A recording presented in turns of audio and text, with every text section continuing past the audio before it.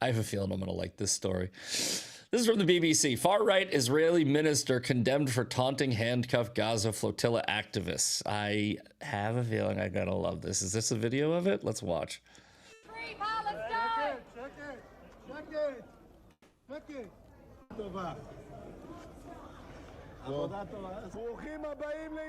Move to Israel. Welcome to Israel. We are the landlords.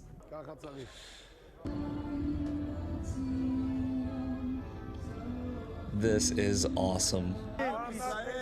Long live the people of Israel. Look at these, they're handcuffed. The entire aim here is to see people in the process. So do you understand why? Don't get excited by their screams. Okay, that's based. Ben Gvir, based. Do you guys know why these protesters, these quote protesters who are always paid, always funded, it's always some George Soros or NGO adjacent organization that just pays the money to go get arrested. It's what they want, to be arrested. You understand that, right? They go there to be arrested. They don't go there to protest. They go there to be arrested, right? And yes, back in the day when people actually did real protesting, they got arrested, right? And they got arrested, which was a violation of their First Amendment because they were actually peacefully assembling, right? And they were dealing with a level of tyrannical leadership, right? It's like, if you are a peaceful the First Amendment, we're talking about the Second Amendment today, understanding that. But you also have to understand the First Amendment, right? Covers the right to peaceful assembly. It does not cover the right to break laws. It's literally in the name. It's in the actual text of the First Amendment. Peaceful assembly, right? It's not peaceful to break international law and go into waters that you're not allowed to be in. It's not peaceful to go and take over a street and block traffic. It's not peaceful to assault people, burn down buildings. There is no such thing as mostly peaceful. There is either peaceful or not peaceful, right? Or aggressive. You understand? So as soon as you violate the First Amendment by not being peaceful, you are infringing on everyone else's right to life, liberty, and the pursuit of happiness, right? Same thing that's going on with the Second Amendment argument, okay? But these people, they go there to be arrested because they're trying to recreate something that doesn't exist anymore, right? Back in the day, let's say the Martin Luther King Jr. movement, right? Where they would literally go and they would get signs, they would stand, they would hold them, they wouldn't move, Rosa Parks, et cetera, right? Like they're not, that's peaceful. That's a peaceful assembly most of the time. Not mostly peaceful. I'm saying there was most of it was peaceful. And they were beaten, arrested by racist cops and what have you. And so this happens sometimes. This also didn't happen every time. So a lot of the cops were not violated, understood their First Amendment and let them do it. But these flotilla people, the BLM protesters, the Free Palestine protesters, all that, they go there trying to be arrested. They're trying to recreate the image. Like, look, we're being oppressed by the tyrannical government. No, you came in and you broke the law, damn it. And so this guy, this is how you deal with these people. He has it nailed, right? He has it absolutely nailed. You make fun of them. You turn them into the butt of a joke, right? He's like, hey, well, we're the landlords here. Let's read the story. But I think that that's important to understand, okay? You don't get to use our amendments as a shield to be a D-bag. Does that make sense? Okay? You don't get to just interpret them the way you want to. The Supreme Court has interpreted them many times in many different ways. That's the constitutional republic and representative government that we have. So you guys gotta, like, not you guys, not anybody in this chat, you're not idiots. But you have to laugh at these people. But you also, one of the biggest themes of the event we were at was understanding anti-Semitism, right? Like, and this, it's adjacent to what we're talking about, right? But in order to fight anti-Semitism, you have to understand anti-Semitism. In order to fight these people. You have to understand who's paying them, why they're doing it, what they're doing, what their goal is, all of these things. You have to take data, quantitative and qualitative data, and put it together, and you have to figure out what they're doing. These people came to get arrested. He obliged. But he just made fun of him while he did it, which is awesome. And now look, they're trying to make him seem like he's the bad guy. For what? You didn't say, I'm so sorry we arrested you? There has been international condemnation of Israel. And by the way, look at far right. This is the other thing. They do this on purpose. Far right.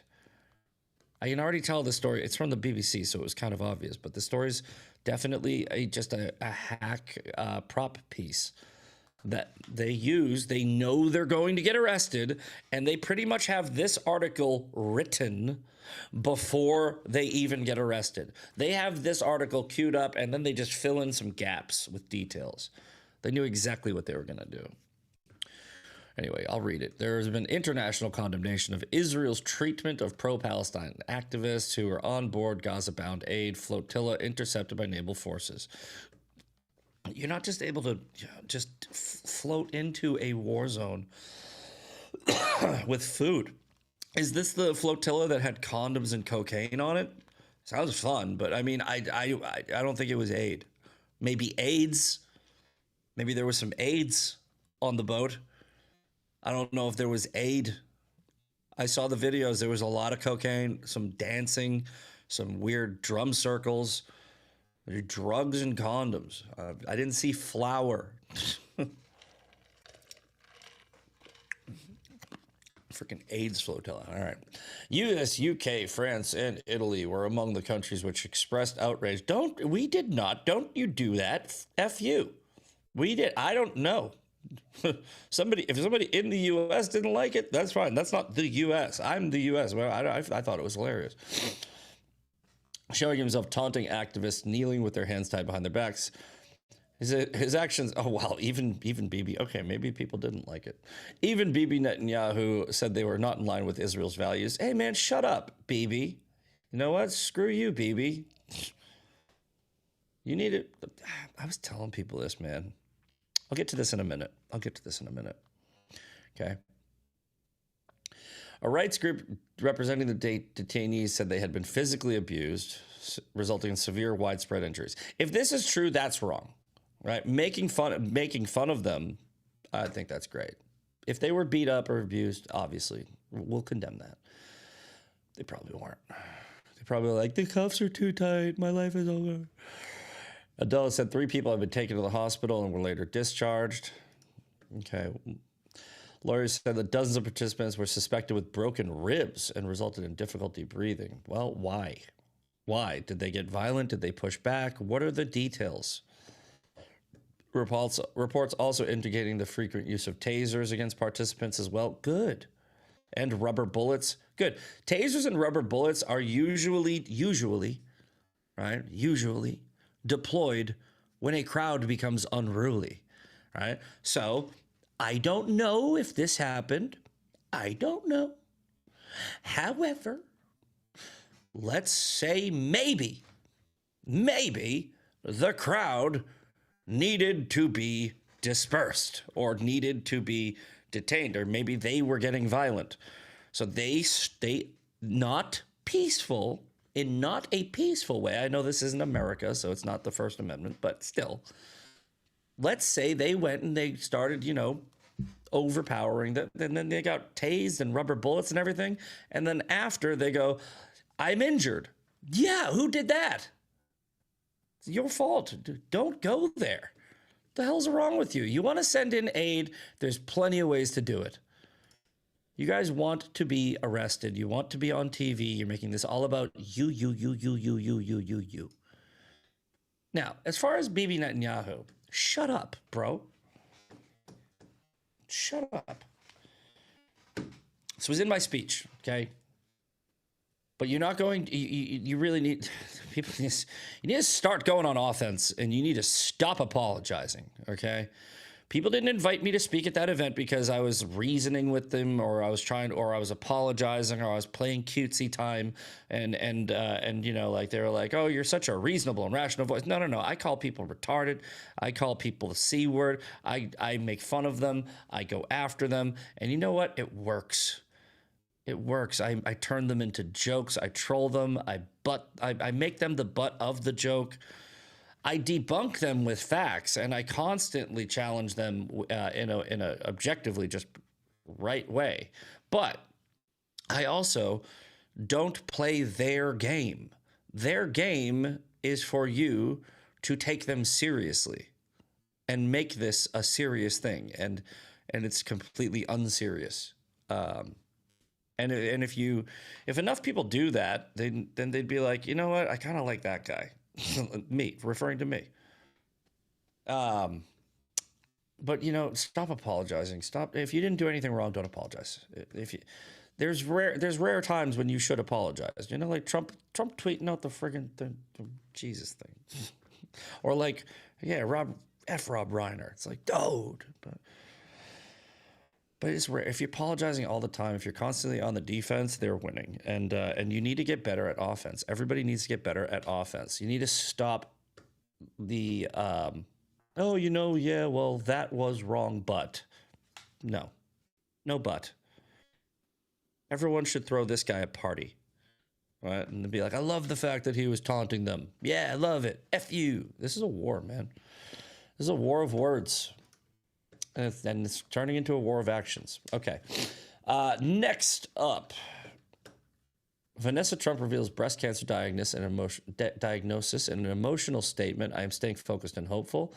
Oh, that sucks. Vanessa Trump revealed in an emotional social media statement Wednesday that she has been diagnosed with breast cancer and recently underwent a medical procedure as she begins treatment and recovery.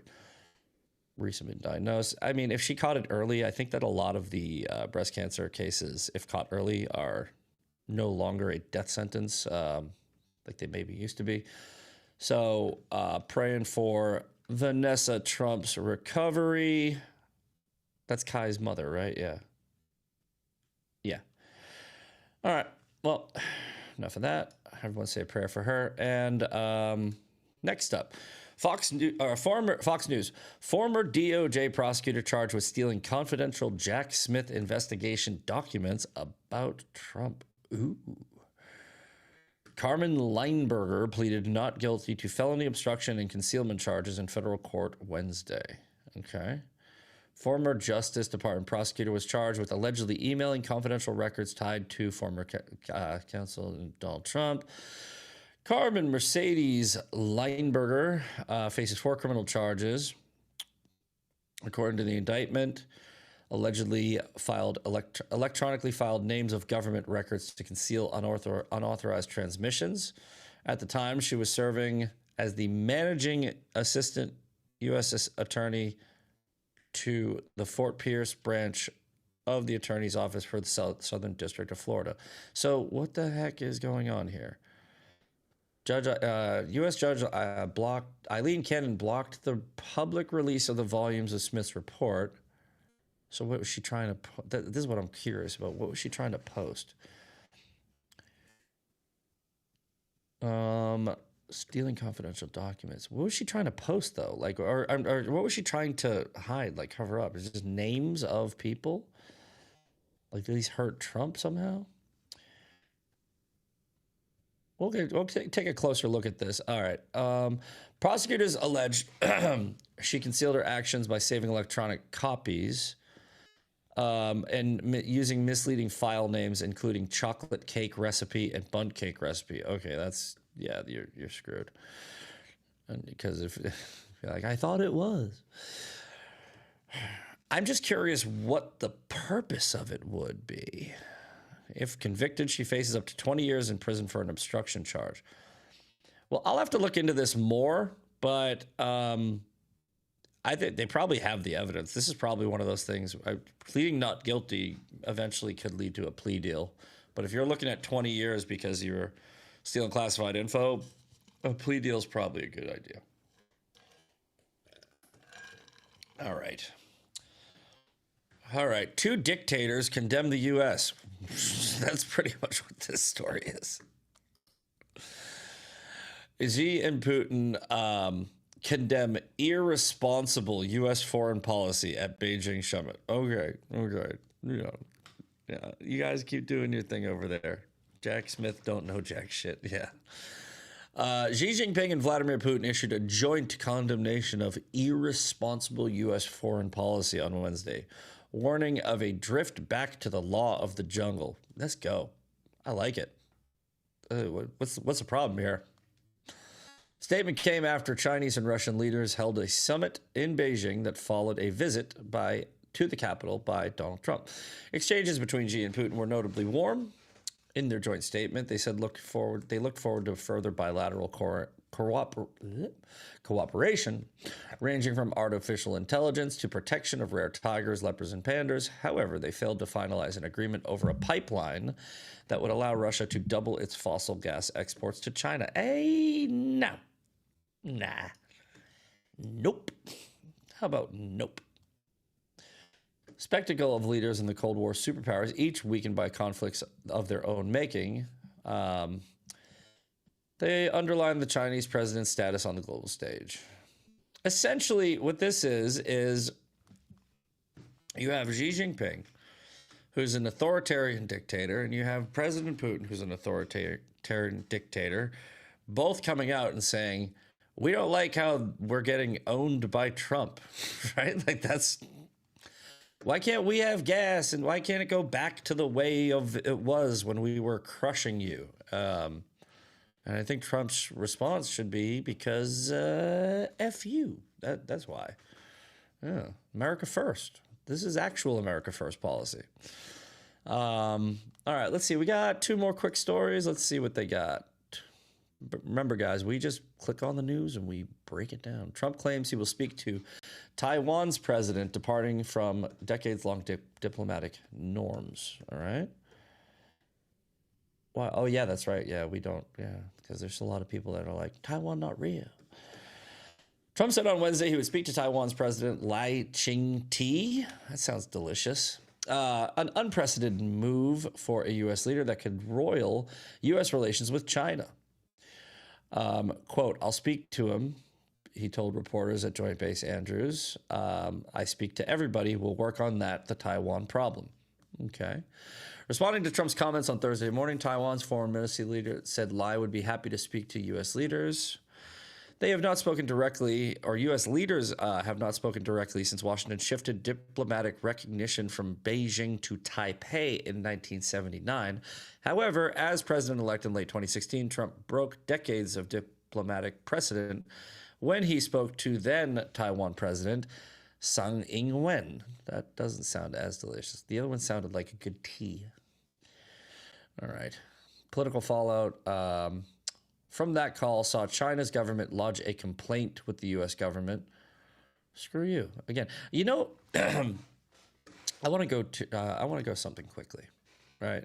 There was a part of Xavier's speech at the event, and it's like so few people get it, and he was the only one to bring it up, and it was so awesome, and I was like, why don't more people do this? Why aren't more people aware of this problem? It's China. It's always China. It's always going to be China. The problem is, well, not always going to be, but the problem really is it's China. Let's see here. No. I know I posted it. You know what I've noticed? I've noticed my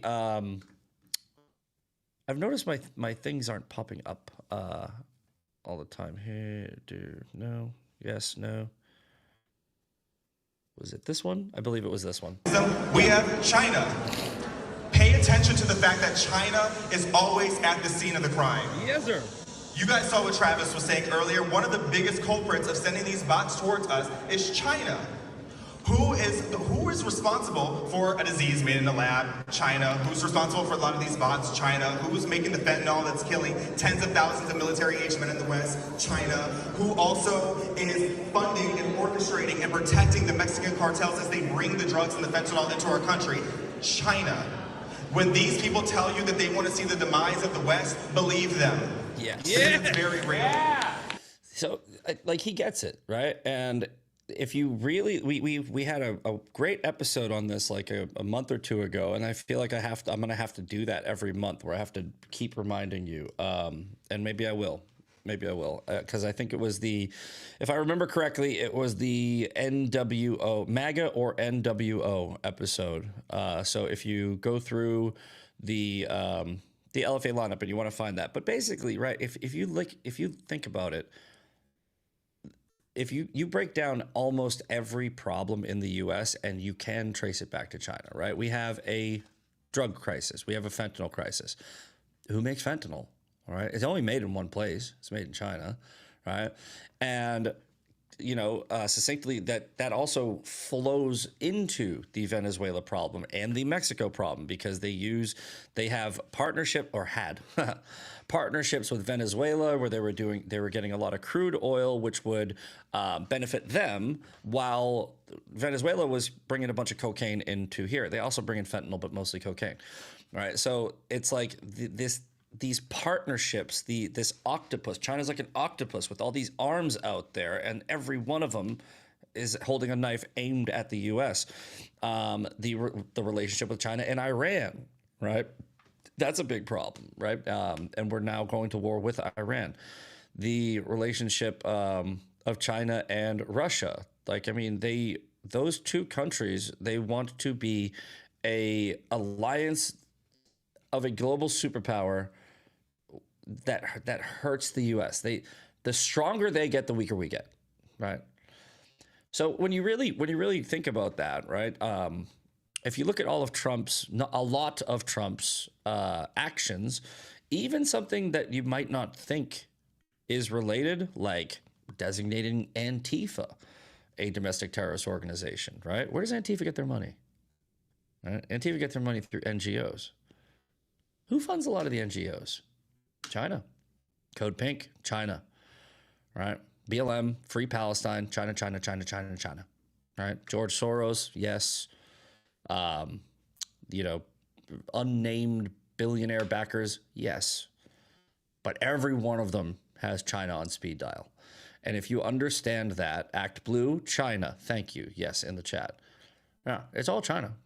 All right. And I think that a lot of people, in a lot of situations, they focus on symptoms, not diseases. Okay? Symptom. Attack the symptom. Disease is secondary when it should be the main thing you're doing. You should treat both, right? You should attack the symptom. But if you ignore the disease, then it's a never-ending cycle. This also applies to the problem we're having with, infighting on the right. Right? Like there's the problem we're having with this whole like race war, like that Chud the Builder guy. It's like, black people are the problem. I go, are they?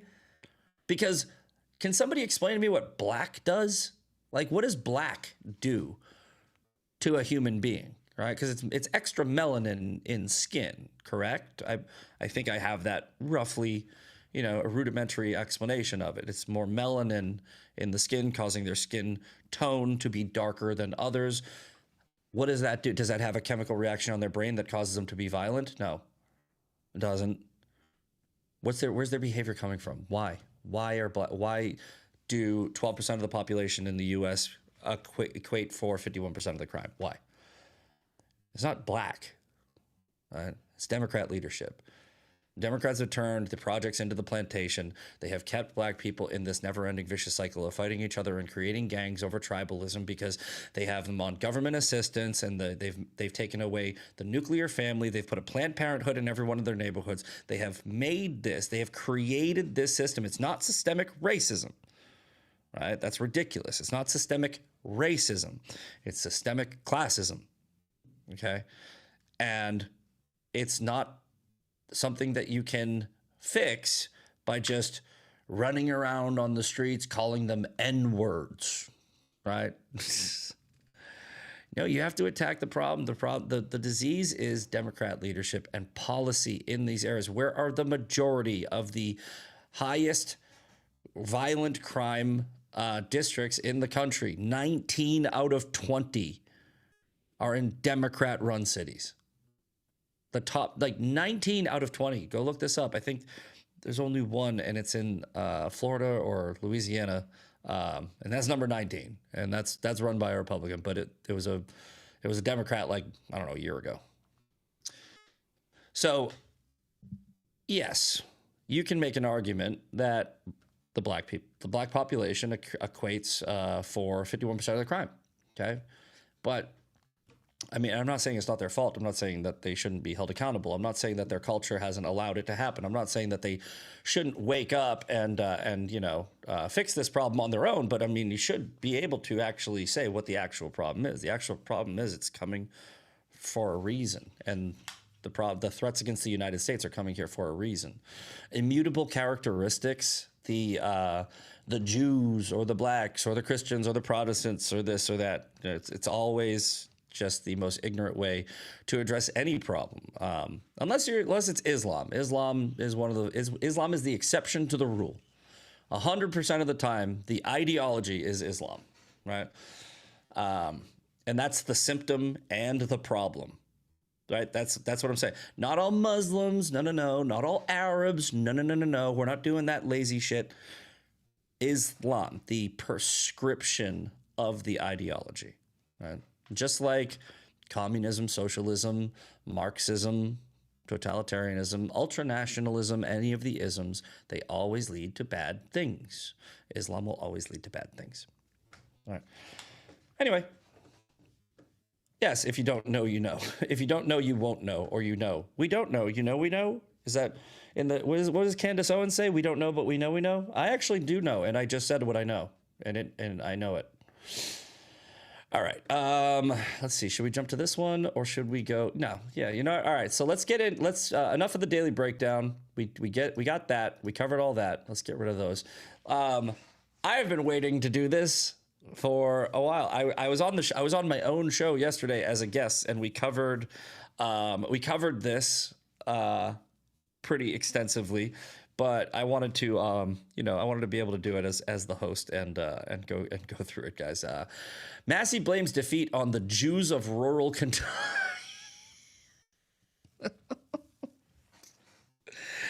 It's so funny, man. What's funny is I love this comment, right? Weird how a race in mostly rural Kentucky that typically would have costed under $1 million to run somehow brought in over 20 million. You know, it's funny. It's like, no, that is weird. Yeah, which candidate raised more money? That's right, it was Massie.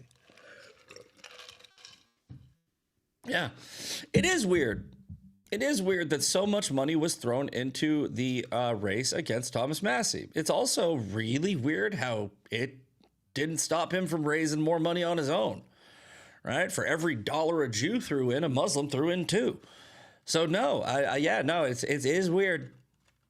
It's really weird how much people wanted him to win. Very weird. I know exactly why Miriam Adelson and AIPAC backed Ed Galrain. I know exactly why.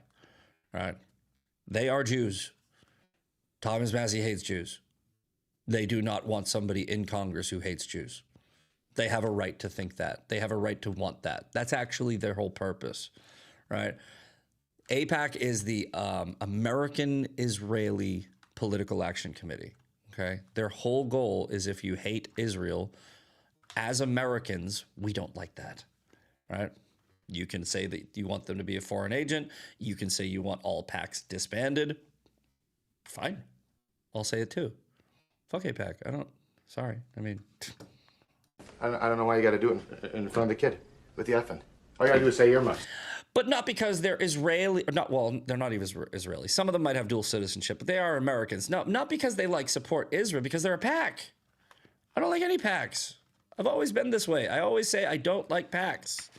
I think PACs are exactly what you say they are. They are organizations that have power and influence over our politicians, and they shouldn't.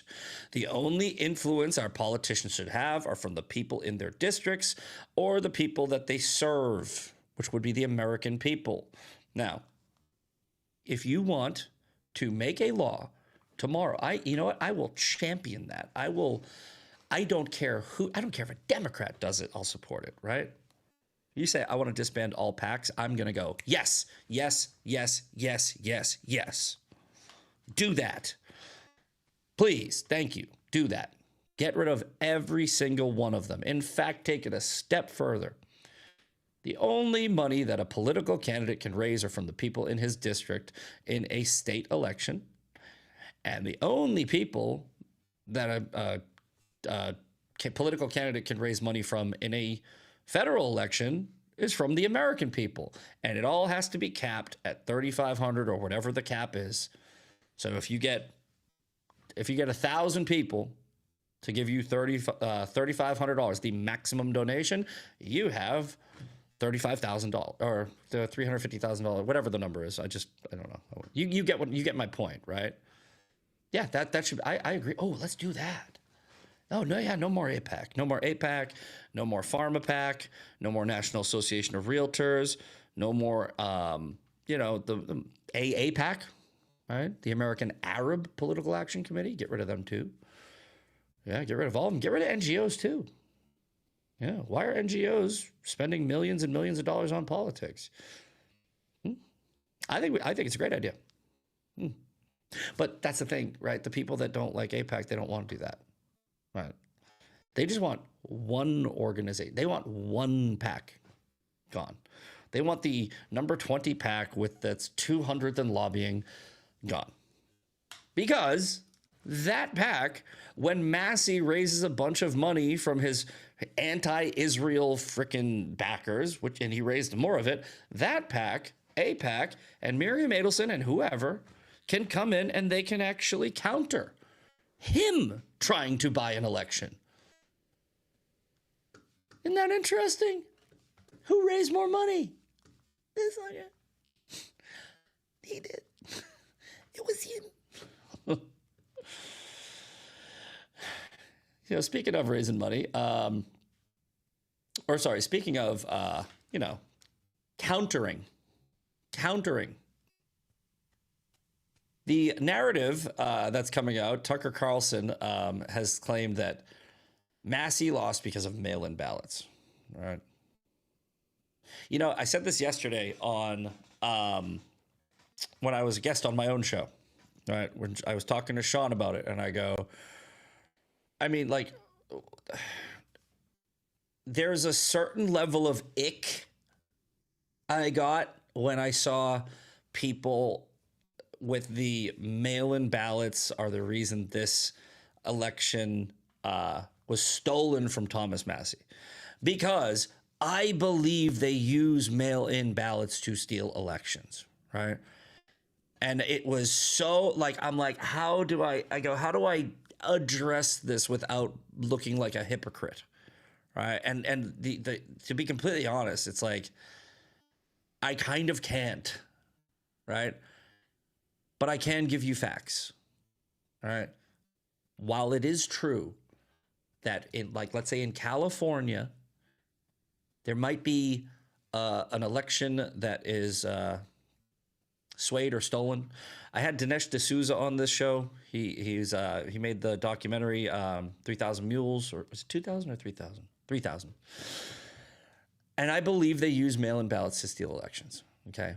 However, if you have data that the amount of mail-in ballots were 10,854 from Ed Galrain and 8,421 from Massie,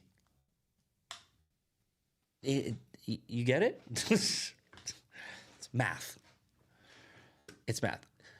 Yes, they steal elections with mail-in ballots. No, they didn't do it this time. That's just math. Okay. There was only a 2,400 differential, and Massie lost by over 10,000 votes. So nope, wasn't enough. Even if every single Ed Galrain ballot was illegitimate, every single mail-in Ed Galrain ballot was illegitimate, and every single Massie mail-in ballot was legitimate, it still wouldn't have been enough to change the election. So that's the best way I can do it without sounding like a hypocrite, because I do think that they do some shady stuff with mail-in ballots. All right. Here's why Massie did lose, though. He made 2 strategic mistakes. All right. This is from Bonchi, Red State. Hat tip, as Dan Bongino say. One, he alienated a lot of Trump fans by going all in over unevidenced Epstein conspiracies that he ultimately couldn't back up, apparently blinded by the seal clapping from social media. This is otherwise known as audience capture, something we talk about a lot. The perception became that he was doubling down for clout and helping Democrats rather than sticking to what was actually true or not. Very, very well said. Number 2, he alienated a lot of non-Trump fans who liked his principled stance, but simply could not swallow Massie's more recent alliance with anti-Semitic lunatics. It was a double whammy of 2 online idiocracy, and it cost him his seat. The rest is cope. Right? And then Dana Lash comes in here with the just the death blow. Just it's a lot easier to say that the Jews did it, right? But this is what happened. It wasn't the Jews. It wasn't mail-in votes. It wasn't Miriam Adelson. It wasn't this. It wasn't that. Massie lost because he thinks the internet's real life. And it's not. Massie should have spent more time in Kentucky's 4th district and less time in the X algorithm. You know who didn't spend a lot of time in the X algorithm? Ed Galrain. And he won by 10,000 votes. So pretty clear-cut evidence that the internet is not real life. I mean, Spencer Pratt's doing a lot of his campaigning online. He's doing a lot of online messaging, but he's also out there. He's also running around in LA doing a lot of ground game. So if he wins his election, it's not because of the online stuff that he's doing. It's because of the ground game. Elections are won with ground game, period. And Ed Galrains wasn't that good. He wasn't that good. He didn't do a lot. He got Trump's endorsement, and it was enough. Yeah, because that's how bad Massie was. Could have put a ham sandwich against Massie, and they would have won if Trump endorsed him, right? I'm not saying that Ed Galrain is not good. Ed Galrain looks like he's going to be a very solid candidate. He just didn't do the work, and he should have. He should have played like he was losing. He played like it was a layup, and it was. But if he dropped the ball, if Ed Galrain dropped the ball, it would have been completely Ed Galrain's fault as well. All right. So let's get in. Yes. Okay. Just want to make sure I got all of these queued up. Perfect. All right. Here, let's go. Quick reminder, guys. 2A isn't about guns. It's about freedom. All right. Know your rights. Know what the First Amendment, Second Amendment, 3rd, 4th, 5th, 6th, 7th, all the way up to the 28th. Or is it 28th or 27th? 27th. And I don't know a lot of them. The first 2, memorize. The rest, hopefully, the 4th and 14th are pretty important too. 2A isn't about guns, it's about freedom. Okay? Very important statement. Okay? Because a lot of people think it's about guns. It's not. Okay? This is DJ Academics, and this is the problem. Okay? And I don't want to keep talking about this guy, but as you know, this is a bigger, there's a bigger reason why I do. This right here this should send a chill down your spine, because DJ Academics is bringing a point that I don't think that he even realizes he's making. Okay, let's play it. Yo, this is how much I don't care about Chud. If Chud beats this case, if a nigga lifts a finger at me, I'm killing him. Straight up. Like, this is not good. All right.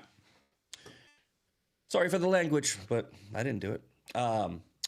If Chud beats this case, so we've talked a lot about Chud, so the people that have watched this show before, you kind of already know the deal, but let's just remind everybody real quick as fast as I possibly can, right? Chud is a guy that goes around, calls black people the N-word. Eventually, one of them got mad. Chud shot them. Now, Chud also, in my opinion, premeditated that attack, because Chud was on camera saying, I'm going to go out and there's going to be a dead chimp on the street. He uses racism just to like get clicks and everything like that. Is he actually racist? I don't care. Right? He's acting like it. Right? Walks like a duck, talks like a duck. But what DJ Academics just said was, if Chud beats this case, okay? If Chud beats this case, he is going to shoot anyone that lifts a finger at him. And that's exactly why Chud should be in prison, right? Because if they set the precedent in the legal system that you can go on the internet, say you're going to kill somebody in a premeditated self-defensive way, which is that's Chud's words. That's an oxymoron, right? But he said, I'm premeditating my self-defense, and the series finale will be a dead chimp on the street, referring to black people as monkeys. If they let him off on that, the next person's going to do it too. They're going to go, oh, I just figured out how to get away with murder, right? This is not the Second Amendment doesn't cover this. The Second Amendment isn't so that you can premeditate self-defense, because if it were, everybody would think like DJ Academics. I know it's an entrapment thing, right? Like I'm going to go out with my gun, I'm going to start a fight. When the person who doesn't have a gun punches me, I'm going to kill them. That's not the Second Amendment, bro. You know, what is the Second Amendment? In fact, let's pull it up. Because you know what? I probably should have done that, right? Let's see, where's perplexity? Let's get the exact language in the Second Amendment, because you need to understand this if you're going to use it. Second Amendment, full text. Here we go. Okay. A well-regulated militia. This means well-equipped, not regulated by the government. A well-regulated militia being necessary to the security of a free state.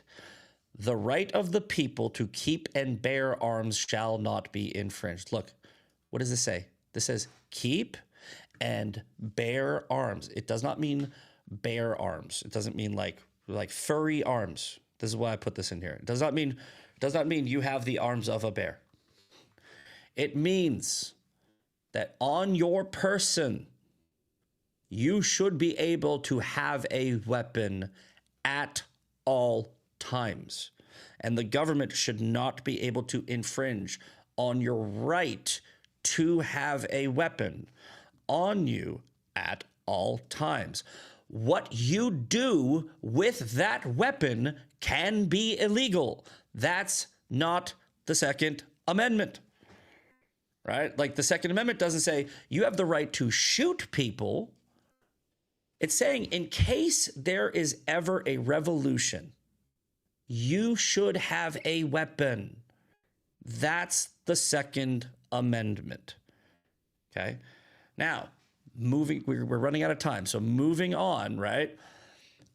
This idiot, Andrew Braca, he thinks that there's some like self-defense argument for what Chud did, and I disagree, right? But what he's been doing is very similar to what Viva Frey does. Is he's like, you know, you guys gotta bring up a compelling legal argument. So I did, right? My compelling legal argument was the most compelling argument is that he said he was going to shoot a black guy on the pavement, live stream it, make a bunch of money on a fundraiser, and then get off on self-defense.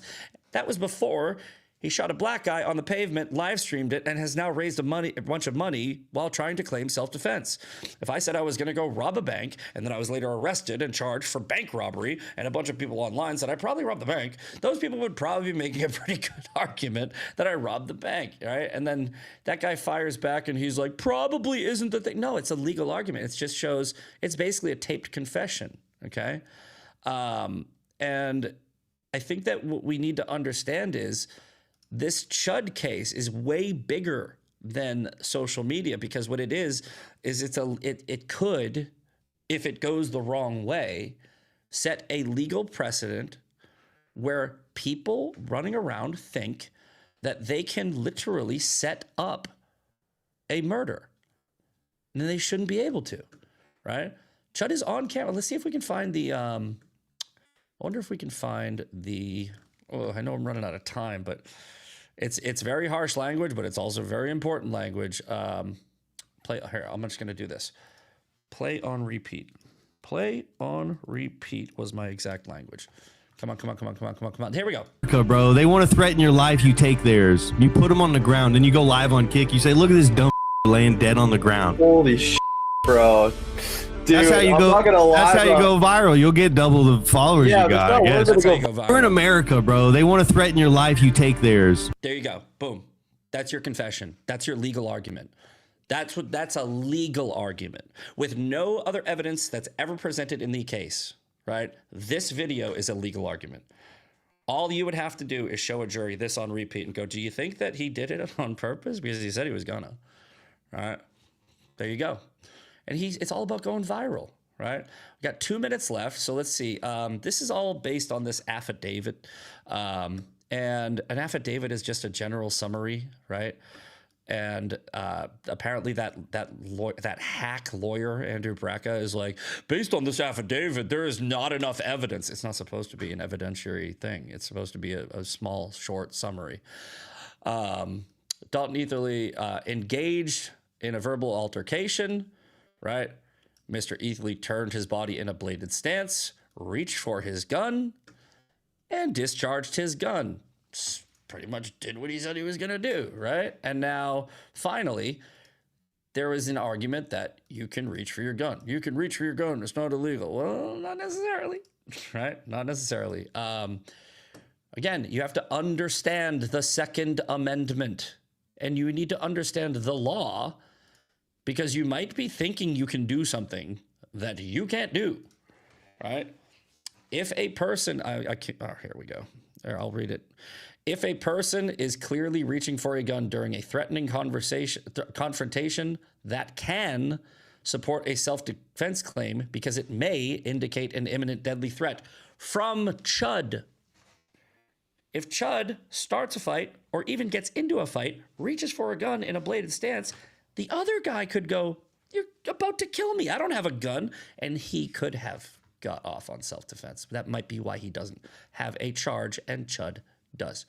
So I wish I put a little bit more time into the end, but I think we did cover every topic. I just wanted to be able to go into them a little bit deeper. However, I think we got it. Do you now understand what this means? What does this mean? It means freedom. It's about freedom. It's not about pulling your gun and firing your gun at anybody at any time for any reason you want. It's not even about trying to figure out how you can pull your gun on people. It's about protecting yourself from the government. And because you have a right to protect yourself from the government, you should have it on you at all times, and everything else is separate. And you have to adhere to the laws of the country that are created by the judges that we elect, and et cetera, et cetera, et cetera, et cetera, et cetera. The laws that are created. You don't like the laws? Change the laws. The Second Amendment's clear. It's about freedom. All right. Well, guys, we'll see you tomorrow for my favorite day of the week, Fan Mail Friday. Sean Farish is coming up next, and he will be with Ungoverned. I will do a quick shout out. I am going a little bit over time, but screw him. All right. Deb Paulin, C. Garinger, Bucklebrush Jones, B. Hops, Bad Moon, Bumba, Kit Katmar, Amanda Collins, Deb Paulin. I'll see you later. I got to go to work, which is going to suck. But enjoy Sean Farish. He's going to be a good time. We'll see you later. Peace. A partially valid, a half-truth, if you will, is being pushed. I can't wait to find out all sorts of new and exciting things I didn't know about myself. So you just hate Jews, bro? Yeah, you're just an anti-Semite. Congratulations. You're not. What would you say? Exactly. Well, it's just different. It's not different. It's the same thing. Yeah, it's that just we are the only society on earth who has the obligation to self-destruct, to blame ourselves for every problem that has ever existed, and we just think of ourselves as the worst human beings who are responsible for every bad. How many Muslims are trying to stop Boko Haram? How many Muslims were confronting ISIS? How many Muslims, the extremists always win. So the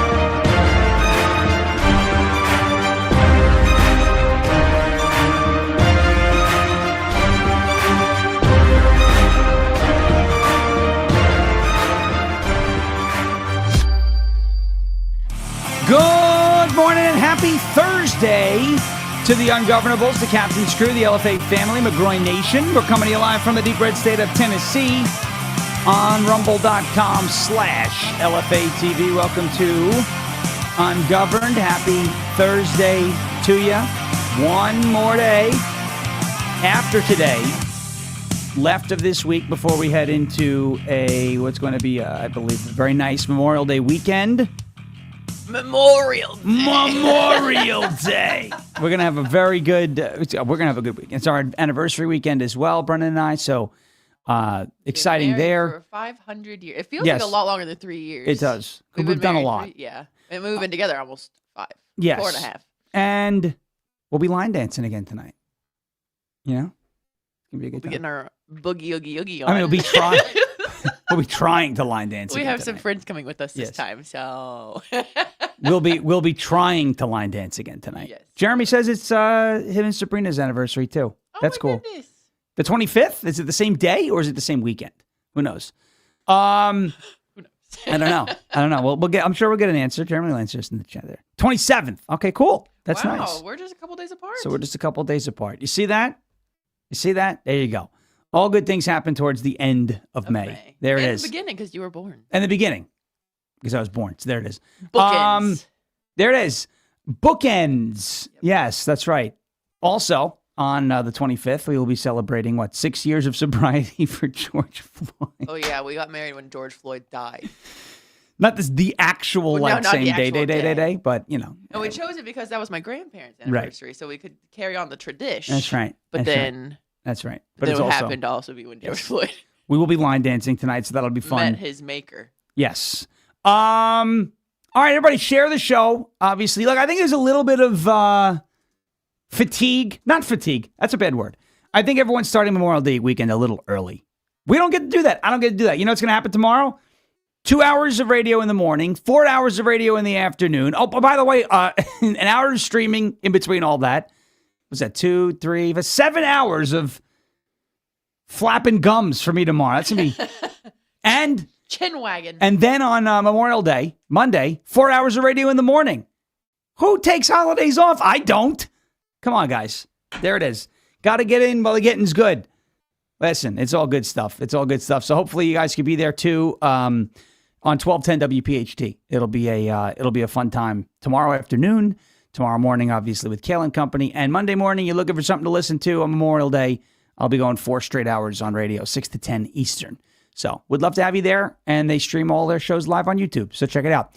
All right, we're going to get into a bunch of things, folks. The idea here that America is dead. All these stupid doomers, they want to break your spirit. You know, I was told yesterday by many in the Massie cult to kill myself. And they were really upset. I'm the worst human alive. I was like, whoa.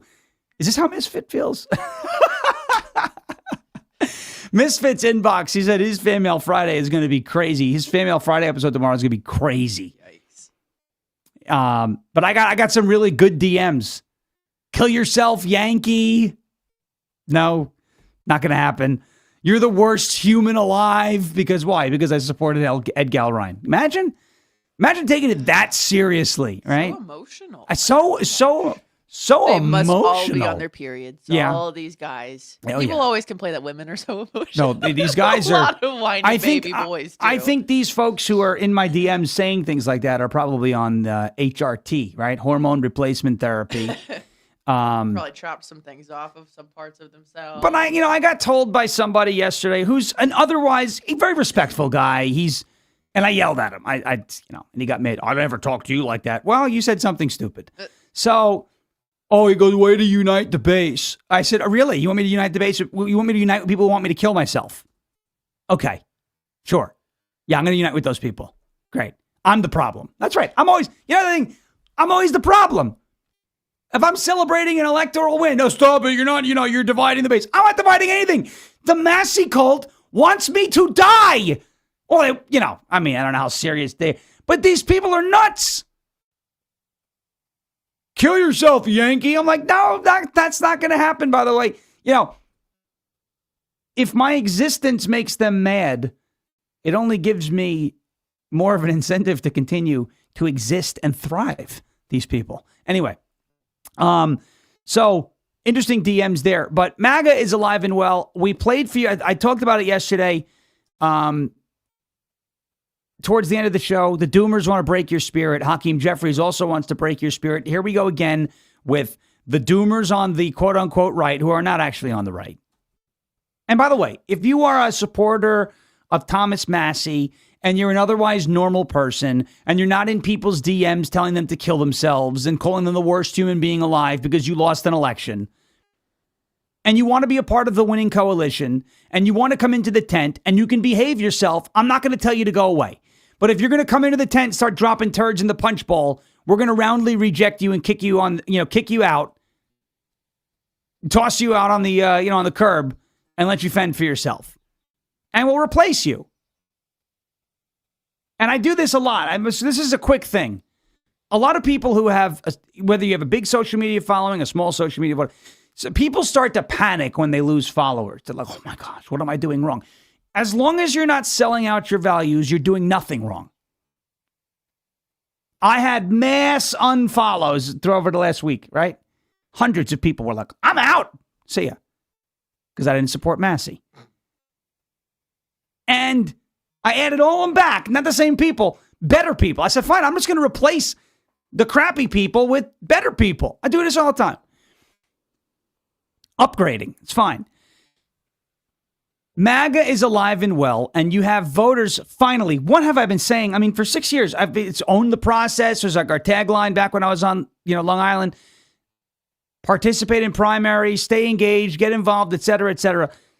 That has been like the mindset that I have chosen to live by for the last 6 years, ever since diving into activism. Okay? And so to finally see GOP voters jumping in and getting involved meaningfully,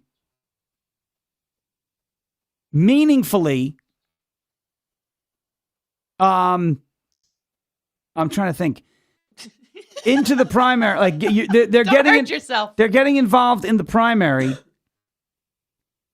What's happening? Meaningfully. It's what's happening. I just totally lost my train of thought. Rather than saying, because here's what conservatives have done. We're going to primary you, then primary season comes around and not this time. Not this time. Okay? So here we go. GOP voters are finally getting involved in the process, the primaries, etc. We have some momentum, and it is time to push that momentum forward into another level. We've got another primary in 5 days? It's the Tuesday after Memorial Day, May 26th. Donald Trump has endorsed Ken Paxton. That's another big one. Send John Cornyn packing. I want to play for you. I've got a great, we're going to give you like a recap of some of the meaningful wins that conservatives have had over the course of the last, let's say, month and a half. The GOP voters are finally starting to play a role in the primary, and I feel like this is the beginning of a new trend, and I love it. I feel like we're seeing the wins, right, stack up in primary season. We're seeing the wins stacking up. We're seeing the momentum building. We're seeing the rhinos getting purged out. We're seeing the ineffective leaders getting purged out. We're seeing these things, and I think now that is starting to build into a movement within the movement. You get what I'm saying? Like, we're no longer sitting back and looking at Donald Trump and saying, all right, Donnie, drain the swamp. It's our job in our respective primaries to play a role in the swamp draining as well. I'm super excited about this stuff. So we're going to get into that. And then I've got, it's about a 5 minute, it's a long clip. And I don't like to play clips that are this long. However, you got to watch it. Our buddy Chad Kaitton, I'm Fired Up Too on X. He doesn't just talk the talk. That's one thing I love about Chad. He doesn't talk the talk. He walks the walk. He participates in all levels of the process.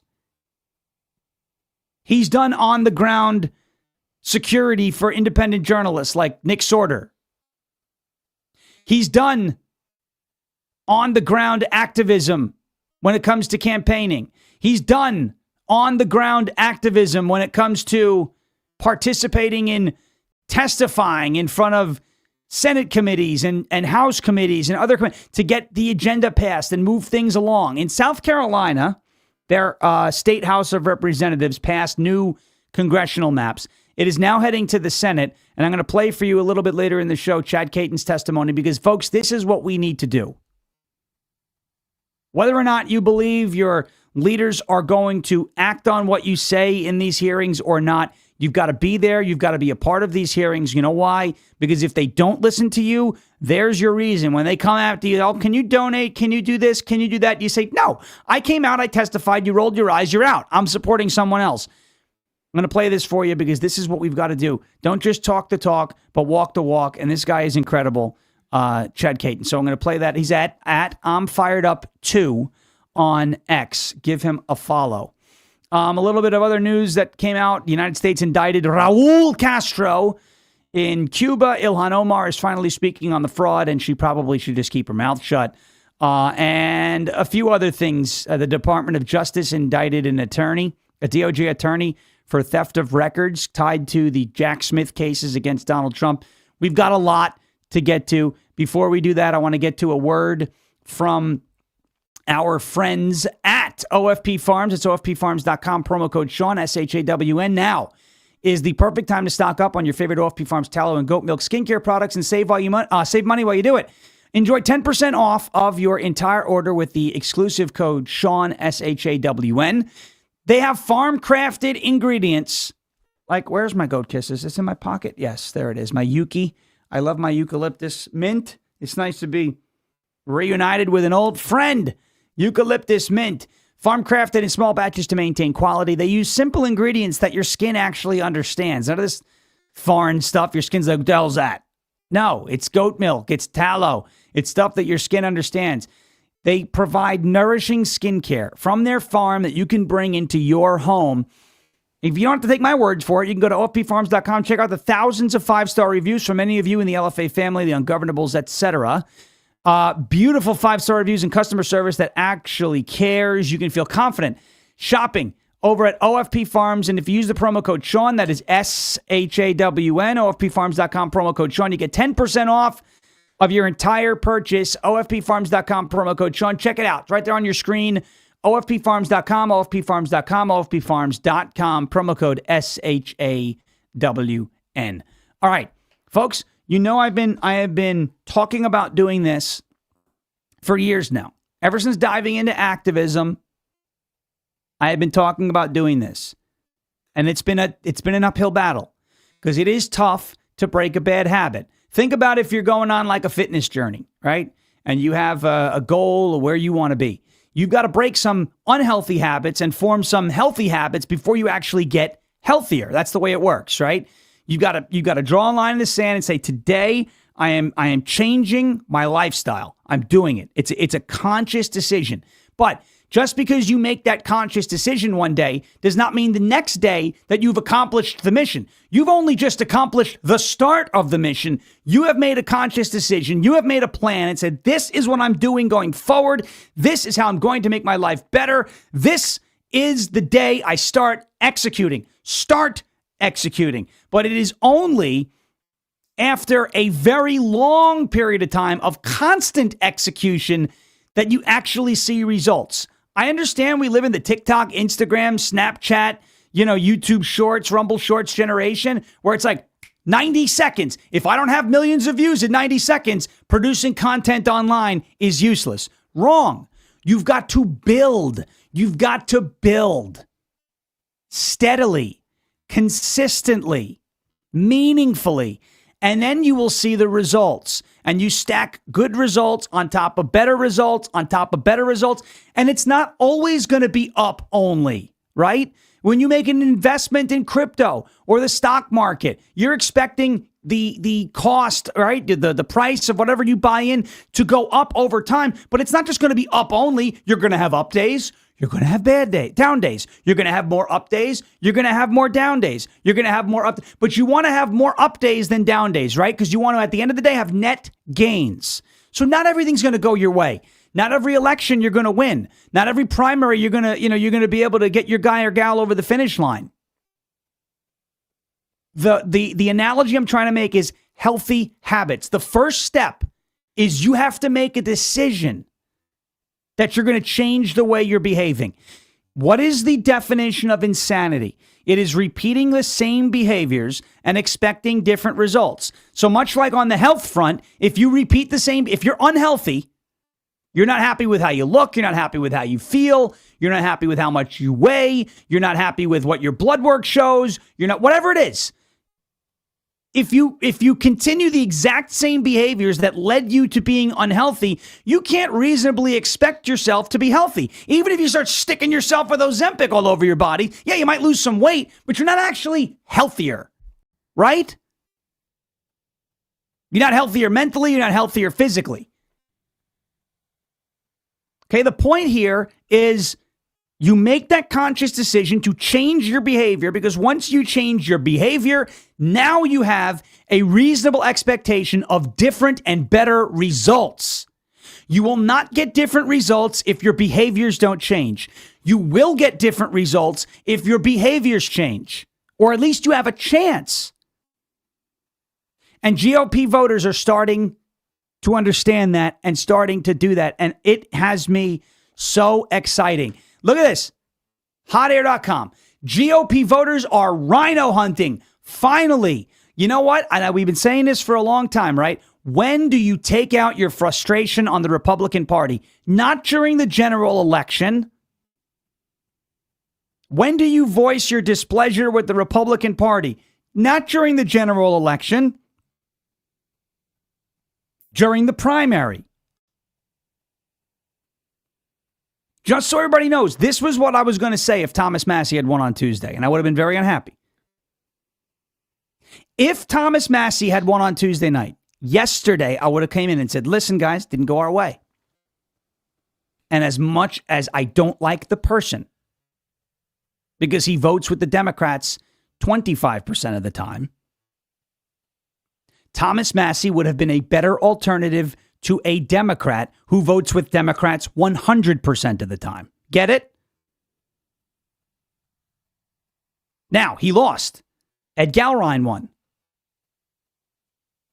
Obviously, he's a better choice than a Democrat. But the fact of the matter is, you take out your frustration with the Republican Party in the primaries, not in the general. Okay? So, GOP voters are rhino hunting. Let's go down a list of these meaningful wins. This is from the staff over at hotair.com. I love hotair.com. In just a matter of weeks, GOP voters have held their representatives' feet to the fire, demanding accountability for those looking to thwart President Trump's agenda, a mandate from the masses, and cave to Democrat pressure. In Indiana, remember Indiana? Voters cleaned house of the rhinos in the state Senate as their leaders refused to grow a spine and redraw the state's congressional districts as the redistricting battle continues to heat up across the country. 6 out of 7 Indiana State Senate rhinos. 6, 7, gone. Gone. See ya. Bye-bye. In Louisiana, Bill Cassidy, who voted to convict the president in the wake of the January 6th impeachment hoax, and has been a constant rhino disgrace, became the first incumbent senator to lose a primary in 14 years. Think about that. Bill Cassidy became the first incumbent senator to lose a primary in 14 years. That is significant. And it's going to happen again in 5 days in Texas. In Kentucky, Representative Thomas Massie was crushed by nearly 10 points after being a thorn in the president's side, choosing open borders and transgender for everybody, and losing the endorsement to former Navy SEAL Ed Galrine. Not only did Thomas Massie have some controversial votes in the House, but I ask this question. And nobody on the Massie bandwagon seems to have an answer. What did he accomplish for his district in the 14 years that he served as a congressman? The answer is nothing. Nothing.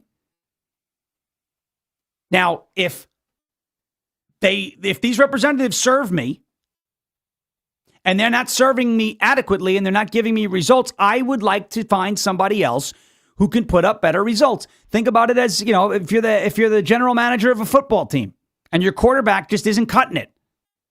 It's time to find a new quarterback, right? You can't keep rolling out the same guy and expecting things to get better when you know exactly what that guy is and what that guy is not. It's time to upgrade your roster. And GOP voters are finally upgrading the roster in the primaries. That is how the swamp truly gets drained. You've got one guy at the chief executive position in the executive branch here in our government, Donald Trump.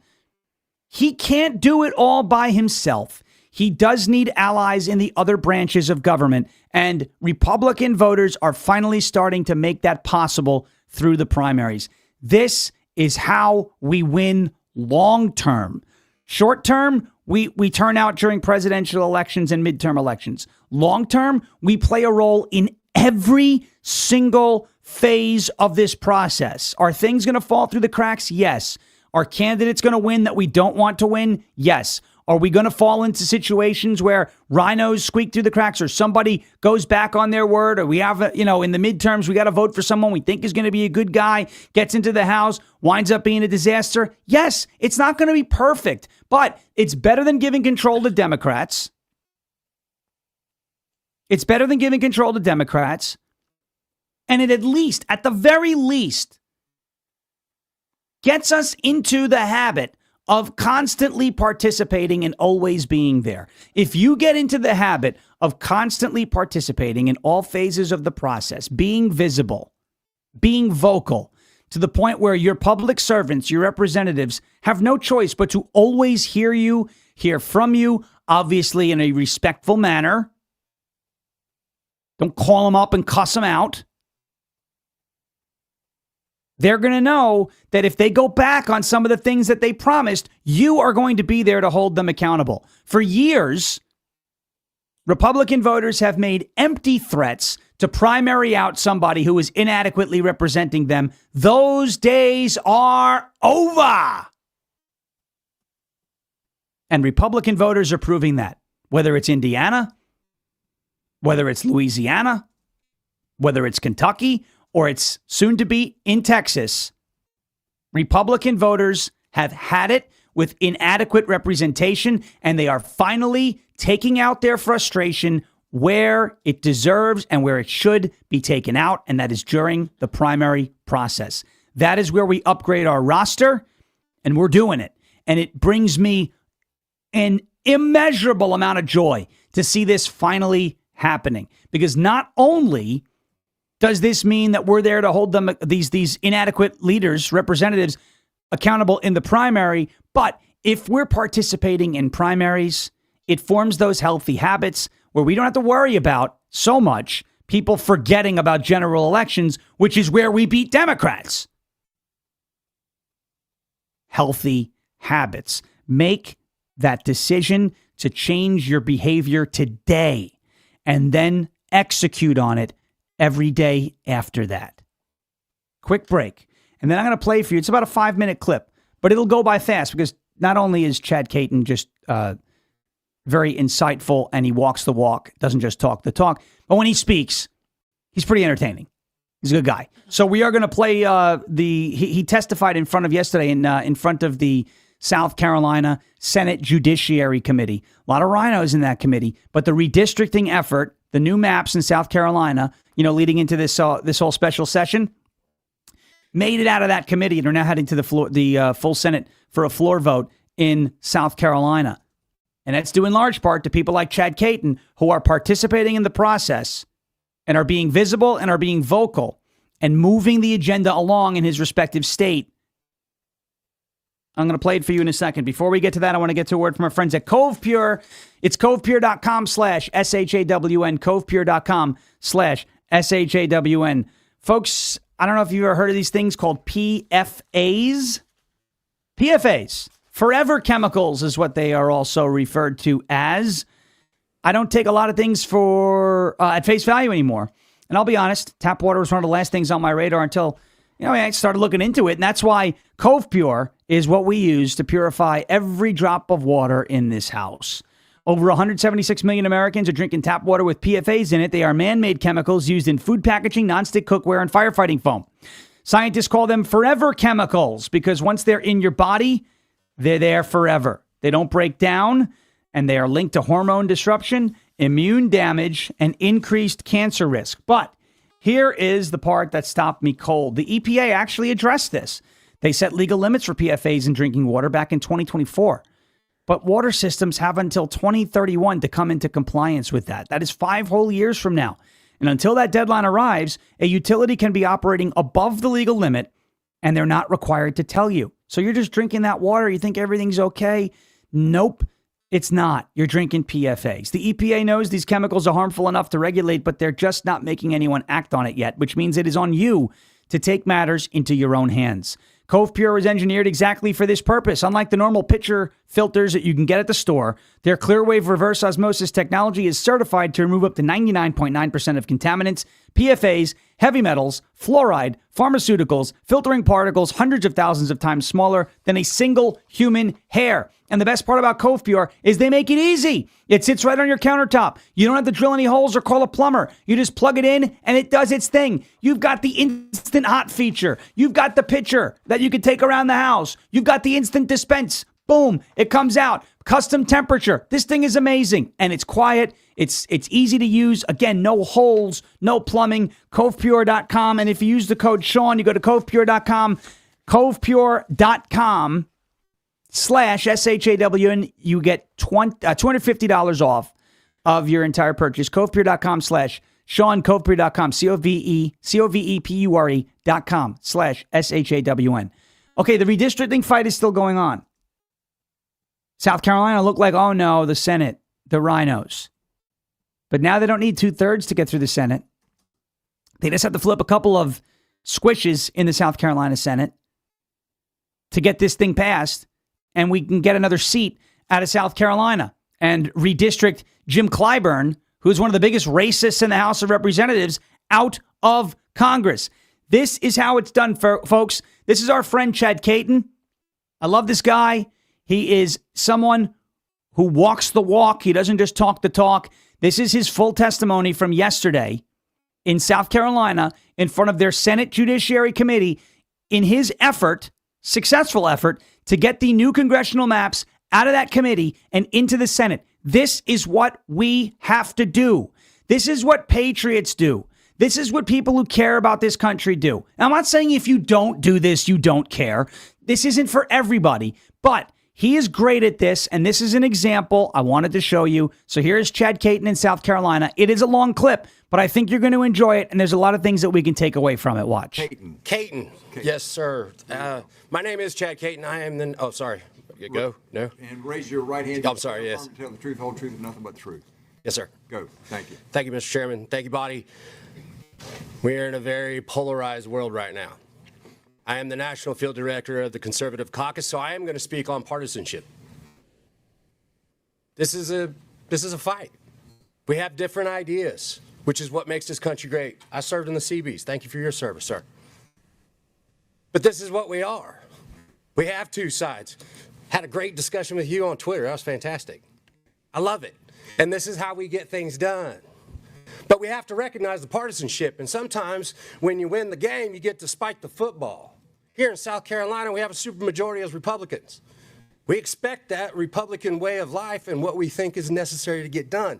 And if we see an opportunity, a great opportunity based off of this gerrymandering and the racial gerrymandering that they said was an issue in the Supreme Court and gives us an opportunity to relook at something, why would we not do that?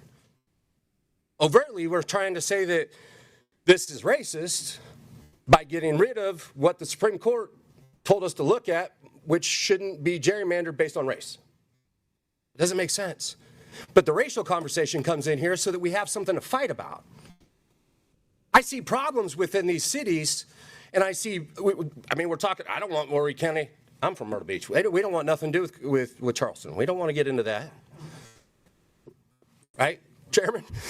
we like Horry County the way it is. But at the end of the day, that competition breeds success and greatness, just like it does in the military.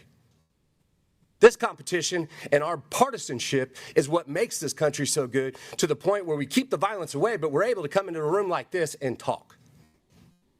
But at the same time, when the scoreboard's pretty big and you're doing pretty good, take a drink of water, spike that football, and there's where we are. We are always going to try to do it, and the Democrats will do the same thing. They do the same thing. It's important that we're able to look at this for what it is. And this is an opportunity in a partisanship world, in a partisanship government, and that's what makes America so great. The idea that we can do this together, we can talk about it, debate it fiercely, but at the same time, the Republicans are the supermajority. And as the conservative caucus and conservatives across this country, we want our ideology to progress. That's why we consider ourselves Republicans. I'd ask that this gets passed and we're able to get this in a position where we can continue moving. And I'd say to the Democrats, get some more people. I'm going to talk to this young gentleman. I think he said something about fiscal responsibility. He might be a Republican. He just doesn't know it yet. Give me a little time with him. Maybe we can get there. But I was very impressed with him, and I hope we find a whole bunch more of them, no matter what party. This is great, but it's also, you got to have a winner and you have to have a loser. Thank you, sir. Say your last name. Chad Kaitton. I've never met you. No, but we've talked. I mean, we've had a lot of political stuff in Myrtle Beach. I started Myrtle Beach with the whole Mark Lazarus thing. Yeah. Welcome to Columbia. Thank you so much. Thank you, Luke. Go to the next spokesman. Real quick, sir, come back real quick. Real quick, Mr. Kaitton. Thank you for a presentation. Just a question. Yes, ma'am. Are you familiar with the Alexander case of the previous maps? I'm not. No. Okay. Are you aware that the Supreme Court said that the lines are not racial gerrymandered? No, in 2024, right? That was in 2024. But you're all lawyers, right? I mean, for the most part, it's the judiciary. Isn't statute something you look at? And statute was just changed in the Supreme Court. But I'm talking about the maps. So No, I understand the maps, and that's what we're doing. We're looking at maps, right? So my follow-up question just was, yes, ma'am. Do you believe, regardless of what was said, do you believe that this state racially gerrymandered the current map? Well, there's a whole bunch of people talking about it's racist to get rid of it. Isn't that the definition? But what do you believe? I think that I want 7-0 here in South Carolina as a conservative. Thank you. Yes, ma'am. All right, next on the list is... that is how it's done, guys. That is how it's done. You see the relationship he had with some of his state representatives, too? He knew some of them by name. Hey, we've had a conversation or two here. That's how it's done. And after that, and all of the public testimony yesterday, which, by the way, was flooded with a bunch of, what appeared to be paid speakers from a bunch of organizations that don't want to see new maps.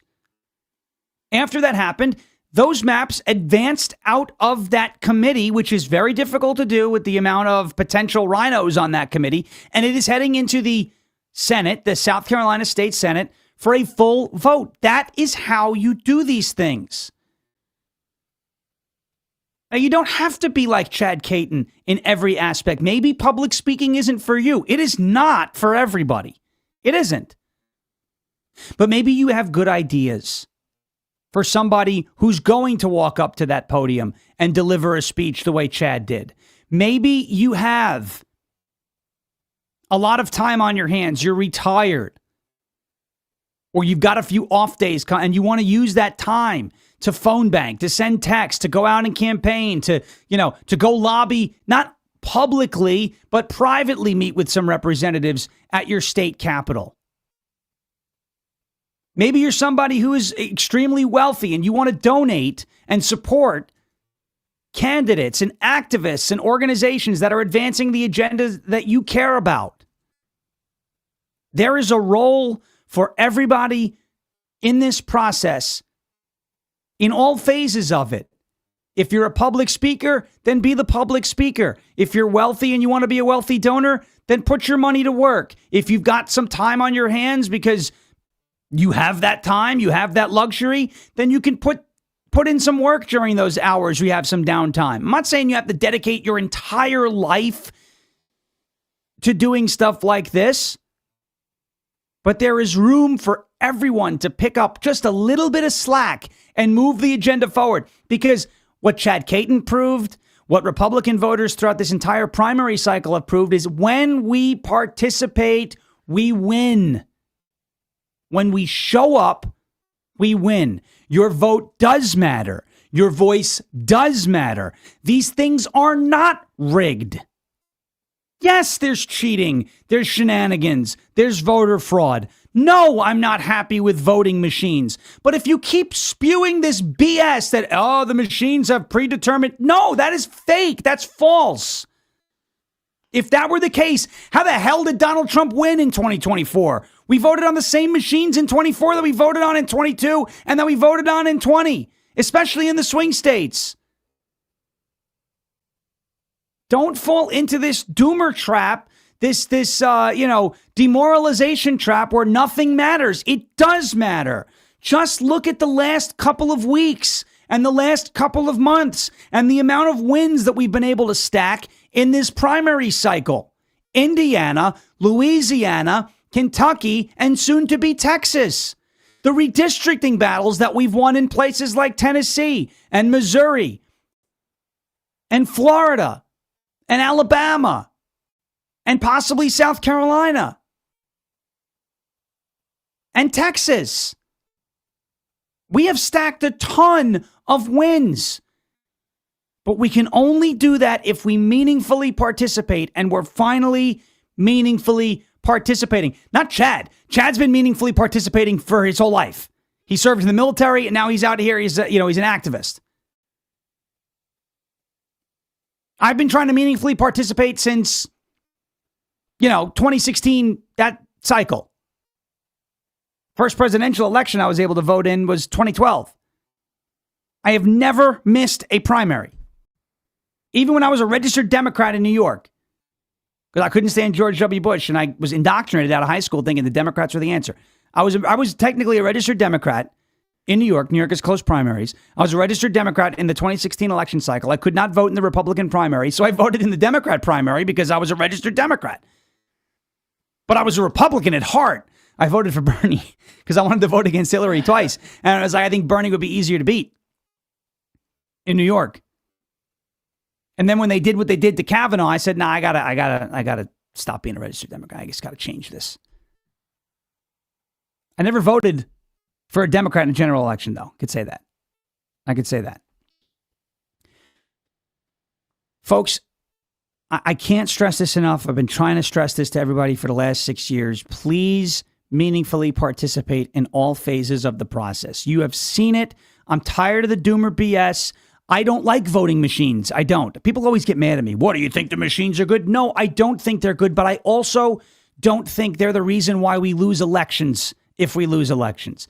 Listen, if it's within the fraud margin, you're within 1 to 3 points, maybe. Okay? But I get flashbacks. I have PTSD from Lynn Wood. We're not going to vote on a machine that comes from China. And what do we have? Thanks to that dipshit, we have John Ossoff now that we have to beat, and Raphael Warnock in Georgia,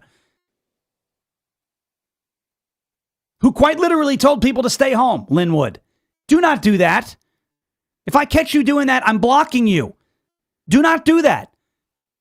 Oh, blocking, so much for free speech. Yeah, go look up the First Amendment. It does not say Sean Ferris shall block no idiots for thinking that they're selections versus election. I will block, and I have done this on X. I will block people who are either directly or indirectly telling people to not participate. I will do it because you're not helping.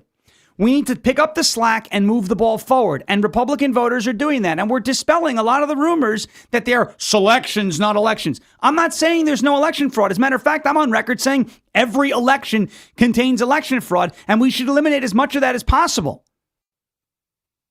But not every election is decided by election fraud. That's the point. And we can make sure that more elections are not decided, or let's say it this way. We can make sure that less elections are decided by election fraud by being too big to rig. We can quite literally render all of the fraud irrelevant while we reform the election process and get rid of those machines and go back to paper ballots and go back to hand counts and get rid of the mass mail-in ballot systems all over the country. We can outvote the fraud while we work towards putting people in place to get rid of many of the sources of the fraud. Wouldn't we rather do that than sit there and bitch and moan about machines all day long? It drives me crazy.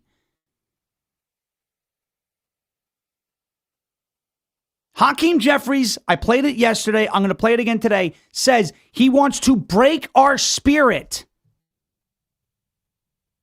Don't do his job for him. Instead, talk about winning with a smile. Like Chad Kaitton did in South Carolina. Instead, show up.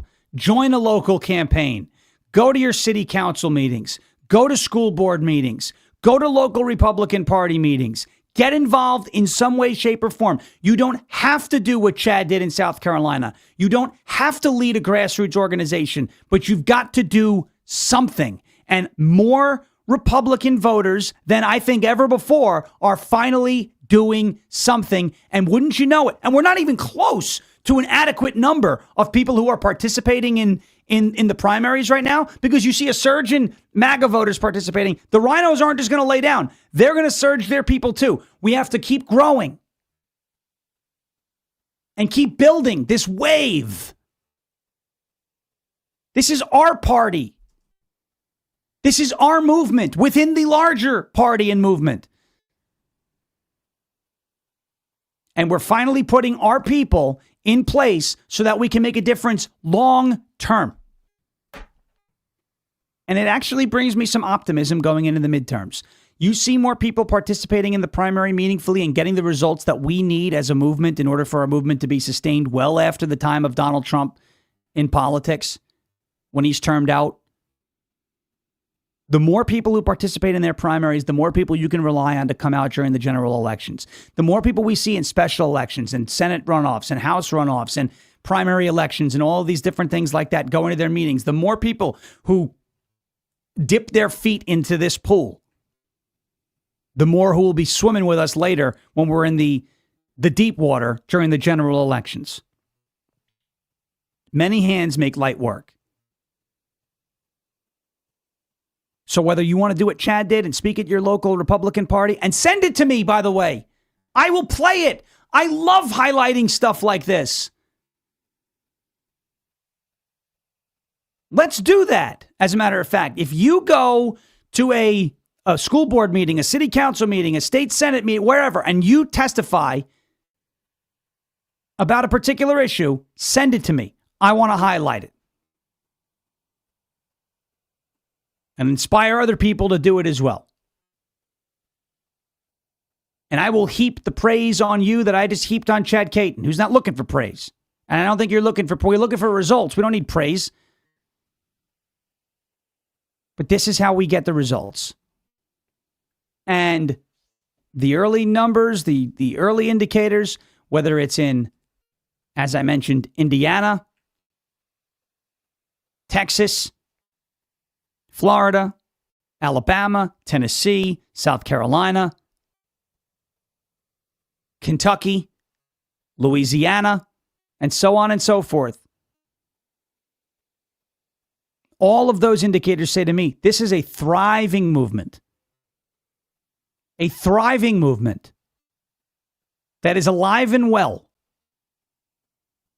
Because the members of that movement are starting to take matters into their own hands politically, are participating in all phases of the process. They are owning the process, and we're getting results as a result of that. A direct result of that. I've been saying this for the last 6 years. If we participate, we win. If we show up, we win. Folks, I wasn't lying to you. It wasn't a slogan. It was something that I believed in, and I'm showing you now that it is worth your time to jump into this process. So do it. Please.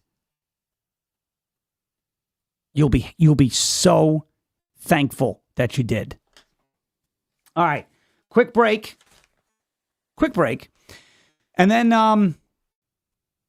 we'll get into this, what we do with Cuba. Raul Castro has been indicted by the United States. Raul. Raul. That's his first name? Yeah, Raul. Raul Castro. Yeah. I'm thinking of David Castro. You're thinking of Justin Trudeau, whose last name is probably Castro. But Raul. Fidel, that's what I'm Fidel. I think he's related to Fidel. Probably Castro. Yes, in Cuba. All right, folks, before we get to Raul. That's another Impractical Jokers bit. Raul! We'll have to get on the soundboard. Yeah. Raul's a hard one to try to sound out. Raul. How does one spell Raul? R-A-Ra-U-L.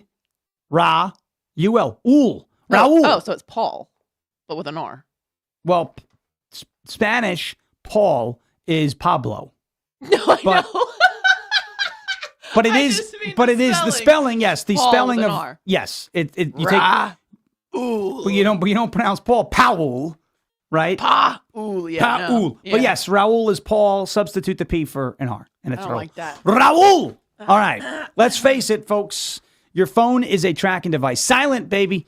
slnt.com/Sean. slnt.com/SHAWN. Your phone is a tracking device. Between government agencies, big tech, corporate data brokers, even those pesky cyber criminals, they're all fighting for a piece of your digital footprint, and they don't ask.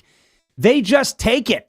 That is why Silent exists. Silent makes Faraday gear that blocks all wireless signals, including cellular, Wi-Fi, Bluetooth, GPS, RFID, and near-field communications. No signal means no tracking, no remote access, and no breadcrumbs. It's the same technology trusted by special operations teams around the world, used to block signals, avoid surveillance, and secure communications wherever the mission leads. And right now, it is available to you. So you can protect your family, you can protect your freedom, and you can secure your digital footprint. Just drop your phone in a silent Faraday sleeve, and it is off the grid, completely silent and invisible to the outside world. From their backpacks to their sleeves to their crossbodies, Silent's patented technology gives you total control of your privacy. Visit slnt.com/Sean to get 15% off. Or actually, right now, up to 20% off for the Memorial Day weekend special. Wow. And free shipping on qualifying orders. That is silent, slnt.com/Sean, SHAWN. Protect your rights, secure your data, and stay one step ahead. Silent.com, slnt.com. Silence the chaos. Go silent today. slnt.com/Sean, slnt.com/SHAWN. All right. Raul. All right. Raul Castro has been indicted by the United States for the murder of Americans 30 years ago. Here is Acting Attorney General Todd Blanche commenting on that indictment yesterday. Today, we are announcing an indictment charging Raul Castro and several others with conspiracy to kill U.S. nationals.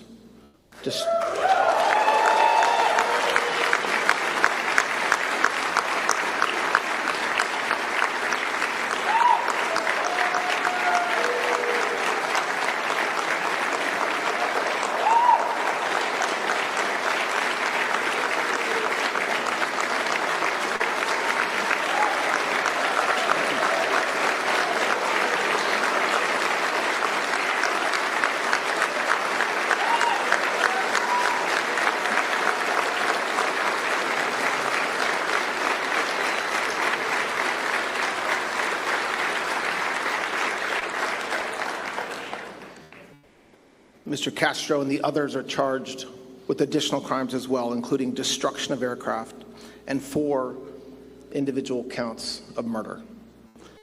The indictment was returned by a grand jury sitting in this district in Miami on April 23rd, 2026, and was unsealed today. For nearly 30 years, the families of 4 murdered Americans have waited for justice. On February, this is a story all too familiar. On February 24th, 1996, 2 civilian aircraft operated by brothers to the rescue, were shot down over international waters by military aircraft from Cuba. 4 men were killed: Carlos Costa, Armando Alejandro Jr., Mario de la Peña, and Pablo Morales. They were unarmed civilians and were flying humanitarian missions for the rescue and protection of people fleeing oppression across the Florida Straits. As alleged in the indictment, Raul Castro and 5 co-defendants participated in a conspiracy that ended with Cuban military aircraft firing missiles at those civilian planes and killing 4 Americans. All right, so there it is. That's part of the indictment there against Raul Castro, and the that long applause was because that was that speech was delivered in South Florida, big Cuban population down there, so they're very happy to see that. But I wanted to also give you Trump's remarks on the Cuba situation, and I want to see if you catch maybe a revelation that Trump not slipped in terms of unintentionally, but something that he said there that I think there's a little there. Let's listen to this and see if you catch what I'm talking about. I think the Cuban population of Miami and certainly beyond Miami, people that came there that were decimated, whose families were ruined, appreciate what the Attorney General just did today. And Stop! What did he refer to Todd Blanche as? Is he acting Attorney General or Attorney General? He said Attorney General. Now, could it have been that, that's the role he's serving in right now? I think you just heard from President Trump that Todd Blanche is most likely going to, and this is not like, oh my God, breaking news, right? I'm not going to do that. But you could listen to that and say, oh, it sounds like it's going to be Blanche long-term in that position. There's a lot of people who don't like Todd Blanche. Fine. There's also a lot of people who love him. Fine. The results that we've gotten since Blanche has been in the position for almost 2 months now have been decent, right? So I think you can read between the lines a little bit. They're not even between the lines. Trump called him the Attorney General. I think that's a little bit of foreshadowing. All right, quick word from our friends over at goldencrestmetals.com/LFA, goldencrestmetals.com/LFA. Stubb says, now let's indict the Russiagate hoaxers. That's underway. That grand jury in South Florida, I'm sure, is going to produce indictments in that case. So we've heard that from Blanche. We've heard that from Cash, that there are going to be some pretty big indictments on the way there. I agree. I want to see it happen, but we also want to make sure that these cases are airtight so they're not just thrown out in court. All right. goldencrestmetals.com/LFA, goldencrestmetals.com/LFA. I'm sure by now you've heard that silver went up 160% last year, 2025. I bought this silver for $22 an ounce. It's now worth almost $100. And we and experts think that silver is going to get up to about $200 an ounce. Palladium and platinum were stuck at $900 an ounce for like over a year, or in that area. Now they're up over $2,000. Gold is approaching $5,000 an ounce. If you have ever thought about putting some or all of your retirement or nest egg or savings or just buying bullion in precious metals, now's the time to do it. goldencrestmetals.com/LFA. That's goldencrestmetals.com/LFA. Go leave your name, your email, and your phone number. Schedule a time to talk to the folks over at Golden Crest Metals. Get your free gold guide today, and make sure you tune in on Saturdays at 1 p.m. for the Crest Report, where we dive deep into precious metals, why they're doing what they're doing, and where we expect them to go. It is like insider trading. Nancy Pelosi knows about that. We don't. It's just inside information. It's not even really that. It's called knowledge. Get yours today and get a part of gold, silver, palladium, and platinum and diversify your portfolio today. goldencrestmetals.com/LFA. That is goldencrestmetals.com/LFA. Thank you, Jeremy and Golden Crest, being a part of the show. Appreciate it. All right, we'll jump to this one. Finally, the Department of Justice also indicted an attorney for theft of records connected to Jack Smith's cases against Donald Trump. This broke yesterday, too. Fort Pierce, Florida. Carmen Mercedes Lindberger, of 62 years old, my gosh, of Port St. Lucie has been indicted in federal court for 2 counts of theft of government money or property valued less than $1,000, destruction, alteration, or falsification of records in federal investigations, and concealment, removal, or mutilation of public records.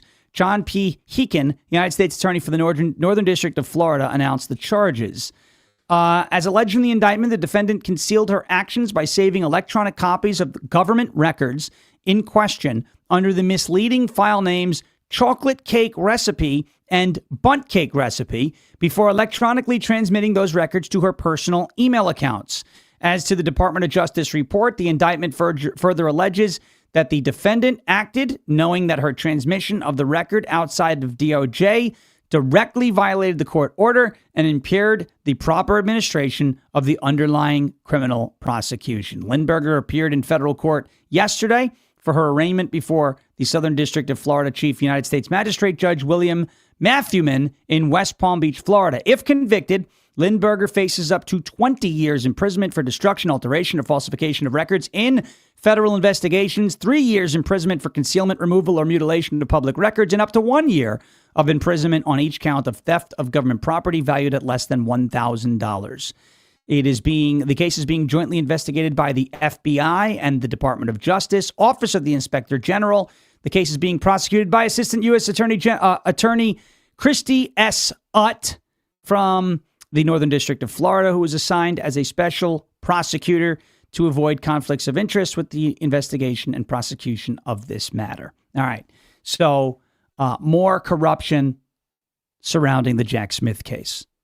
Just worth mentioning. Folks, I hope this show and this episode specifically motivated you, inspired you to know. If you participate, don't walk in going, what can one person do?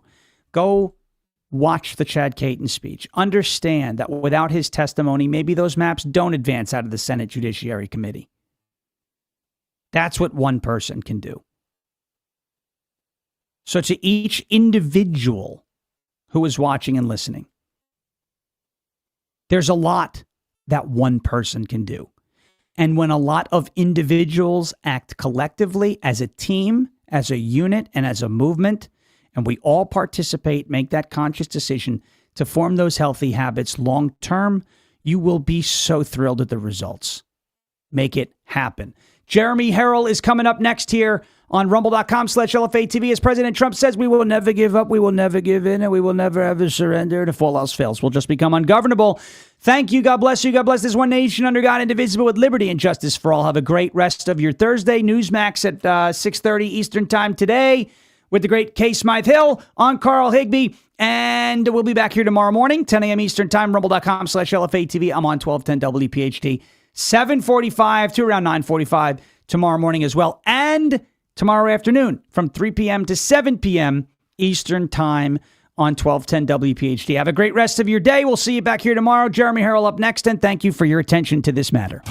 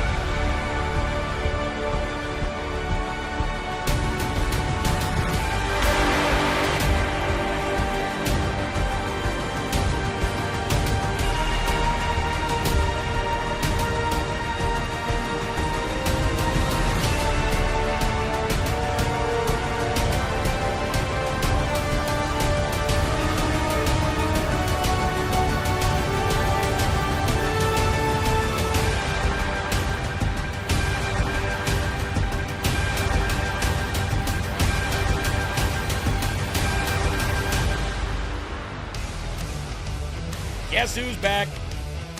back again. Live from America is back. Back again, ladies and gentlemen. It is Thursday, May 21st, year of our Lord 2026. And you're locked and loaded on your favorite news and entertainment station, LFA TV. I am your ever so humble, God-fearing host of this show, Jeremy Harrell. Whether you like me or not, you're stuck with me today. You're also stuck with my producer. Producer Eli in the building, one day away from his favorite day of the week. He's ready to stomp the swamp today.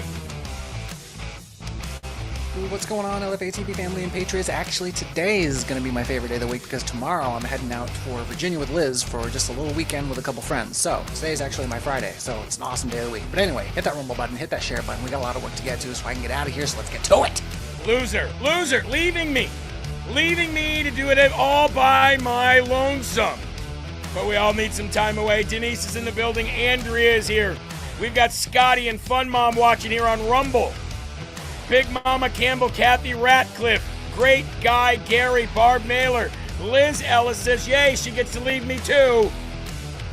C. Ward, Bad Moon, Deb Pollen, and Kelly.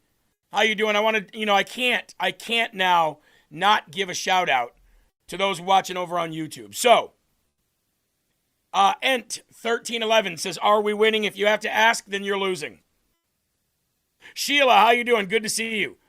Bangash is in the building. Kind Say Jr. is here. Good to see you. Thank you very much for joining in. Another one bites McGrowan. Donald Barbary is here. How are you? Fisherman is here. Porky the Booty Bandit. That might be, Eli, the best name I have ever seen. On any Porky the Booty Bandit. I thought it was me he was talking about. I'm kind of curious as to how you came up with that, and then I'm kind of not curious either. Yeah, no, exactly. I'm kind of curious, but kind of not curious how you came up with that name. Stop Wars 420 says we're all indoctrinated. Thanks for the views. And Arctic Adjuster says nobody cares about your channel as he types on our channel. Steven from Alabama is in the building. Another one bites McGrow and says, bite me. Thank you for joining in. And one more here. Let's give it to Dragon Rider with the thumbs up. Ryan says, did the Jews buy Kentucky? Ryan Lateral, 2079. Well, one thing we know for sure is Thomas Massie lost Kentucky. That's what we do know for sure. Thomas Massie lost Kentucky. I want to give a big shout out to the Door Slam McGrowan here on Rumble. This weekend is Barbados weekend here in Rankin, Texas. Barbecue. CEOs and barbecue lovers come from around the world to compete and vote with their own recipes. And they donated $20 to the LFA TV cause. Thank you very much. We appreciate it. Sounds like fun down in Texas. Well, folks, how I wanted to start out today's show was by sharing something like Eli and I both, we love the military. I come from a military family. He's got military in his, in his lineage as well. So we are big into our love and respect for the military. And do you know how you can tell that the military loves and respects the person or the commander-in-chief that they work with and under? They respect presidents. How you can tell is they enlist at record numbers. And in President Trump's 2016 election and his 2024 election, enlistment numbers jumped up by a lot, which means that people are flocking to serve in this administration and to serve this country and the stars and stripes that make us so amazing. What you're about to see is a man who's re-enlisting with no legs just to serve with Pete Hegseth and Donald J. Trump. Talk about inspiring. the Constitution of the United States the Constitution of the United States against all enemies, foreign and domestic, that I will bear true faith and allegiance to the same, that I will obey the orders of the President of the United States and the orders of the officers appointed over me, according to regulations and the Uniform Code of Military Justice. So help me God. Congratulations.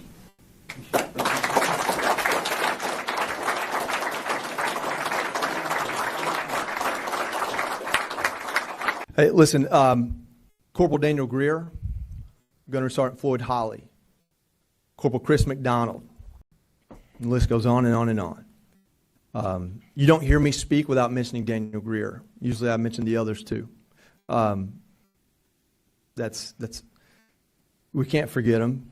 We can't bring them back, but we can honor their service and their sacrifice.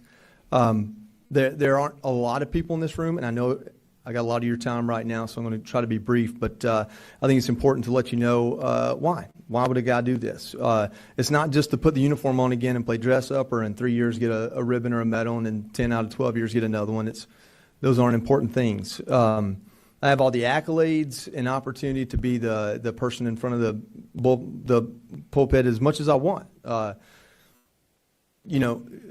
Take 100 bombs apart, speak in front of this group and get nervous as hell. What I do at Fox is important. I believe that, but it's not as important as serving my country. What you see here is my family on this front row. All of them. Second row, third row. That's my family. These are people that put me back together when I was injured, that love me, that take care of me, that see me when I'm at my worst, that threaten to take a leg and a wheel from my wheelchair away. So I'm incapacitated and have to calm down for a minute. And I'm going to go through it and talk about them just a little bit, if you'll give me that. But what's important here is the last thing that these people, which Margot wasn't alive yet, but the last thing that these people saw me in a uniform, the last job I had in a uniform, my job was to get better. It was to heal. It's a very selfish thing. My job was to heal. The Marine Corps paid me to get better. And then I retired. And there's nothing wrong with that, but it was unfinished business. And today they see me put a uniform on and raise my right hand. And my job now is going to be to support Lieutenant Colonel and Master Guns and everyone else that wears the Marine Corps uniform and the EOD badge, and engineers too. And if my job is to get coffee or to type up paperwork or to respond to an email or to use the gift of gab to help them convince some engineers that we need that money, or to convince the Navy that we need that capability,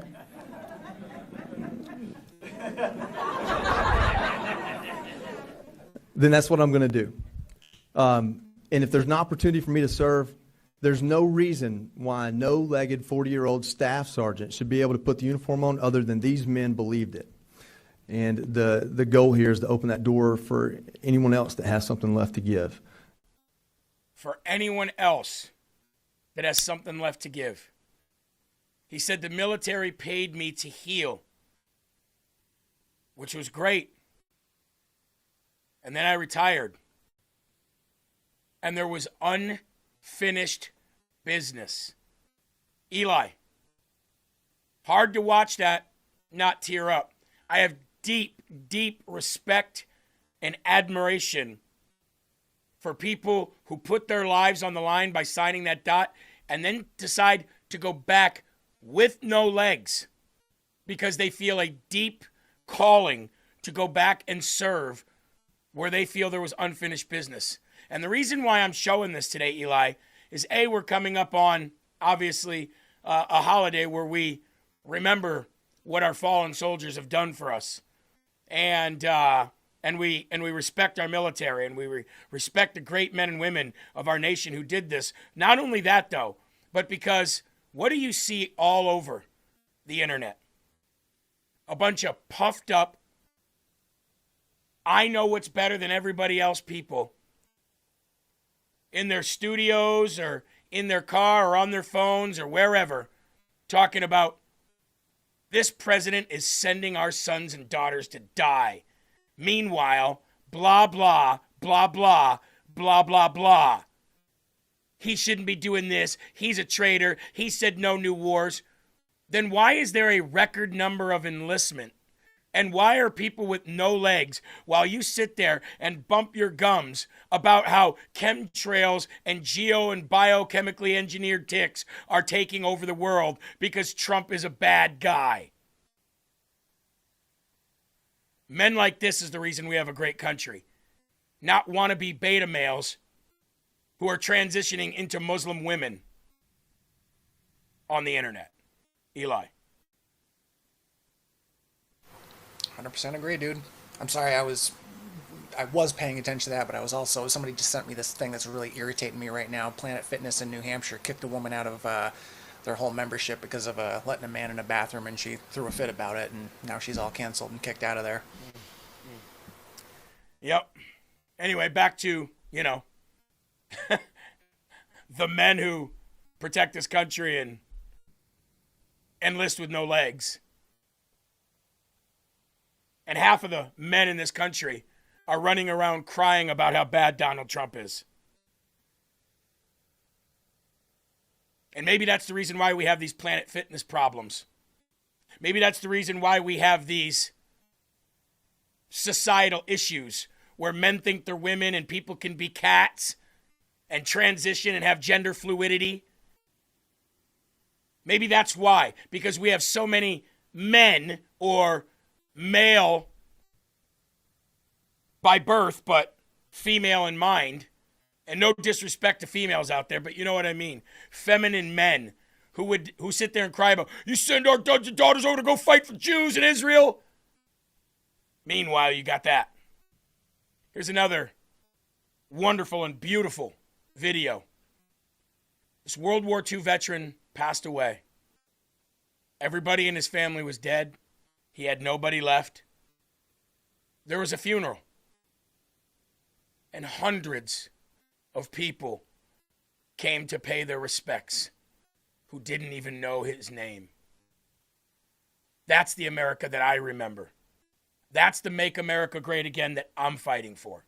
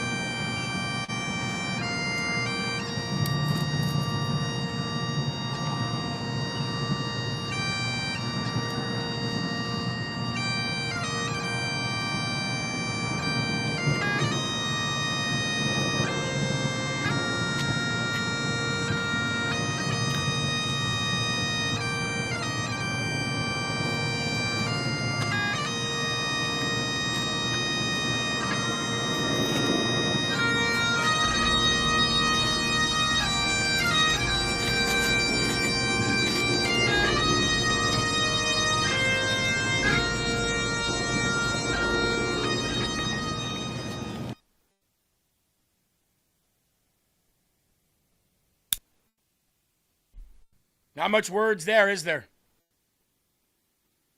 You know, if these clowns, like the ones that are over on the YouTube channel right now, who are talking about how terrible Israel and Trump and Pete Hegseth and our military and all that is, if these clowns existed during World War II, you know what they'd be out there doing?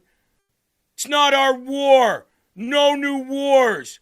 You're going to send our sons and daughters over to Japan. You're going to send our sons and daughters over to Germany. You're going to send our sons and daughters to go fight over in the UK. It's not our hemisphere. It's not our war. Except the difference is they'd be saying it like this. Auch einen Verkehrslegen or konnichiwa. It's not our war. The difference is World War II people didn't go and fight on behalf of Israel. Excuse me, they didn't? Wait a minute. Hold up. Wait. Excuse me, they didn't? They didn't go fight a war on behalf of at least part because of Israel? I seem to remember about, I don't know, Jewish people being, you know, gassed, murdered by the millions. So you know damn well that these clowns that we have in our country today that deserve somebody to help them eat through a straw for the rest of their life for disrespecting our military. If anything, if there's any reason they deserve to get punched in the mouth, it's because of that. You can have all the differences you want on politics, but to disrespect the military, you clowns would have been those people during World War II going, it's not our war, while real men were signing up to go die, to storm the beach of Normandy, to know that a bullet was probably going to rip through their head while you clown dress-wearing cowards cry about it. Eli, I'll give you the last word on this opening monologue. That being said, I bet a good number of these liberal scumbags would have been proud and were probably clamoring to throw their kid in some kind of thong or something and send him over to Ukraine and help fight Zelensky in the great war against Russia. Yeah. They'd be happy about that. They were happy the gas prices were going. I'm happy to pay extra in gas if it's freeing Ukrainians. But I'm mad about it now with Trump. Yeah, I'll go free the people of Ukraine, put a Ukraine flag on my profile picture, and then just go stick my thumb in my ass. Clowns. And you guess what? The elections are showing how much clowns you all actually are. When's the last time a Democrat or a woke right individual won an election? I'll wait. Speaking of patriotic, what kind of coffee do you drink?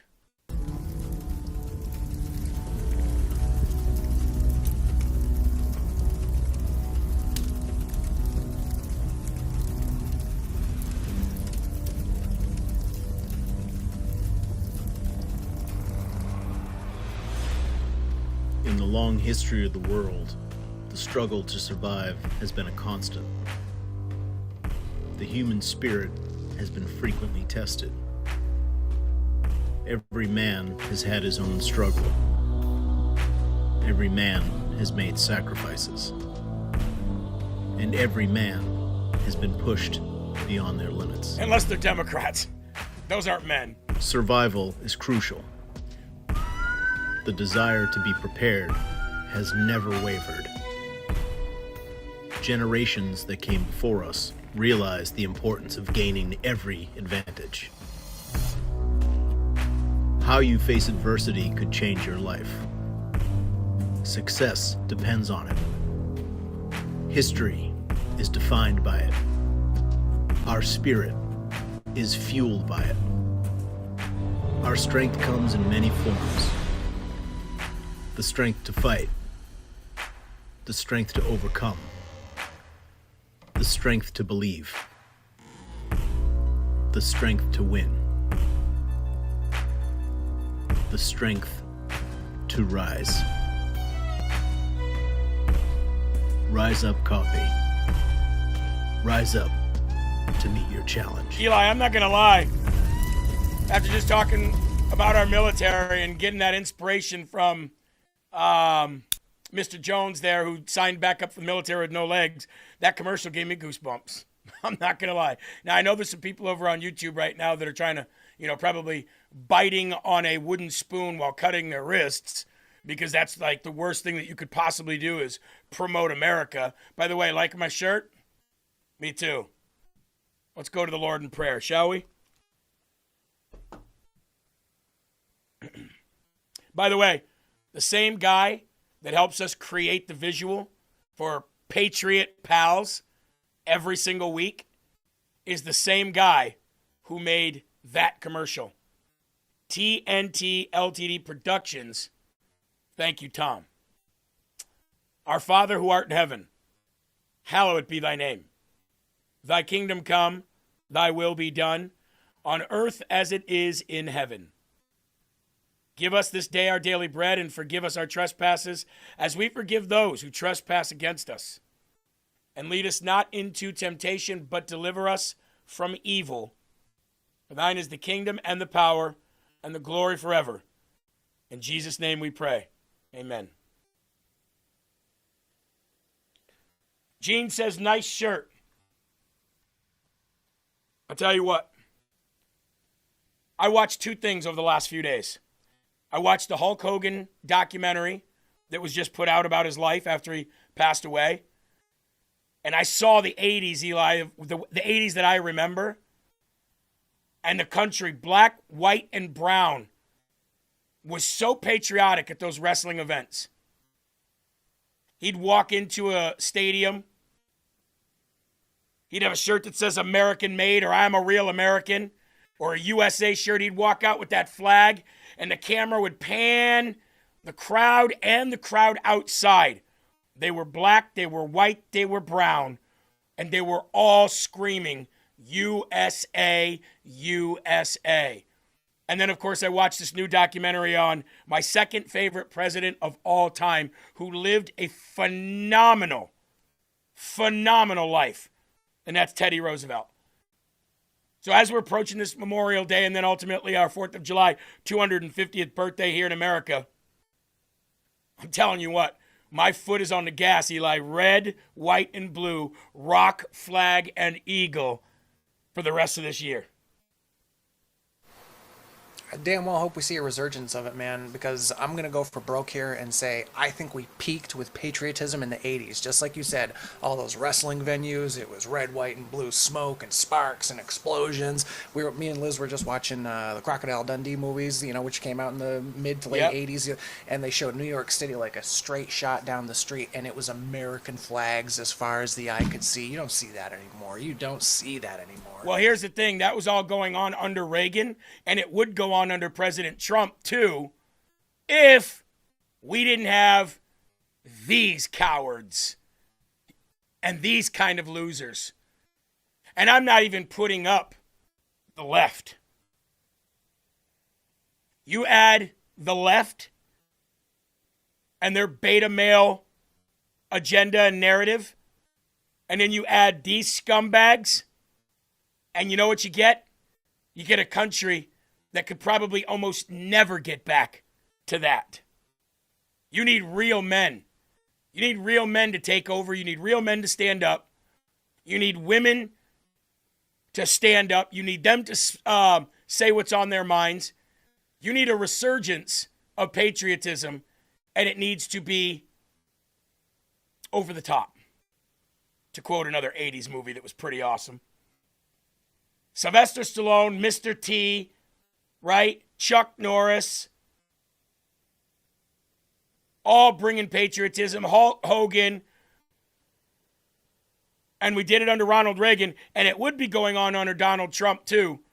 Outside of the MAGA sphere, which, by the way, was the majority of the country who voted. And you're starting to see that. Look at Budweiser. What did Budweiser do lately, Eli? Lately, Budweiser came out with a pretty patriotic commercial. You're seeing Chevy do it. You're seeing Ford do it. You're seeing all of these companies start to get behind the 250th celebration. You can't get behind the 250th celebration without being patriotic. And now you got these crybaby wine asses. Look at Dan Blazarian down there at the bottom. Dude skipped every leg day of his steroid-driven life. Look at a picture of him full. He's got this big steroid freak veined out neck top, and he's got little veggie sticks for legs. Look at Marjorie. Look at Joe Kent. Look at Alex. Look at Tucker. Look at Nick. Look at Dave. Look at Megan. Look at Ian Carroll and his porn stash. Ron Jeremy wannabe. In order to bring back that same feeling that we had in the 80s, it needs to be over the top. I'm talking everywhere you go out, people know that person right there is a billboard for what this country actually means. And you know what? They hate it. You can tell the people that hate this country, all I have to do is wear this shirt to the grocery store. If I just walk into the grocery store with this shirt right here, USA, I can see people either like, yeah, or people are like, they'll laugh. It's like, oh, what's the matter? Your USA is a joke. Your president is a joke. Yeah, cool. When's the last time you won something? Next time you win something, then say something. Till then, STFU.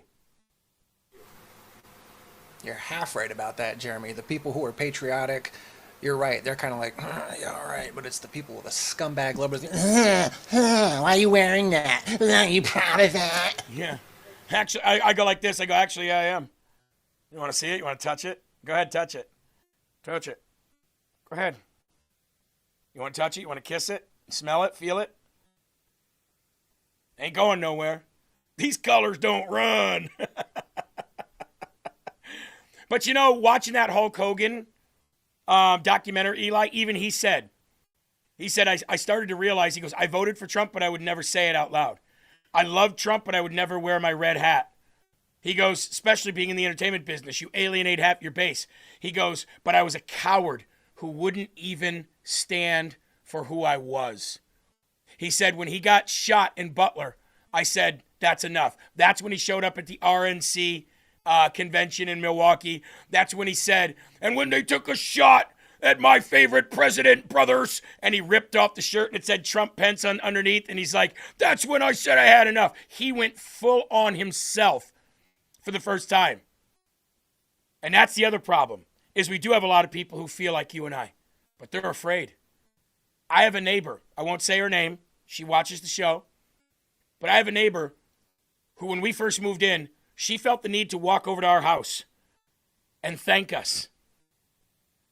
Thank us for what her and her husband didn't have the stomach or the courage to do. They wouldn't put a Trump flag or even an American flag outside of their home because they're afraid of the home being vandalized.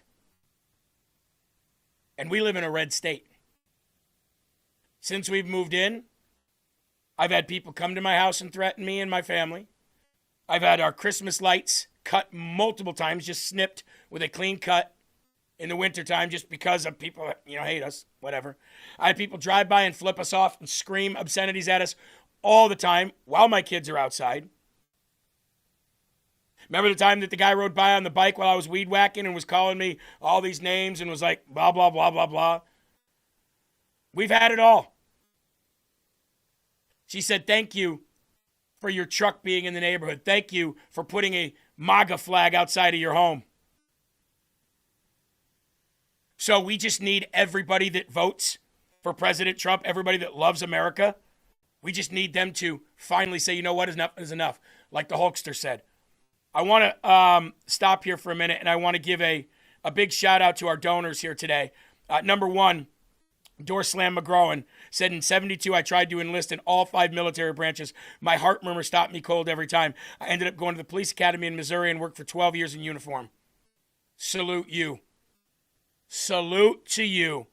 Echo Bella says, the trolls love LFA with a $21 donation. And RJC68, Eli, this is for you to split for Patriot pals. Kids are our future. Though I was never able to have kids, I'm smart enough to know what our future is. You split it between that and your security with a $300 donation, knowing that Patriot pals cost $250 to make every week. You just paid for that. Thank you. Thank you, guys. But beyond the donations and you guys being here, like I know $300, that's a lot of money.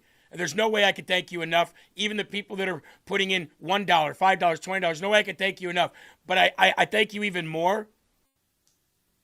You giving up your 2, 3, 1 hour, whatever it is that you watch the show, to be here every day, that is you caring enough for this country to have knowledge, to be able to apply that knowledge and fight in your towns, fight in your precincts, fight in your cities. And when they stole the election in 2020, everybody thought it was over. Until we started this saying here at LFA TV, we're coming for you and everything you owe us. And we did it. We did literally the impossible. We and millions of other Americans. That's patriotism. Showing up here every day, that's patriotism. All forms of loving this country, to me, are patriotism. So I appreciate you all very, very much.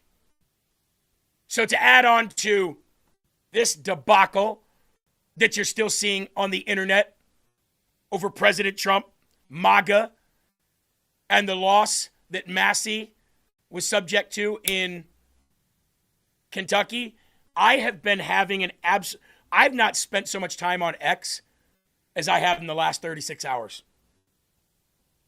In the last 36 hours, I'm just scrolling through X with a smile on my face. It's more enjoyable to me than when President Trump won the last presidency. Want to know why? Because I knew, just like in 2016, we were going to win that. I didn't know for sure how strong that MAGA and President Trump's political capital still was until Tuesday of this week. Like, I knew it was strong. I knew it was undoubtedly the biggest and strongest voice and movement in the country still. But when I saw Thomas Massie lose by double digits, and it really wasn't about Thomas Massie, it was about the idea and the agenda, the Nick Fuentes woke right, retard right agenda that I am celebrating the demise of more than anything here. Because not only did they turn on all of us, stabbed us in the back, keep your friends close, your enemies closer. They stabbed all of us in the back. They stabbed Donald Trump in the back. They started working with the left, their same talking points of the left. Look, with a Democrat, you know what you're getting, but with somebody who's supposed to be on your side and they do what these people have done, I told you it was a trend. I didn't know when it was going to end. I didn't know when it was going to get its first big blow. But after going 37-0, how are you going to say that your movement is real?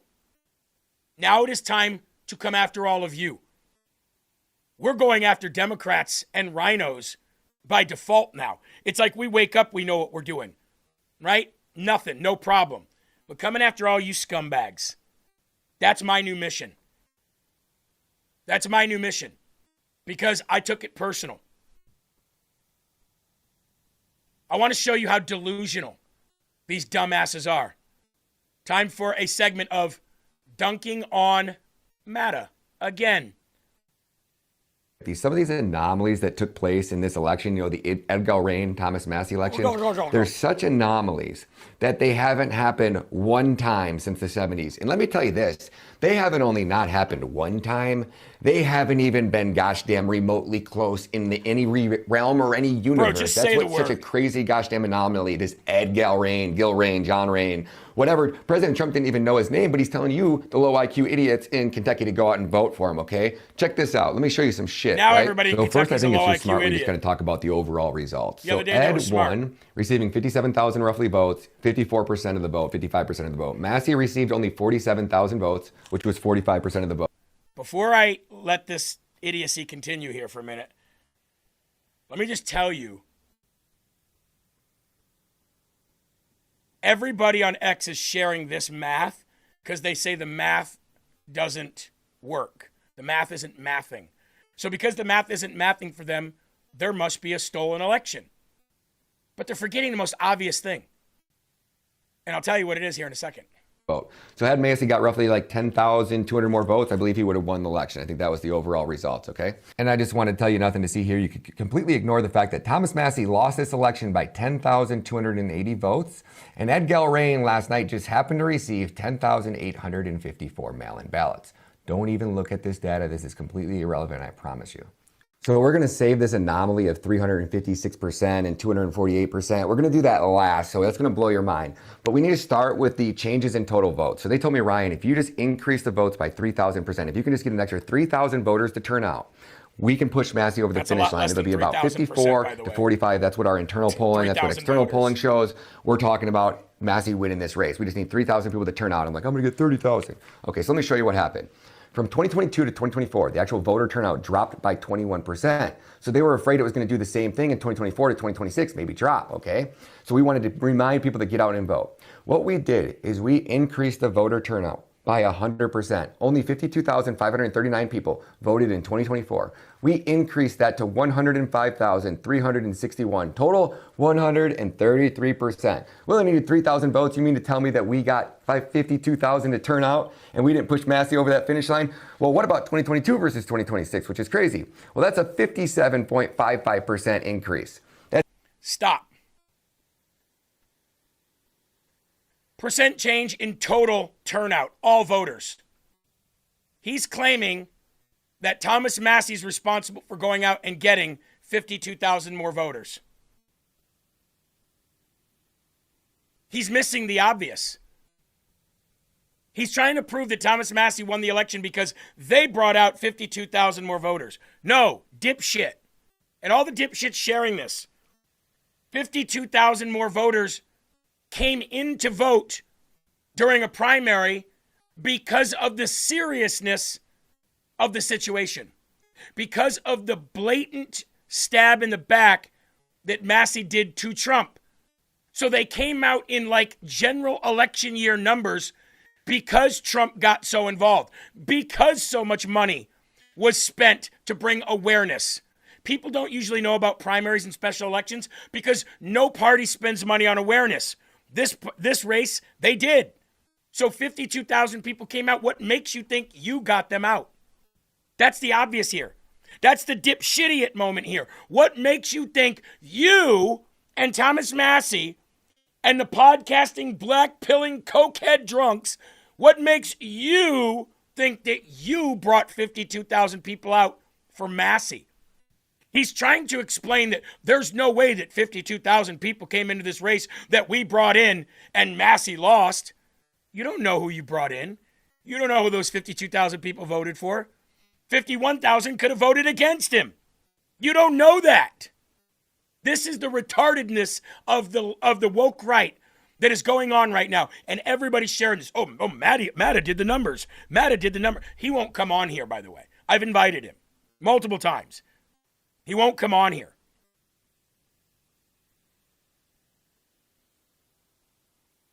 $52,000 people that normally don't vote in midterms, primaries, voted like it was a general presidential election because the leader of our party told them to. Is that so hard to believe? And just because 52,000 people voted that don't normally vote in a midterm primary voted, doesn't mean you brought them out. You can pretend and show the math. Okay, the math doesn't prove anything. Proves that you lost. All I know, Eli, is I'm sitting here today on Thursday, May 21st, and Thomas Massie lost. Period. It's hilarious that you went to Duncan on Matta when you did. I was just scrolling X when you were talking about it, and I come across one of his dipshit posts. I think there was a massive amount of election fraud that took place in Kentucky that would be next to impossible to detect and or prevent. Yes. Then how can you even say that, you dumbass? Yeah, exactly. Exactly. Oh, but don't leave it there. Megyn Kelly, who's also on a meltdown right now. She has these 4 people on, and they come up to the conclusion that the reason why so many people came out and voted was because so much more money was spent on this race. And we know that a combined $46 million or $45 million was spent on this primary. There was a huge surge in turnout, by the way, if what I'm seeing online is true. They had some 20,000 more voters, Andrew, I think, than they had the last time around. Some people, you know, it being the Republican Party, are crying foul about that, right? Like that, those numbers don't add up. That's too suspicious. Why are those numbers so off? In 2020, they had 84,000 votes come out for the race between Massie and his challenger. Then Massie crushed it there, 68,000 to 16.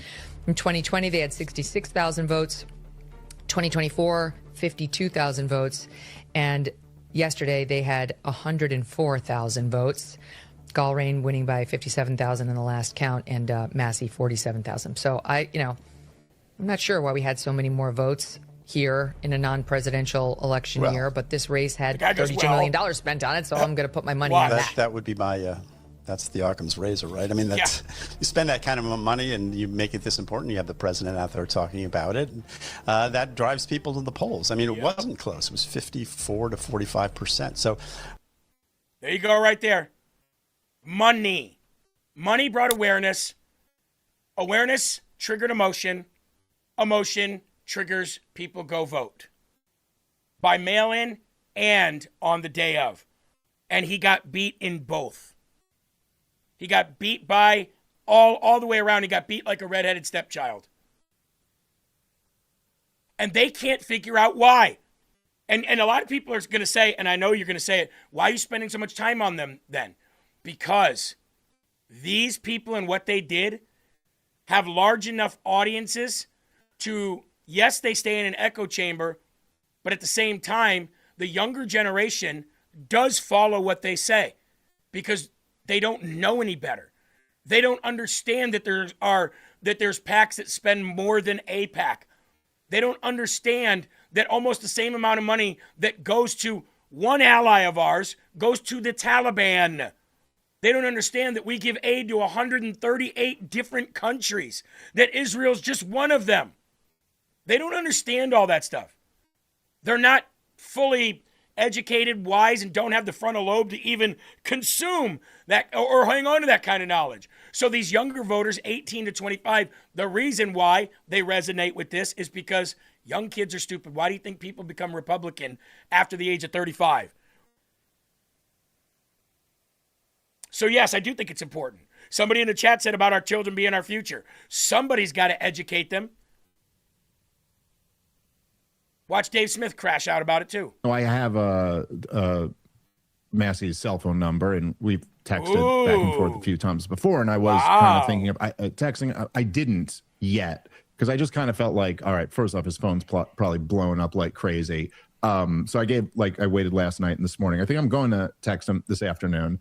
And just thank him for everything he did. And then, just maybe lightly say, clearly, God wants you to run for president or whatever. I'm shoot him a text. He doesn't believe in God, though. Hey, man, look, somebody has to run on this lane in 2028. And clearly now Massie has just been set up to be the guy. And listen, again, people can try to spin this however they want to, but I do think you guys have made a political martyr out of Thomas Massie in a way now. Wow. No matter what he does next, I think he's just at a different level to have an impact culturally. And then, yes, Rob, what you're saying, he's got 7 months left to keep having that impact as a congressman. And I do think that a lot of what you're saying also becomes true if, say, he was a presidential candidate. Now, he has told people, look, I don't like saying things that were said in private, but it's been reported, so I'll just say it too. He has told me too that he was like, if he loses this race, that's it. He's stepping away. Still, I hope he reconsiders that.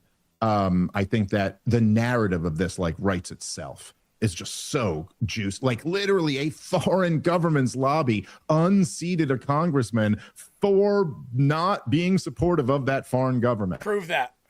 Prove that. You keep saying that. Prove that the foreign government lobbied to win a congressional seat. Prove that. And you can't say because the American donors who were Jewish is the proof.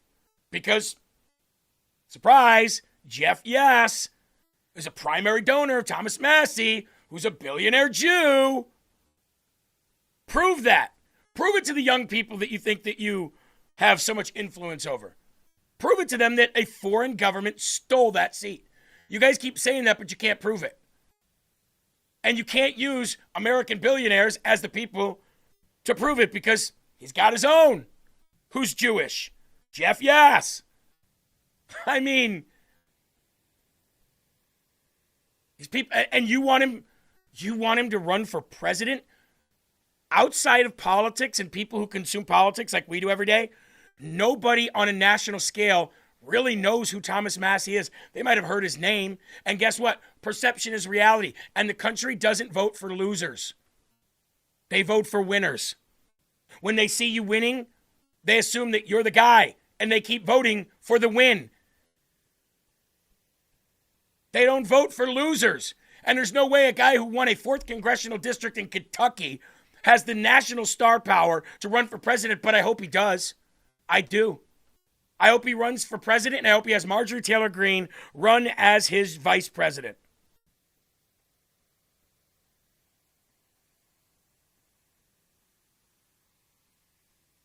Now we can watch all the meltdowns of all of them. Going to win. And I think it's close. But smile. I think he's going to pull this off. You can't primary every Thomas Massie, and there's a whole army of them coming at some point because everyone can see what's going on. There's a whole army of them Striking going. down Massie, if they're successful, which I don't think they will be because the grassroots surge is so huge. Yeah, so huge. It's like killing Obi-Wan Kenobi in front of Luke Skywalker. How did that work out? Well, I like Thomas Massie. It's a no-brainer to support him in the primary, and just in general because it's symbolic. I've known very few honest members of Congress. I've known a couple, however.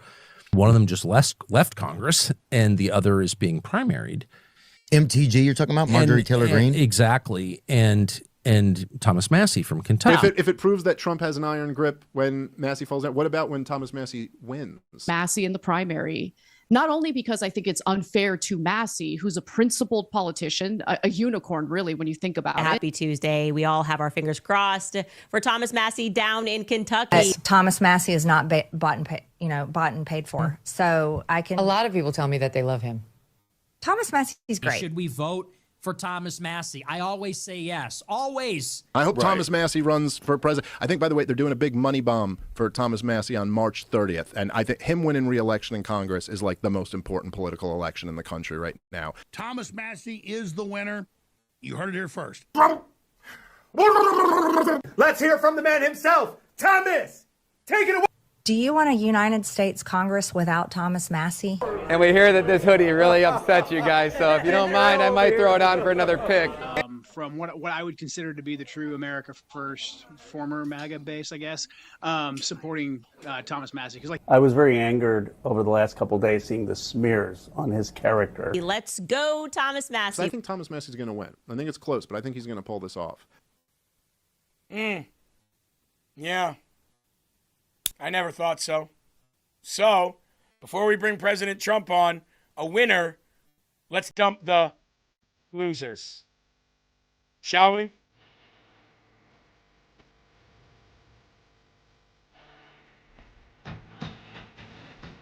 All right, somebody who's not a loser, clearly, because he's 37-0, Mr. Donald J. Trump.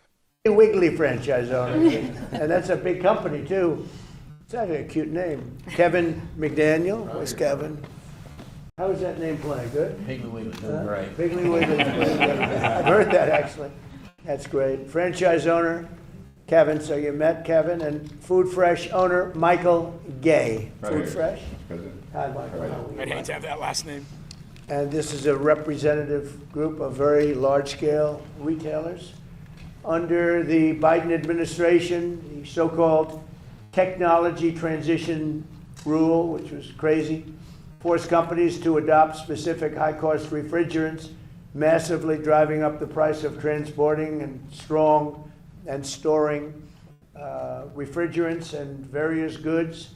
Many grocery stores and restaurants had no choice but to replace their refrigerators entirely. They went out of business, half of them.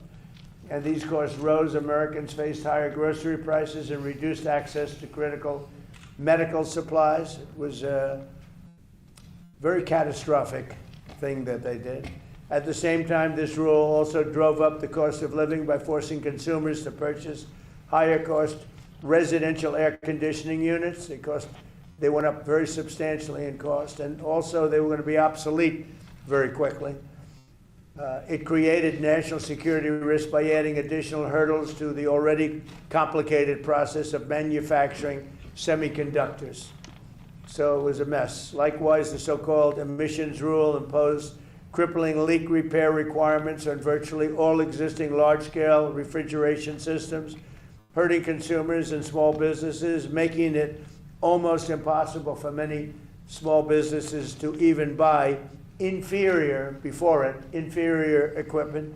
And this is all across the country. The higher cost threatened thousands of jobs and was passed on in the form of higher prices and higher taxes. Today's reforms will deliver significant financial relief, saving American families and businesses more than $2.4 billion. Think of that, each year. Thanks to today's reforms, the American people have lower grocery prices, cheaper transportation of goods, lower cost of air conditioning, at no detriment at all to our country. Zero, including environmental detriment. My administration's historic deregulatory agenda has already saved our country an estimated $1.2 trillion. That's been done over a relatively short period of time. More. 1.2 trillion with a T. We're committed to fixing the and really completely ending Biden's disastrous regulatory policies and delivering financial relief to each and every American, which is what we're doing. This was a tremendous burden, a tremendous cost. These people had to live with it, not only refrigerants, but a lot more. And it was making the equipment unaffordable.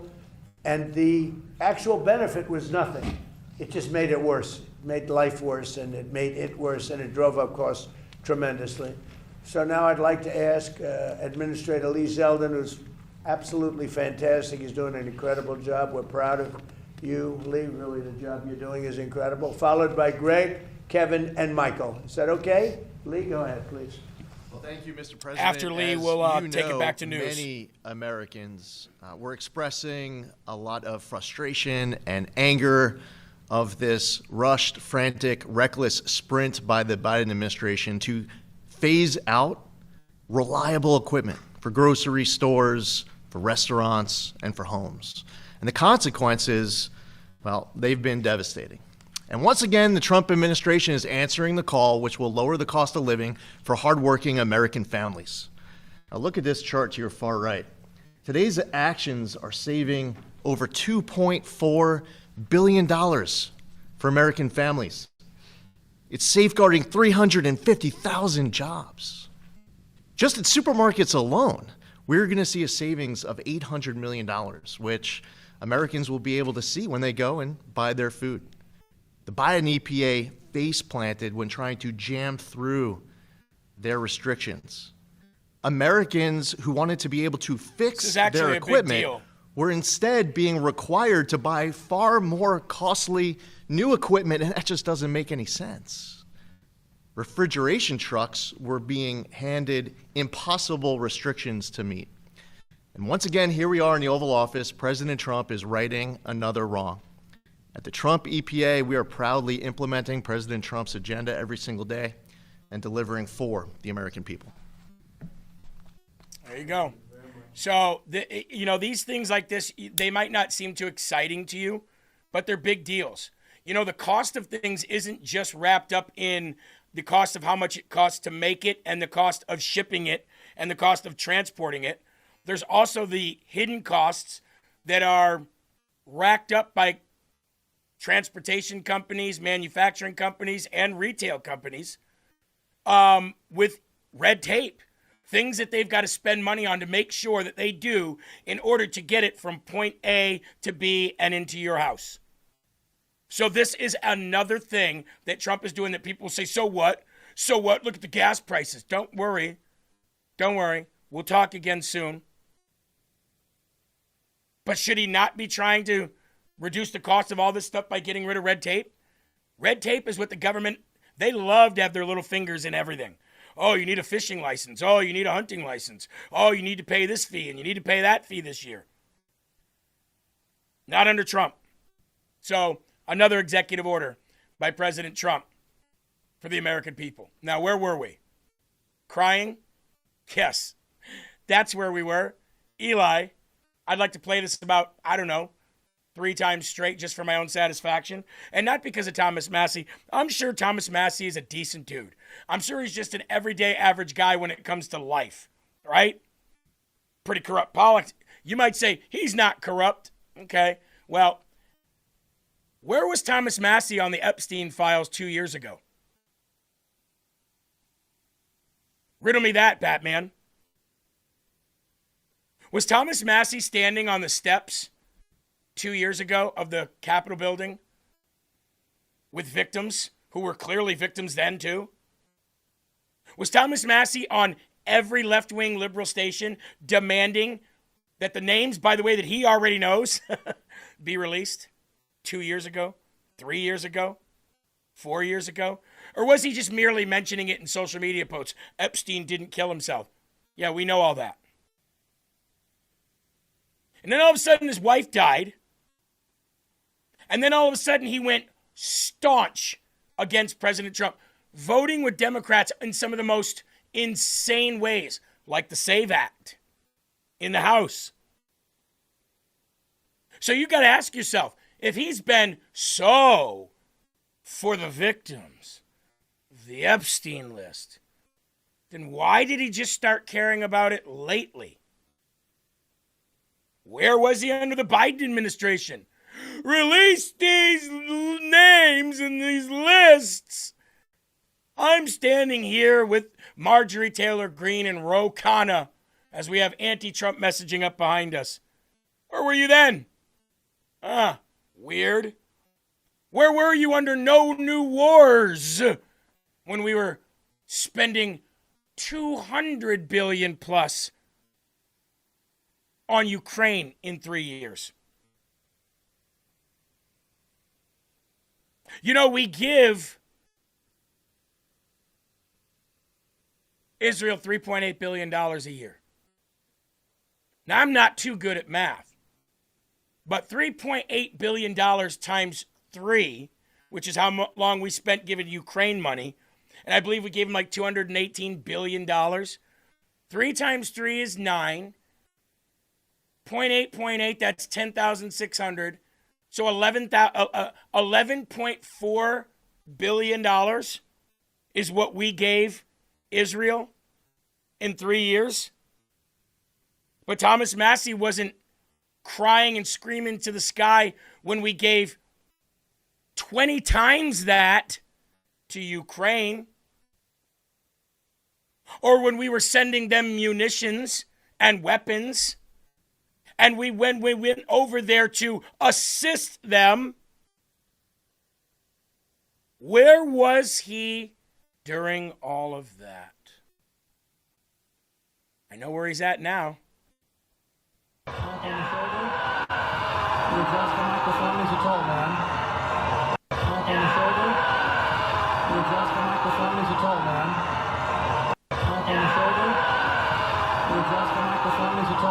One more time, just for good measure.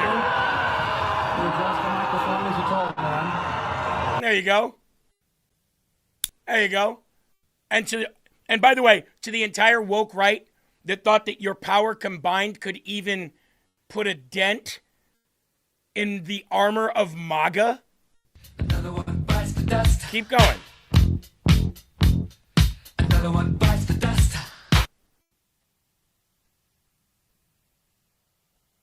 The joy of the Lord said, I do believe that Massie voted against giving money to Ukraine. Cool. Where was his all-out assault on it on every news station every night? Where was his all-out assault on it on the Capitol steps every day? Funny. I'm not talking about a stance. I'm talking about an all-out war that he waged against President Trump. He FA'd and he FO'd. Who's next? Who's next?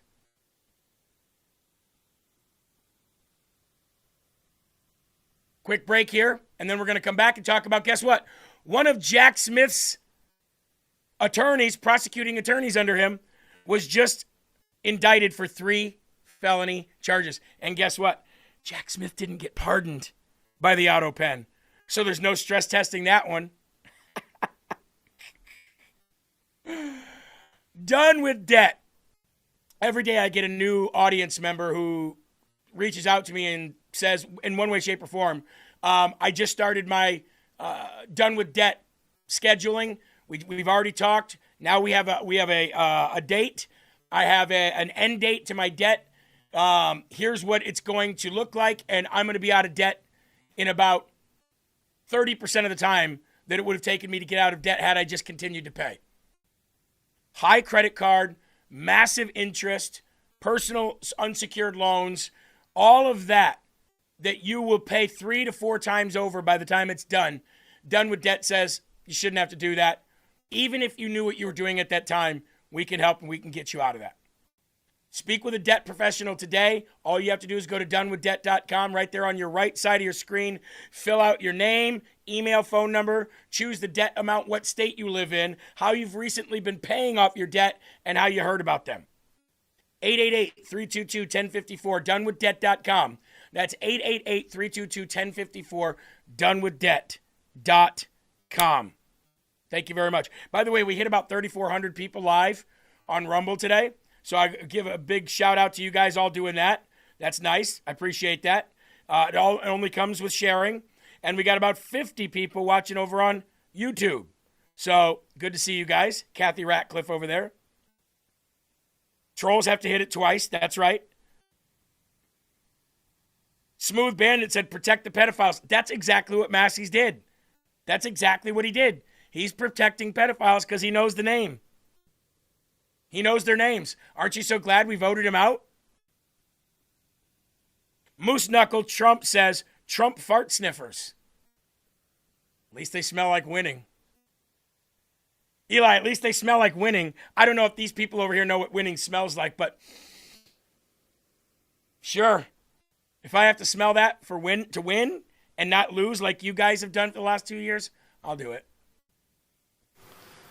I wonder how a person like that doesn't become president. I mean, come on, look at the screen name, Moose Knuckle Trump, and he calls us Trump fart sniffers. The integrity, the sophistication that must come from somebody like that is astounding. Yeah, it's funny how they're like, all you Trumpers are the same. You just follow them because you're in a cult. You can't get them off your mind. Cocaine's a hell of a drug.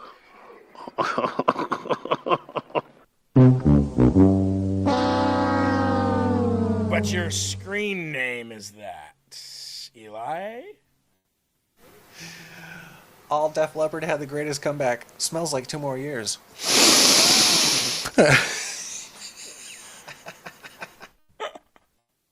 Smells like 2 more years. 2 more years, you guys got to wake up with Trump as your president. And then after that, you got to wake up with Vance as your president. Not Thomas Massie and not AOC. I do pray that Thomas Massie runs for president, though. I do. AOC, too. I'd love to see that. I'd love to see that. I'd actually love to see Obama versus Trump. That's what I'd really like to see. But I digress. Hey, we got 2 more hours left here on. This is gonna, like Trump's 2 years. We got 2 more hours left here on online trolls. So over on YouTube, I know it's going to be difficult for the next 2 hours to watch something you hate so much, but we'll try to get through it together. Okay? All right, here we go. Former DOJ attorney indicted for stealing a copy of Jack Smith's report on Trump's classified document investigation, and I believe it's 3 felonies. Ouch. A former Miami-based DOJ attorney was indicted for stealing a copy of Jack Smith's report on Trump's classified documents investigation. Carmen Lineberger, the former managing assistant U.S. attorney in Fort Pierce, Florida, was indicted on 2 counts of theft of government money or property valued less than $1,000, destruction, altercation, or falsification of records in a federal investigation, and concealment, removal, and mutilation of public records. See, unlike President Trump, who had all of the constitutional right to take any classified document he ever wanted to Mar-a-Lago because, you know, he was the president. So by removing them and taking them with a declassified, that is a declassified move. Every president can do that. No president can be stopped of that. Vice presidents can.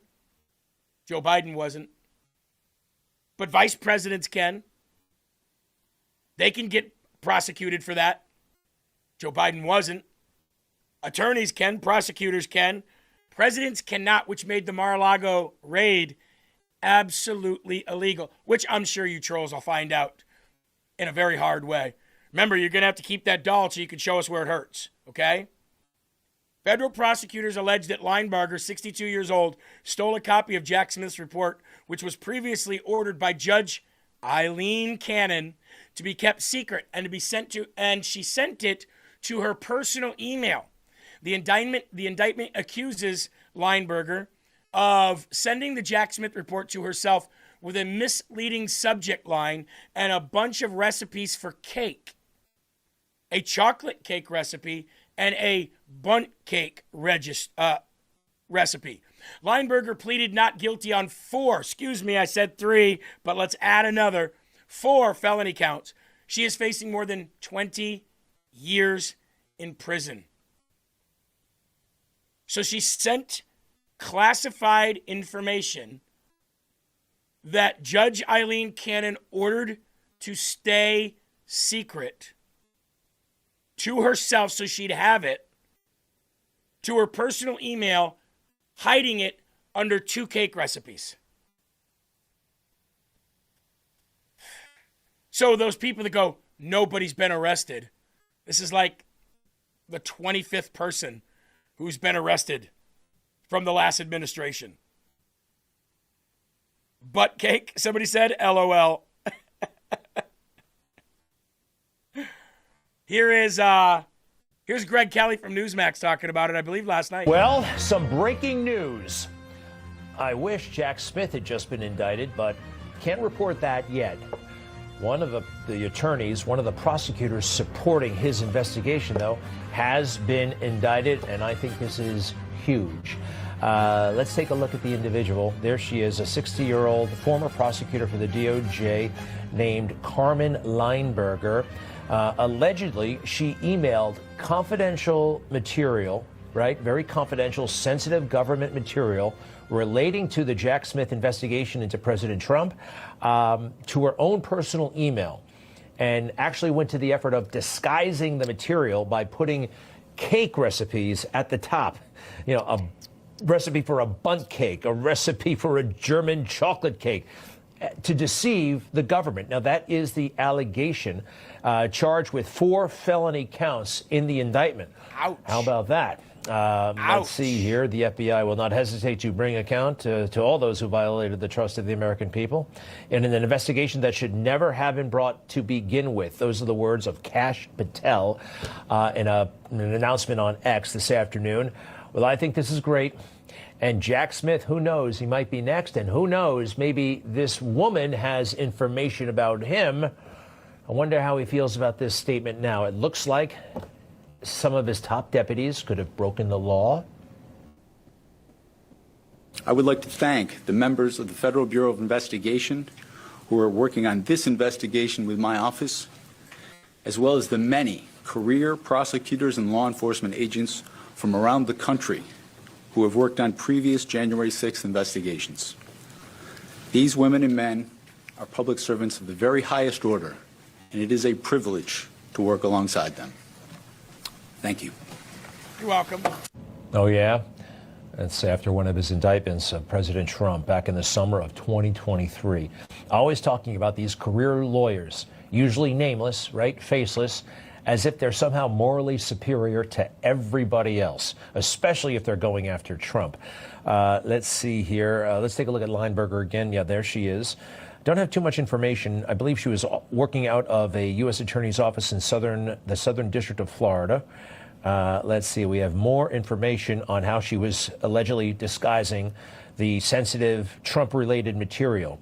She would put misleading file names like chocolate cake recipe and bundt cake recipe before electronically transmitting those records to her personal email accounts.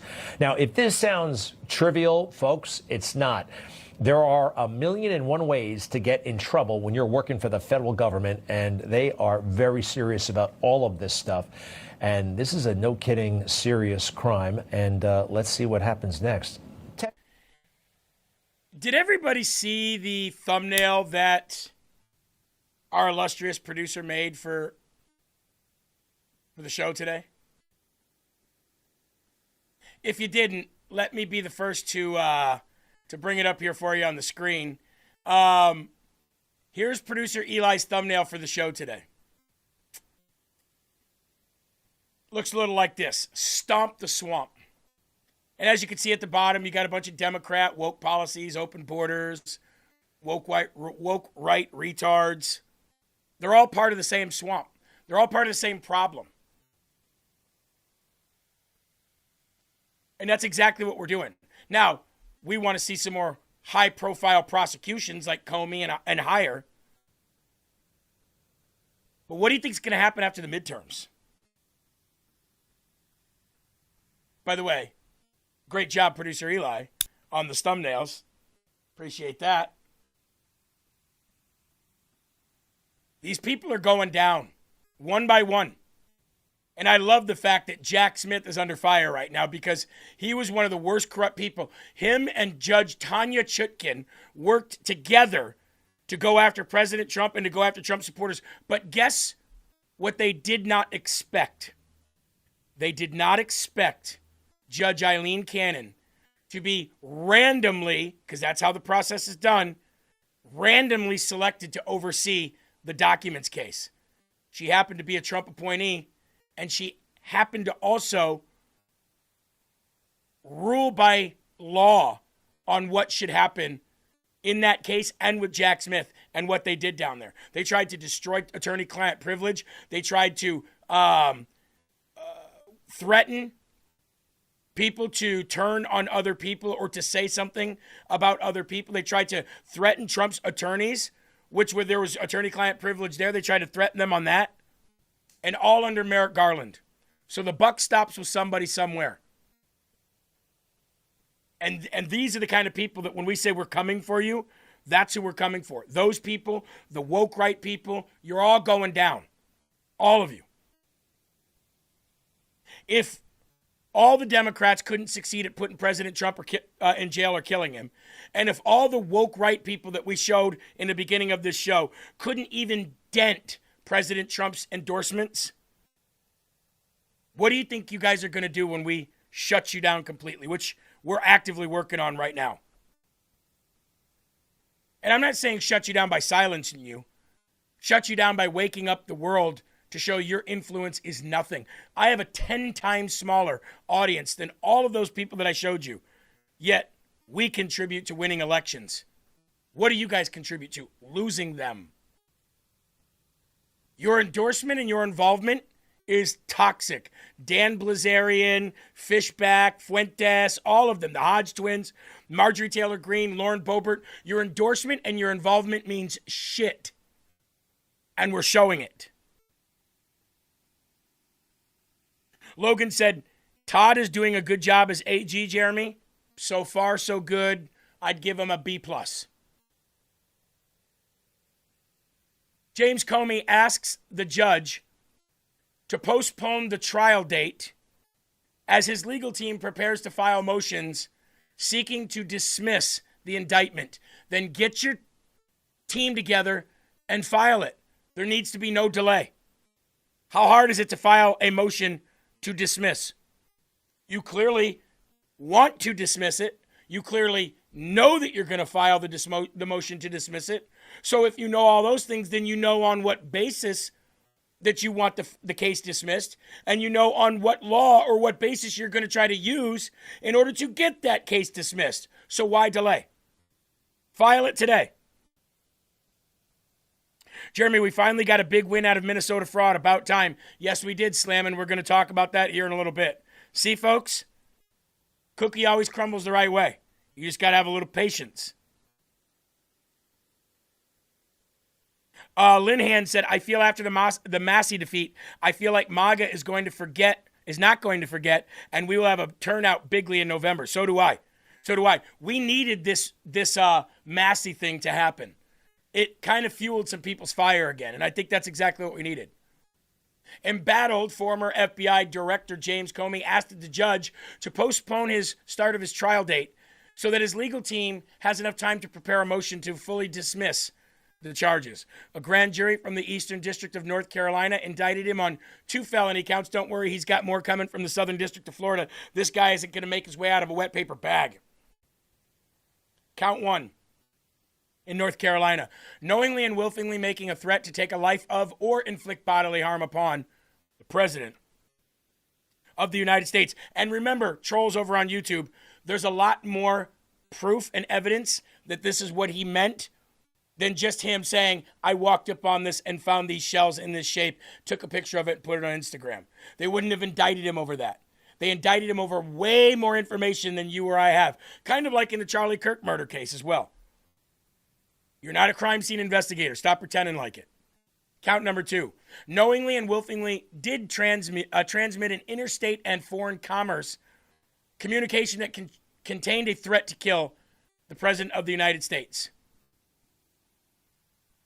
In a court filing yesterday, Comey's lawyers asked the judge, Judge Louise Flanagan, a George W. Bush appointee, to push back the trial date to October. Earlier this month, Judge Flanagan tentatively scheduled Comey's criminal trial for July 15th. Now, I don't know. So when this motion is filed, the prosecuting team, which is the DOJ, will have a opportunity to say, no, we don't want this delayed. We think it can move forward.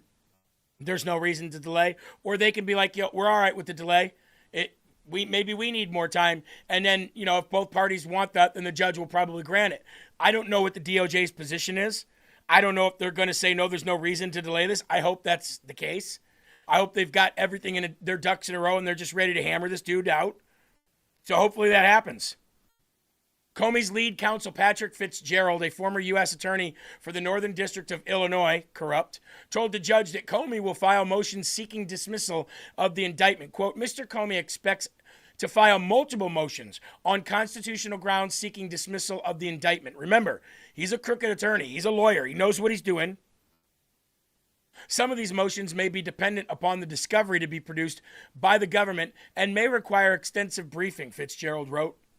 Discovery is still forthcoming from the government. For that reason, Mr. Comey respectfully requests that the court extend the current scheduling deadlines and set the following schedule for motions and arraignment. Pretrial motion deadline, July 28th. Deadline for response, August 18th. Deadline for replies, September 1st. Arraignment, October 2026. Term of court trial, date to be set at the time of arraignment. Comey is facing 20 years in prison. Here's President Trump talking about Comey and his people around him and his aides. Hold on 1 second here. We'll get you some volume on this.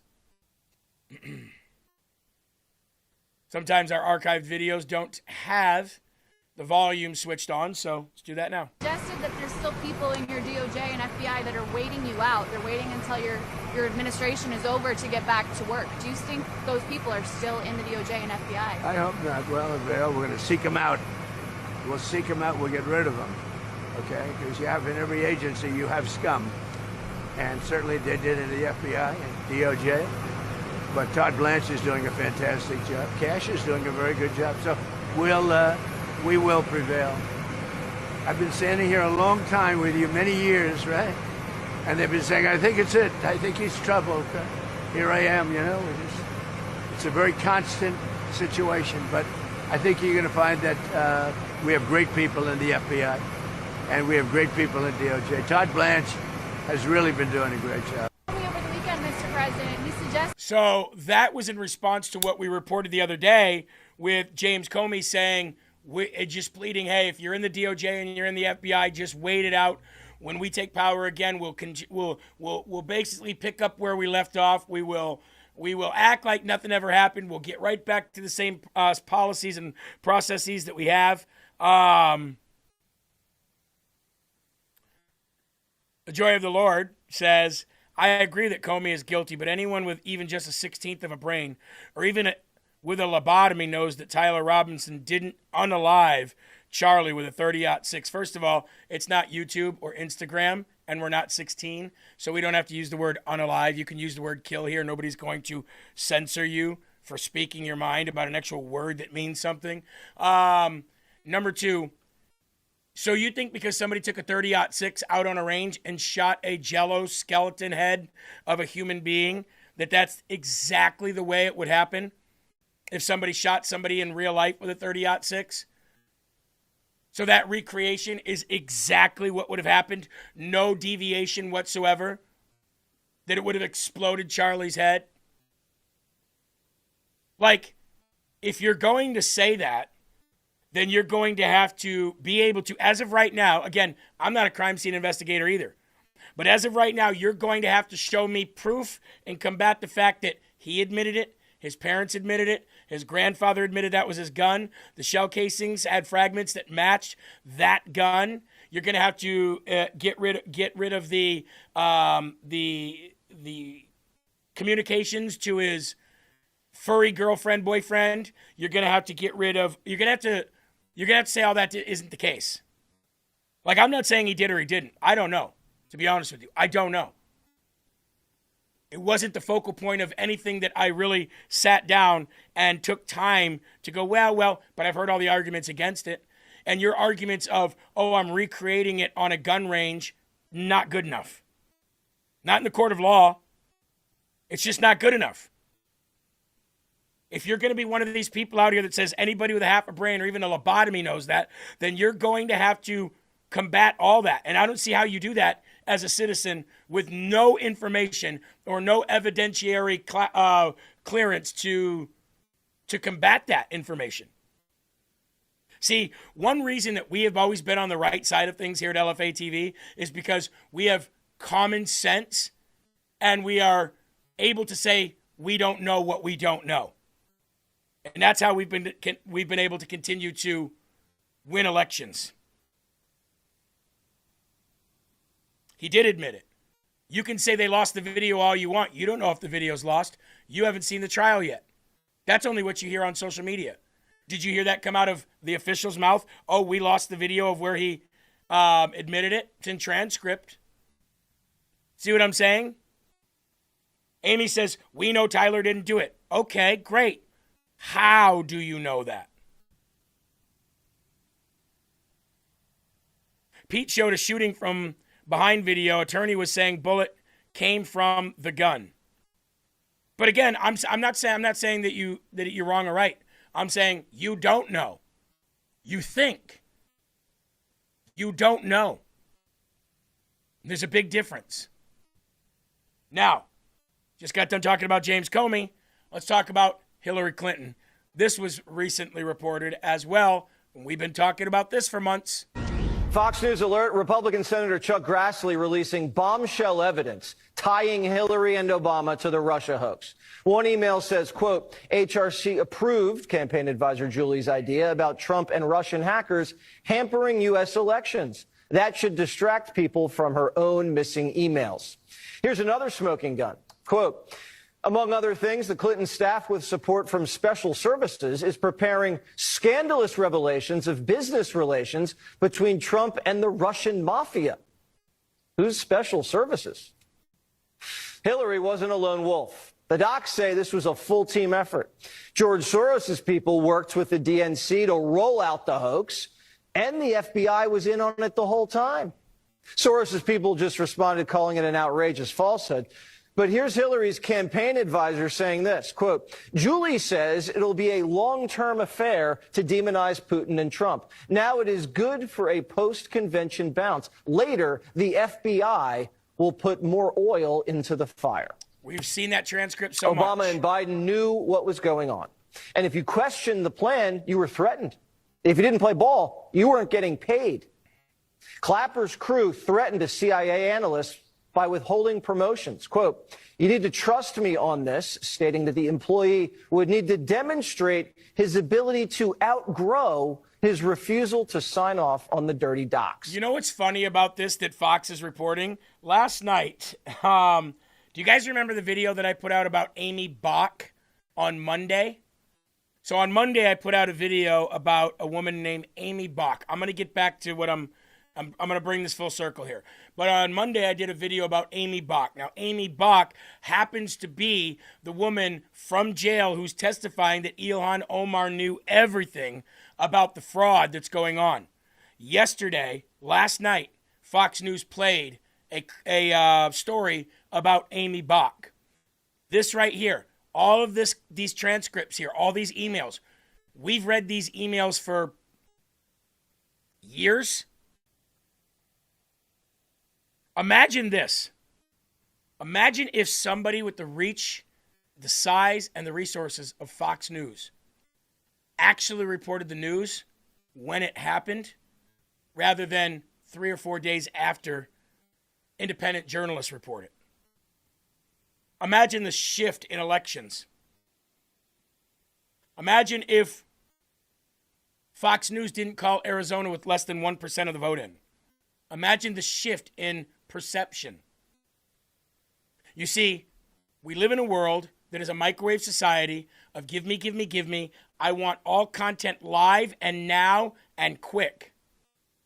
And I'm going to act because of the information that I get, I'm going to apply. So imagine if a company the size of Fox put out stuff at an appropriate time. Imagine the way the country would shift. And here's the other thing. If Fox puts it out, other news stations end up putting it out.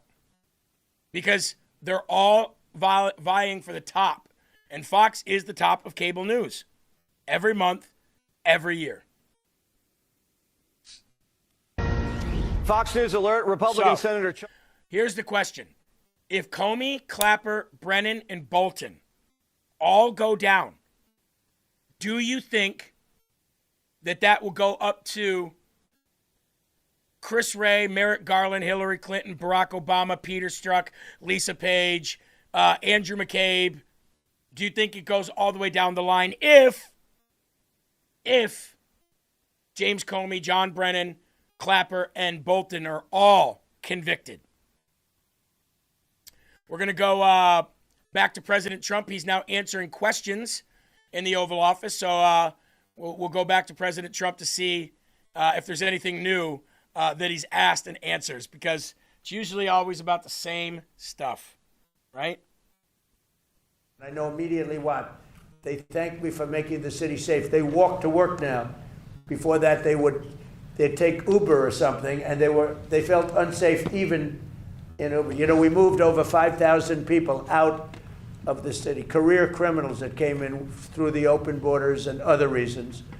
And we moved over 5,000. And an interesting statistic is that 2% of the population creates 91% of the crime. And the reason I like that is that you can handle 2% of the population. Mr. Kroger, I see you have stores in Washington? You see a big difference? We do. Boy, you said the right thing. Could you imagine? That would have been the end of Kroger. All right, okay, we'll do one or two more. Yeah, please. Look at that Ronald Reagan picture up there. Democrats are genuine in their focus on affordability, especially after they delivered 40-year high inflation last time they were in power. And then, or do you think they're using it or focusing on it as a means to try and win midterms and begin the impeachment process? Look. The Democrats had the highest inflation in the history of our country. 48 years, they say, but the history of our country. They had the highest inflation that we've ever had. When I inherited it, I inherited very high prices. And from day one, they said, affordability is the word, because they're good at that. They're good at words, but I'm good at words too. But they hit me with affordability. I'd just gotten there. They hit me with eggs. We had a news conference on my third day, and they said, egg prices are through the roof. I said, I just got here. Tell me about eggs. And we got the prices down, way down, actually lower than it was 4 years before. But we've gotten everything. The thing that we have now, the only thing that's really of great concern, two things. Beef is coming down, and the reason is they put restrictions on beef under the Biden administration, and it takes a while to settle that, but prices are down. But the big thing is, of course, energy. We had the energy way down, but I had to do a journey to Iran. I had to say, you know, we just hit the best markets. By the way, the stock market today is at the highest it's ever been, and we've had 59 of them, 59 days out of a very short period of time where the stock market hit all-time highs. So we have an all-time high stock market. We have all-time high job numbers. We have 401ks just hit the highest number they've ever been. So many of you have 401ks. That means you're richer than you've ever been. And we're doing really well. But they came up with this word, affordability. But it's them that caused the problem. And they use that word, Senator, they use that word right from the beginning. Cuts. I was in one day, and I heard somebody on television say, affordability. And I inherited this mess from them.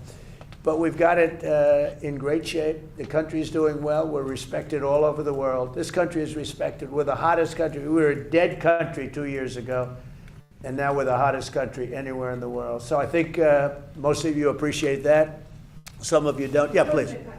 Washington Times.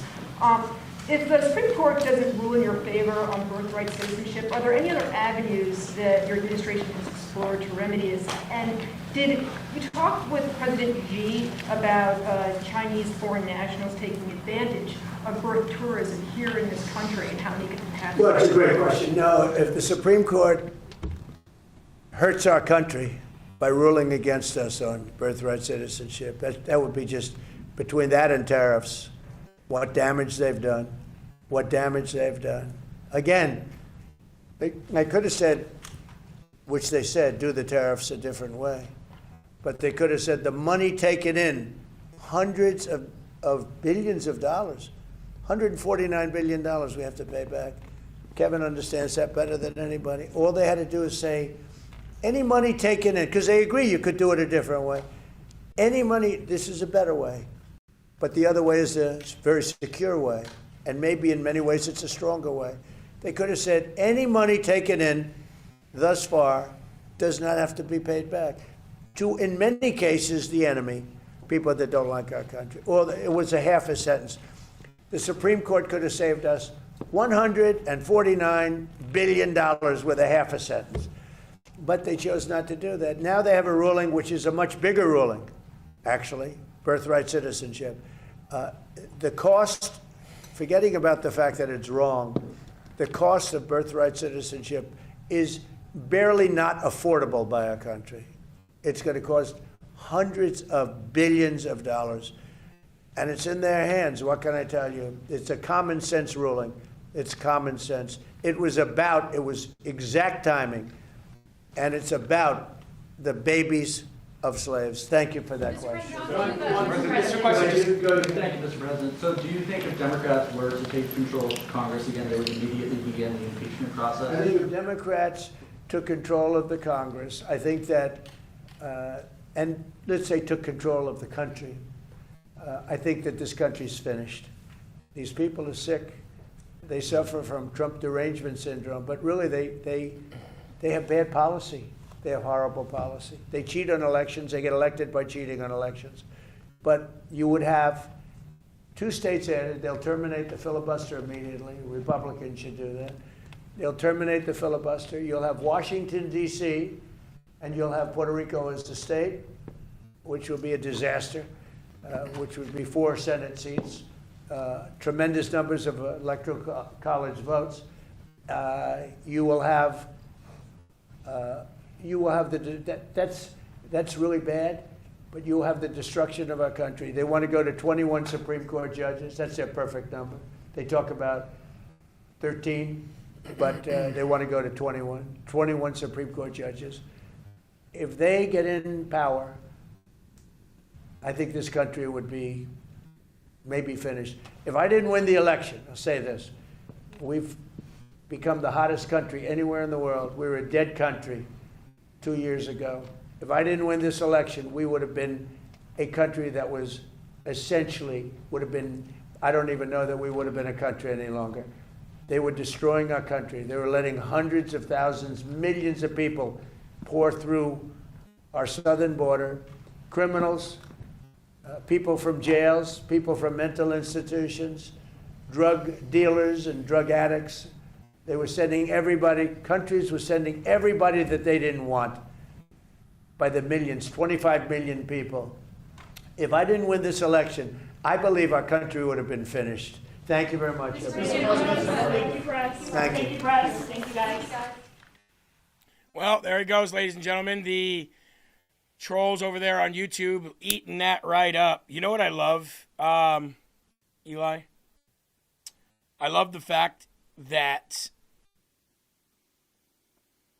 people on the left and on the woke right would gladly spend hours watching networks like ours.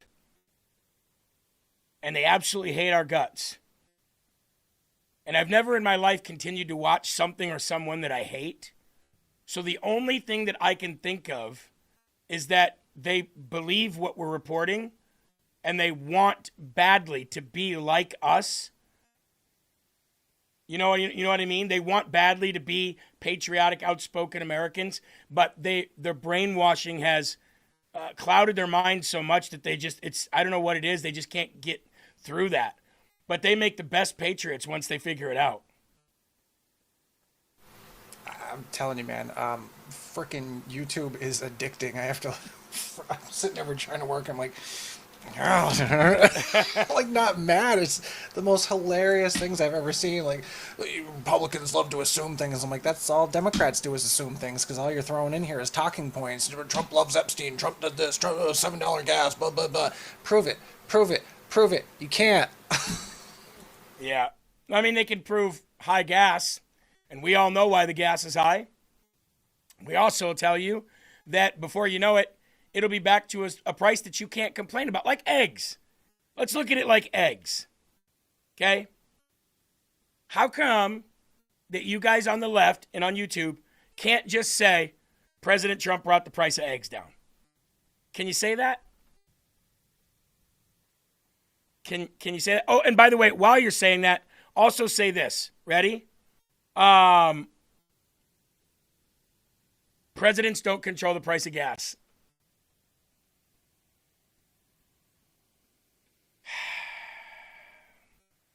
I'm watching on YouTube right now. I just want to see you say President Trump lowered the price of eggs drastically in the United States of America, and that presidents don't control the price of gas.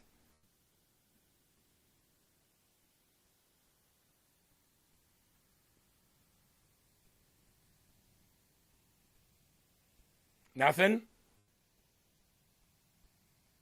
Nothing at all?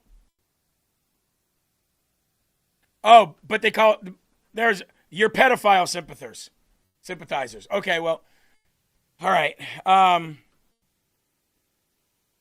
Epstein got arrested under Trump, convicted under Trump. Any file ever to be released was under Trump. That's just so weird. None under the Democrats. So weird. But again, I thought you said that the president doesn't control the price of gas when the price of gas 3 years ago was exactly the same price as it is right now. Actually higher. Eli? Yeah, totally agree. And I gotta be honest, my favorite is when they call him the PDF file. First and foremost, you call them maps and you welcome them under the fold of the LGBT flag, minor attracted persons. And secondly, who did he do that to? Was he ever convicted of actually being a pedophile to anyone? No. Who did he do it to? Yeah. Who did he assault? Yeah. Name him. Yeah, Name he him. also wasn't convicted of rape either. And E. Jean Carroll filed a civil lawsuit after the law changed in New York to go after somebody with no proof and only hearsay. And those 34 felonies that you also changed the law to go after him for, he did no jail time. So, weird. You want to know something really funny? Yesterday, while Barack Obama was with former Cuban dictator Raul Castro at a game, the DOJ indicted him.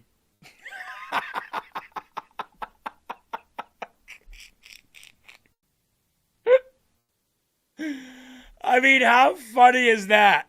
Like the UFC the other day announced that Conor McGregor was coming back. And they announced it during Jake Paul's MVP Netflix fight with Francis Ngannou, who used to be part of the UFC, Ronda Rousey, and Gina Carano, who both used to be part of the UFC.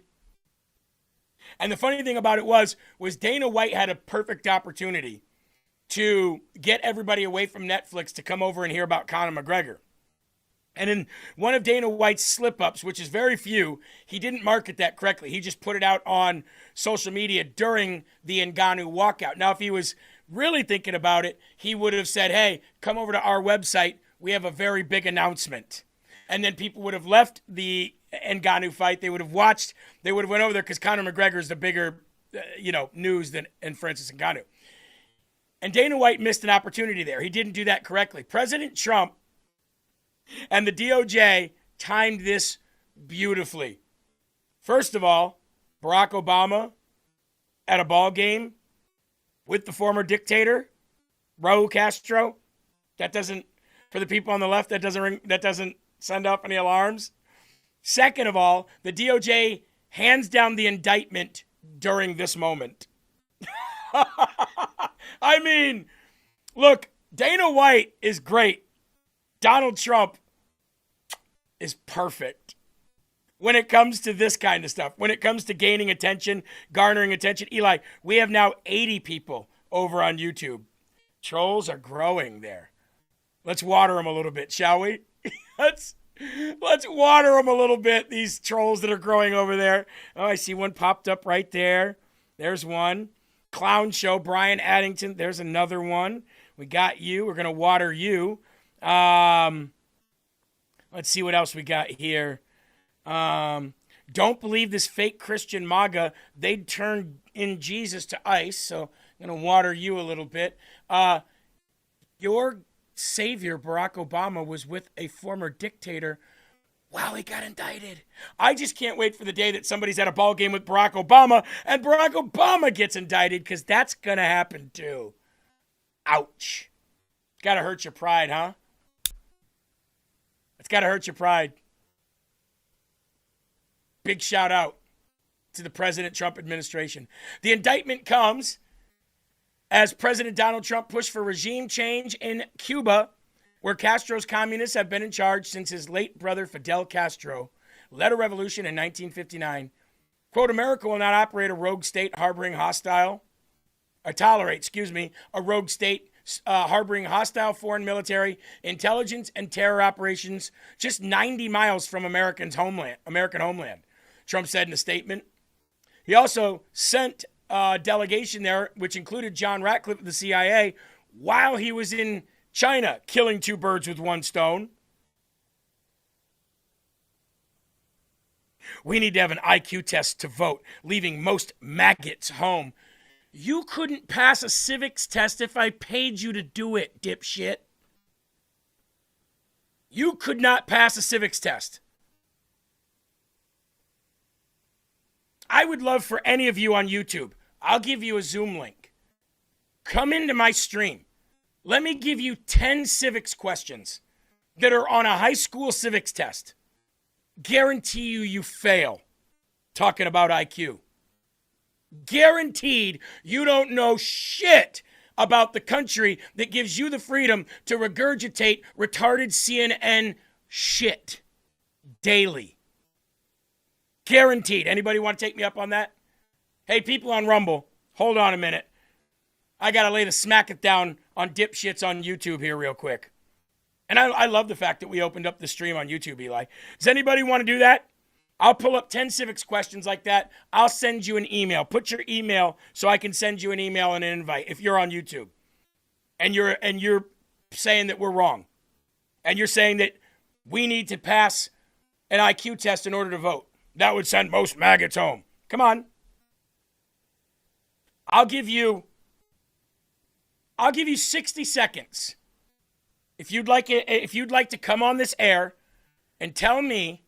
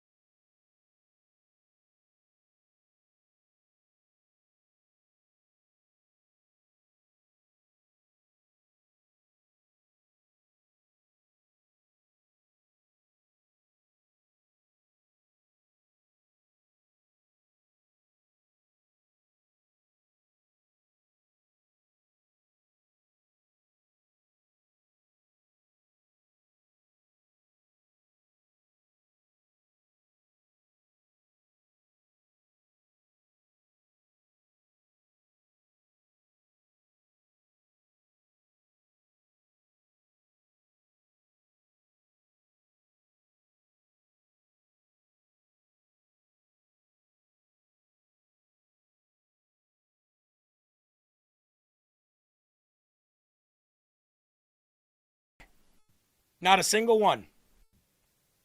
You can't win elections. You can't debate shit. You can't even accept a Zoom invite. What makes you think that anybody cares what you say on a stream?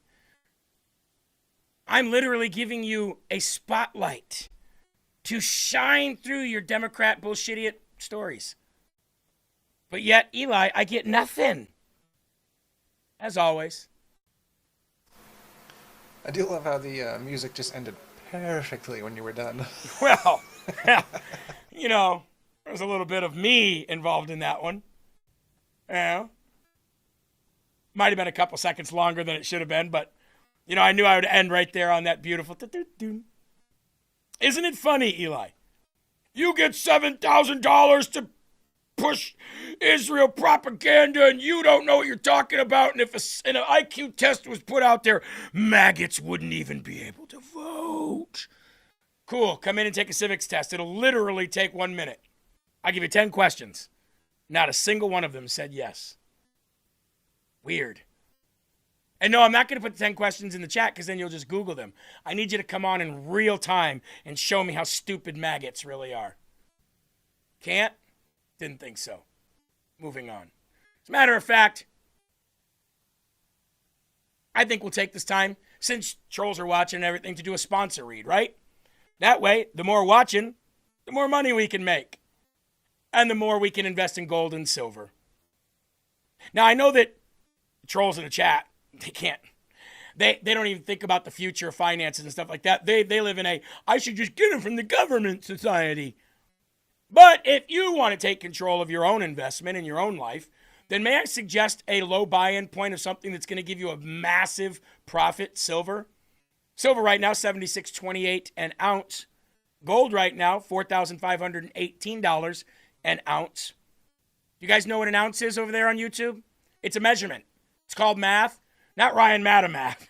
That math don't matter. We're talking about regular math. Now, an ounce of silver is very small. An ounce of gold is the same weight, right? What weighs more, a ton of bricks or a ton of feathers? Bet you can't even pass that question, that test, over on YouTube. But anyway, goldencrestmetals.com for all of your Golden Crest metal needs, like palladium, platinum, silver, gold, silver and gold, silver and gold. 2 of 3 things that Democrats don't have. The other's a gun. Get yours today, goldencrestmetals.com/LFA. That's goldencrestmetals.com/LFA. And if a Democrat does have a gun, Eli, they are trans.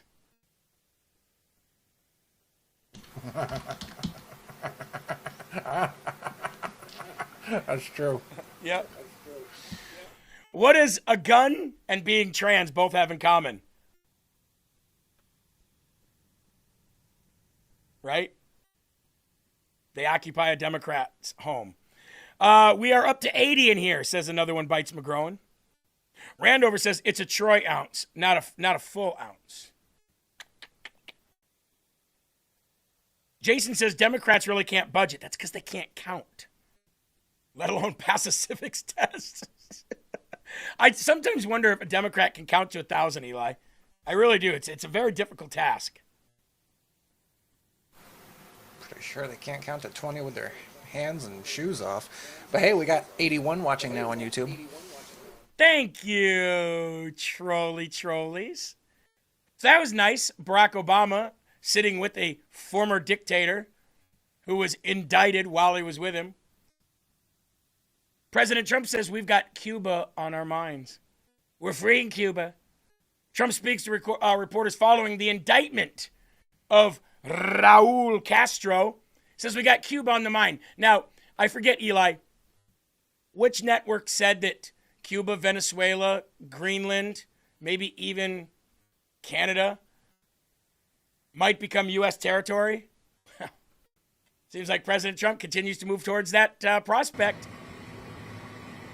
So I was just watching, we have big news on Cuba, as you know, with the indictment of Castro. So a lot of people have suffered very big, very at levels that few people would understand. And I think the Cuban population of Miami and certainly beyond Miami, people that came there that were decimated, whose families were ruined, appreciate what the Attorney General just did today and was just doing now. Is just watching it. So we have Cuba on our mind. Very important. It's been a lot of problem for a lot of years, and this was I think it was a very big moment for people that, not only Cuban Americans, but people that came from Cuba, that want to go back to Cuba, people that want to see their family in Cuba. I think this is a very big day, very important day. They supported me to the nth degree. They supported me at levels that nobody's ever seen before. And so I think it's a very important moment. Mr. President? Say it? What's coming next for Cuba? What's coming next for Cuba? It's a failing nation. You see that. It's falling apart. They have no oil. They have no money. It's a failing nation. They so still I live just in the can't 50s. tell you that. But we're there to help. We're there to help the families, the people. And again, a lot of those people are related to me in the sense that I've had such a great relationship with Cuban Americans.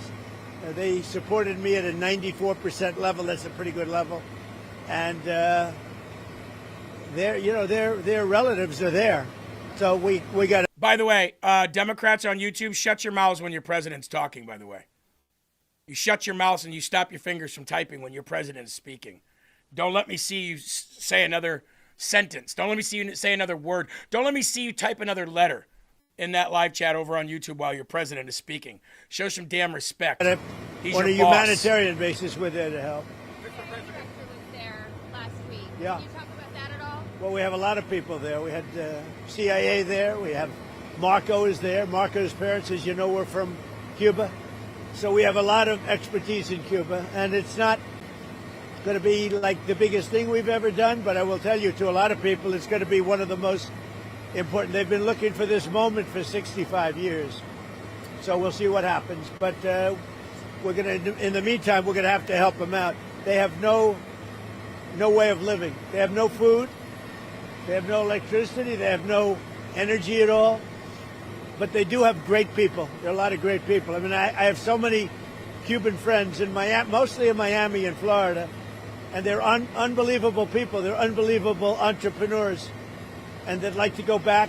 I think hopefully they're going to want to live here. Scarface If they was an want to go back, entrepreneur, and maybe he was they'll from invest. Cuba. We'll see what happens. But we're freeing up Cuba. Mr. President, how much longer do you anticipate the embargo having to be in place on Cuba? We'll see. We'll be announcing it pretty soon.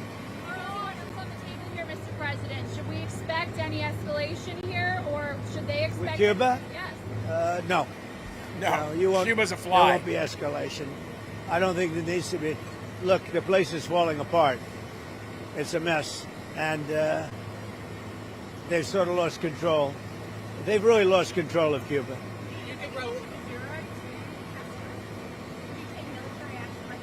I don't want to say that. They're asking if he'll take military action, if they expect any kind of escalation from Cuba. What are they going to do? What are they going to do? Send somebody on a bike to throw rocks at somebody's house? Rick Young over on YouTube says, Cuba's that way because the United States sanctions it. Whatever. That means we have power over them, so that means they shouldn't exist. They should be part of the United States of America. I agree. Time to welcome them in as our brethren, and they will live like us. They will thank us. Just as you over on YouTube should be thanking your president for speaking, gracing your ears with his presence and his voice. Bow to your boss.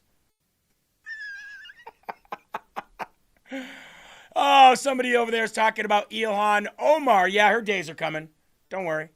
She's only got the walls are closing in on Ilhan Omar. Investigators are tracking the web of fraud to other Minnesota Democrats, such as Congresswoman Ilhan Omar.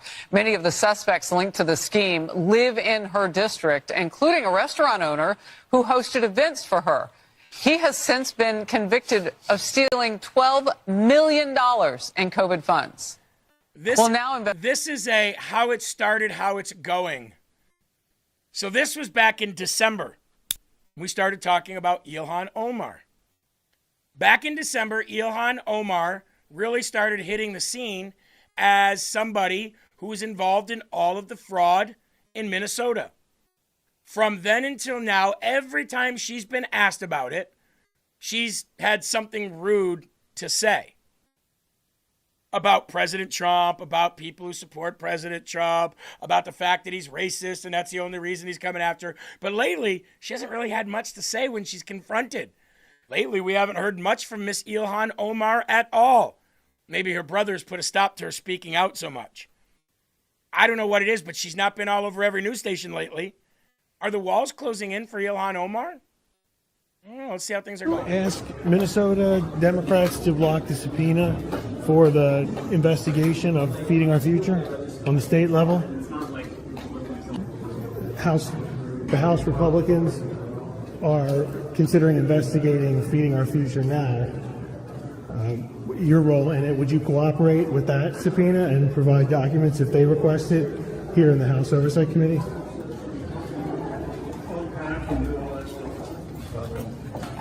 Nothing? Did you ask Minnesota? Nothing? Eli, this is like the third time that she has been confronted where we've not seen her run her trashy little Somalian, disgusting Muslim mouth where she know. By the way, Muslim women, why do you talk back? Isn't it a part of your religion to shut your mouth? I'm sure that the Democrat men over on YouTube agree with that because that's what the Muslim men want. And if you're all for Islam, Democrats, then don't you think that our commonality here, our common denominator is telling Ilhan Omar to shut her mouth? Muslim women are not permitted to speak. How dare she say anything? Sounds like her Muslim overlords finally got to her and said, shut your mouth like you're supposed to. She only opens her mouth now where she's got a controlled setting. She can't open her mouth in an uncontrolled setting anymore because it's starting to hurt her. And her Muslim male overlords told her, shut your damn mouth, dog. I'm waiting to see if you guys agree with me over there.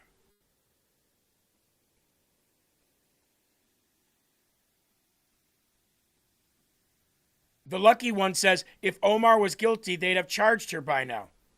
Oh, really?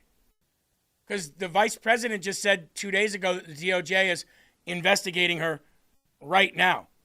So you really can't throw somebody in jail till the investigation part is over, right? Huh. Representative Ilhan Omar has finally addressed the allegations that she was involved in a major fraud scandal during the COVID pandemic. As the court's exhibit shows from the massive $250 million Feeding Our Future fraud trial, it is revealed that Ilhan Omar's name was raised multiple times in email chains and text messages with the convicted fraudster Amy Bach. That's funny. Amy Bach is who we were talking about on Monday. Bach served as the mastermind behind the largest COVID-era scheme targeting children's nutrition programs. According to trial exhibits unsealed in Amy Bach's case, Omar's office was, ready for this? Here we go. Here we go, Democrats. Directly involved in all communications with the fraud ring. Now, for Amy Bach to have this come out in testimony, she would have had to add proof, right?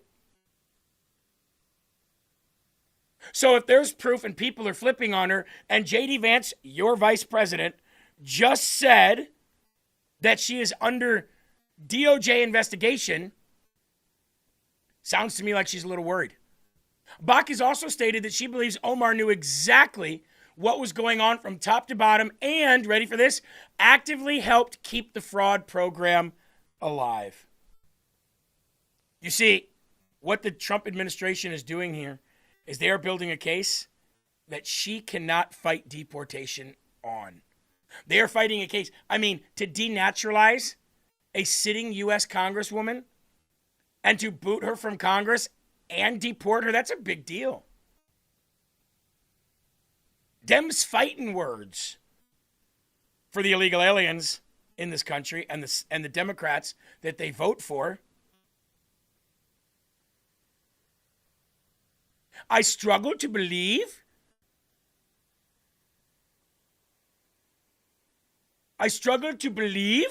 what you are saying about me.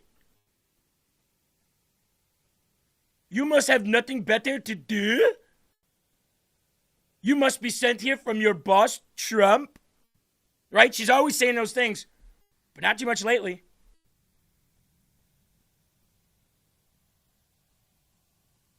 Yesterday, Omar actually addressed all of these allegations that she knew what was going on. Moreover, she laid the blame. Who do you think she put the blame on? Eli, who do you think that Ilhan Omar blamed for the COVID era fraud that happened in Minnesota around her? Who do you think she blamed? What the hell's his name? Starts with a T. He's the greatest president we've ever... Oh, Trump! That's right. During World War XI, Trump sought out Ilhan Omar because he was racist.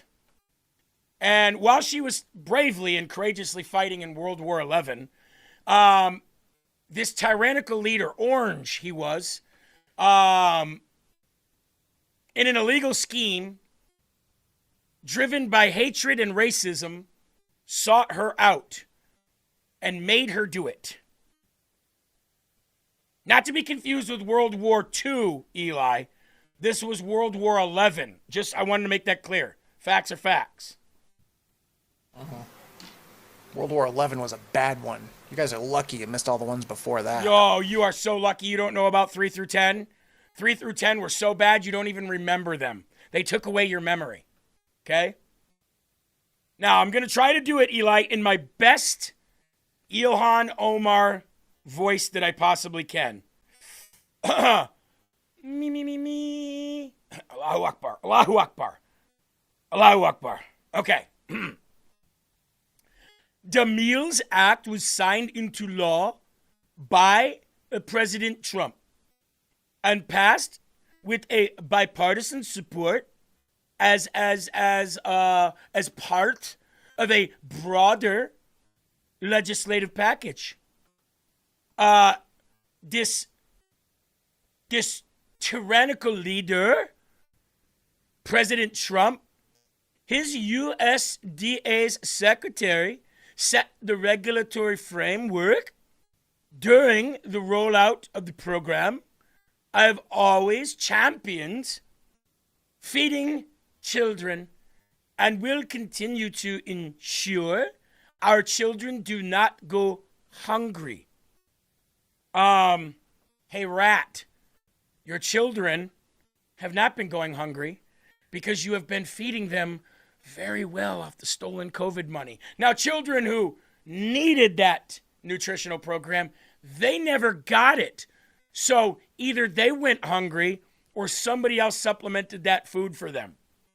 Because we know that the money didn't go to the children's program and then down to the children that it was supposed to help.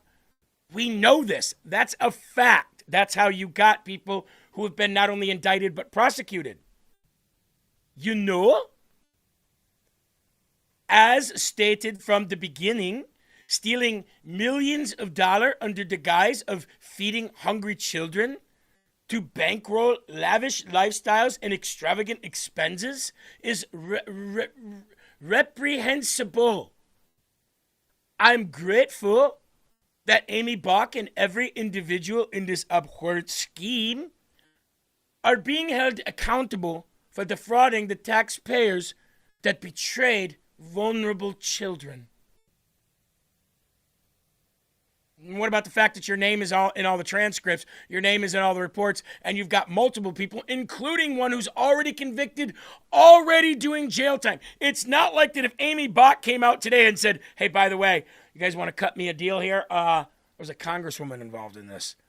You think they're going to be like, hey, she did the crimes, but there was also a congresswoman that was involved, but because she told us, let's reverse her sentencing. No. She doesn't get anything out of it. She's telling you what happened. And that disgusting Muslim scumbag is about to go down. You know? But we did get some good news in Minnesota. This is what Slam was talking about earlier. A Somali-linked daycare owner from the massive Feeding Our Future scandal has just been hit fresh with federal charges for stealing almost $5 million that were meant for kids' meals. Would you like to see what she looks like? Oh, she's a winner chicken dinner. She looks just like the rest of them. Doesn't she? Now, for the people over on YouTube that say I'm racist right now for what I'm saying, this is called bigotry. I'm being a bigot right now, not a racist, because she's a human, part of the human race. It's just that this section of human race I am bigoted towards because they know nothing but stealing, pirating, lying, defrauding, taking, and never giving, building, or contributing. Eli. By the way, I just wanted to point out a tad more hypocrisy from that end of things. Sometimes when we get these trolls really riled up, they start saying, oh, you guys have come out of the closet, you guys are fags, you guys are gay. But then when we say something against LGBT, you guys are bigots, you guys are misogynists. Which is it? You support them or you don't? Yeah. And by the way, it could have been winner, winner, chicken digger, because she could be digging up bones that she put away in Somalia to eat later on from a chicken that she stole from a farm not too far down the road. I mean, I'm just saying, could be. There she is. Wow, she's gorgeous, Eli. She's gorgeous. She looks like a model stand-up Somali citizen. That's Miss Somalia right there. Looking just like that. Happy, joyful, exuberant, full of life and vigor.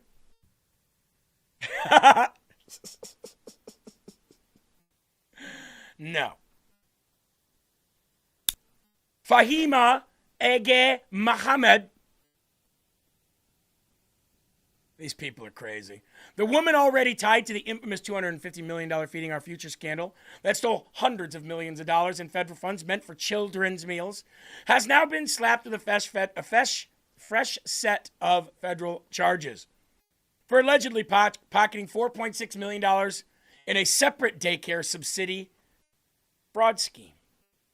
Wow. Mohammed, owner of the Future Leaders Early Leering Center in South Minneapolis, near George Floyd Square. By the way, Eli, do you know that it's coming up on George Floyd's anniversary of being sober? Very soon. Good for you, bud. Good for you. We knew you could do it. We knew you could do it, George. All these years sober now? Beautiful. Absolutely beautiful. Whatever you're doing to keep yourself sober, keep doing that. Okay? Just keep doing that. We want you to remain sober for a very, very long time. Right, Eli? We're compassionate here. Sympathetic, empathetic. Yeah, absolutely. Sometimes I wonder what his favorite song was. I bet it was Take My Breath Away. Yeah, it could be. It could be. Take My Breath Away. There's another song I wrote, Eli, called Still Breathing. That's a pretty good song as well. That might be a good song. We definitely don't want him to relapse, though, because we don't want his song to be, Hello, darkness, my old friend. I've come to talk with you again. George Floyd celebrating how many years of sobriety now? It's amazing, actually. Yeah, absolutely. Somebody said in here he's actually going to, eventually, he will be the record holder for sobriety. That's true. Dude, he will be. Sooner or later, that guy's going to be able to say, I'm celebrating 100 years of sobriety. Sheila says George Floyd has been sober for how many years now? I don't know. But I know he had a sponsor. What was that officer's name that sponsored him in his sobriety, Eli?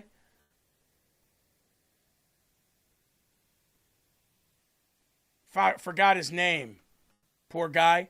Forget the sponsor's name, but never forget the drug addict's name, huh?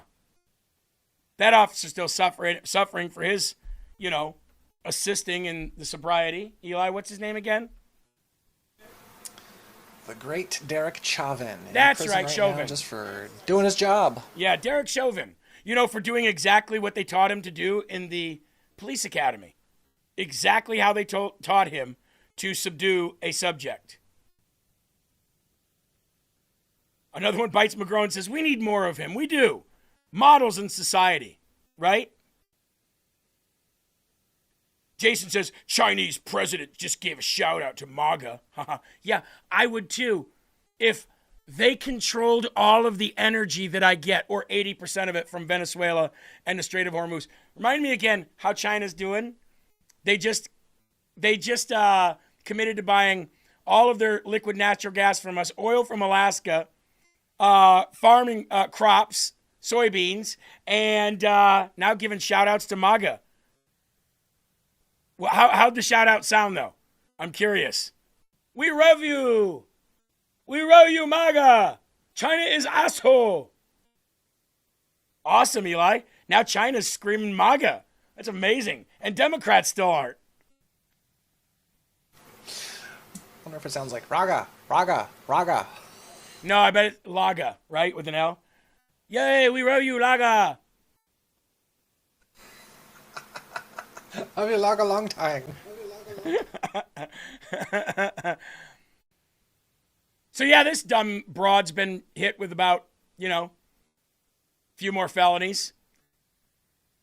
According to the charging document, Mohammed allegedly used her Minneapolis child care center, future leader early Leering Center, as a vehicle to funnel taxpayer cash through fraudulent claims. The other ones aren't doing that. Only she is.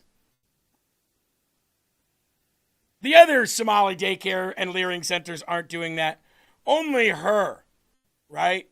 Federal prosecutors allege that between January and July of 2021, Mohammed submitted more than $826,000 in reimbursement claims for feeding our futures, for meals supposedly served to children, while the actual operation allegedly served only a fraction of the claimed meals. The DOJ further alleges that the fake meal count sheets, fabricated child rosters, and inflated invoices were used to justify the reimbursements. And guess who we have to thank for all this? Independent journalism, baby. Nick Shirley. That's who we have. We have him to thank for all this. James O'Keefe, Nick Shirley, Nick Sorter, all of them, all the independent journalists out there doing the job that the mainstream media won't do. And you know what I love about this? I love that the administration is using the independent journalists and working with them, using their stories, using their evidence and their proof that they've come up with. And it makes it so much less of a process for the red tape federal government. And I love the fact that J.D. Vance is actually working with the independent journalists and prosecuting the fraud that they've uncovered. If it wasn't for independent journalism, this would never be happening right now. Now, I am not a big fan of Nancy Mace. Not at all. But she has just introduced legislation to ban naturalized citizens like Ilhan Omar from serving in Congress.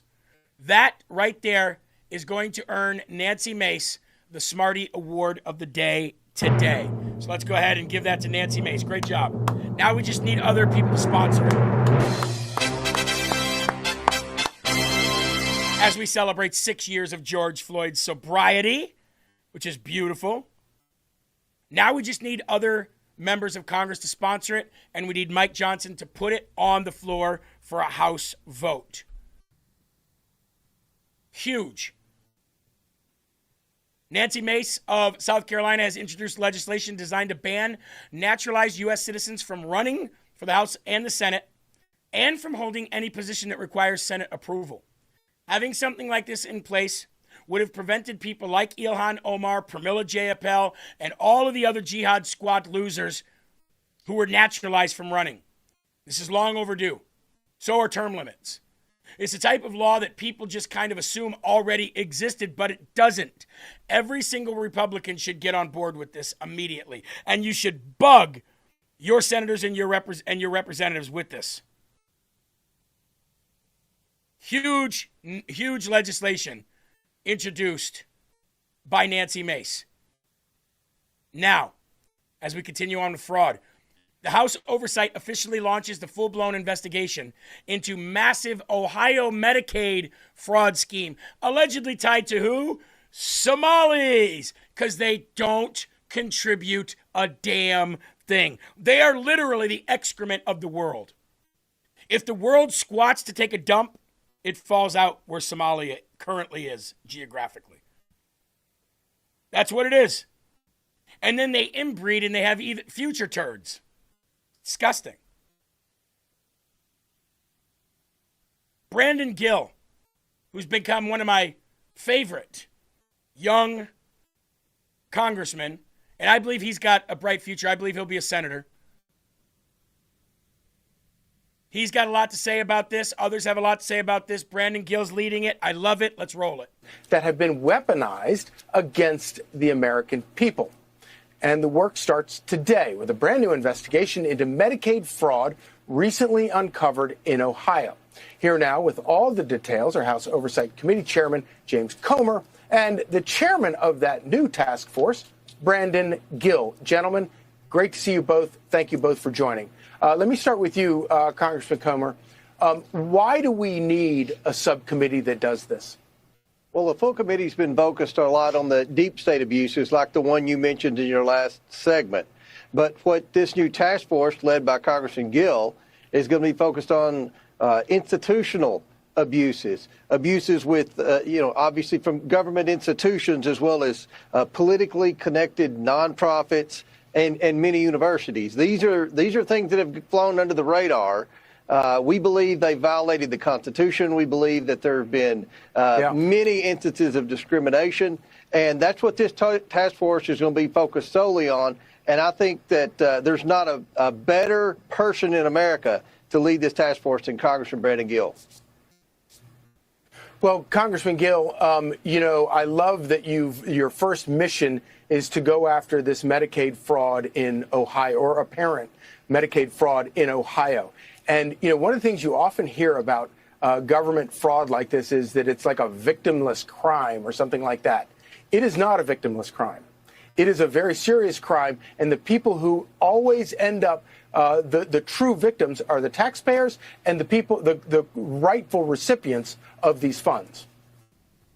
That's exactly right. And the American people are sick of seeing their tax dollars wasted and seeing government organizations or nonprofit institutions, colleges, businesses abuse the American people. And that's what we're going after with this task force. What we've found with this Ohio fraud scandal is that we've got what we believe to be billions of dollars that have been defrauded from American taxpayers that should have been going to benefit the American people. And instead, we're being laundered through a wide variety of shell companies that were acting as intermediaries to facilitate payments to organizations that weren't providing any type of health care. Ostensibly, this was going towards companionship services where we can't even verify that the services were actually provided, where there was no verification that the people providing these services were actually had any medical training whatsoever, and there were no caps on the spending for these programs. And again, this is billions of dollars, and this is what the American people are sick of, and what we're going to work hard and diligently to put an end to with this task force. Congressman Comer, what are some of the other areas that you, in your experience investigating these things, where that will be ripe for this committee or subcommittee? Well, obviously, we want to focus like a laser on fraud. We believe that when you talk about health care, which is an issue the Democrats are trying to make as their issue in the election, they want to cite changes made and reforms made in the big, beautiful bill. We are making reforms to try to put guardrails on this spending. The American people are going to be outraged. They are outraged what they've seen in Minneapolis with the Somali fraud. They're outraged what they've seen in Los Angeles County with the hospice fraud. And now what I think you're going to see with Brandon Gill uncover is fraud in all 50 states with respect to the Medicaid program. Under the guise of minority contracts, under the guise of new programs the Democrats want to start with no guardrails. There's no accountability. There's been no auditing. And the American people realize that. They see it every day, and they're going to see it even more after this task force gets started. It's going to allow us to be able to make the needed reforms in Congress to save taxpayer dollars, and that's what the American people want. Yeah.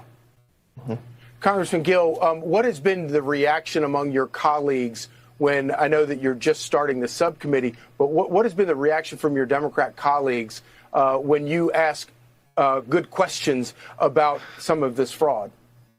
Well, what Republicans are doing are fighting to make sure that American tax dollars are being spent wisely. What Democrats want to do is weaponize the federal government and state governments and agencies to launder tax dollars to give to their political allies to effectively buy off votes. That's what we saw in Minnesota.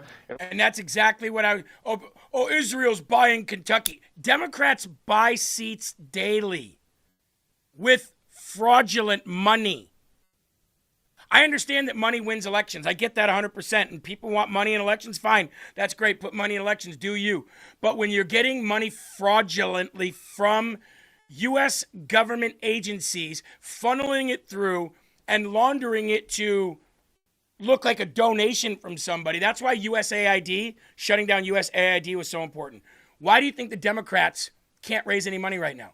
Why do you think that they're double-digit millions behind the Republicans?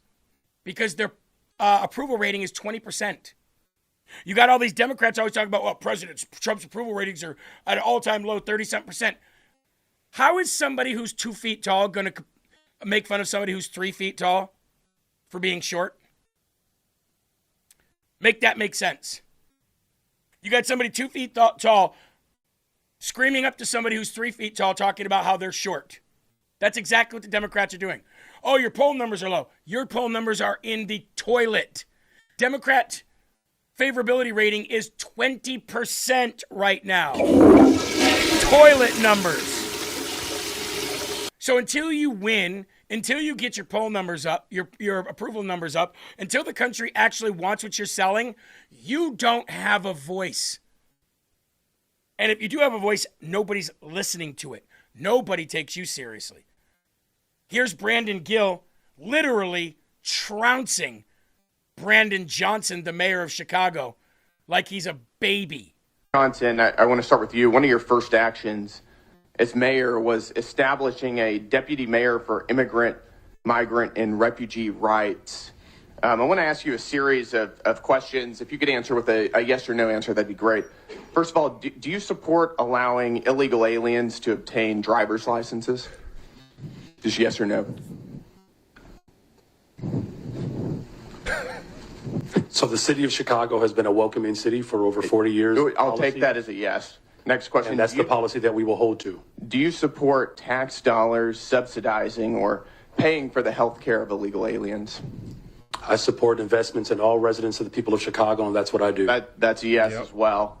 Do you support free or reduced college for illegal aliens? I support the investments of all residents of the people of Chicago. That is a yes. Next question. Do you support allowing non-citizens to vote in local elections? Of course. Again, I'm not over the jurisdiction of that type of law, but again, I'm committed to investing in all residents of the people of Chicago. I'll take that as a yes. I've got an article from the Chicago Sun-Times, and I'll quote here briefly. Johnson proposed, among other things, that all residents, regardless of citizenship status, be able to vote for Chicago Board of Education members. Next question. Your website states, and this is your campaign website, quote, "I will not stop fighting until abortion access is completely secure for people all over the country," end quote. Yes or no, do you support taxpayer-funded abortions for illegal aliens? I support the reproductive rights of all people, all women. That is a yes as well. Your mayoral transition website mentioned support for creating a Chicago Board of Education. Brandon Johnson got destroyed. Got absolutely destroyed there. Didn't know what to say. Didn't know what to do. I support the rights, I support the rights, I support the rights. She didn't answer the question, did you? Not once. Other than I support the rights of all people. So yes, he answered the question exactly right. He supports taxpayers funding illegal aliens, everything. Fireboss said, flush that turd. Does anybody want to see Brandon Johnson being flushed? Hold on, we're going to need the...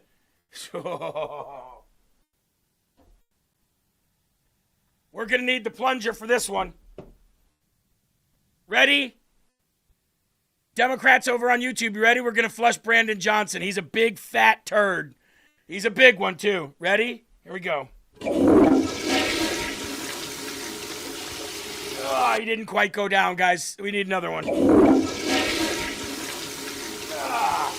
There he goes. Man, it's a lot of work. He's a big fat turd. Hard getting rid of him. Now, fraud. Don't you think that everybody should be okay with going after fraud? Shouldn't everybody be okay with, hey, if somebody's frauding taxpayers, we're all taxpayers, so wouldn't we all want that stopped? Isn't it funny how the Democrats, the left, hate the fact that we're stopping fraud? Isn't that funny? Why? Why are they so mad? Well, they're so mad because that fraud was coming right to their campaigns. Act Blue was one of the biggest fraudulent campaign scams that there ever was. We started talking about Act Blue in 2022 here on LFA TV, 4 years ago. They lost Act Blue. They lost USAID. They lost the Department of Education. They lost the EPA. They were getting all of their money through those government agencies, all taxpayer dollars. Shouldn't we all want to end fraud? And where it's found, shouldn't we want to end it? The Democrats do not. They would rather you just shut up. There's no fraud there. There's no there. Here's more independent media. James O'Keefe, who because of his work, now the DOJ is charging these NGOs in California for voter fraud. Let me take you back to the video that uncovered it.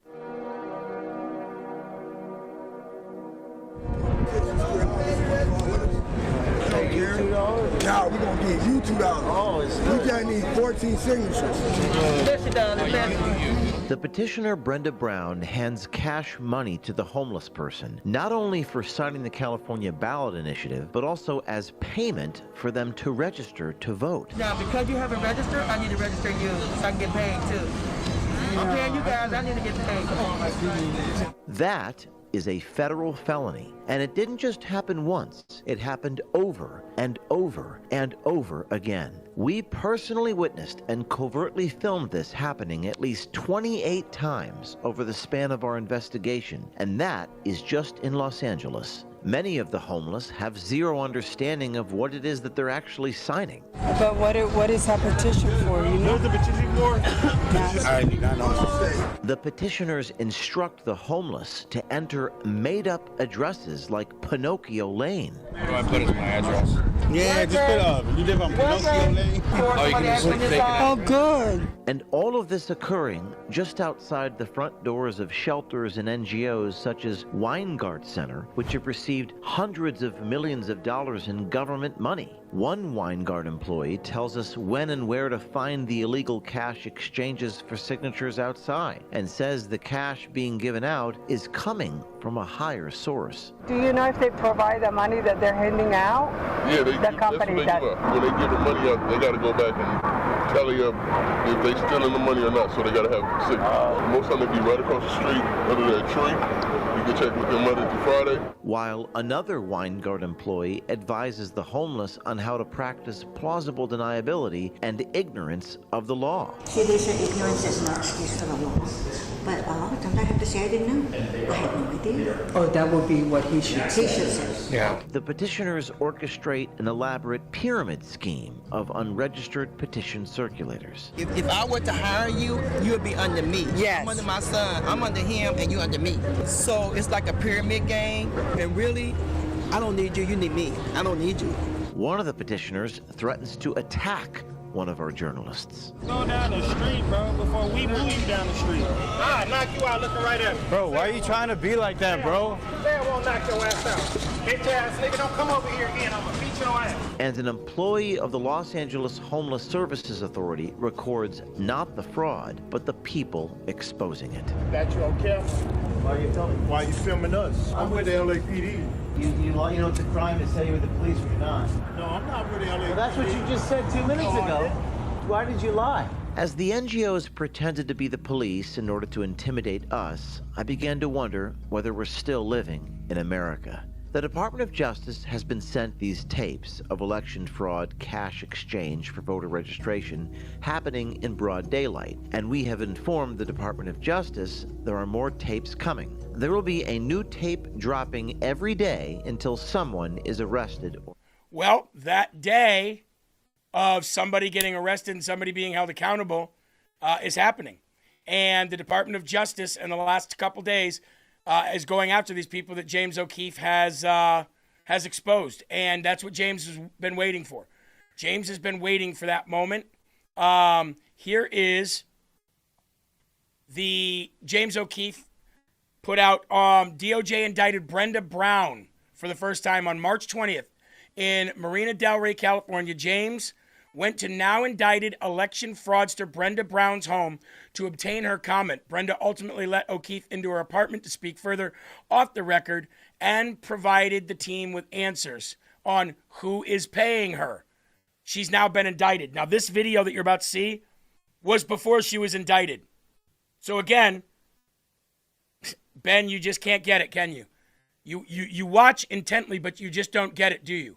No matter what you say, no matter how much you cry, no matter how much you whine and scream to the sky, you cannot beat us. You can't beat us. You can't wiggle your way out of this. You can't say, but Trump promised to lower gas. You're not going to ever win another major election ever again because we're getting rid of fraud and we're getting rid of illegals voting in your elections. You're done. Nobody cares about your crying. And really, not too many people are concerned about the gas prices right now when all the other promises are being kept. Thank you.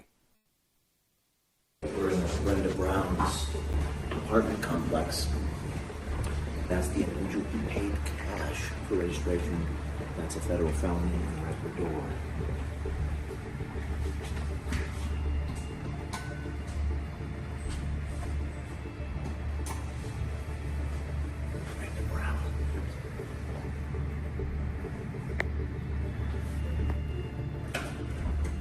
Hey, Brenda Brown?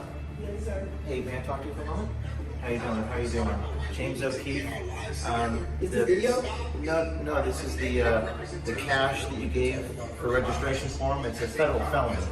It's a federal felony to give cash. Oh, so what's going on now? This is you on tape. So what's going on? What's going on is that it's a federal crime. And the Department of Justice is looking into this because you gave cash for a voter registration form. You know it's a federal crime, right? So what's going on? What's going on? Well, what's going on is I'm a journalist and I published a video about it. That's you, right? I'm ask you why you did it. Why'd you do it? Who do you work for? Who do you work for? Who's giving you the cash? Join the good guys. Join us. Be a hero. Blow the whistle on it, Brenda. Come to our side. Take it off? You could be a hero and tell the world who's giving you the cash. We want to work with you.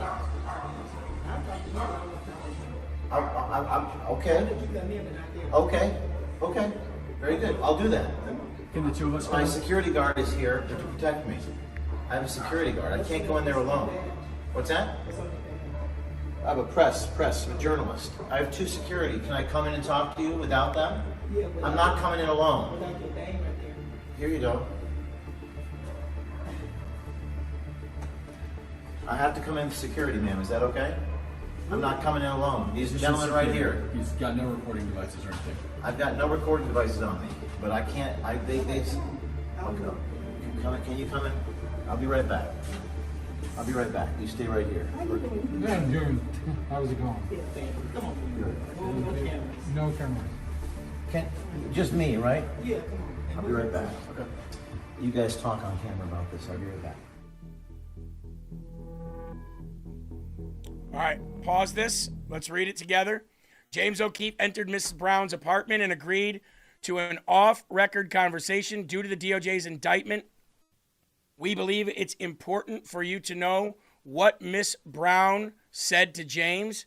James asked Miss Brown who was paying you. Miss Brown responded, "It's my own money that I give to homeless people." When asked if the petition company she contracts pays her to commit these election crimes, Miss Brown stated no.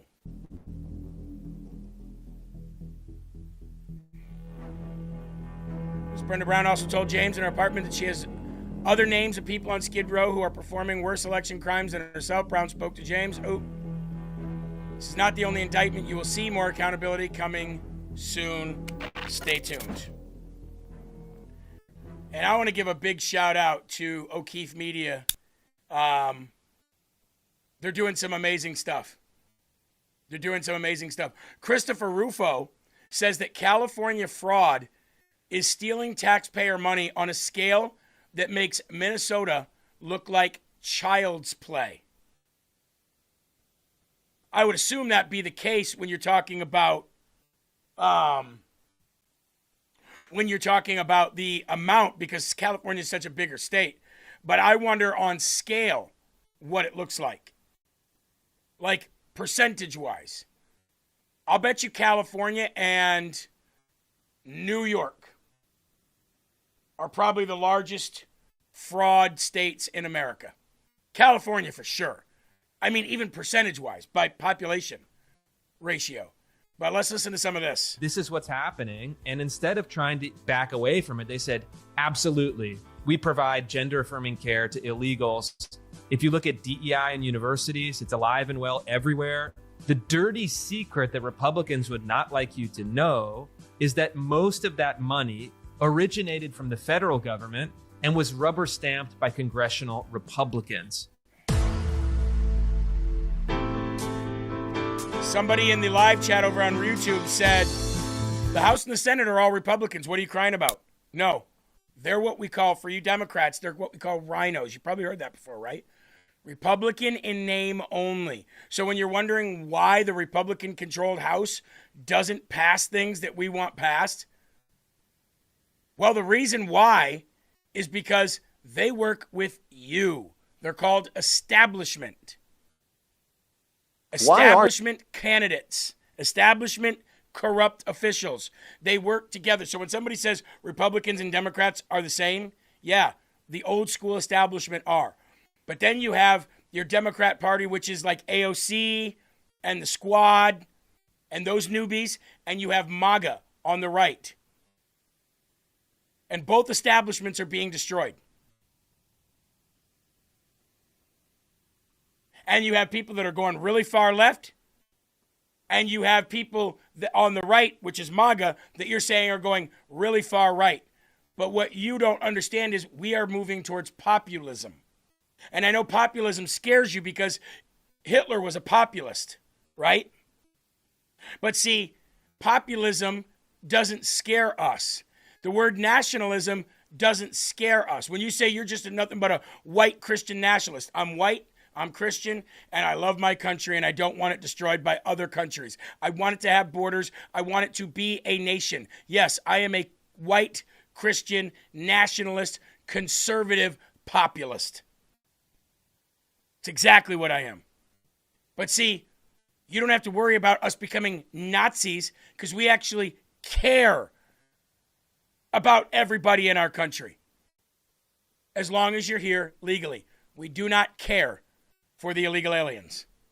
We do not care what happens to them as far as their living conditions. We just want them out of here. Now, if you come back through the legal channels, we want you here. It has nothing to do with who you are or where you came from. It has everything to do with legal and illegal. It has everything to do with assimilating. It has everything to do with civics tests. It has everything to do with understanding the way our government works. Read our road signs. Understand our laws. That's all we want. Now, me personally, I am a bigot against Muslims. I think Muslim is not a religion. I think it's not a valid faith. I think Islam, being a Muslim, a part of Islam, I believe it's a terrorist organization. I believe it's no different than Al-Qaeda. I believe it's no different than Tren de Aragua. I believe it's no different than MS-13. I believe it's no different than the Democrat Party today. I want to move on to Spencer Pratt. Before we move on to Spencer Pratt, please let me talk to you about Fatty 15. Fatty 15 is the only ingredient in this pill is C15. Now, they offer an array of different ways for you to consume C15, the pill probably being the easiest. It's the only ingredient in this pill, C15. If you don't know what C15 is, I suggest you do your own research on it. But it is an essential fatty acid that changes the way your body cells age. So as your body ages, your cells age. That's what's aging first, and then your outer appearance ages, and your cells get more damaged and damaged as you get older. What C15 does is it reverses that damage, and it basically in turn reverses the way you age and slows that process down dramatically. We've been taking it here for I don't know how many months now. And Fatty 15, you ask anybody in the chat if they're taking it, what their results are, and I'm sure they will not hold back on telling you. Fatty15.com/LFA, promo code LFA, and that'll give you your first 90-day supply for only $101.96. 90-day supply for $33 a month. Fatty15.com/LFA, promo code LFA. And a big shout out to that company for continuing its promotion here on LFA TV. Islam has no place in the United States. It never has and it never will. And we'll do everything we can to get rid of it. Moose Knuckles says, MAGA loves paying more for everything. Again, how's the price of eggs? Again? What's your mortgage rate now compared to where it was 4 years ago? Yeah. You overlook those things, don't you? Yeah, I know it's hard. I know it's hard to have a Democrat brain and not see things clearly. Oh, and I'm sorry, I'm going to keep pointing it out. Every time it comes up, you guys were proud. I'm proud to pay extra money for gasoline Ukraine. if it means Ukraine. Yeah, absolutely. You were proud then. Why ain't you proud now? Hopefully Spencer Pratt makes L.A. proud and becomes the next president, the next mayor. The president just, I would say, endorsed him yesterday, but wasn't a full endorsement, but it was nice. It was nice things he said about him. Are you a Republican? Why are you a Republican? You want to break some news here? Sure. It's in my, I've told this before, and this is the only time I've ever said this, so this is breaking news. Everyone's going to freak out. When I was a hated reality star, I got so many death threats. I had so much security and police, and what did they tell me to do? Get a gun. This is real. I know people don't like guns, but LA was dangerous if you're hated. So I got a gun. My wife got a gun. And then we needed CCWs. The only people that supported a CCW was the Republican. That was what I aligned with, my safety, my personal safety, my family's safety. I know people don't like guns, but when people are threatening your life and your own security is telling you you need to have home protection, train to, it's not like just I went to the, go through the proper steps. That was that's it. And that was it. And you felt like that party was more pro Second Amendment. And I know that's a very hot button, but here's the thing. I'm also going to be the mayor that puts LAPD in front of every school to make schools safe from guns. Right now we have officers to do that? I talked to a very knowledgeable law enforcement. All you have to do is pick one patrol unit and you give them a nice pin that connects to that school, and that's their street. So they add that in. So that's already part of mine, just because obviously I know people don't like guns and we need to make everything, especially schools, safe. But that is where I connect to. And once you feel fear and it's real, you want to protect your family. So why are you a Republican? Well, so when asked yesterday, Donald Trump said he thinks that he would do a very good job for LA. He hopes he comes through. But I'll tell you, Eli, do you know it's not stopping? The AI-generated campaign videos. Those AI campaign videos, those AI-generated ones that Spencer Pratt has been doing, absolutely genius. If it wasn't for them, he probably wouldn't even be in the running.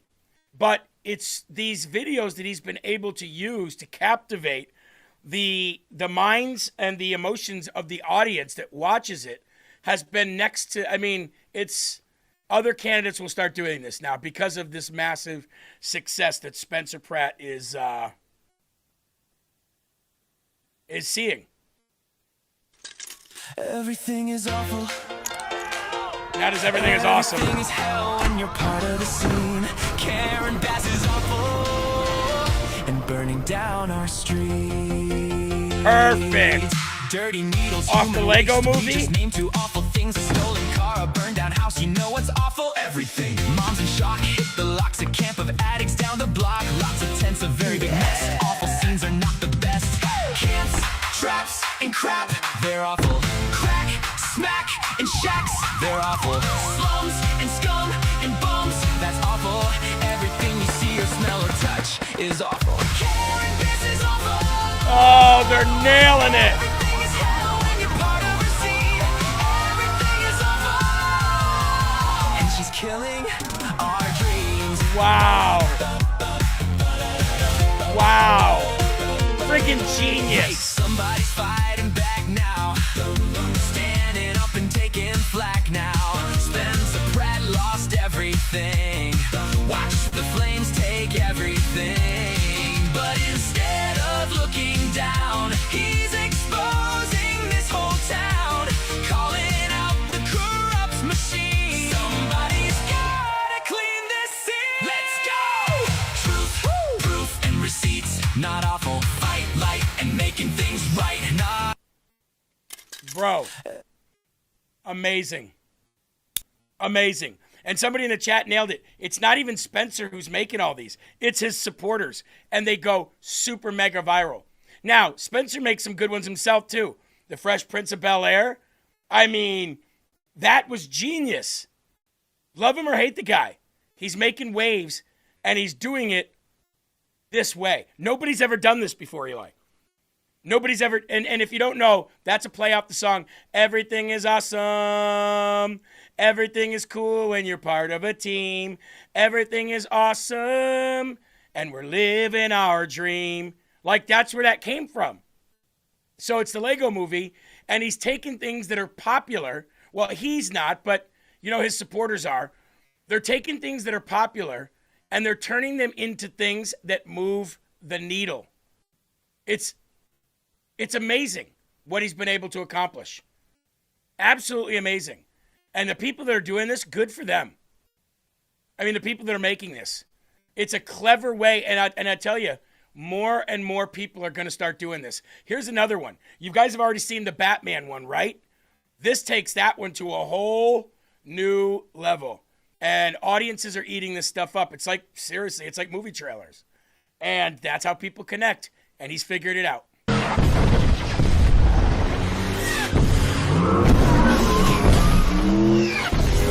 He's winning! She's People Thanos. realize they're not powerless anymore. You know what that means? As Gavin. Mothers can take their kids to the park again. As Dr. Doom. No more free pussies for migrants. No more free teeth for meth heads. Is this getting through to you? You'll have to get real jobs like everybody else. I want your evilest ideas. What if we make BBQs illegal? That's evil. That's good. I want you to throw everything we've got at them.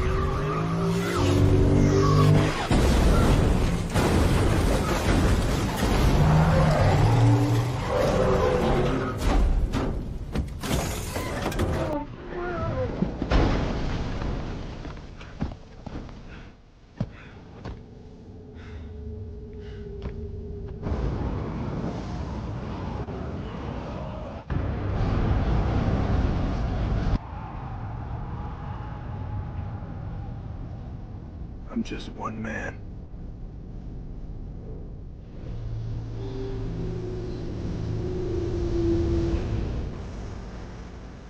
Oh, get out of here.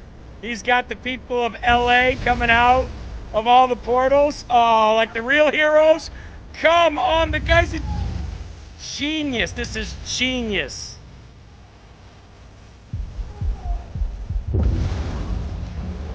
Eli, tell me this doesn't play off the emotions of everybody in LA. Come on.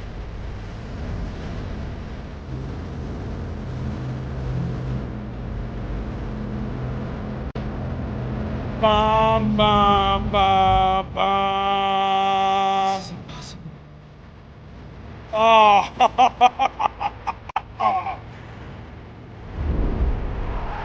Dude.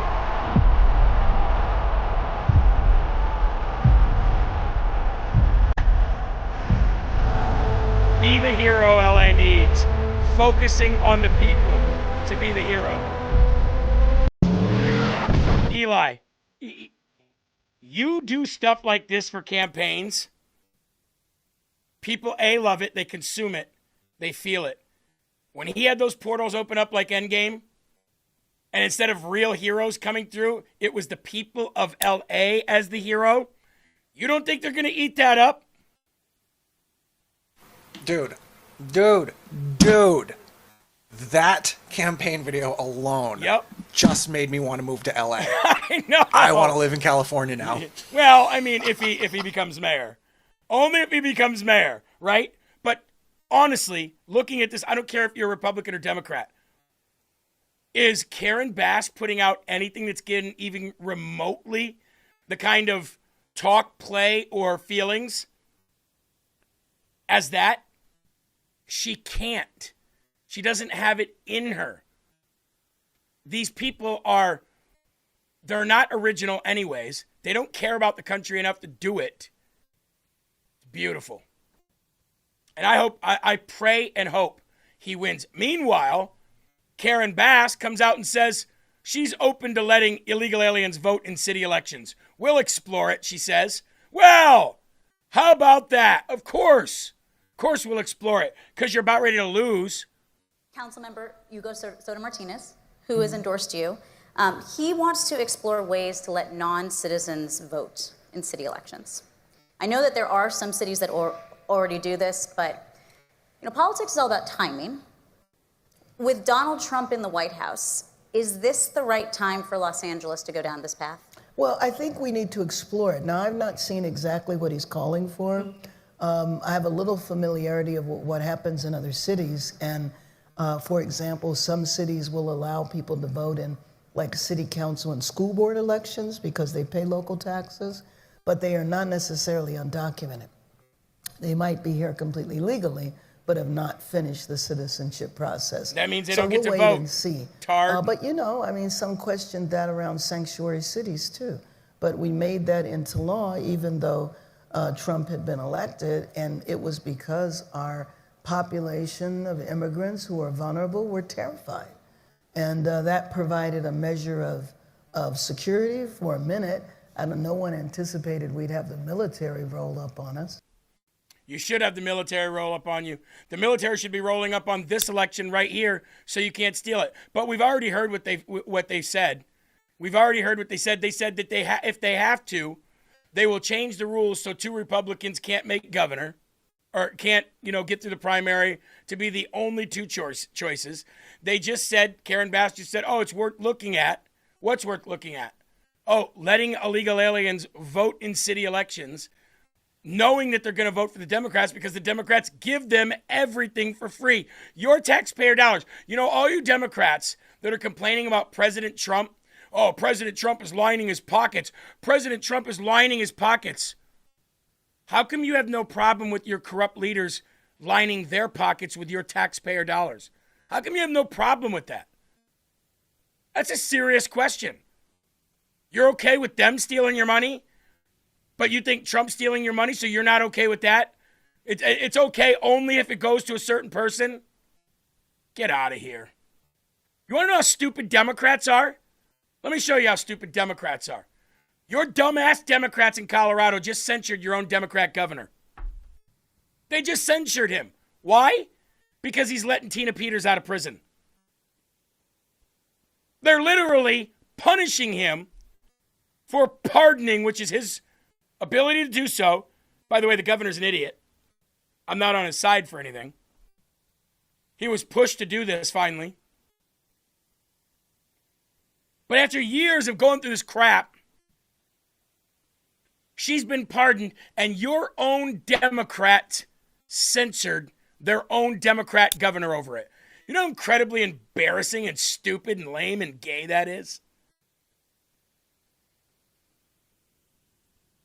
That's your party.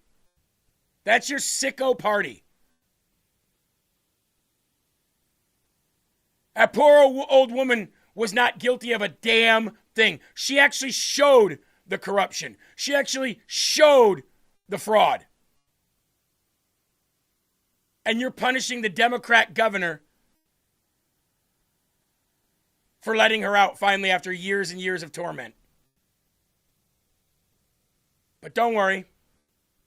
Don't worry. Little by little, we're getting rid of all you Democrats, and little by little, we're getting rid of our Republicans as well, like John Cornyn, Bill Cassidy, Massie, all of them that worked with you and helped you. We're getting rid of them too. Chuck Schumer says, oh, now we're going to win Texas. Yeah, okay, whatever. You can't even get into the car by yourself, you old crusty bag of farts. The Republicans in Texas are in a shambles, and we're going to win Texas. See that? The they love John Cornyn. The Democrats loved John Cornyn. And so did John Thune. And now they don't have him. John Cornyn is toast. Do you know that at Donald Trump's impeachment trials, Ken Paxton actually showed up. John Thune nor John Cornyn showed up to either of them.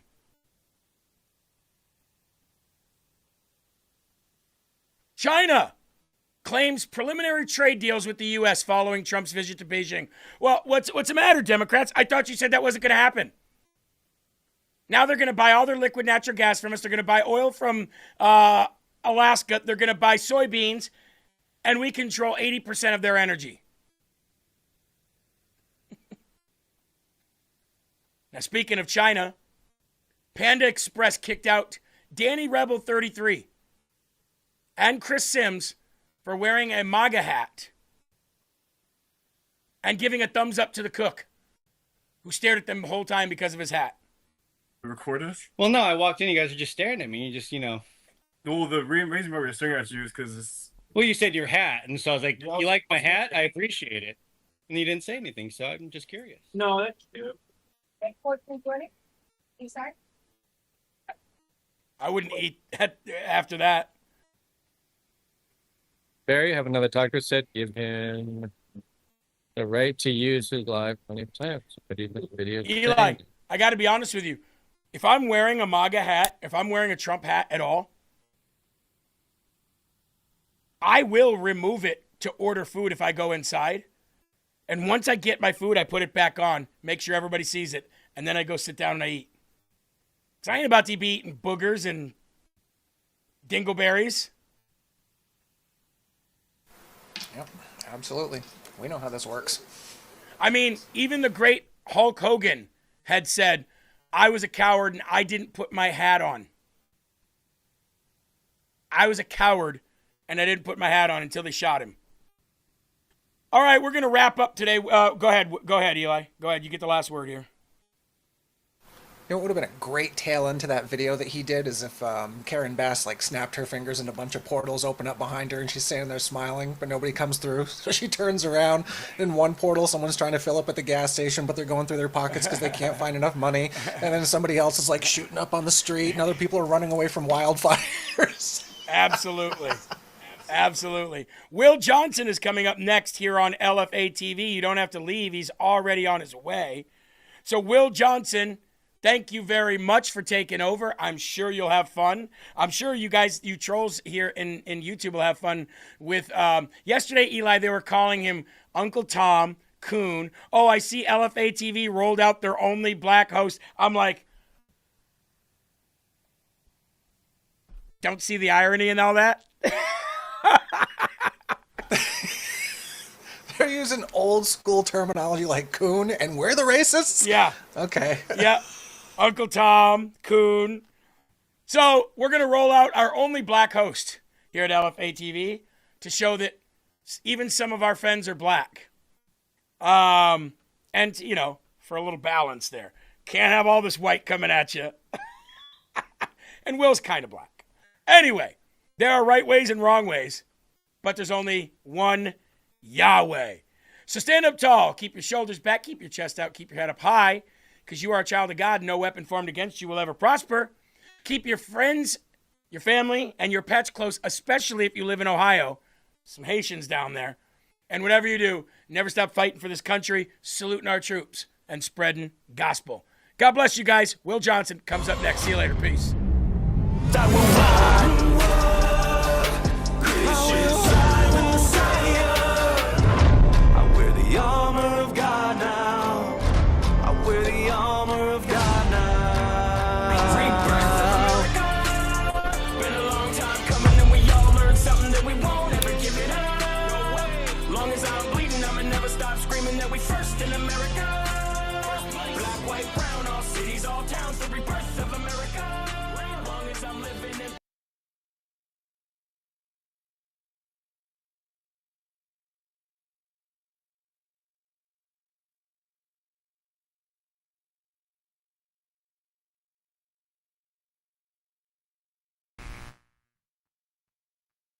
What's going on, everybody? Thank you so much for tuning in. My name is Will Johnson, and this is The Culture Wars.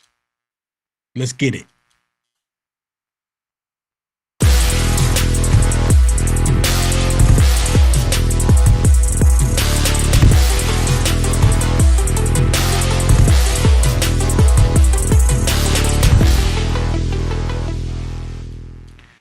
What's up, everybody? Thank you so much for tuning in. We are live. We are live and direct right now. Live and direct. Do we have the trolls on YouTube? Are they still there? Are they still there? You got to feed the trolls the truth. You know, the trolls that can't handle the truth, but we got to feed them the truth. That's all we can do. All we can do is feed them the truth. Even though they're radical lunatics, you know, they are what they are, but we got to feed them the truth. Thank you so much for everybody for tuning in. If you haven't already, please bless us by hitting that thumbs up. Let's get it out. Let's get it going. And I have a special treat I want to share with all of you. I did a video, a little short video, and I put it all over in social media, and I even put it on Blue Sky. They haven't banned me from Blue Sky as of yet. It's only a matter of time. It's only a matter of time. Give it some time. As soon as it happens, I will let you know. I am on Blue Sky, triggering liberals.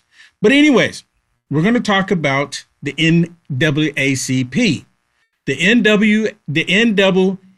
NAACP, they are trying to end and kill the careers of young black men and women. Now think about this. If you get a scholarship, and you get a scholarship to a school that you've really been wanting to go to, or your parents went to that school, and it's like the alma mater, right? You know, oh, I want to go to the same school my parents went to. And now you have the Black Caucus and the NAACP telling you not to go to that school because the state, not the school didn't have anything to do with it. The school should only be there to educate people, young adults, so that they can be good citizens out in the world. That's their only job.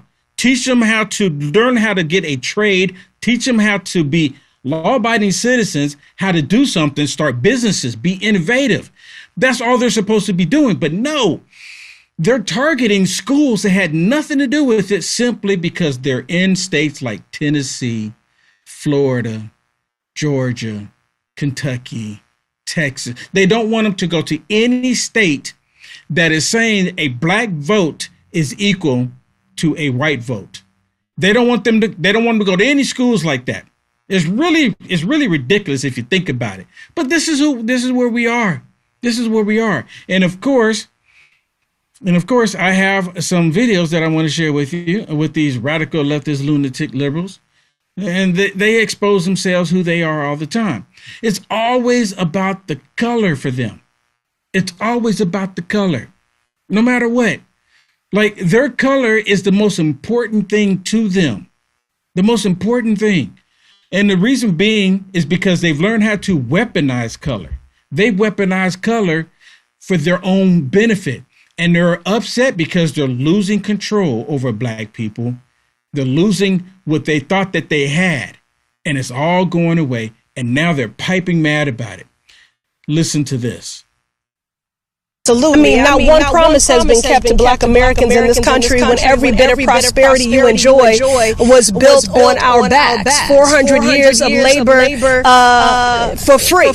And we never got our 40 acres and a mule. And we are still, harmed by practices like redlining and appraisal bias. And so we are long overdue for reparations. I'm proud to be the lead sponsor of HR 40. Black folks are certainly deserving of redress and reparative work, and one bill will not undo centuries of harm. So she's saying that they never got their 40 acres and a mule. You know what? That's not true. And the only time that 40 acres and a mule was ever handed out was right after slavery, after the Democrats lost the war against the Republicans, this first Civil War. What happened is that the Republicans said to the black people that were slaves to these white Democrats that we're going to give you reparations. Reparations came in the form of 40 acres and a mule, right? Because you have the 40 acres, you need some kind of way to be able to till the crop, to bring up the dirt. So they gave them one mule and 40 acres. Now, some black people during that time did receive the 40 acres and the mule.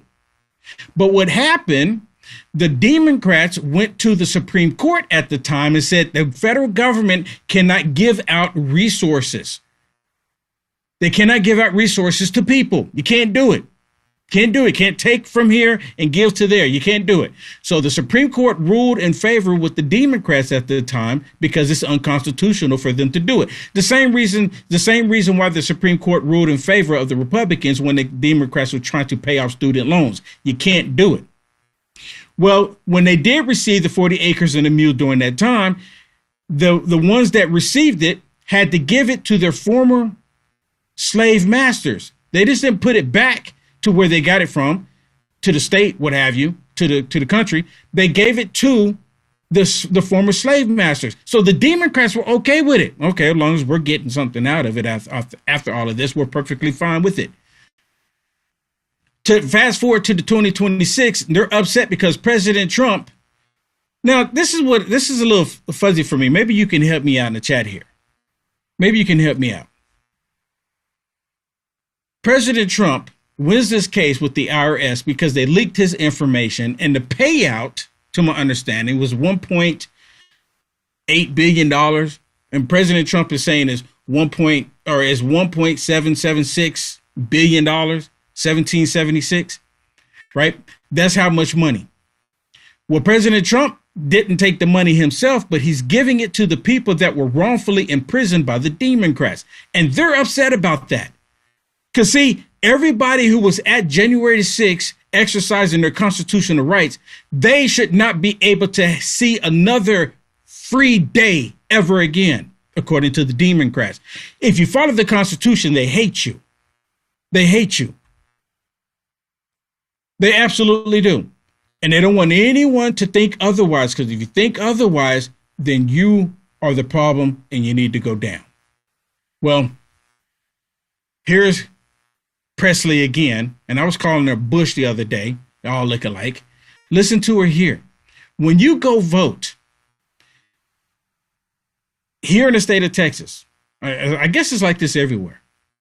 Maybe I just didn't pay attention to it because when I went in when I was younger and I asked for my ballot to vote, they just gave me a ballot and I went and voted.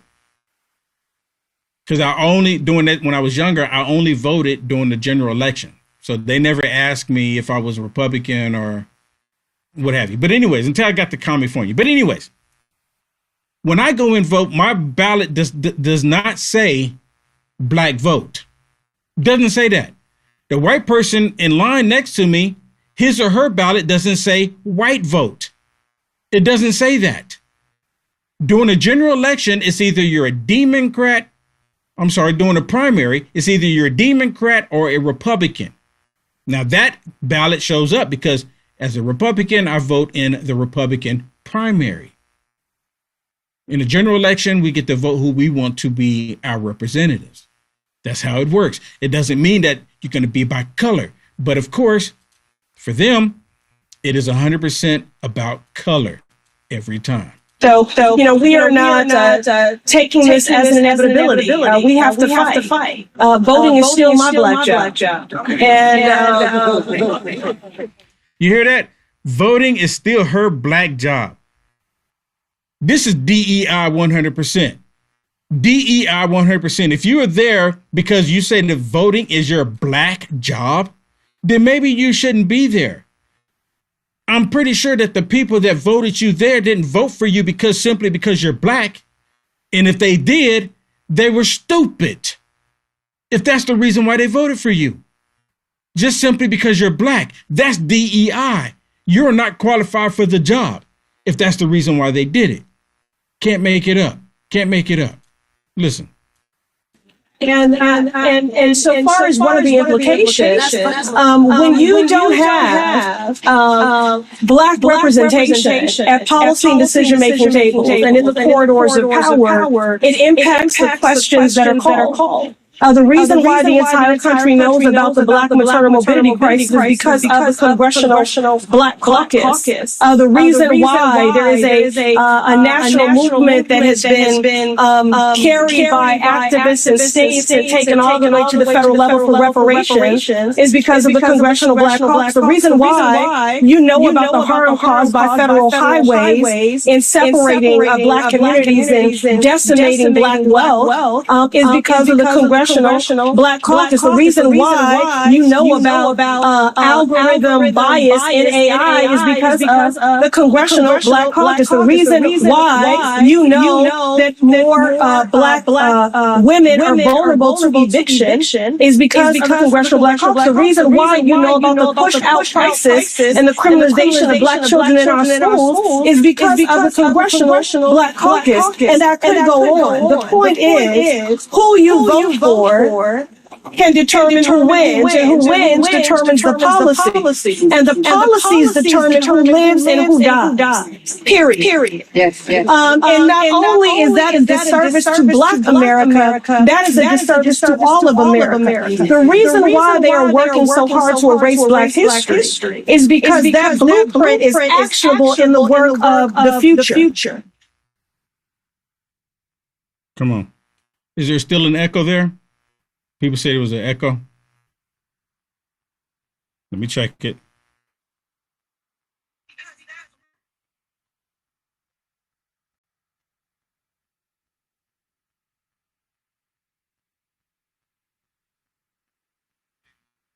Okay, so it's just an echo when she's playing. Okay, I think I know what the issue is. But you hear it, right?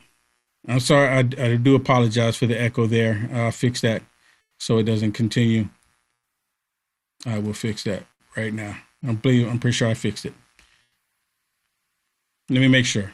The reason why they are working so hard to erase Black history. Yeah, we're working hard to erase Black history. No, they're not. Okay, hold on. Give me 1 second. Okay, yep, I got rid of the echo. All right, we're good. Thank you for letting me know. I appreciate you. Thank you so much. I'm like getting all into it, and it's a terrible echo going on. Crazy, radical leftist, lunatic liberals. I do appreciate you for letting me know. Well, let me share this one with you while I got the echo resolved here. Listen to her, because, see, their whole thing is to convince everybody that it's the Republicans, as I've mentioned so many times, Republicans are the ones that's trying to erase Black history. It's the Republicans that's trying to eliminate Black voices. It's the Republicans that's against Black people, and it's absolutely not true. It's like saying this. Republicans freed Black people, but all of a sudden they want to silence Black people. That doesn't make any sense, does it? Absolutely not. The same Democrat Party that enslaved Black people are the same ones today trying to convince Black people that they're still being oppressed. You can't make any decisions on your own without us, according to the liberals. Listen to this. 3 weeks ago, the Supreme Court gutted Section 2 of the Voting Rights Act in Louisiana versus Calais, saying that, and I'm going to quote, race-neutral considerations, that it could employ race-neutral considerations, end quote, in redistricting. Tennessee is not alone in silencing Black voices. Alabama moved to reinstate maps a court previously struck down for intentional racial discrimination. Florida passed new racially gerrymandered maps, and we're waiting in my home state of Georgia to see what happens with us on June 17th. And while this... So y'all need to write that date down, June 17th. June 17th. I'm so looking forward to it. June 17th. So I'm going to write it down because I want to see what's going to happen. I'm hoping that they do the right thing and they follow the Constitution, because you can't do any maps based on color. Because then in that case, you can have districts just solely based on white people. And the Democrats will never have that. They'll never have it. This administration demands attacks on Black Americans' voices with phone calls to governors. It is fighting hard for the right-wing extremist groups who stormed the Capitol on January 6th. Groups whose members are not all white supremacists, but doesn't seem to mind white supremacists. There it is. I always go back to white supremacists. Isn't it tiring? Isn't it tiring? Every day. And as I mentioned multiple times before, the only reason why they're going with that rhetoric is because they don't have anything else. Nothing else is valid for them. Nothing else is working. So what do? Oh, it must be white supremacists. Did y'all see the one with Jasmine Crackpot? I'm not going to play her. But during the hearing, Jasmine Crackpot was on there kicking and screaming, calling the Proud Boys white supremacists. Enrique is not white. More than half of the people in the Proud Boys are not white. There's Black people, Hispanics, Asians that are part of the Proud Boys. And there's a few of them that are white. They're not a white supremacist group, but they sided with President Trump. That's the reason why they're saying that. And the SPLC, oh my goodness, they're the worst ever. And they're still, to my understanding, I don't know if they're doing it right now, but it wouldn't surprise me if they're still paying white people to hate Black people. Can you imagine that, creating an organization to hate Black people just because you need someone to say that, oh, the hate is happening? It's like being a fireman. We don't have any fires to put out. So a fireman, you go out and start a fire just so you can have a fire to go put out. SPLC. That's who they are, the SPLC. This gerrymandering didn't just start. It's been going on for years. And the Democrats have been doing it to their advantage to stay and to retain power. And to gain power, for that matter.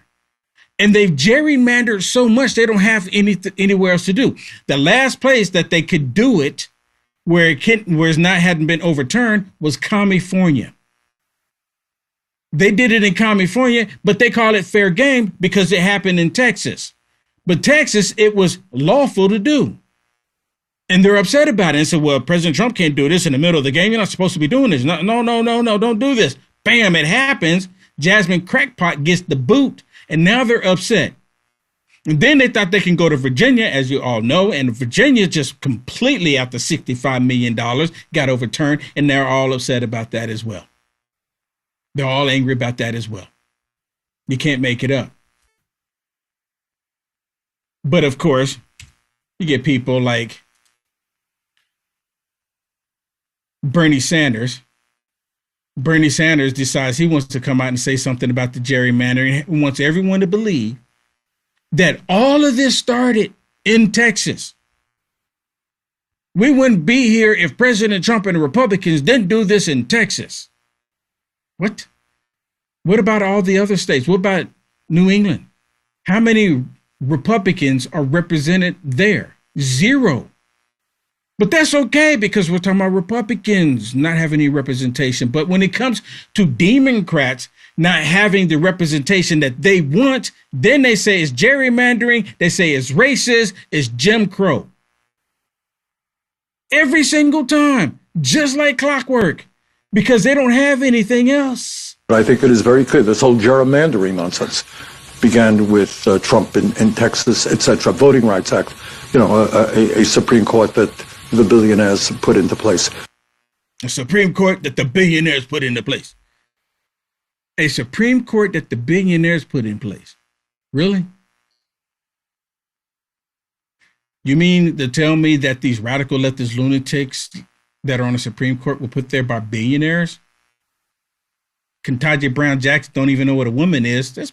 I would agree to that. But he's been after billionaires ever since, and he's a millionaire himself. And it's like, well, you started it. You started this. Like, I mean, how old is Bernie Sanders? As if he doesn't know that they've been gerrymandering all this time. They've known about it. They've been getting away with it. And President Trump been paying attention to the game. And President Trump like, oh, let's do it too. Then it becomes a problem. I remember when I was younger and I was in school and there was this guy. And I remember one day we were sitting in the library. Or was it the cafeteria? It was probably the cafeteria because it was kind of noisy when we were talking. And we were just sitting at the table and he was doing these mom jokes, talking about my mom. He's doing mom jokes, right? And I had never experienced anything like it. I'm like, this dude doesn't, why is he talking about my mom? And I'm saying, dude, why are you talking about my mom? He says, just jokes, right? It was me, him, and this other guy. And we're sitting there and he's steady doing these mom jokes, talking about my mom. He's not talking about the guy sitting next to me. So what I'm getting at is he being the Democrat, doing mom jokes, talking about me, not talking about the guy sitting next to me. So what do? I said, okay, since we're joking, I do a mom joke talking about his mom. Guess what happens? He wants to fight now.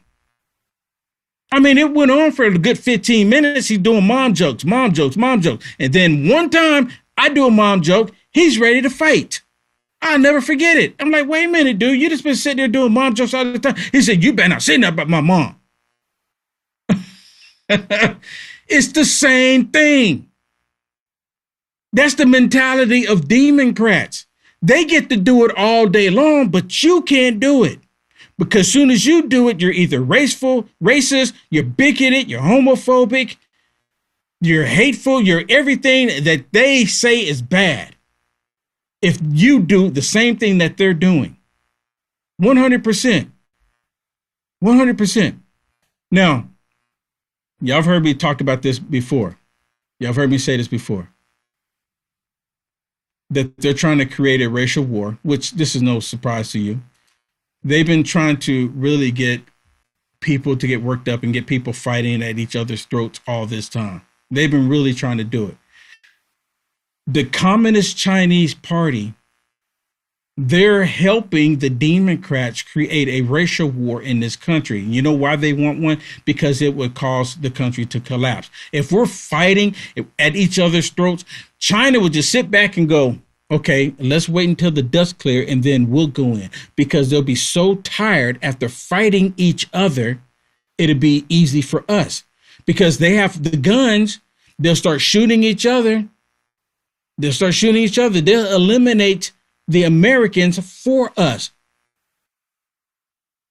But they want the war to be against everybody, Black, Asian, Hispanic, Indian, no matter what it is. They want all of those groups to be against white people. You need the proof of it? Listen to this. I always tell people the day the Latino, African American, Asian, and other communities realize that they share the same oppressor is the day we start winning.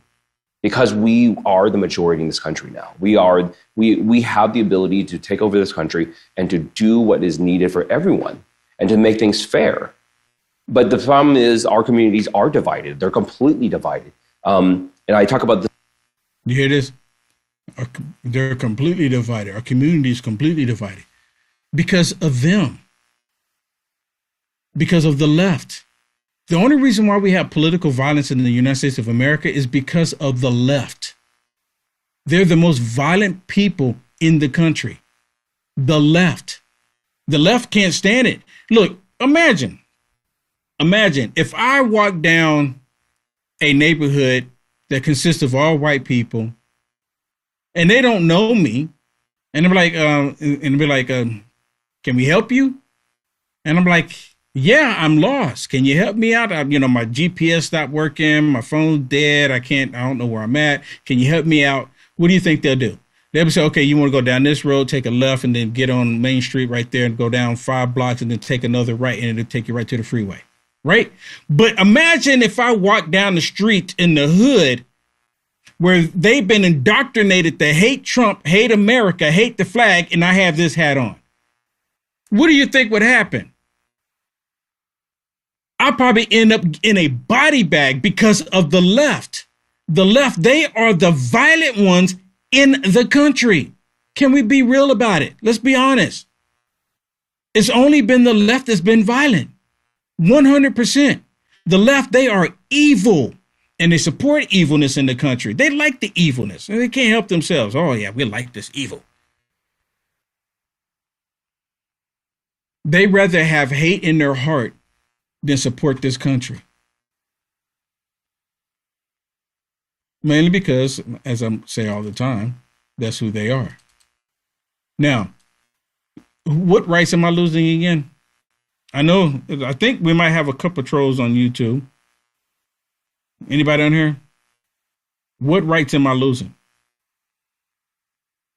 What rights am I losing? As a black man in America, what rights am I losing? Now that my vote is equal to a white man's vote, what rights am I losing?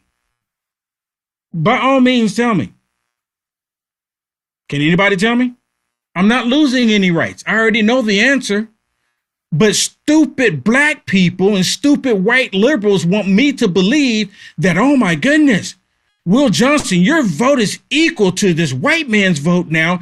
You're losing your rights. What? What? I don't even think they realize what they're saying. They're just so bitter. They want extra privileges. That's what they really want, ultimately, what it comes down to. They want extra privileges. As a black man, I've always been able to vote. And guess what? I get to vote in up and coming election. I guarantee every last one of these ignorant, stupid liberals that's complaining, saying that black people are losing their rights, they're not going to be able to vote, or even women. Women are going to be able to vote if they got married. I guarantee every last one of them are going to be able to vote come November. Guarantee it. There's not a single one of them not going to be able to vote. They lie. They tell people that they're not going to be able to vote because they want people to get into their emotions, specifically black people. They tell these lies because they want people to believe, like, oh my goodness, what's going on? We're losing our country. We're losing our country. The democracy in our constitutional republic. We're losing our democracy. When they are the only ones that want to remove the capability of us even voting for the candidate that we want. They're the ones doing that. It's only the Democrats that are doing that. It's not the Republicans for the last time. But you know what? You can't tell stupid liberals anything. Stupid liberals believe the lies. You know why? Because it feels good to them. They love the way the lie feels. They embrace the lie because they don't want the truth to be the truth. They don't want the truth to be the truth. So again, I ask the question, by all means, tell me, what rights am I losing? All these people that you see on the screen right now, what rights are they losing? They out here marching for what? They ain't got, do they not have nothing else better to do? I'm pretty sure The View is on. You can go watch that trash. They're out here marching for what? Because somebody told them that they're about to lose something that they're not going to lose, but they have it in their minds that they're going to. And of course, stupid liberals like clockwork believe it. We're gonna keep on walking, keep on talking, marching up to freedom land. Right now! Justice! Right now! Look at this. Ignorance. Full-on ignorance. No peace! No justice! It's the same chants that they said 8 years ago. No justice, no peace. Well, we finally got justice after 65 years. We finally got it to where our votes are equal. They're the same. But they're not happy about that because white liberals told these black liberals, hey, the bad Republicans are taking your votes away, taking your voice away. They are?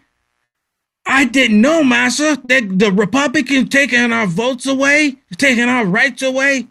How so? Don't worry about how so. They're just taking them away from you. So you need to go out in the streets and march. Okay, I'll go out there in the streets. This is what they're doing to these people. Can't make it up. Look at it. This is what democracy looks like. Really? No one even saying anything. No peace. No peace. No peace. No peace. No justice, no peace. No justice, no peace. No justice, no peace. I mean, really? So what justice are they looking for? Because the Constitution was upheld. And if they're not getting with the justice that they believe in their minds and they're saying no peace, does that mean violence is to be expected? What do you think that means? No justice, no peace. Meaning that if we don't get what we want, we're going to be violent towards you. So you give us what we want if you don't want any violence. That's exactly what that means. I mean, by all means, tell me, is there something different? Let's go look at the comments really quick. Let's go look at the beautiful chat that we have here. Because I love the fact that we got YouTube on here now as well as Rumble. So what rights am I going to lose? And then again, of course, talking about the evilness of the left. Talking about the evilness of the left. We know they're evil. They don't hide the evilness. They like the evilness. They like being evil. So where's it at? Hello? They're out there marching for what? And then when they get through marching, then what? Well, that was a really good march, Tyrone. Sure was, Shaniqua.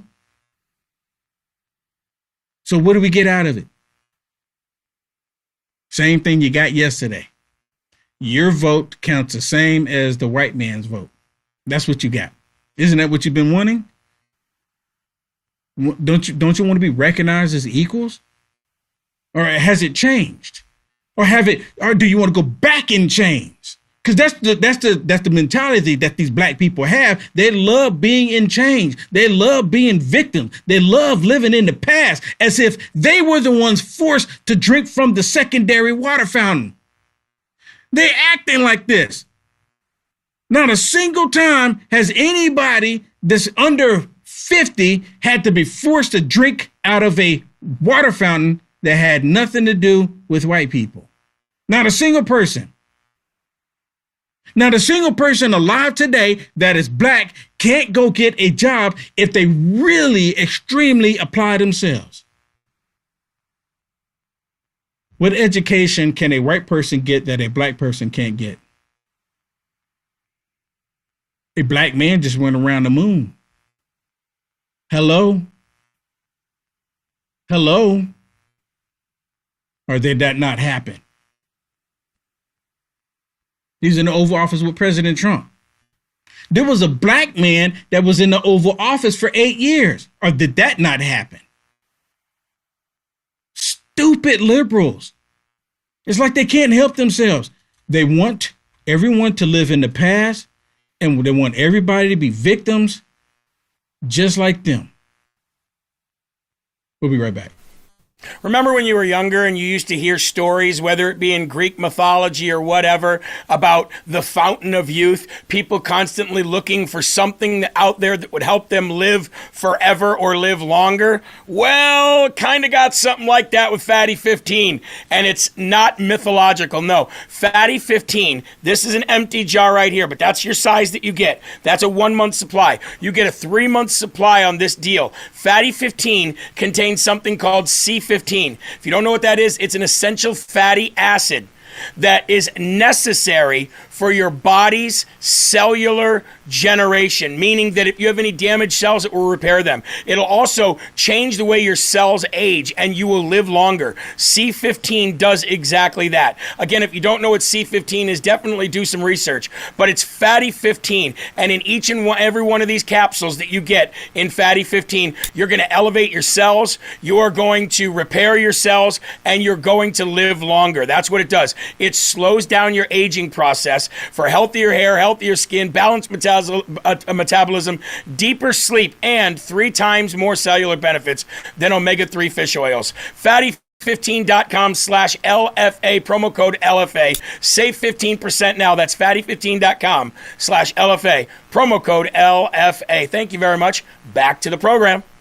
I just think we need to make it clear that there can be no comparison between the Black Lives Matter movement and what we saw on January 6th. So I just want to make that clear. And that's not the suggestion. I know that wasn't outraged on one. Right. There's no comparisons. BLM, Black Lives Matter, was killing people. They were burning vehicles. They were destroying cities across the country. Over $2 billion of insurance claims had been filed. There is no comparing. No comparing. No one that is MAGA Republican showed up on January 6th, took the life of anybody. Not a single person did. But they did. The radical left, they did take the life of Ashley Babbitt. They took the life of another lady. They did that. No officers were killed by MAGA Republicans on January the 6th, but BLM. They were purposely killing police officers across the country. 2 police officers were sitting in their vehicle eating lunch, and a BLM member went up to them and just shot them both while they were sitting in the car. That's BLM for you. So yeah, there is no comparing. BLM is from the pits of hell because Lucifer manipulates. That's what it means. When BLM first came out, I'm like, wait a minute, there's something not right about this. And then I started looking it up a little bit more. They're all about transgender, all about the queerness. They're all about Satan worship. BLM had it on their website, and stupid black people, not even wanting to know the truth, refuse to go read that crap on the BLM website because they love the hate that they have in their heart for the country and President Trump. They love the hate. They enjoy it. Pure evil. So yeah, there's no comparing. None at all. But they want us to believe that January the 6th was so much worse. Yeah. I know that wasn't your suggestion, but people that watch our show take away different things. So I just want to make that part clear. There were very limited destruction of property and violence during the uprising, the Black Lives Matter uprising. And no threats to the president. No threats to the president. Probably disagree on property damage, but we don't need to relitigate 6 years ago. See, she bring up the property damage because it was over $2 billion in property damage that took place. Over $2 billion. But, Jay says, oh my goodness, it's the worst ever. And they don't want to talk about the feds that were there because all of that was the Fedsurrection. I wish I would have coined that term, but I didn't. It's the Fedsurrection. Can you imagine the FBI working to lock up innocent Americans? Can you imagine that? Can you imagine that? They were working. And apparently, come to find out that the feds, when they were doing their reporting, when they would put the report out, this is something that came out of the hearing with the SPLC, that they would put the report out about all of the hate groups around the country and all the violence around the country. You know where they were getting their statistics from? The SPLC, the FBI was getting their information from a woke leftist organization that hates America. That's where they were getting their information. And then they would take it as factual information and publicize it. And then people go, well, the FBI said XYZ about, straight white men, about women that want to protect their children, calling them white supremacists, calling them hate groups. They were getting that information from the SPLC that was paying white people to hate black people. because they needed the stories. They needed the information. And every Democrat up on Capitol Hill right now, of course, they're on there defending the SPLC. Because that's who they are. They defend the evils in this world. They always have. They defend the evils in this world. Trump ran his campaigns and these administrations on stoking fear and racism against communities of color and promoting hate, enacted Muslim bans, kidnapped and disappeared immigrants of all immigration statuses, including U.S. citizens, forced universities to roll back their diversity, equity, inclusion efforts, stripped voting rights from black and brown voters, disenfranchising women and rural voters with the SAVE Act that he wants to pass. It's all a shameless plan to return America to single-party control by a Republican Party who, unable to win on any sort of policy merits, turns to an old racist playbook that restricts the power of black, brown, and working-class voters and goes after any political foes just to hold on to power. That's what's happening. For decades. She just described every single thing that the Democrats have been doing. And she wants to label President Trump. The Muslim ban are for these Islamist terrorists that want to destroy the country. Not every Muslim country was banned from coming to the United States of America. She conveniently leaves that detail out. Don't want anyone to know about that. Anyone who's doing wrong wants to bring harm to America, you don't need to come to America. But they call that racist. But everything she just described the Democrats to a T. She described who they are to a T. The Democrats are pure evil. And of course, they like it. They like it. They love the evilness. They love that evilness. They can't help themselves. Can't help themselves. How do y'all feel about President Trump with the $1.8 billion going to the constitutional J6 prisoners that were wrongfully imprisoned? How do you feel about it? How do you feel about it? I have no issues with it. And as I mentioned before, to my understanding, this was a lawsuit that President Trump had, and he won. And instead of President Trump just pocketing the money, he says, let's give it to the people that deserve it, that was wrongfully done. And see, they want everyone to believe that the people that was there on January 6th, including myself, because I was there on January 6th, they want everybody to believe that we are the ones that tried to destroy democracy and we should be jailed and never set free ever again. I remember when Joe Biden was in office and the FBI was rounding up Americans unjustly, rounding Americans up, there was these liberals on Twitter at the time before it became X, and they would tag the FBI every single day asking, why is Will Johnson walking free? Why is Will Johnson allowed to still be able to have an account on Twitter? Why is Will Johnson still have a voice? These evil people would tag the FBI and they said, Will Johnson was inside the building. He was inside the building. You need to go pick him up. And the thing is, I go, really? And then, sometimes I would reply and I said, I was in the building. And they go, yeah, you were in the building. And I said, you have proof of this? And they go, yes. I said, you know what? I want to see it myself.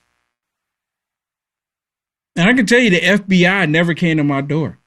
And I think it has a lot to do because every time I would go live, especially during that time, every time I would go live, I told people to tag the FBI, tag the DOJ, tag the local police department. I said it all the time because I wanted them to know, I want the law enforcement to know that there's people out there that look like me that support law in the country.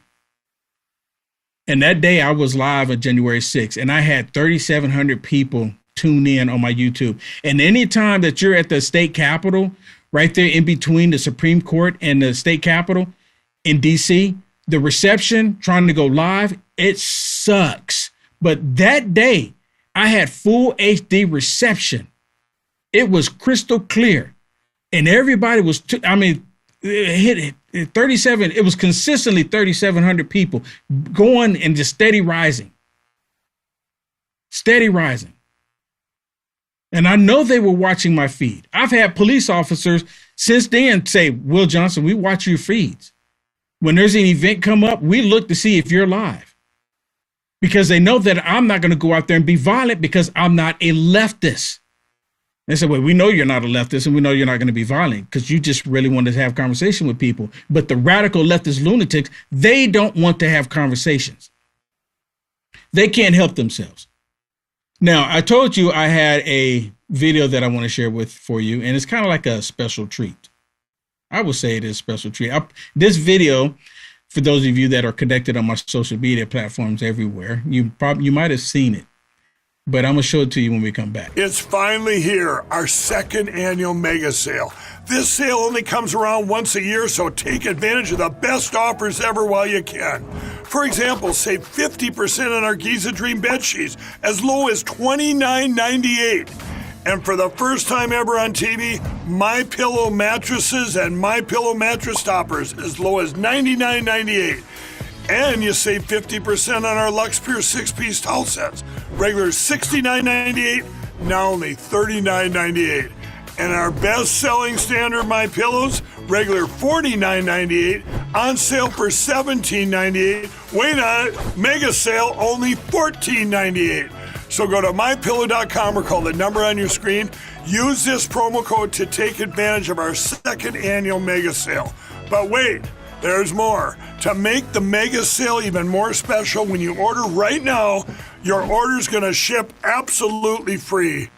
It's official. I've been invited back to the cookout. I'm back in, yo. I'm back in. What's going on, bro? Hello, lovely lady.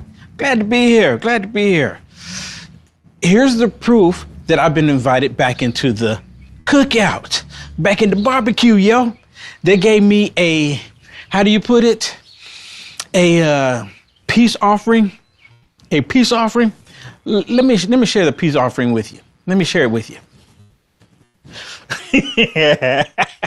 Oh, it's so good.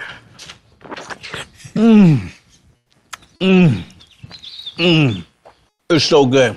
It's so good.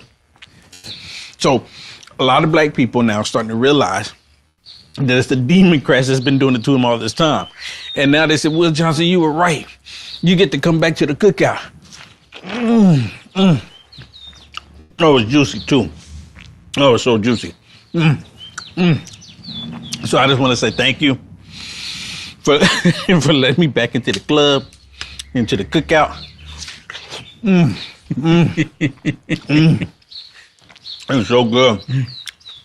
So good. I think President Trump wrote this one. I think President Trump growed this one in his backyard, in his crop.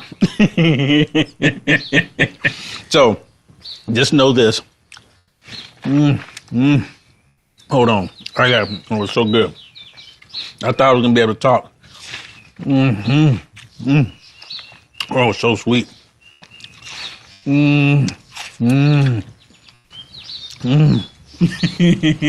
It's so good. Look, just know it's been the Democrats all this time that's been holding black people back. And black people are starting to wake up to it. You're not losing any rights. If anything, like I've said multiple times, what's happening is that we are all equal in this country. That's what we've been fighting for all this time. And now it's here, and a whole bunch of stupid people don't want it. You can't make it up. Oh, yeah, it's good, bro. It's good. Thank you. Thank you. Oh. Oh. I don't think I had one this good before. What a peace offering. Oh, it's so good. So good. I got one more, but I'm gonna go ahead and finish this one off. It's so good. It's so good. I'm back at the barbecue. God bless America. God bless Trump. Let's go. Let's go. Let's go. So I haven't seen the comments as of yet, but I can only imagine the comments that I'm going to receive from that video. I mean, come on. Oh, I can't wait. I can't wait. Stupid liberals. They make it easy. They make it easy. As if white people don't like watermelon too. That alone.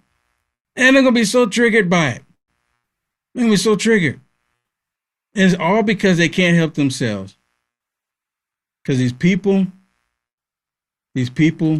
are straight up evil. And talking about evilness, I want to share something else before. Man, this hour's gone by so fast. Look at this. It's unbelievable. Talking about evilness. Here in the state of Texas, James Tallarico is more likely going to go up against Ken Paxton, right? Because the Rhinos are getting their butt whooped left and right, which is a beautiful thing. I'm loving it. I'm loving it. So, but James Tallarico wants Christians to believe that he's going to be supporting him. Well, guess what? The Communist News Network, which is completely, in my opinion, it's Antichrist to a T. When the Antichrist shows up on the scene, they're going to get on their knees and worship the Antichrist. They're going to love the Antichrist because we know the Antichrist is going to be for homosexuality, transgender, puberty blockers, butchering kids, open borders, lawlessness. You know, the Antichrist is going to be about all of that, right? Allowing criminals to just be set free, run out into the streets. Who's supporting all of that today? The Democrats, right? So when the Antichrist shows up, they're going to love him. Well, listen to the Communist News Network talk about James Tallarico. It's not looking good, Tallarico. Not looking good at all. You're in trouble, yo. You're in trouble. Big trouble. Big trouble. This is the race they're going to run against him. It's going to be total culture war race. They're going to use. Oh, did you hear that? Total what? Did y'all hear it? Total what? Total culture wars. I got to take it back because it caught my ear. Listen. Total culture wars. Against him. It's going to be total culture war race. They're going to use that sort of blunt a lane he thinks he has carved out around his Christian faith and his interpretation of Christianity. I think it's going to be effective. I guess one of his statements was something like, "It's not clear if Jesus or God was a man or a woman, or he contains both masculinity and femininity." That's going to be a problem in Texas, and it's going to be a problem for a lot of Christian voters, whether you're Latino, black, or white. They don't agree with that interpretation of the faith and of Christianity. And so I think, he's a vulnerable candidate in Texas. Oh, he's a vulnerable candidate in Texas. You think? Well, they could have gone with Jasmine Crackpot. She is black, after all. I mean, it is what it is. They got rid of the black, loud, angry woman for a mild-mannered. Is James Tallarico straight? Probably not. But he's still a white male. That's it. That's all it takes. White male. Young white male. That's all, that's the strike, right? But no, they went with him. They went with him because it was better than going with Jasmine Crackpot. No one wants her. Even the people on the Democrat side have said, "Oh yeah, Jasmine Crackpot." No, we really don't want her, because she's a nasty woman. They really don't. But in the public eye, they caught it. Demons stick together. Demons protect demons. In the public eye, most definitely. It is what it is. Let me leave you with something that I thought was pretty awesome. And this is with our great VP, J.D. Vance. And there's a real huge discussion right now between J.D. Vance and Marco Rubio. Which one is going to take the mantle after President Trump? I believe, this is my personal belief, I like Marco Rubio a lot. I like J.D. Vance a lot. I like both of them a lot. It's like really a hard decision, right? But J.D. Vance is VP. typically the VP, if we're going to go to the next stage, is going to be the president. He's not going to be VP for Marco Rubio. I mean, let's just be honest about it. He's not going to be VP for Marco Rubio. So it would be J.D. Vance. What I would like to see personally is J.D. Vance be president after President Trump for 8 years, Marco Rubio be VP for the 8 years, and then Marco Rubio go to be president for the 8 years after that. That's just me. Anyone disagree? Let me know in the chat. I really want to know. I really want to know your point of view on it. Pulling up signs that say no kings. They are very, very insistent that we not have kings. And then King Charles comes to the congressional chamber, and these guys break out in rapturous applause. So maybe they don't care so much about kings as they pretend that they do. Maybe they just don't like the agenda that we're implementing that's actually making American workers and American families safe and prosperous again. But yeah, they're like, oh, no kings, no kings. And the king shows up, and they're like, oh. And someone fainting in the aisles. A king. Stupid liberals. You can't make it up, people. I mean, you really can't. You can't. I wish we could, but you can't. You can't. Hey, let me remind everybody really quick, if I can. And this goes for all of the radical leftist lunatics that are tuned in right now. If you go to lfatv.us, you can pick up one of these beautiful T-shirts. There's J.D. Vance right there. Right there. You see him? J.D. Vance right there. You can get the J.D. Vance T-shirt. The gold, Make America Great Again. But you have to go to lfatv.us, and pick yours up today. You'll love it. I love the Rapture Ready. Every time I wear it, every single time without fail, someone goes, man, I love that shirt. Yes, we got to get ready. Rapture Ready. Rapture Ready. So much is happening. So much is going on. Go to lfatv.us and pick up your merch today. What are you waiting on? What are you waiting on? What are you waiting on? And I haven't said this in a while either. For those of you that have picked it up, go ahead. When you take a picture, put it on social media and tag me in it. Tag me in. If I'm not connected with you, I will most definitely connect with you. Most definitely. Most definitely. So lfatv.us, lfatv.us, and go pick up your merch. Go pick it up today. Right? Go pick it up. Especially you trolls. You know you want one. I saw somebody say a comment about Nick Fuentes. You know, I know Nick.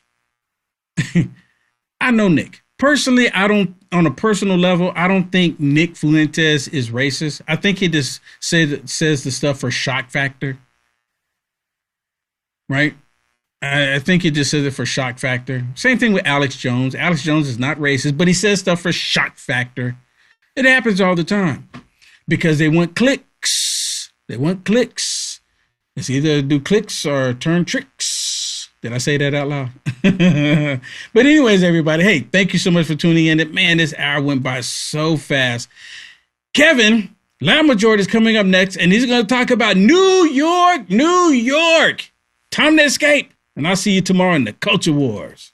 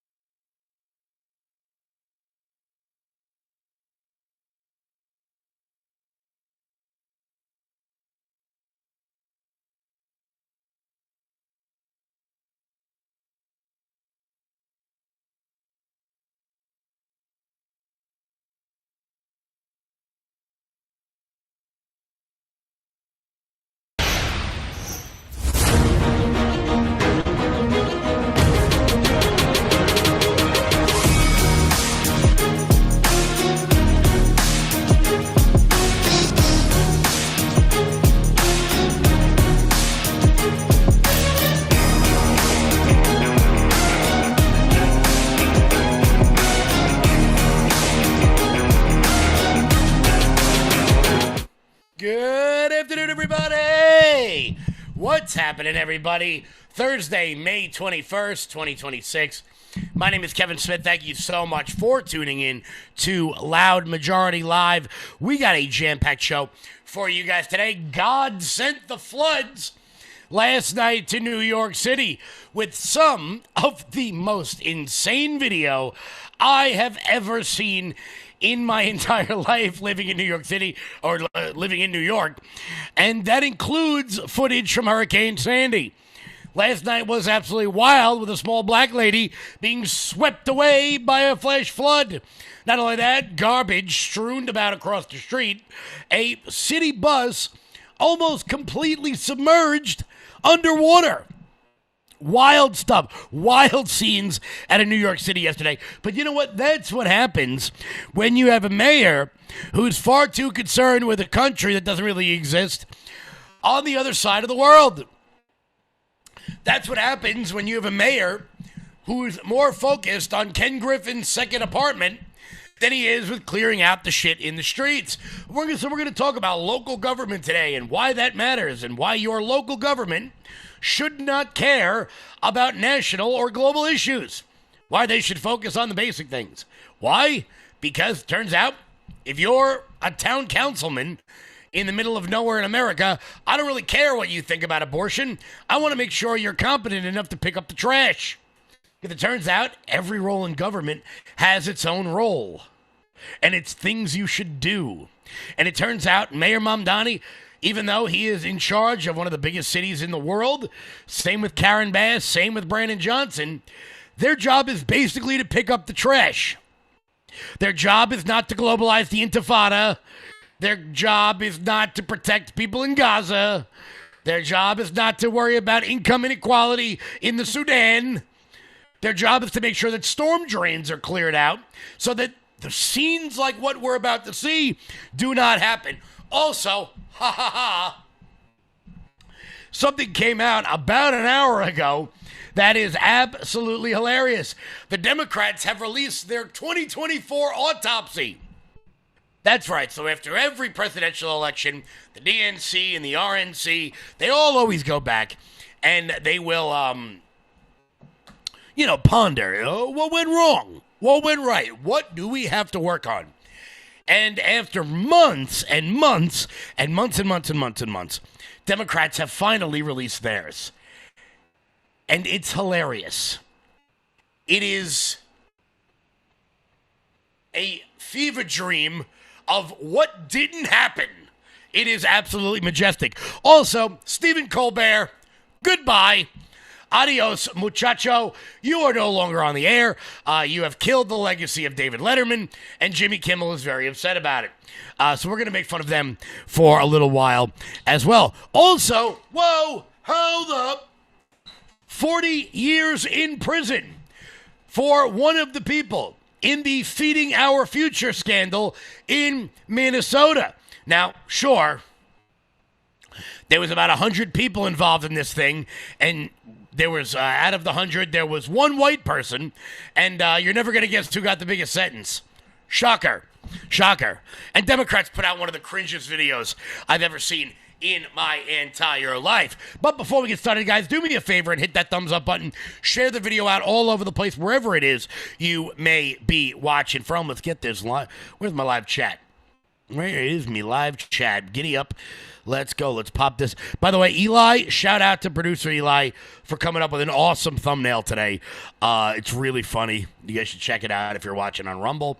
If you're not watching on Rumble, you show them. What the hell? What do we got over here? Hello, hello, la, la, la. How's it going, guys? No, really, I mean this. I'm going to read you a summary of the Democratic autopsy from 2024, but I would suggest everyone go read it. It is genuinely hilarious. It is genuinely hilarious. How is everybody doing today? Oh, yeah. Oh, by the way, we're also going to make fun of Karen Bass because it turns out she thinks that homeless people are homeless because they don't have 401k plans. Pretty wild stuff. Pretty wild. Before we get started, guys, head on over to loudmajorityusa.com. That's loudmajorityusa.com. Sign up for the newsletter. Check out our shop. That is the best way to support this show and everything we've got going on over here. You guys can use promo code promo code SPLC to get free shipping on everything on the website. That's promo code SPLC to get free shipping on everything on the web. I'm liking this one. Let's check this one out. Check out this new America 250 shirt. Giddy up. Let's go. We got it in just about every color, guys. Head on over loudmajorityusa.com. That's loudmajorityusa.com. So, God sent the floods yesterday here in the Big Apple with like feet of rain. I mean, it was bananas. It was absolutely insane, the rain that went on here.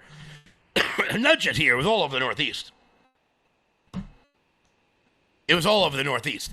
But this is what happens when local government doesn't do local government type stuff and they want to focus on, like, you know, Federal Reserve mortgage interest rates, and they want to focus on big macroeconomic things like communism versus free market. No. See, here's the dirty little secret about Zoltan, is that none of that is your job, bro. Your job is not to protect the Palestinian people. Your job is not to criticize Israel. Your job is not to criticize America. Your job is to make sure that debris doesn't clog up the storm drains so that when it rains, there's less than 3 feet of water on Hillside Avenue. But he doesn't understand that. He doesn't grasp that because he is a dumbass. He is dumb. Check out the guy. There's like 10 videos I'm going to play for you. Check this out. So this rain just, all right. What's that, like 6 inches of water?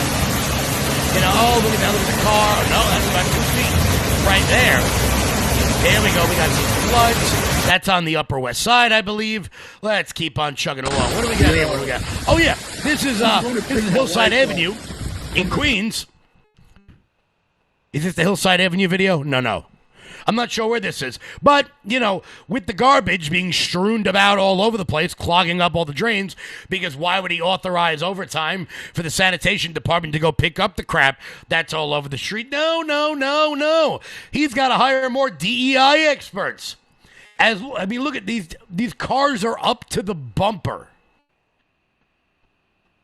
These people are hiding in the subway. They are hiding in the subway to get away from the ridiculous water. But, of course, that was not all. We've got to make sure, because, look, even if you got in the subway, although I got to tell you, New Yorkers, I'm not really sure why you would go down when there's water coming. Gravity's going to take that over. But even if you were on the subway, good luck not drowning as the water rushes down the staircase like we're in a damn Dennis Quaid movie. But, there's more. Don't worry about that. Oh, here's the Hillside Avenue clip. Check this out. Bro. God damn, bro. His shit's cooked. That nigga shit's cooked. Nigga, I'm waiting the water. Waiting. This dirty ass goddamn water to go check on my car. My shit is up on the hill though. So I think I'm valid.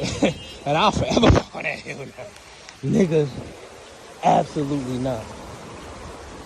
Absolutely not. This shit is crazy, bro. This is why I'm gonna stay my ass in Harlem. Deadass. This is why I'm gonna stay my ass in Harlem. Because in Harlem we got hills, my nigga. Even in the Bronx, nigga, we got hills. This Long Island shit, this Queens shit, Brooklyn shit, my fucking flip-flop is pulling. This shit is wild. This shit is not real. This shit is deadass not. His shit's done. I should be valid. I mean, look, up there on that hill, there ain't no water up there. I should. Oh, something touched my leg. I think it was a pig. Oh, this shit getting to my knees now.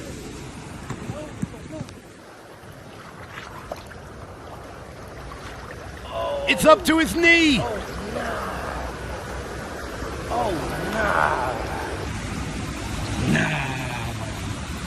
my shit's staying parked over there. I'm gonna go check to make sure my car good. This shit's floating. Yo, his car is dead ass floating, bro. The car is floating down the street. Wild scenes out of New York yesterday. I guess God finally sent the floods to take care of the mess that Zoltan has decided to bequeath upon the good people of New York. Here's another one. Look at this. The bus is almost submerged. Those city buses, let's just be clear. Those city buses go all the way to the ground. And this guy's just chugging along. Not in service. No shit. No shit. Not in. You kept making the stops. Well, they kept ringing the bell. Only the legends will understand. There's a fire truck.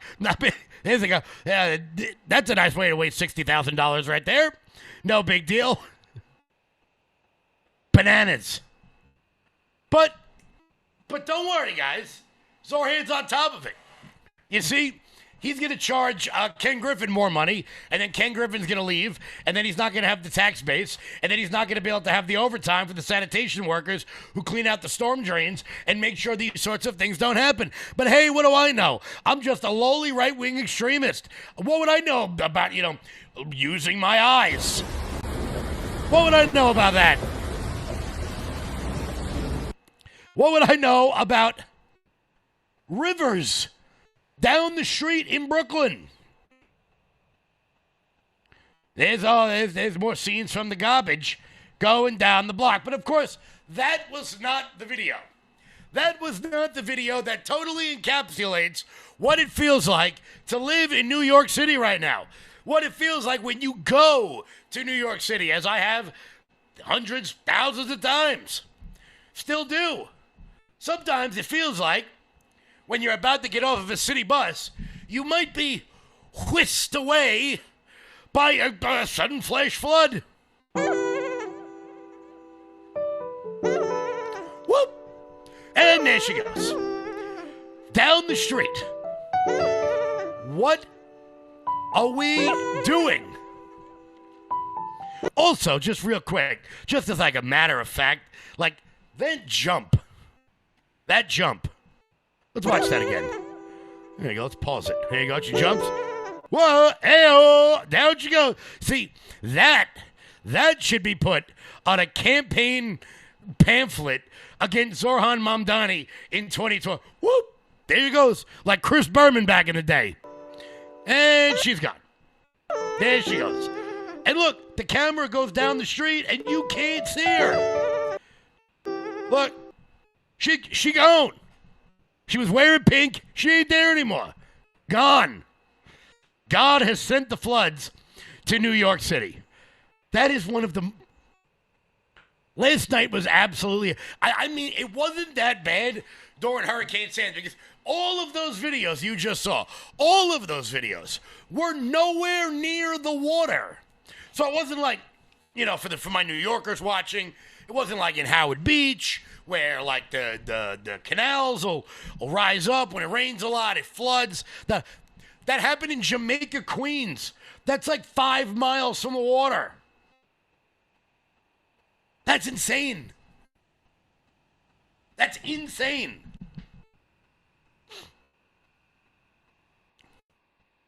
Nope. No. Zorhan's on top of it, guys. Zoltan, he's got it. He's ready. He knows what New Yorkers need. He knows what they need, everybody.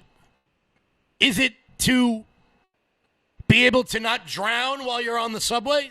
No. Is it not to be whisked away by running water through the gutter? No. You want cheap World Cup tickets. What can $50 get you in New York City? 25 cups of streetcar coffee. 10 months of hard-hitting journalism. Still a classic. Infinite rides on the Staten Island Ferry. And for 1,000 lucky New Yorkers, a ticket to the World Cup. That's right. Last year we said we'd fight for cheaper tickets for New Yorkers. And today I'm proud to announce, just like Arsenal, we got it done. So here are the details.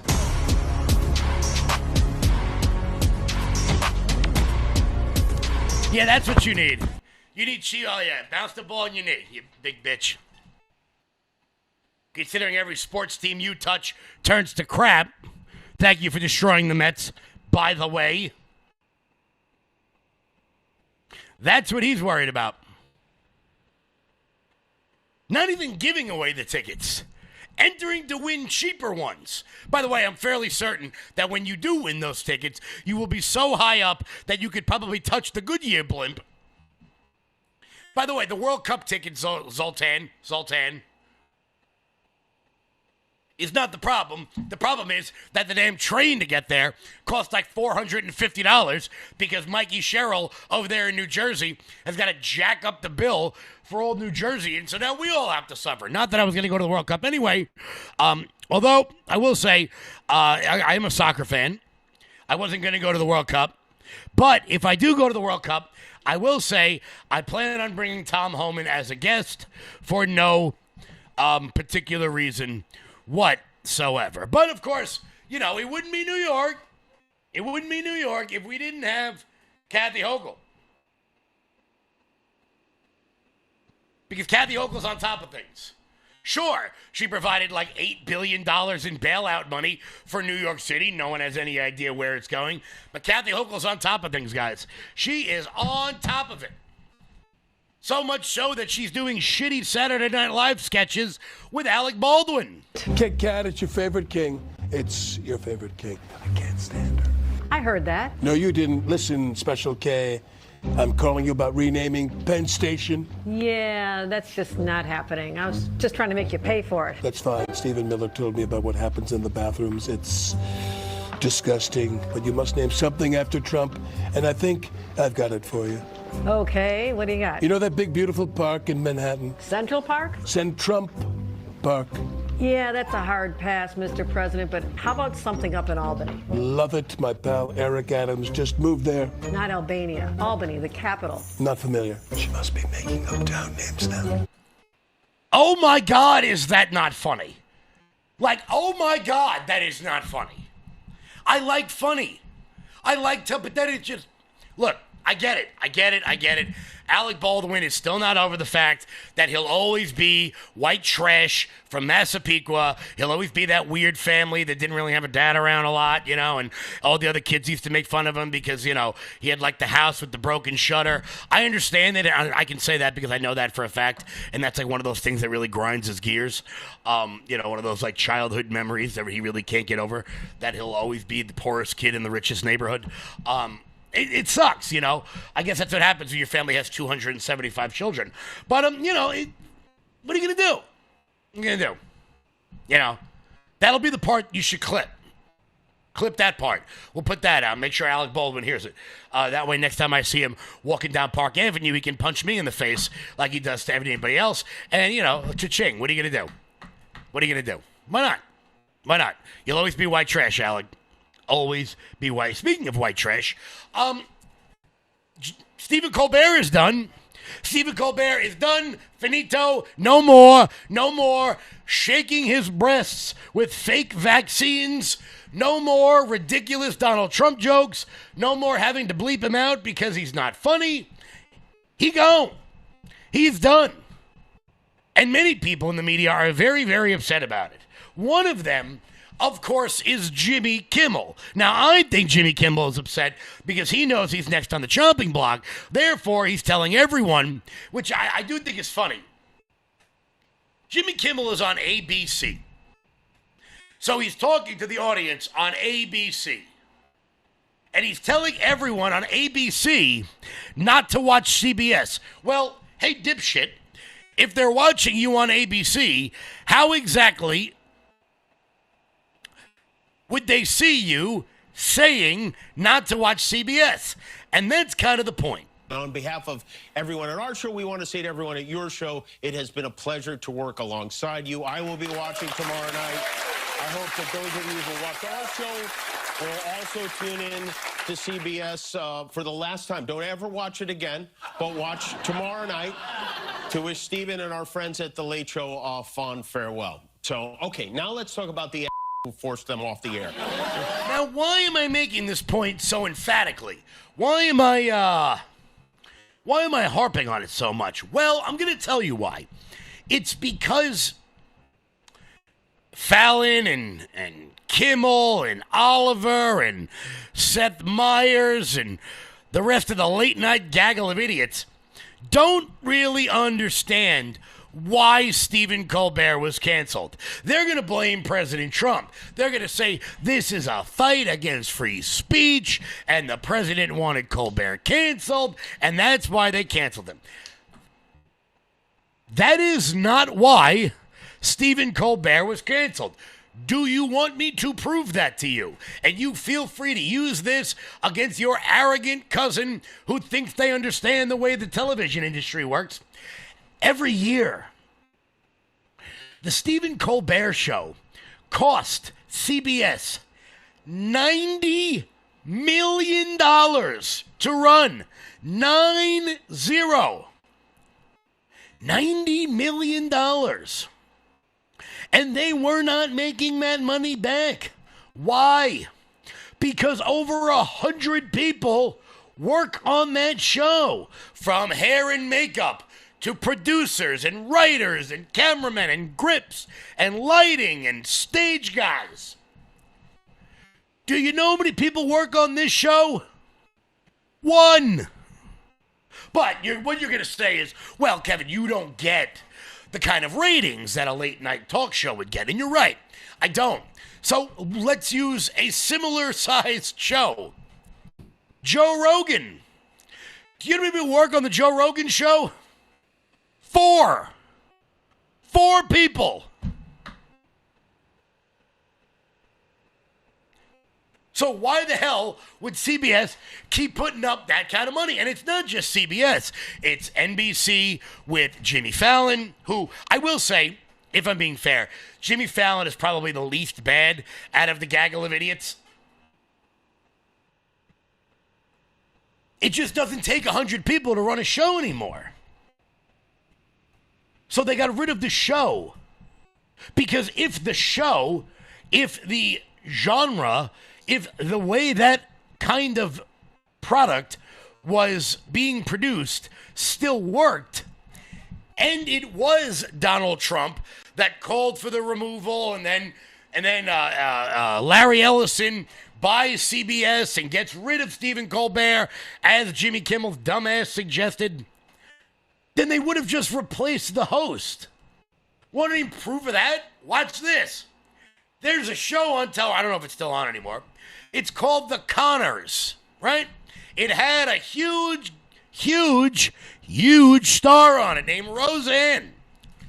This was a cultural phenomenon. There hasn't been a sitcom that was this good in recent memory in quite some time. Roseanne got into a little bit of trouble for saying something that, whatever, saved myself there. But the show made so much money that they kept the show and got rid of the person they thought was the problem. So if the late night show with Stephen Colbert made CBS money, they would have kept it and they would have just gotten rid of the problem. But that entity doesn't work anymore. You do not need over 100 people making union wages, health care, 401k, pension plan, a host that makes $15 million a year to run a show 4 days a week for 42 minutes. You don't need that. When CBS can make a whole lot more money running reruns of CSI.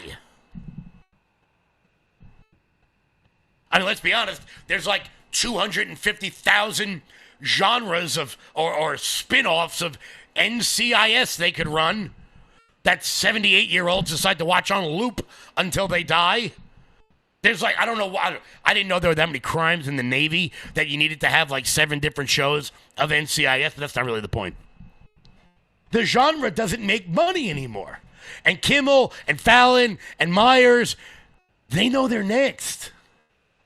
They're a dying breed. They're like the whaling industry after we created electricity. We don't need you anymore.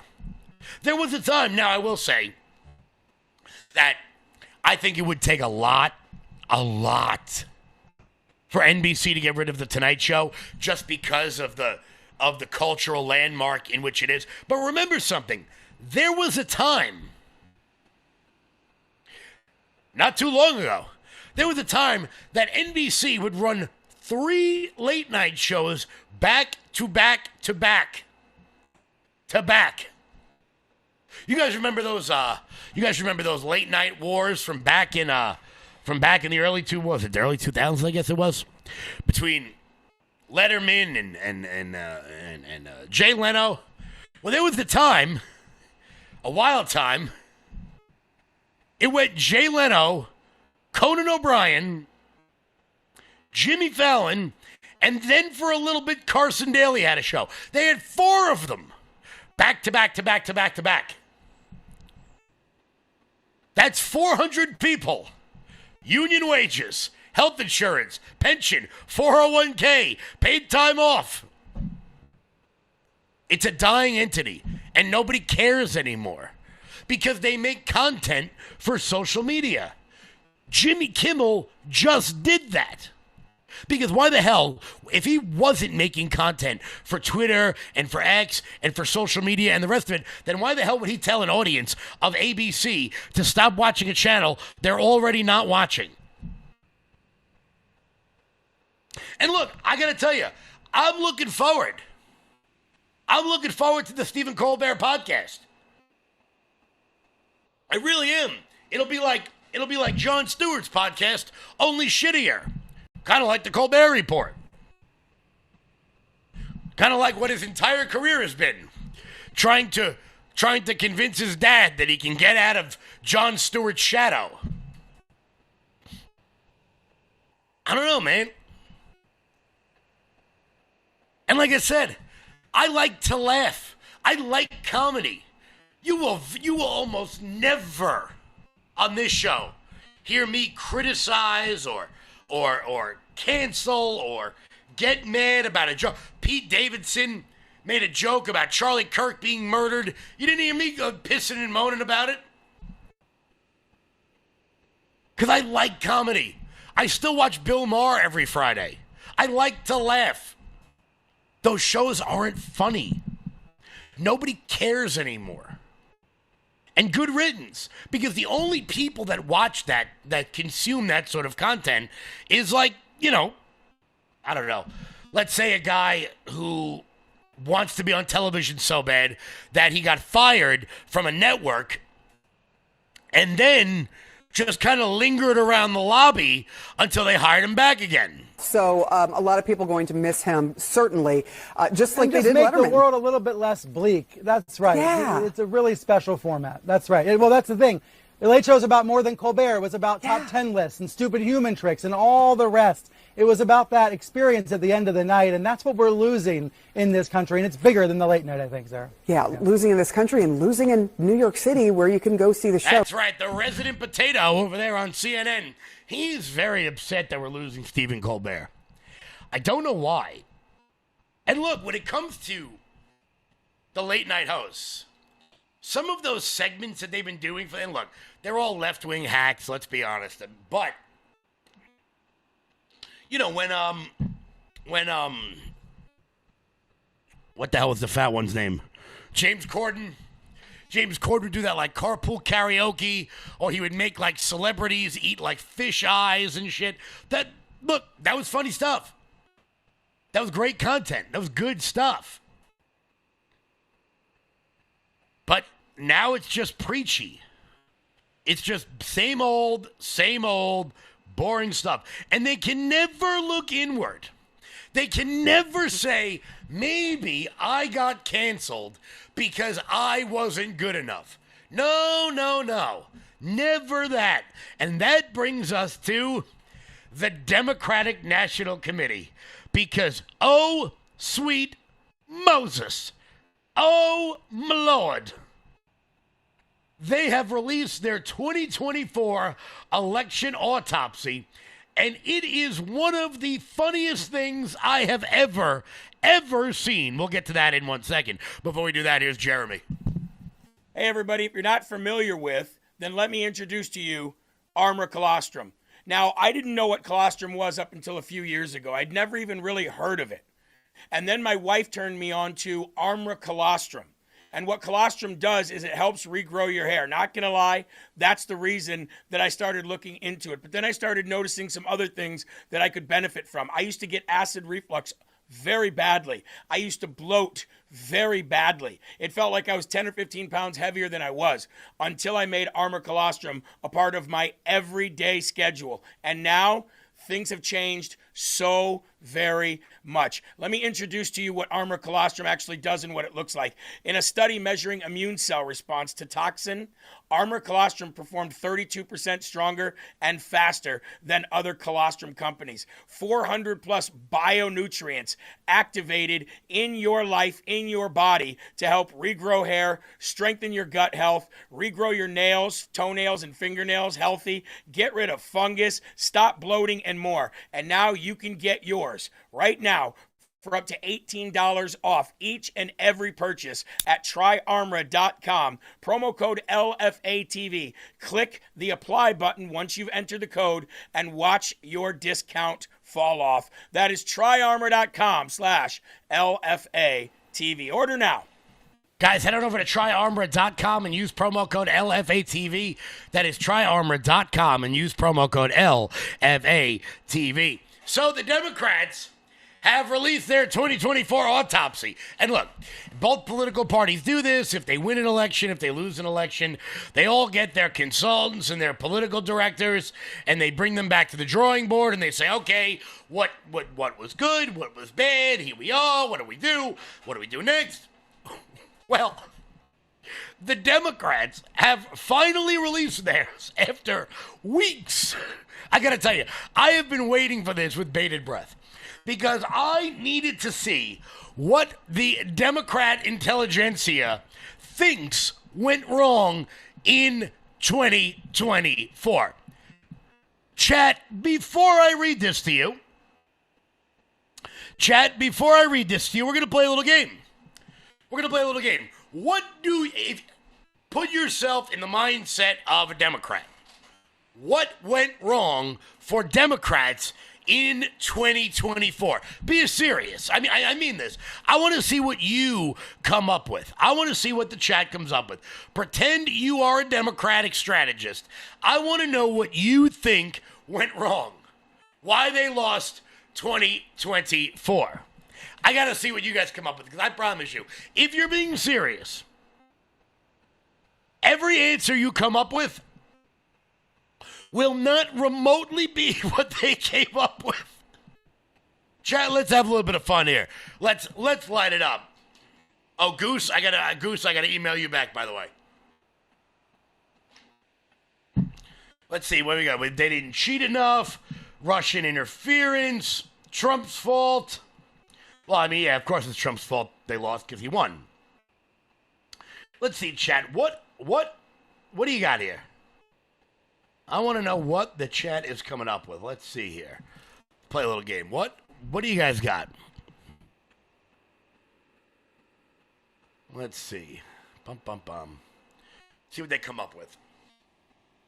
I'll give you all a second to put your thought. They lost because Andrea, yes. Biden is retarded. Kamala is a spaz. Trump is a bad man. They failed to assassinate Trump. They thought naming him. Oh, no. All right. Let's see. I'll leave the chat up here. Well, they didn't gerrymander enough. Well, they gerrymandered enough, believe me. Just look here in New York. I'll tell you.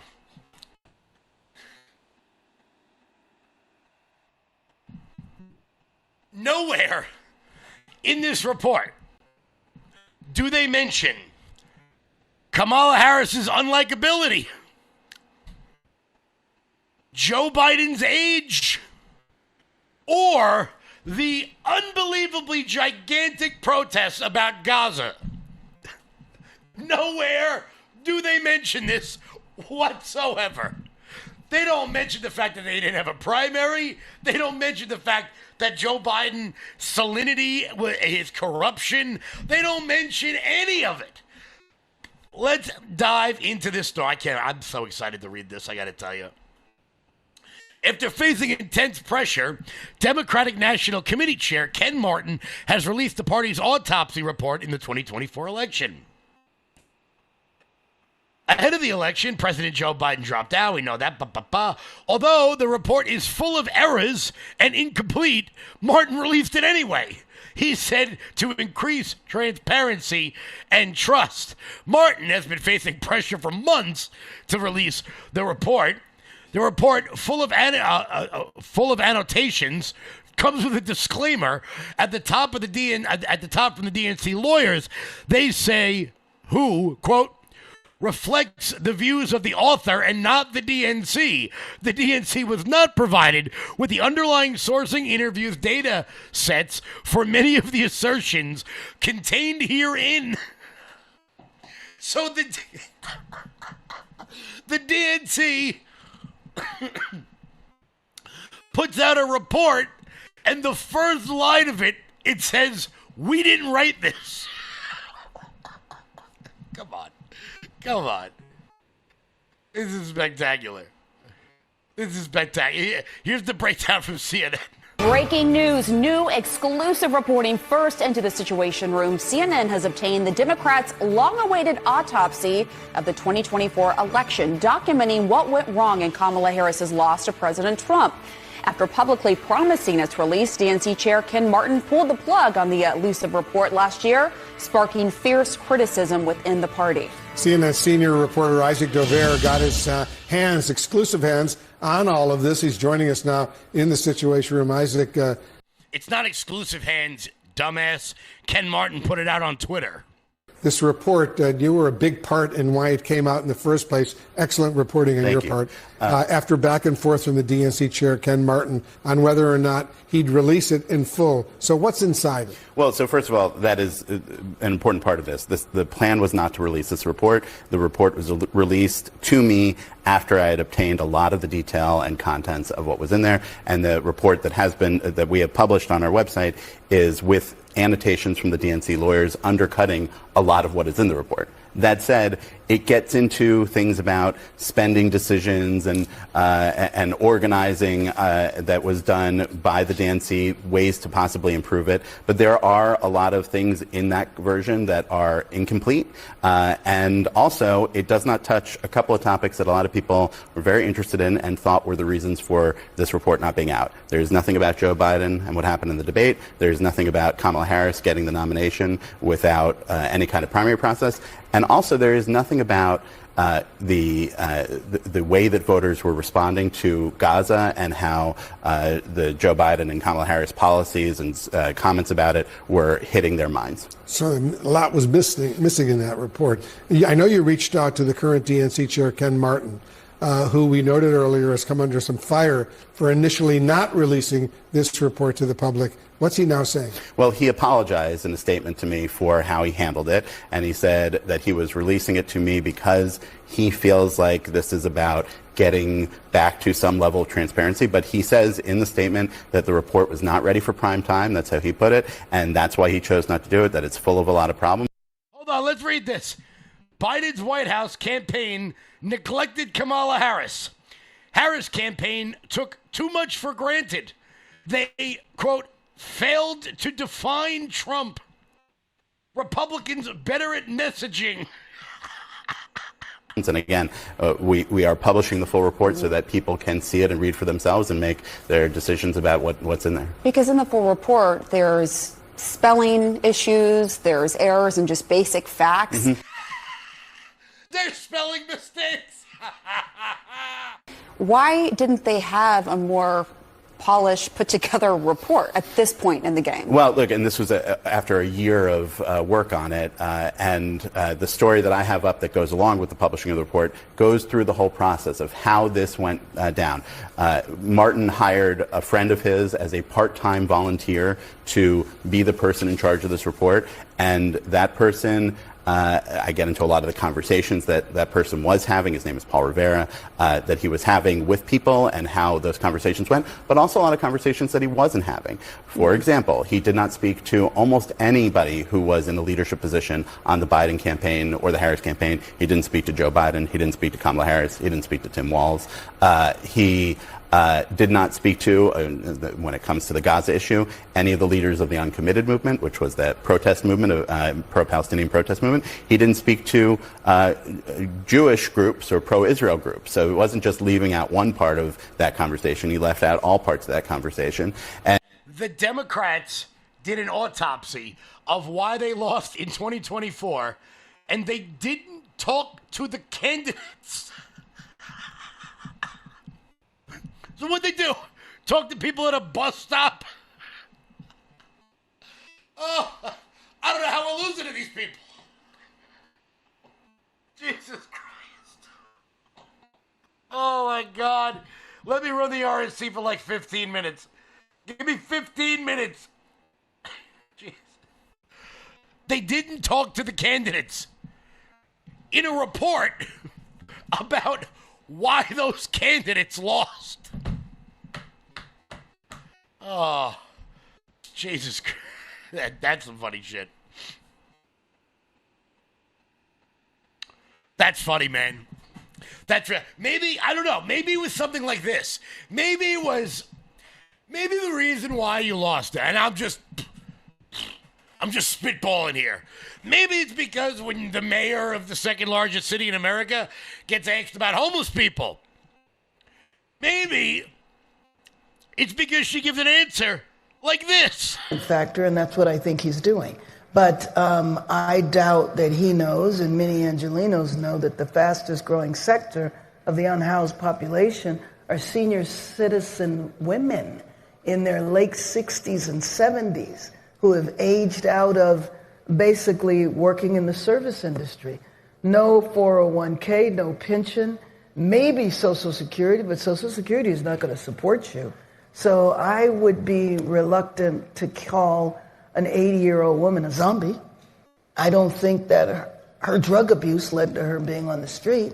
I think it was economic factors. And then what I say to everybody is, sleep on the street for a couple of weeks and tell me that you're mental. Yeah, moron. The drug problems are the cause of the economic problems because instead of spending money on rent, you're spending it on crystal meth. By the way, I don't know, Democrats, I could be wrong, but maybe the overwhelming number of people sleeping out on the street in Los Angeles are not 65-year-old former bartenders who have, quote, aged out of the service industry. You idiot. You don't even have to go down to Skid Row to see it. There's like 9 documentaries on Amazon Prime about homeless 22-year-olds who are smoking meth on Ventura Beach. I gave you the name of one of them the other day. That's right. The overwhelming number of homeless people living on the street in Los Angeles are not mentally ill. They're not drug addicts. They're bus boys who can no longer carry that little tub. I don't know, Democrats. Maybe that's your problem. Maybe your problem is you're more concerned with using phrases like the unhoused instead of actually fixing the problem of homelessness. I don't know.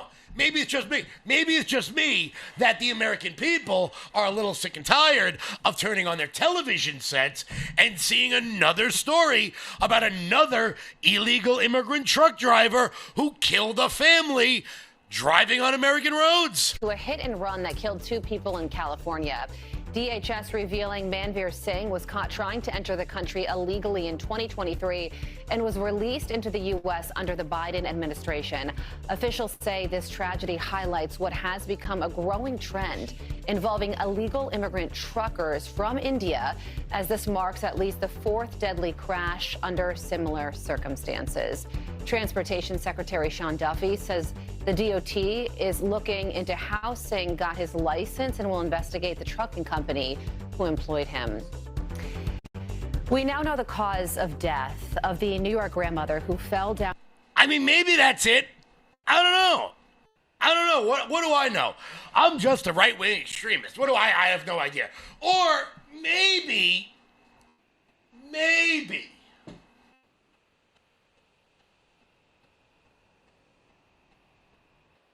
Some people aren't going to like this. Some people are going to say this crosses a line.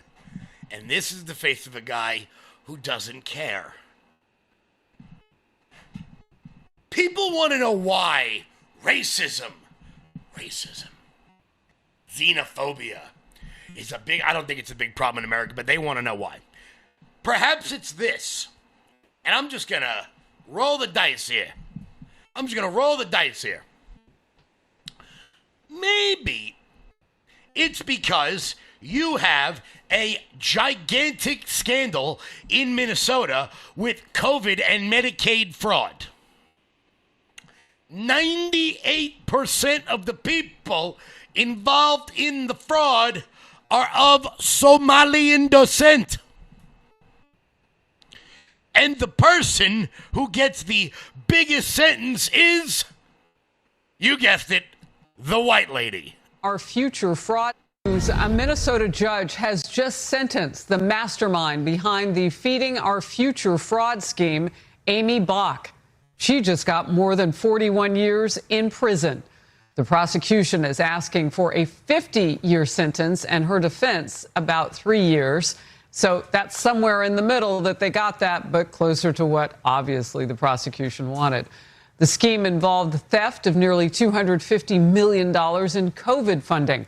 That money was meant to feed hungry children. State leaders claim they were unaware of the fraud. Here's what Amy Bach told our Alexis McAdams from jail back in January. I honestly believe Keith Ellison and Governor Walz need to be held accountable. Now, look, I'm not saying this lady didn't deserve 40, 50, 60, 100 years in prison. I'm sure she did. But when I see Somalian refugees doing the same thing and getting 6 months in jail, and then the white lady gets 41 years, and then you sit around befuddled at the rise of people like Nick Fuentes, I can't imagine why he's so popular. I can't figure it out.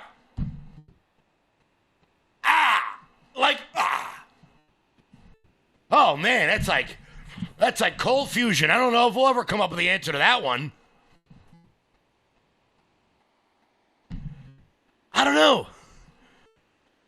Just something to think about.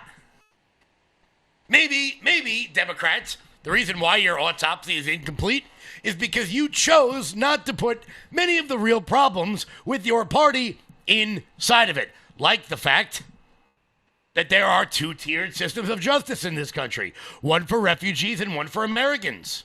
Maybe it's the fact that you can't address the fact that you would rather protect the unhoused than the average citizen out there on the street.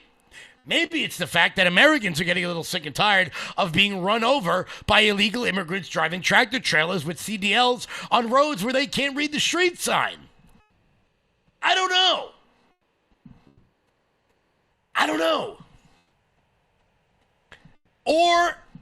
Or maybe money wasn't allocated in the right areas. Yeah, it turns out giving $500,000 to Megan Thee Stallion and Cardi B, who can barely read, maybe that wasn't the best allocation of resources.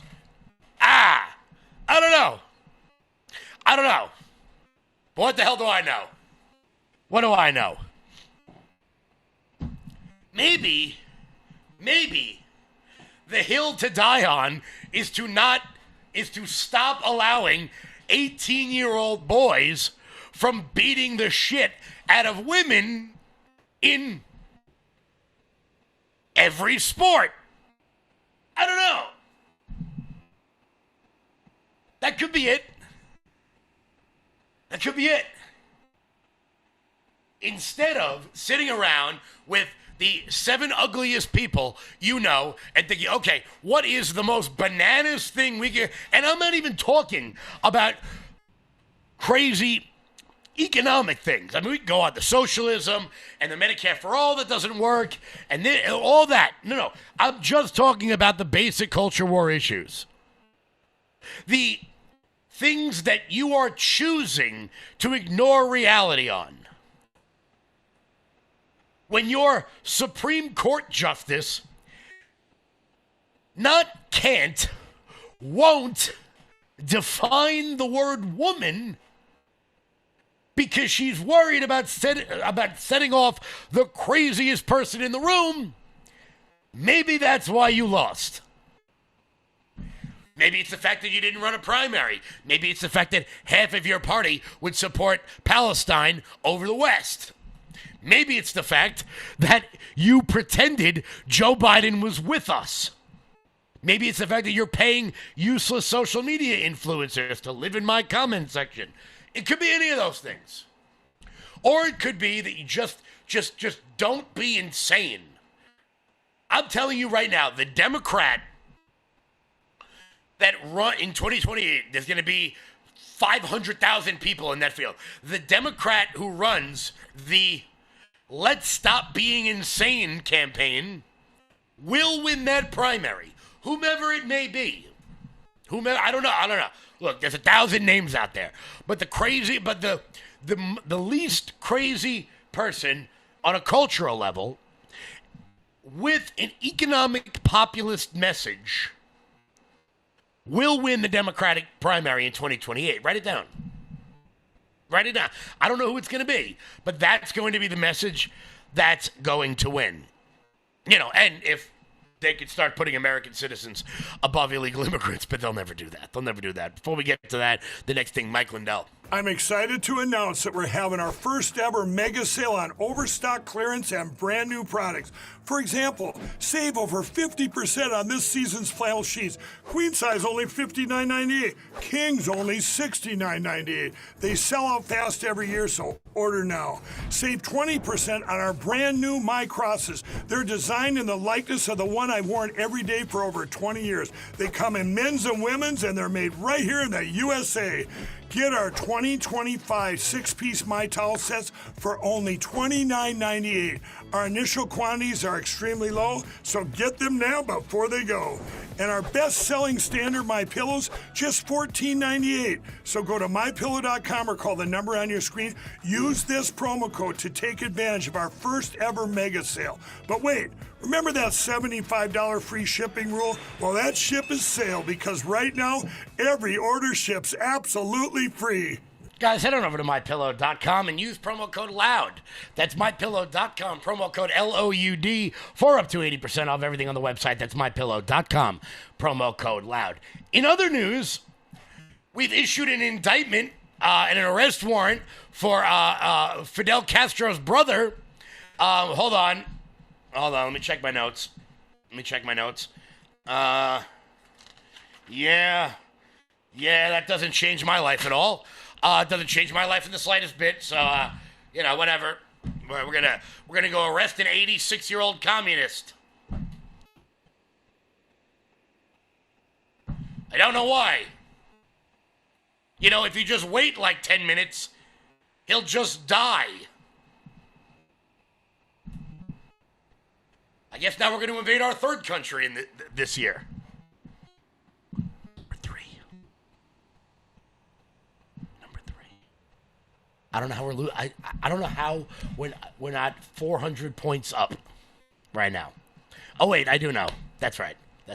But before we get on to country number 3 that we're going to invade for no reason, let's get back to country number 2. Here's your Iran war update of the day. Iran's foreign ministry says they are reviewing a new U.S. proposal. This comes as Pakistan's interior minister made a last-minute trip to the Iranian capital of Tehran for talks aimed at moving a possible agreement forward. Iran's foreign minister spoke yesterday with a warning for the United States.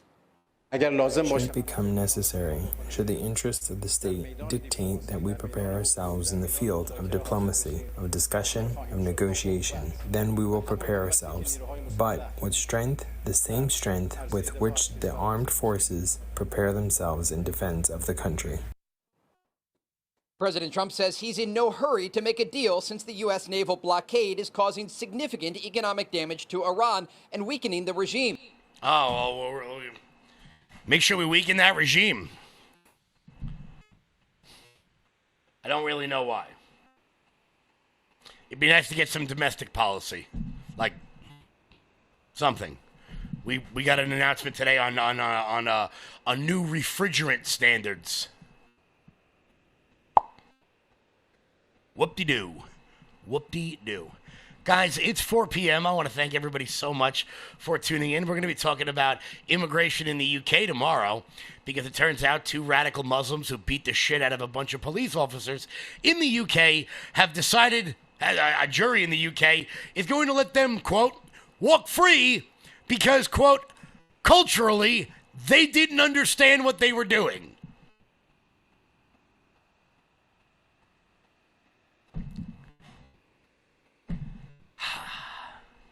What a time to be alive. What a time to be alive. Before we head out, guys, head on over to lfatv.us. That's lfatv.us. That's your home base, your mothership, your landing pad. For all things LFATV related, check out the LFATV store. And while you guys are there, consider becoming a monthly donor over at lfatv.us. That's lfatv.us. Thank you guys so much for tuning in. I'll catch you back live tomorrow. Until then, stay loud.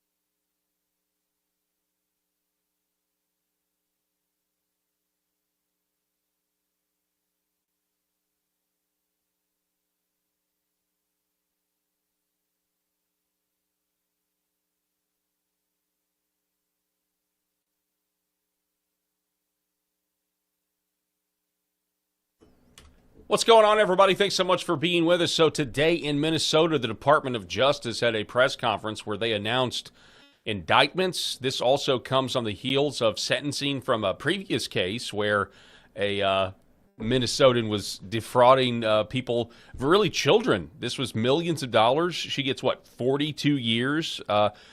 pulling on the emotional heartstrings. This money's going to be used to give hungry kids their food at lunch, and that was all a big fraud. Really interesting, this Minnesota fraud crackdown that's coming. It is a taste of accountability, and we're pretty thirsty. We're pretty thirsty over here, so this is really good news, welcome news, it seems like. So we're going to talk about that. We also have going to update you on what's going on with President Trump from the Oval Office earlier today. So we got a great show for you. We're going to talk about it, and the Paul Harrell program starts right now.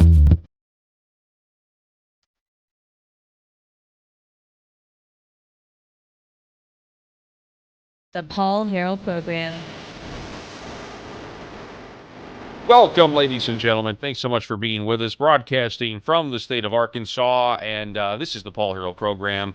In seat number 3, I've got Mr. Eric Haynes. How are you doing, sir? Great to be part of the conversation with you, Paul. Absolutely. We're going to also check in with Rob Spencer. Rob.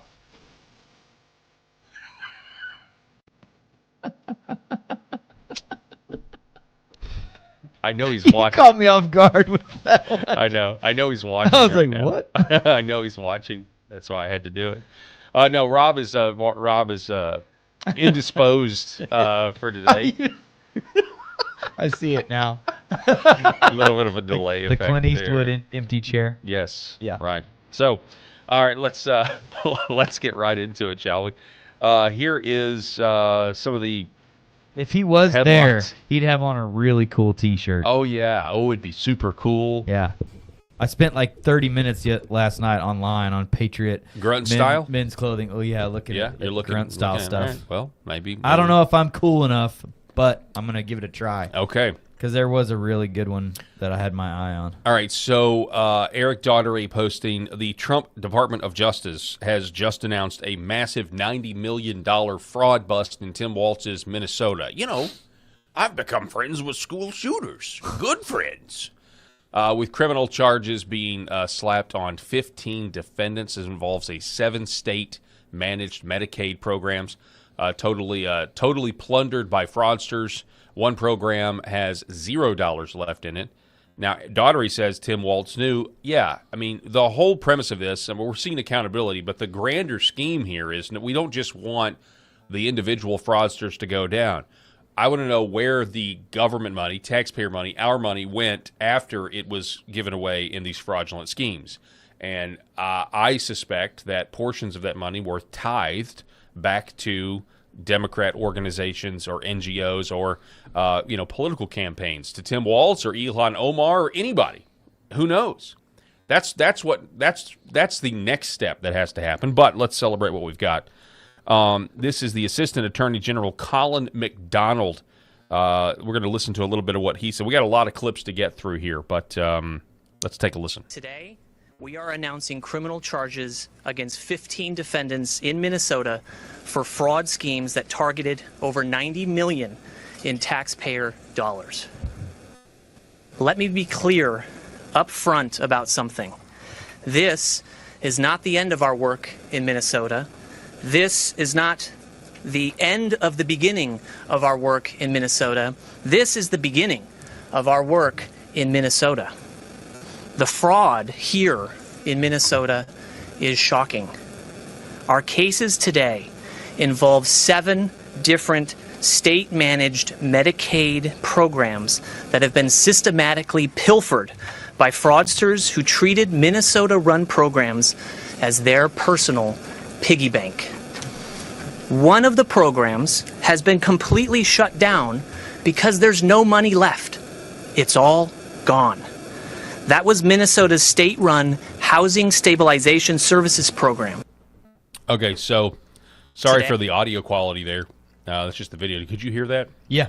Yeah. You ever play the Atari video game? That did sound a lot like Star Master. Yeah. You know about Star Master? Galactica. Yeah. Yeah. Star Master was my jam growing up. Right on. Yeah, love that. Anyway, but to kind of echo what I just said, he says this is the beginning. This is not the end. So I think I was 6 when Nintendo came out, so I think I kind of started Nintendo.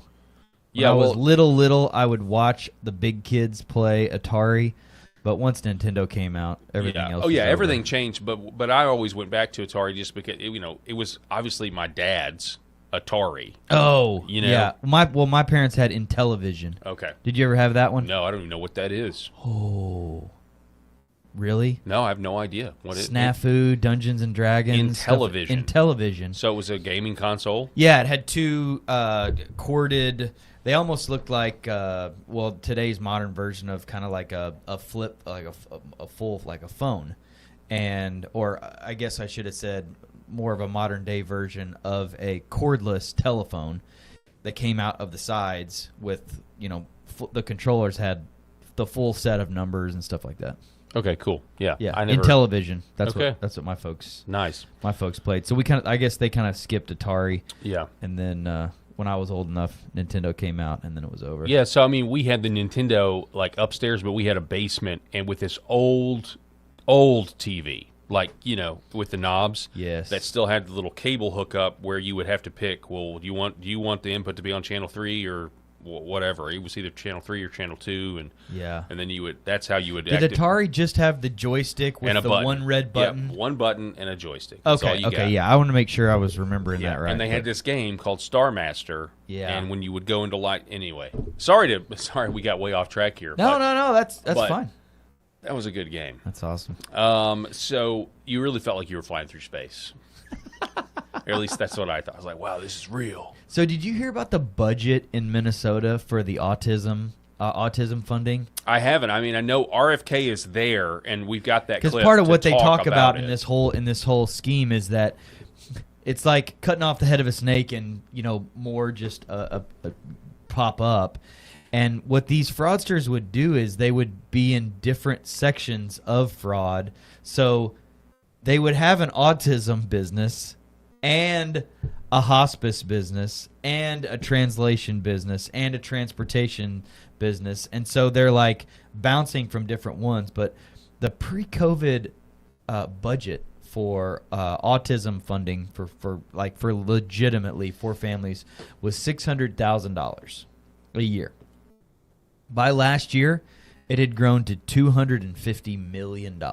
Good grief. That was the budget. And they were literally using it, as this guy said during this press conference, they were using it as their personal ATM. So when you talk about the multiple businesses, they basically are.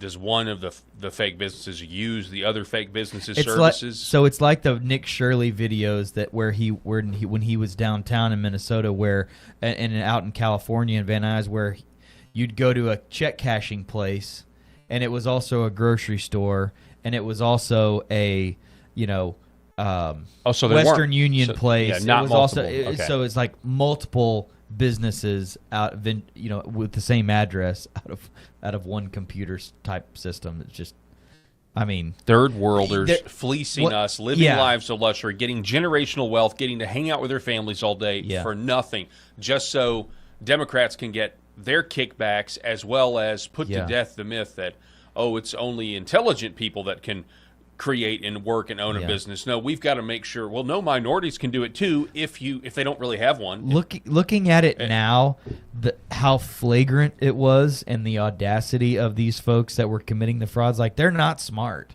as we've talked about before.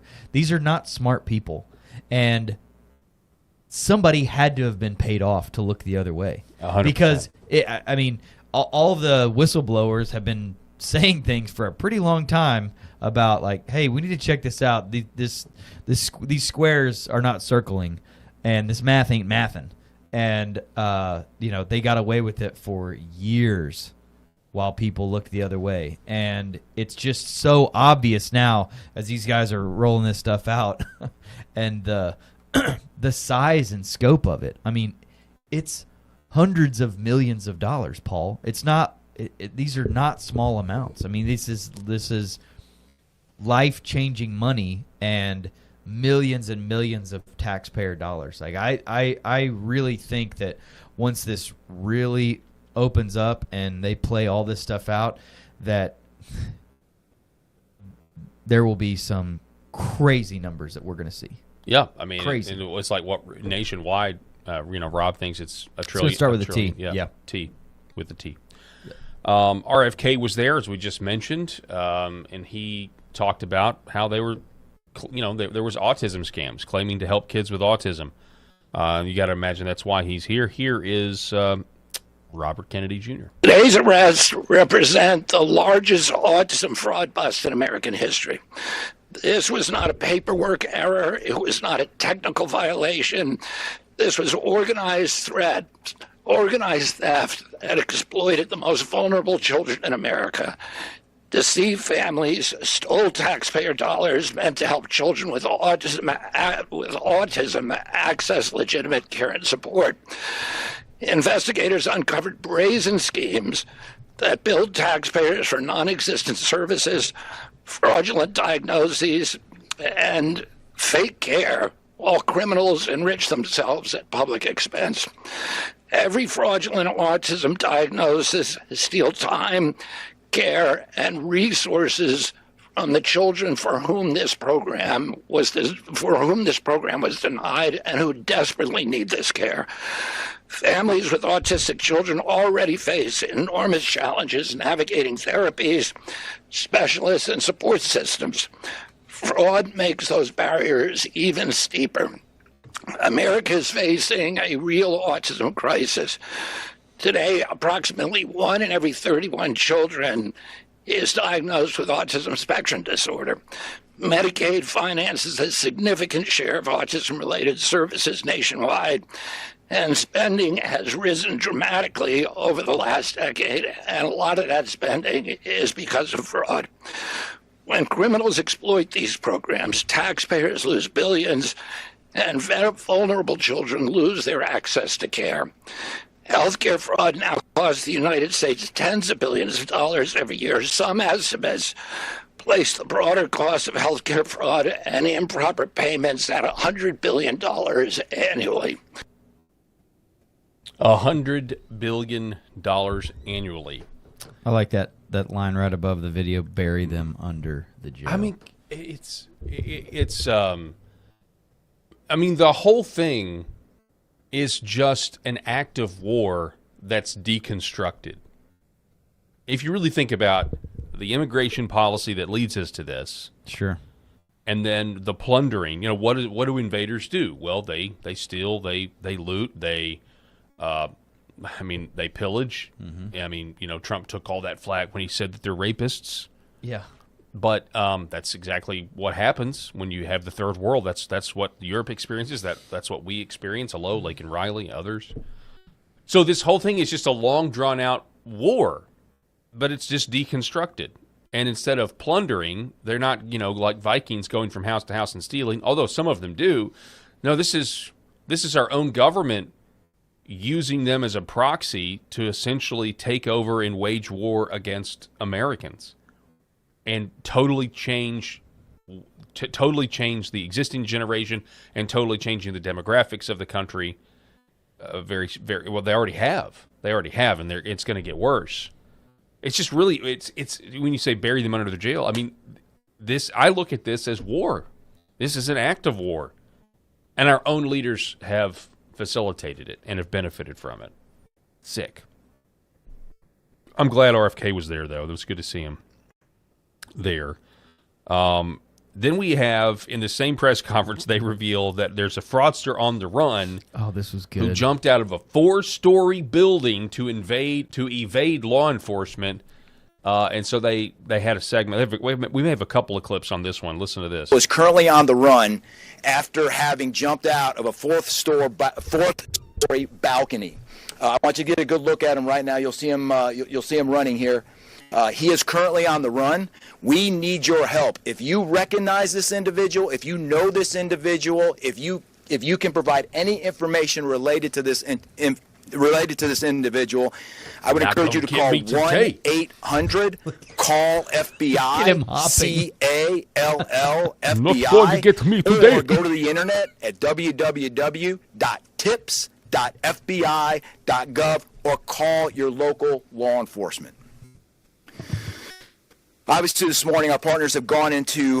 So they asked him later that one of the first questions they asked, like, who is that in that video? And he goes, yeah, that is Muhammad Omar.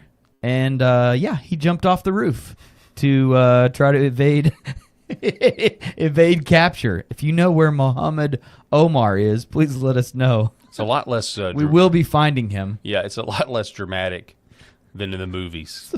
It's a fourth story. Like, dude. You're just like the. Did you think you were gonna? It was a trampoline. The cinematic moment. Yeah, even Harrison Ford was like, "There's water down there." Like Harrison, Tommy Lee Jones wasn't that dumbstruck because he thought, well, there's a chance I can survive. It's a waterfall. I mean, I'm not great chances. But, oh, you're talking about on The Fugitive? Yes. But I just did a Peter Pan right off the thing, right here. There's that old comedy movie. What's it? The Other Guys, where you think Samuel L. Jackson and The Rock are gonna jump off that roof, aim for the bushes. But apparently, you can survive a 4-story jump. You may break your leg, but apparently you can survive it. So then Ice-T's narrating, and that movie's like nobody knows why they jumped off the roof, like Bronson and Highsmith. Yeah, they were literally that arrogant. Oh my goodness! All right, here's more. Is this the same one? No, this is the fraudster who is fleeing the FBI right now. Is named Muhammad Omar. So here he is. Muhammad Omar. Muhammad Omar is the man in this video. He is charged, one of the 15 defendants charged in the fraud cases that we have brought today. And I would encourage the public to help turn this man in to face justice for the fraud that he has perpetrated, and now to face the additional charges for seeking to flee from law enforcement and seeking to obstruct justice by virtue of his conduct today. Yes, sir. If you see him, he should be pretty easy to apprehend. He's not going to be running. He was wearing one flip-flop. So get this right. They were raiding this facility. Yeah. And my man went up to the roof and fourth floor, and just said, "I'm getting out of here." Better off trying this. It is easier because I mean when they do stuff like this, it's easier to identify who the enemies are, right? Instead of this Cold War where it's like, it can be sometimes difficult. But when you actually get to this point, it's like, okay, now it's a little easier to figure out like I said, who are the bad guys. These folks are not smart. Who are the good guys? Yeah. Dr. Oz was there as well. I don't know if we've ever covered anything Dr. Oz has said on this show. He was ticked, man. But this was his moment he was to pretty shine. Fiery. Yes, sir. Question for Dr. Oz. Yes. Satisfied with how the state government here is responding to what you want to see in order to lift those suspensions of the Medicaid reimbursements? Not yet. If they had satisfied our needs, we would have released the money. Bam. So we're still waiting for the state to go through the multiple documents that were initially sent to us as part of our review of the last quarter of last year and the fiscal. It's a fiscal year, so last quarter of last year and the first quarter of this year, to identify the many areas where there's variability. Again, what we look for very specifically, and you would do the same thing. If your normal bill is $100 and then all of a sudden it's $500, someone needs to ask what happened. Sometimes there's a reason for that. But as Secretary Kennedy pointed out, and again, it's an all-government approach. So we have Treasury also helping us looking at numbers.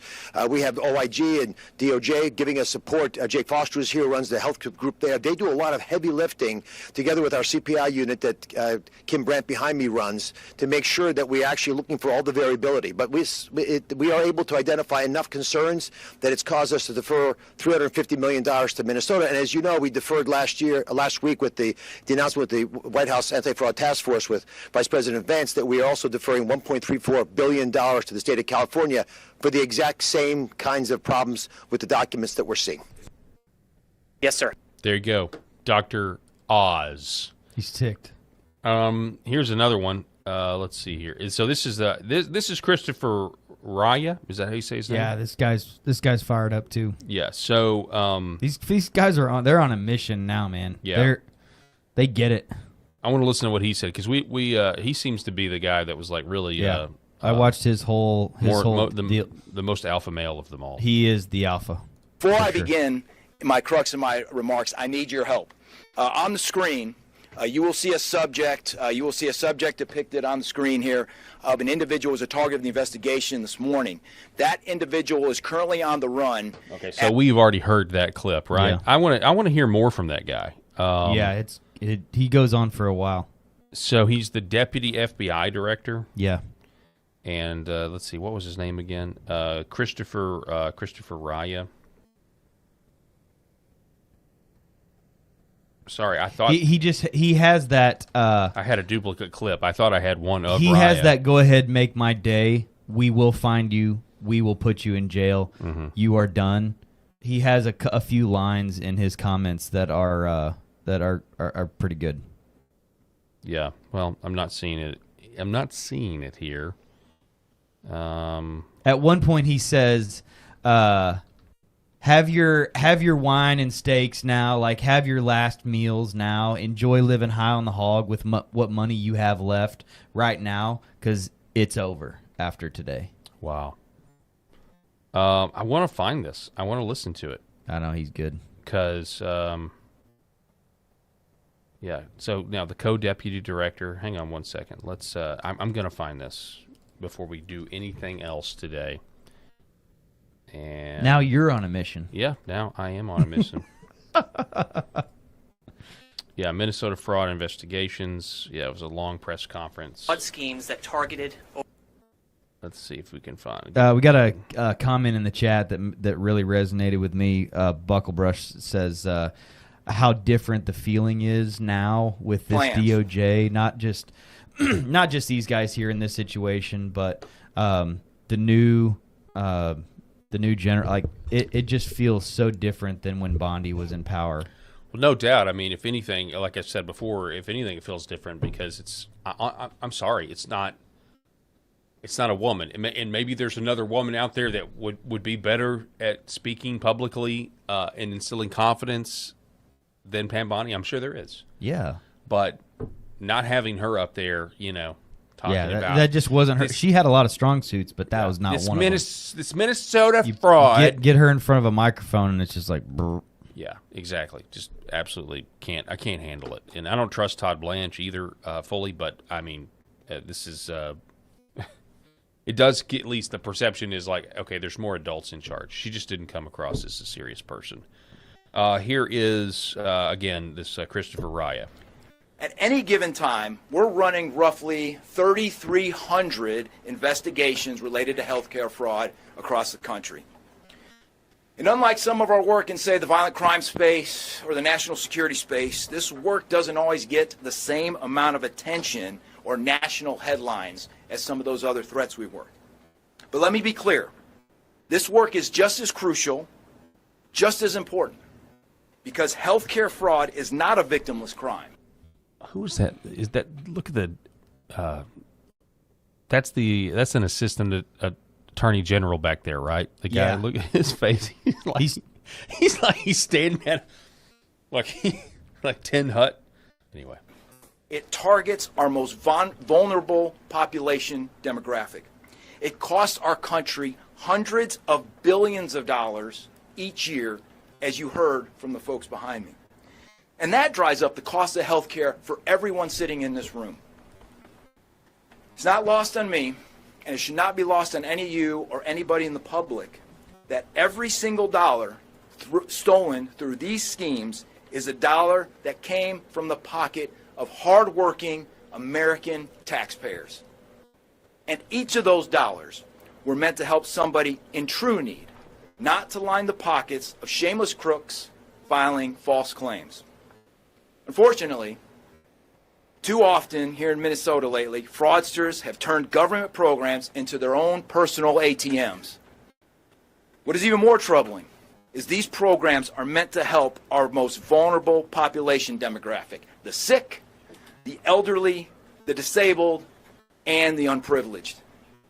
That's why, starting last December, the FBI has surged personnel and resources here to Minneapolis, and across the country for that matter, to help in these efforts.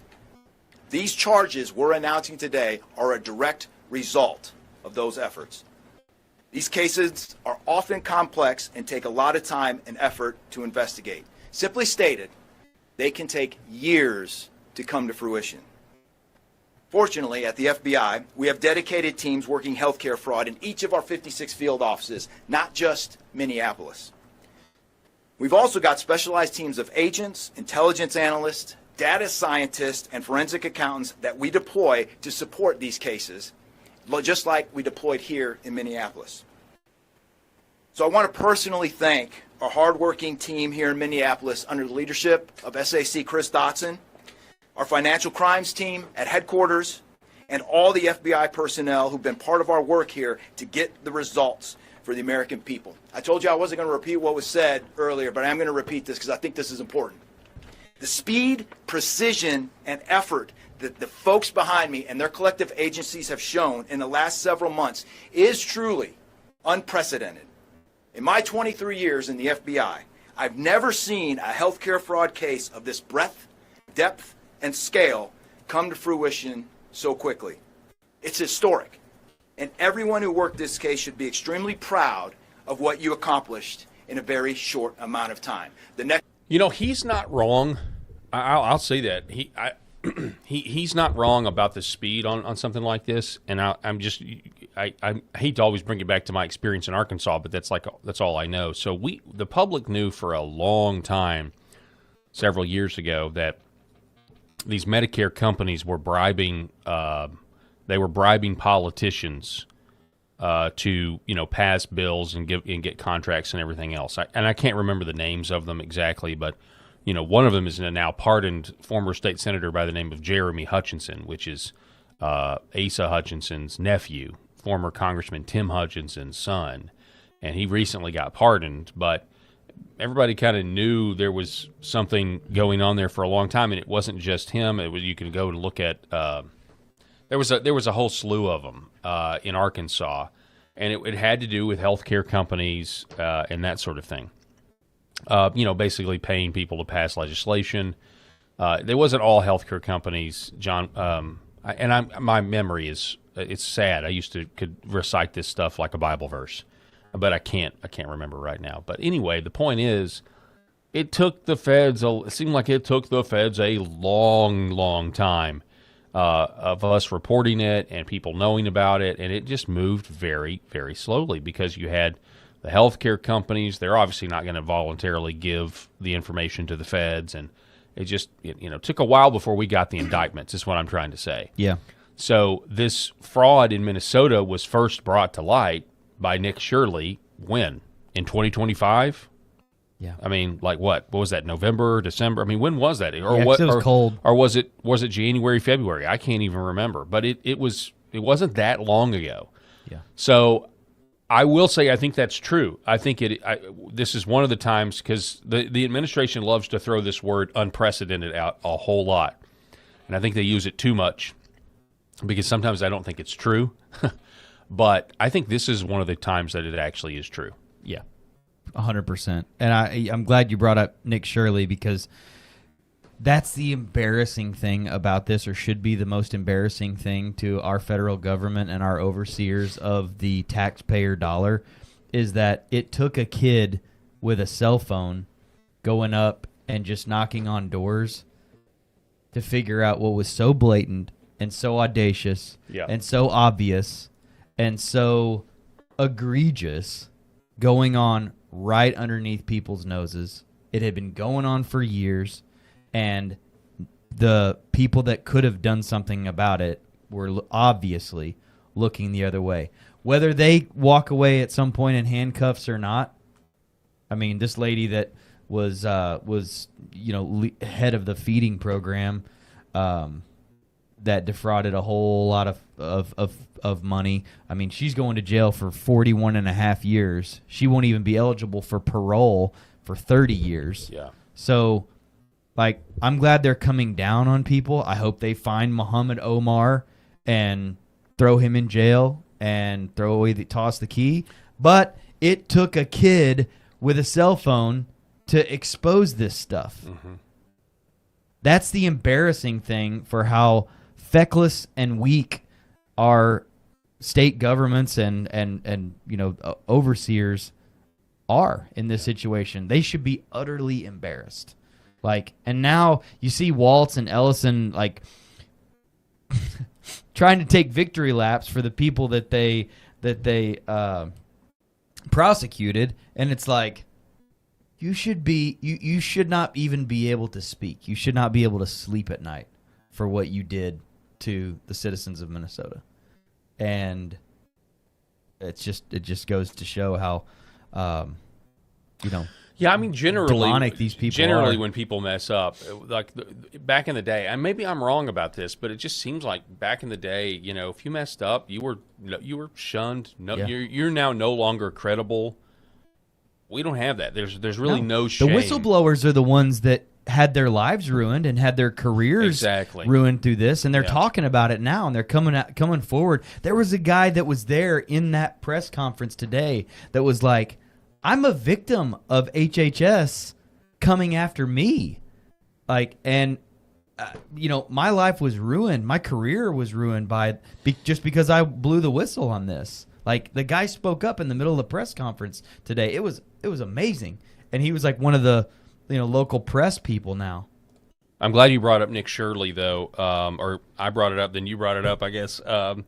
So we now have this story from the Gateway Pundit, headline, Somali-linked daycare owner from massive Feeding Our Future scandal hit with fresh federal charges for stealing $4.6 million meant for kids' meals.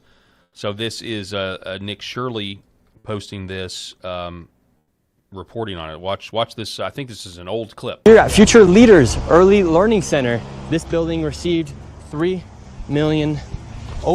Watch this lady's response to him. How are you? I would like to see if I could bring little Joey, my son little Joey here. Is there paperwork, or can I check out the daycare? No. Why can't I check out the daycare? Martin's not here. Okay, but if can I get paperwork or anything to submit my son little Joey to come in here to daycare? We'd really like to put Joey in this daycare. We've heard great things. Business card? No, I would like your business card, actually. You talk to your manager. Okay, can I speak with somebody? What did she say? You talk too much? You talk to the manager. Oh, you okay. I thought you said you talk too much. It did sound like that. Where are the children at? Are there children here today? No. No children? Yes. Why are there no children? Two of Mexico. Would my son little Joey have friends to play with here? No. No friends for little Joey? Yes. Sorry. Dang it. Well, have a great rest of your day. Thank you. So, little Joey would not be accepted to that daycare. Joey's still looking for daycare. Little Joey, cut it out. There's no kids here. They're all coming at 2. But I guess I guess that's when the shift changes. Yeah. We got an next crop in. I'm coming in at 2. Yeah. All the kids arrive at 2 p.m. So that woman, on. who, by the way, just kind of looks like Ilhan Omar, because the whole head covering thing tends to make a lot of these women look the same. Her name, though, is not Ilhan Omar. Her name is Fahima Mahmoud. Fahima Ega Mahmoud. Don't overcomplicate it. The woman already tied to the infamous $250+ million Feeding Our Future scandal that stole hundreds of millions in federal funds meant for children's meals has now been slapped with fresh federal charges for allegedly pocketing $4.6 million more in a separate daycare subsidy fraud This is what scheme. I was talking about too. Mm-hmm. They were in all of them. All of them. And they just it is organized crime. That's what this is. It's like if they opened up their purse, they would have different bank cards that they could go just take money from. Be like, well, this is my autism center fund. This is my daycare center fund. This is my food program fund. Like they and they just, dude. Yeah, a lot of them drove around in Lamborghinis in Minnesota, and a lot of that stuff's been documented. But do you know how many millions of dollars? I mean, will we ever know how many millions of dollars was loaded up into suitcases and shipped over to Mogadishu? No, we won't. Will we know? We won't. No. But here's the deal. It's organized crime, but it's organized crime with, like, sponsors that are... I guess what I'm saying is Italians are smart. Italians had to organize their criminal enterprises all by themselves. Nobody's accusing these people of being smart, though, brother. I know. It's just that's what I'm saying. It like, makes us dumber for not catching it and allowing it to happen. And Tim Waltz and Ellison and all the other folks up in Minnesota should be that much more embarrassed at the audacity and the scale of this, because they weren't even smart about it. Yeah. They didn't even cover their tracks very well. They could just go to these things and be like, why the heck does this place have the same address as 4 other businesses that are also just, totally just piling money? Right. So we know they're not smart enough to do this and organize themselves. They've been organized by somebody else. Yeah. Who are those people? And we have to go after them as well. My point, it's like with the mob had to work up to making themselves look legitimate with taxpayer-funded welfare programs or whatever. You know what I mean? You have to work up to that moment to where you buy the politician, you run the politician, whatever. But they were given all of this stuff just for coming here. So who's the kingpin? We've got to go after I'm telling you, it's politicians and bureaucrats that also have to be arrested, not just people like this. Well, because this was one of their voting blocks. Yes. So exactly. Why would they want to catch all these people that are doing this? Yep. All these people click together and vote how they're told to vote. To your point earlier, and we just referenced this, the Feeding Our Future fraud. This is now Amy Bach. $250 million. She's one of the orchestrators. All right, this is a white lady. So to our point, I guess, is she is definitely one of the ringleaders organizing the crime, and she's been sentenced. Breaking news: a Minnesota judge has just sentenced the mastermind behind the Feeding Our Future fraud scheme, Amy Bach. She just got more than 41 years in prison. The prosecution. By the way, just because Fox News calls her the mastermind does not mean that there's not people above her that are also the mastermind. That's what I said when I saw this. I was like, no, lady. That lady, I think she's guilty. Yeah, but she's not the mastermind. Come on. Yeah, and keep going. Yeah. She, by the way, she was crying and apologized for her lack of oversight at her sentencing. And my whole thing the whole time this was happening. Lack of oversight. Yeah. That was what she was saying in her apology. Wow. But I was just like, no. Use this as an opportunity. Say the names. Like, call it out. And she ended up, like, I think somebody talked to her in an interview when she was in prison, awaiting sentencing within the last little while or whatever. And she said to the fact that Waltz and Ellison should have figured this out. She did say that in an interview, but it's not probably going to be taken seriously. Prosecution is asking for a 50-year sentence, and her defense about 3 years. So that's somewhere in the middle that they got that, but closer to what obviously the prosecution wanted. Yeah, that was the 41 range. years. That was the range of sentencing, 3 to 50 years, and they settled on 41. Her defense was wanting her to get 3 years. Prosecution was going for 50, and they settled at 41 and a half. And she'll be out in 30. So she'll be out in 30 years. But I mean, she'll be geriatric by then. Yeah, man, good grief. Then we have this. So flashback: the owner of the Leering Center that Nick Shirley exposed has been charged with daycare fraud. Ilhan Omar told us that Somalis were the actual victims of the massive Minnesota fraud scandal. Turns out 91% of the fraud perpetrators are of Somali descent. Of the 87 people charged, all but 8 are of Somali descent. And that has added to the spotlight being put specifically on your community. Why do you think this fraud was allowed to get so widespread? Well, I want to say, this also has an impact on Somalis because we are also taxpayers in Minnesota. We also could have benefited from the program and the money that was stolen. And so it's been really frustrating. Wait, people. what? You did benefit. We could have benefited from the money that was It's a stolen. real missed opportunity, We're not all like this. She's offended by the question. She's offended. That this is all your people. It's your people, your clan, your tribe, Ilhan. You're the ones doing this. Well, this also affects us. Yeah, that's why your people have been arrested. Yeah. No, but it affects us in that we could have benefited from it. It is look. Yeah, Seriously, good comment. You don't get a prize for paying your taxes with stolen money. Yeah. This what? No, she's got it. I'm sorry. This comes back to the whole shame thing.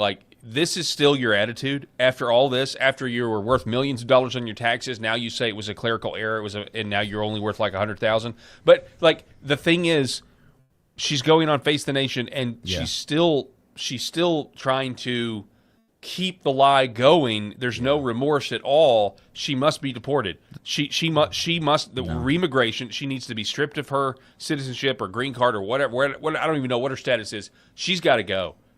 As a Nancy Mace is trying. And it may just would be a symbolic victory, but what a symbolic victory. You can't do this. The only thing you can hope now is that there is some smoking gun and something that's out there documented that really puts the hammer down. But I don't know. We'll see. Love to see it happen, or for somebody to get her so fired up and so mad because she has a really short fuse now at this point. This thing is following her every time she's in public, every time she's outside of her protective walls of her office. Mm-hmm. She's being asked about this. We can only hope that she eventually loses it and goes crazy and starts ranting in a way that exposes her, and one of her cylinders busts or something like that, and she just flies off the handle. That's I guess what we can hope, or they find something else. Like I said.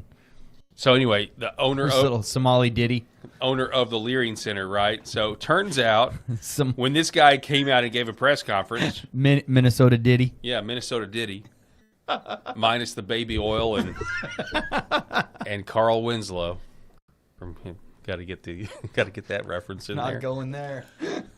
So Minnesota Diddy, turns out he was lying when he said this.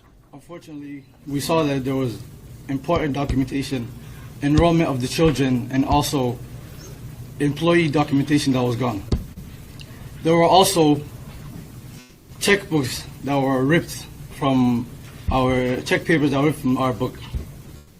This is devastating news. And we don't know why this is targeting our Somali community. Nobody's targeting your Somali community, bro. Man, dude. They thought that would work. You know what? In a different administration, that would have worked. Yeah. That's the truth of the matter. We can all say, hey, I wish this was happening and it's not, or I feel like, we're not getting what we voted for in these areas. But that explanation right there, if there was another administration, that would suffice. Yeah. Oh, no. Yeah. Nick Shirley, the violent anti-Somali bigot, did an expose which caused the Leering Center to get broken into, and now all the documents are gone, and, nothing to see here. Right? That would... Ilhan when audacity Omar. And narcissism doesn't allow you to have to face the music in your mind, this is what you do. You say stupid things like that. Not to mention, obviously we know the break-in was fake, but think about all of this. Think about how performative, think about how easy we are to manipulate right now. Where now, and I get it, but it's just funny. Look at the people in the background. They literally came together and said, we are caught. So we're going to try to act our way out of it. We're going to schedule a fake press conference. We're going to stage a fake break-in. We're going to then try to get the sympathy back on us. It's crazy how transparently obvious it is. Yeah. And what's funny is it's actually happening in this way. It is obvious to us. In other ways, it may not be, and with different issues. So we always have to be vigilant and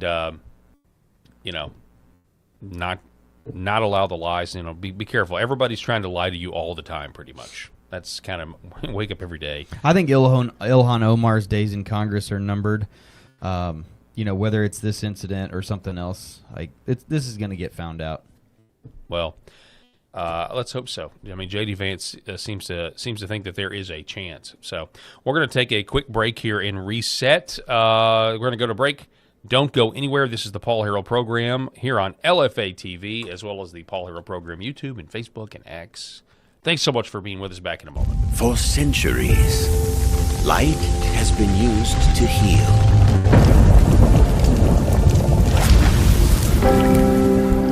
Awaken the body with Red Vive.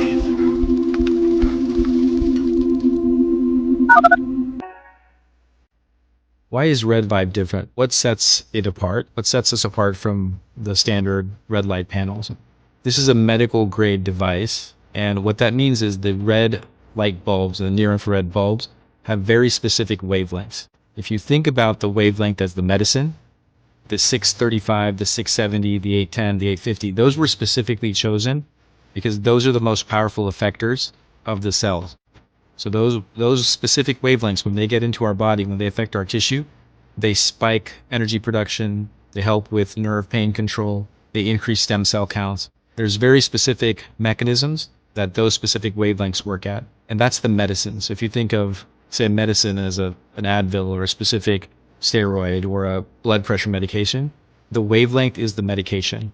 The other part of that, whenever you take a medication, is dose, right? So you have the medication. So if you take 1 milligram of Advil, and the average dose of an Advil is 200 milligrams to 800 milligrams, it's not going to work. That doesn't mean the medicine's bad. It just means you didn't take enough. Right? And so even if you have the right wavelengths, first you have to have the right medicine, and then you have to have the right dose. And to have the right dose, in light therapy, you have to have enough energy.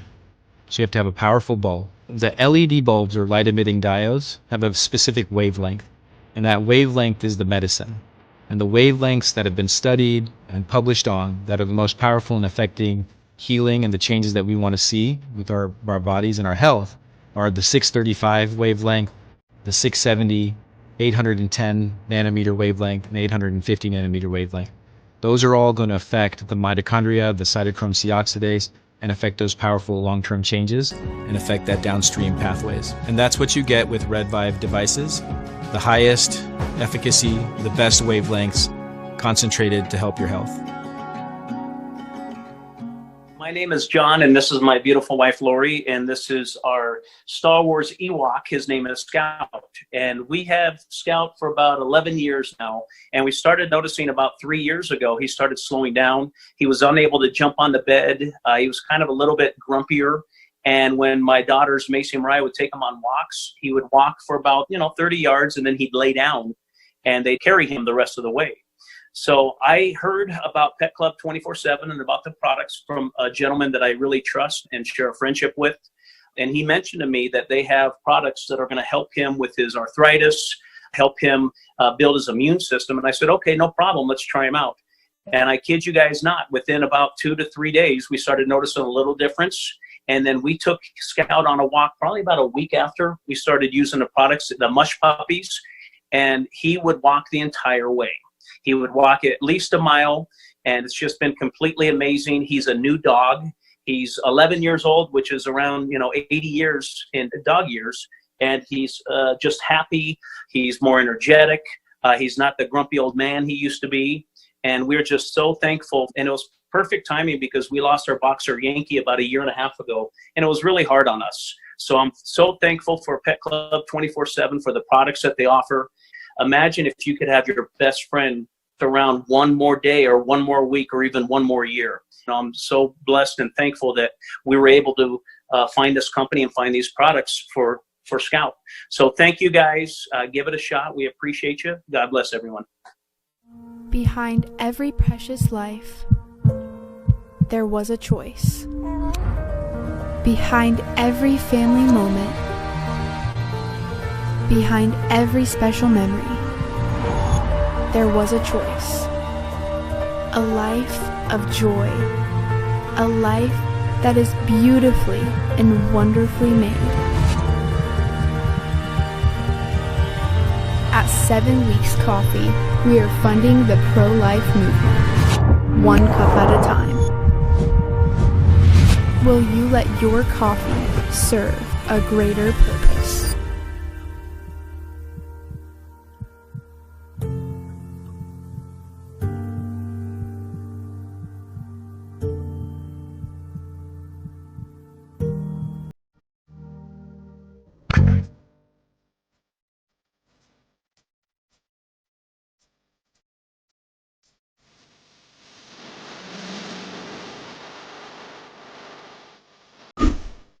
The Paul Harrell Program. Welcome back, ladies and gentlemen. Thanks so much for being with us. Can't do the show without you watching every single day. Eric, it is, I guess, one day away from Memorial. Well, I guess tomorrow is the start of Memorial Weekend, Memorial Day weekend. You have any big plans? No, we have an AAU basketball tournament up in St. Louis for a big part of Saturday. Then Sunday, I'm going to start. Wow, on Memorial Day. Well, it's on Saturday. Okay.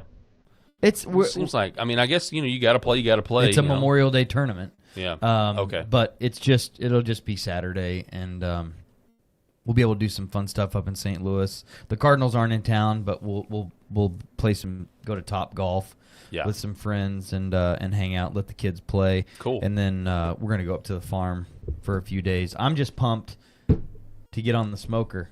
Yeah. So what are your plans for barbecue? Well, on we're back and forth between a big pork shoulder and ribs. The pork shoulder is going to be hard to watch that temperature overnight on a. My in-laws have one of those Kamado Joes, one of the eggs. Yep. I have a green egg at home and a Traeger, but my in-laws have a Kamado Joe, and you got to regulate temperature on those, especially overnight. I just don't know if it's possible to smoke a pork shoulder for that long, so I may just do ribs. Because people swear by those things, though. They do on both the Kamado and the green egg. I love the variability of both in different styles. I can really, really heat the egg up really hot, really fast. Can get a good sear on stuff. So anyway. So my cooking, my father is. We are celebrating my dad's 80th birthday this weekend. So family's coming into town. Man, that's awesome. Friends are coming over on Saturday, and so I'm cooking for that. So it's about 50 people, and we are. Our family's currently deciding, which we've kind of decided, but so we're going with ribs and a brisket and maybe a pork shoulder. I have a rig that can handle. I've got a rig that can smoke, according to what it says, like 20 briskets, at a time. I mean, it's big. If I had my Traeger, I would feel a whole lot more confident, filling it up overnight. Yep, and just letting it go. It's at a constant temperature. I don't have to check it. I don't have to check the vents. I don't have to do anything. Which wood chips do you use, or which pellets do you use in that thing? I go back and forth. I was a big hickory guy for a long time, because it just burned a little hotter. But I've actually switched to kind of a blend. Okay. And now, do you not the fancy Traeger version? Okay, well, you got to be careful. Yeah. Yeah. You know this. In the interest of the Maha movement, you have to be careful with these pellets, because I think the pellet smokers are fine. They can produce a good product. It's not the same as a stick burner, although it is devastatingly close. It's so close that it's like, why do I have a wood supplier? Why do I worry about seasoning the wood? Why do I worry about all this? Why did I buy a giant stick burner, with 1/4-inch steel and all this other stuff? But I'm still sticking with my primitive ways, still love it. But you have to be careful with the quality of pellets. You want to make sure some of these ones, and some of these are Traeger pellets. If you look, it's apple flavored pellets, or it's basically sawdust with chemicals is what you're burning, what you're fueling. So you're putting chemicals on your meat. But they have some great pellets. A lot of your feed stores, whether it's like Orscheln. That's where I get mine. I get Bear Mountain. Yeah, Bear Mountain. So it'll say like hardwood, Yes. And so Eric knows, you guys may not. You guys may love the pellet smokers, and that's great. But if you go look at what a Traeger, now this was a year ago, but go look at what is actually in those Traeger pellets or those official brand name pellets that you get.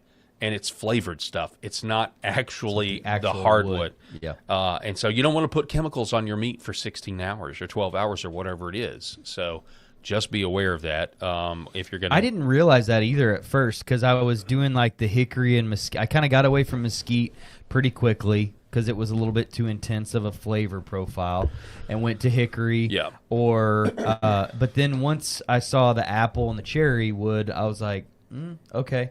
And there's pecan, so I got that in there too. And then they started coming out with these blends and all this stuff. And then now I've just kind of gone back to Bear Mountain. They had a bourbon flavored one that was like okay. Yeah. But I'm kind of more of a traditionalist. I go high quality on my hardwood charcoal for my egg as well. Like I get the really good stuff that doesn't have a lot of really intense smoke. Yeah. Of the white smoke, So right. I'm getting too into the weeds about. No. The You're not getting into the weeds. Matter of fact, but, I mean, we could do a whole barbecue podcast if we wanted to. Which would, I would love that. I'm in. Maybe the folks that are normally here for politics wouldn't, but no. With the so I don't have a pellet. Real quick, I have to say this. So I don't have a pellet smoker. My dad does though. So I've cooked on it a few times.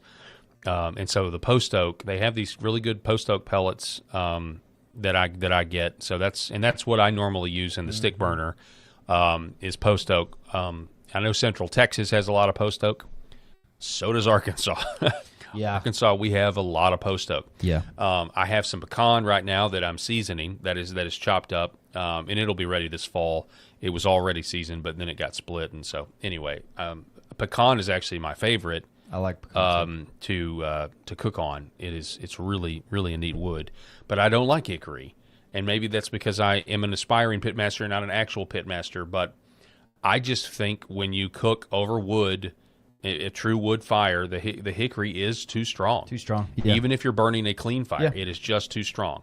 And then, of course, let's not even talk about mesquite. I cooked with mesquite one time, and it was like, okay, this has been in a house fire, not a smoker. Yeah, that's why I said the word intense, because it is intense. Yeah. I enjoy it myself, but if you're cooking for a big group of people, you don't want to force that on everybody. Let the seasonings and the sugars and stuff like that come out. But we're gonna have a good time this weekend. It'll be fun. So a few comments from the LFA chat. Oh yeah. So we have No Wimps #1 writing, barbecue is always a good topic.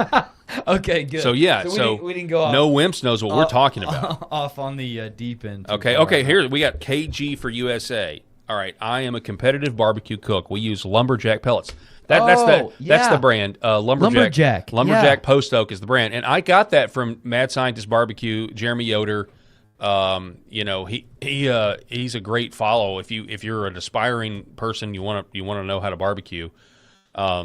He's a great guy. When I got into brisket, so when I grew up on pork because I'm from Arkansas, we don't do brisket, but when I wanted to learn how to cook brisket, Jeremy Yoder, obviously Aaron Franklin, but Jeremy Yoder was the guy that really simplified it and made it easy to understand. Mm-hmm. Mad Scientist Barbecue is that YouTube channel, and he does an incredible. He's up in Kentucky.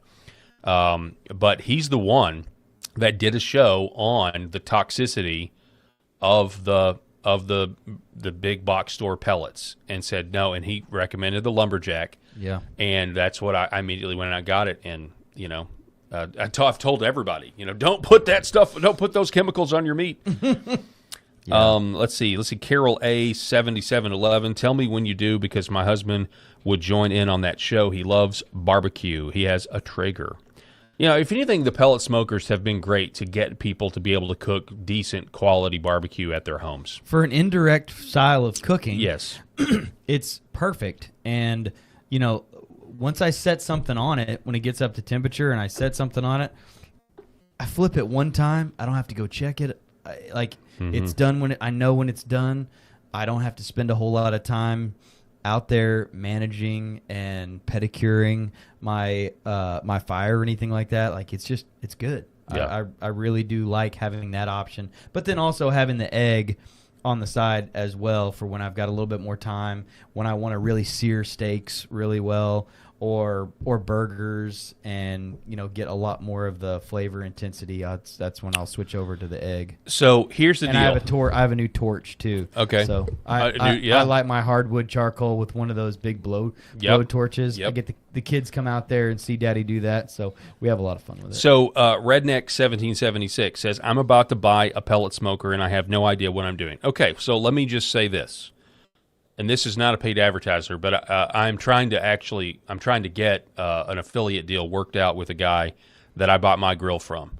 So my smoker is a Lone Star Grills. It's out of Conroe, Texas, or at least that's what it says. I think they've got different manufacturing facilities down there, and they have pellet smokers.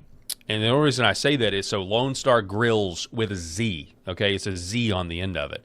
And that's where I don't do pellet smoker, though. I have a stick burner. It's 1/4-inch steel, and they've got all these models, and they're absolutely incredibly efficient. So many different features and customizations that you can make on it. Obviously, the stick burners, where you're dealing with 1/4-inch steel, these are not cheap, okay? These are stuff you're going to pass down to your grandkids if you buy one of these. But their pellet smokers that they do have are reasonable. And I would say try that out. I don't have one, okay? I don't have one of their pellet smokers, but I know they offer them. And I know they know what they're doing. They know what they're doing with airflow, convection, all of that. Because if you can make a good quality stick burner, then a pellet smoker is going to be, technically speaking, in complications, going to be a lower level of difficulty. Yeah. So just check it out, Freedom Bobby, or not Freedom Bobby, Redneck 1776. If you want to, check out Lone Star Grills. I'm going to clip this segment. And I'm going to send it. I got a lot of segments to clip. I got the Gunther T-shirt, the grunt style T-shirt, and I got to do this. But definitely check that out if you're looking. Because I mean, if I was going to buy a pellet smoker, I would buy one from Lone Star Grills with a Z.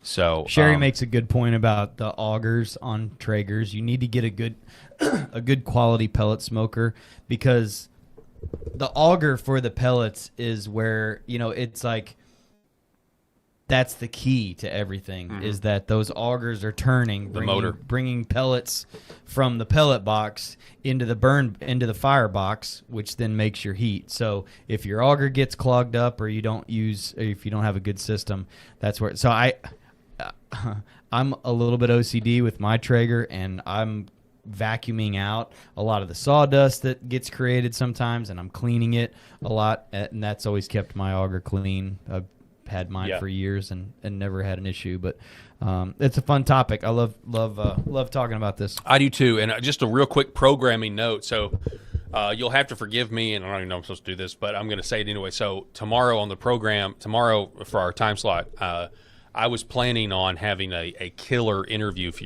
you guys, but it got canceled at the last minute, and it's going to get rescheduled. But it is going to be a really good interview when we finally get it.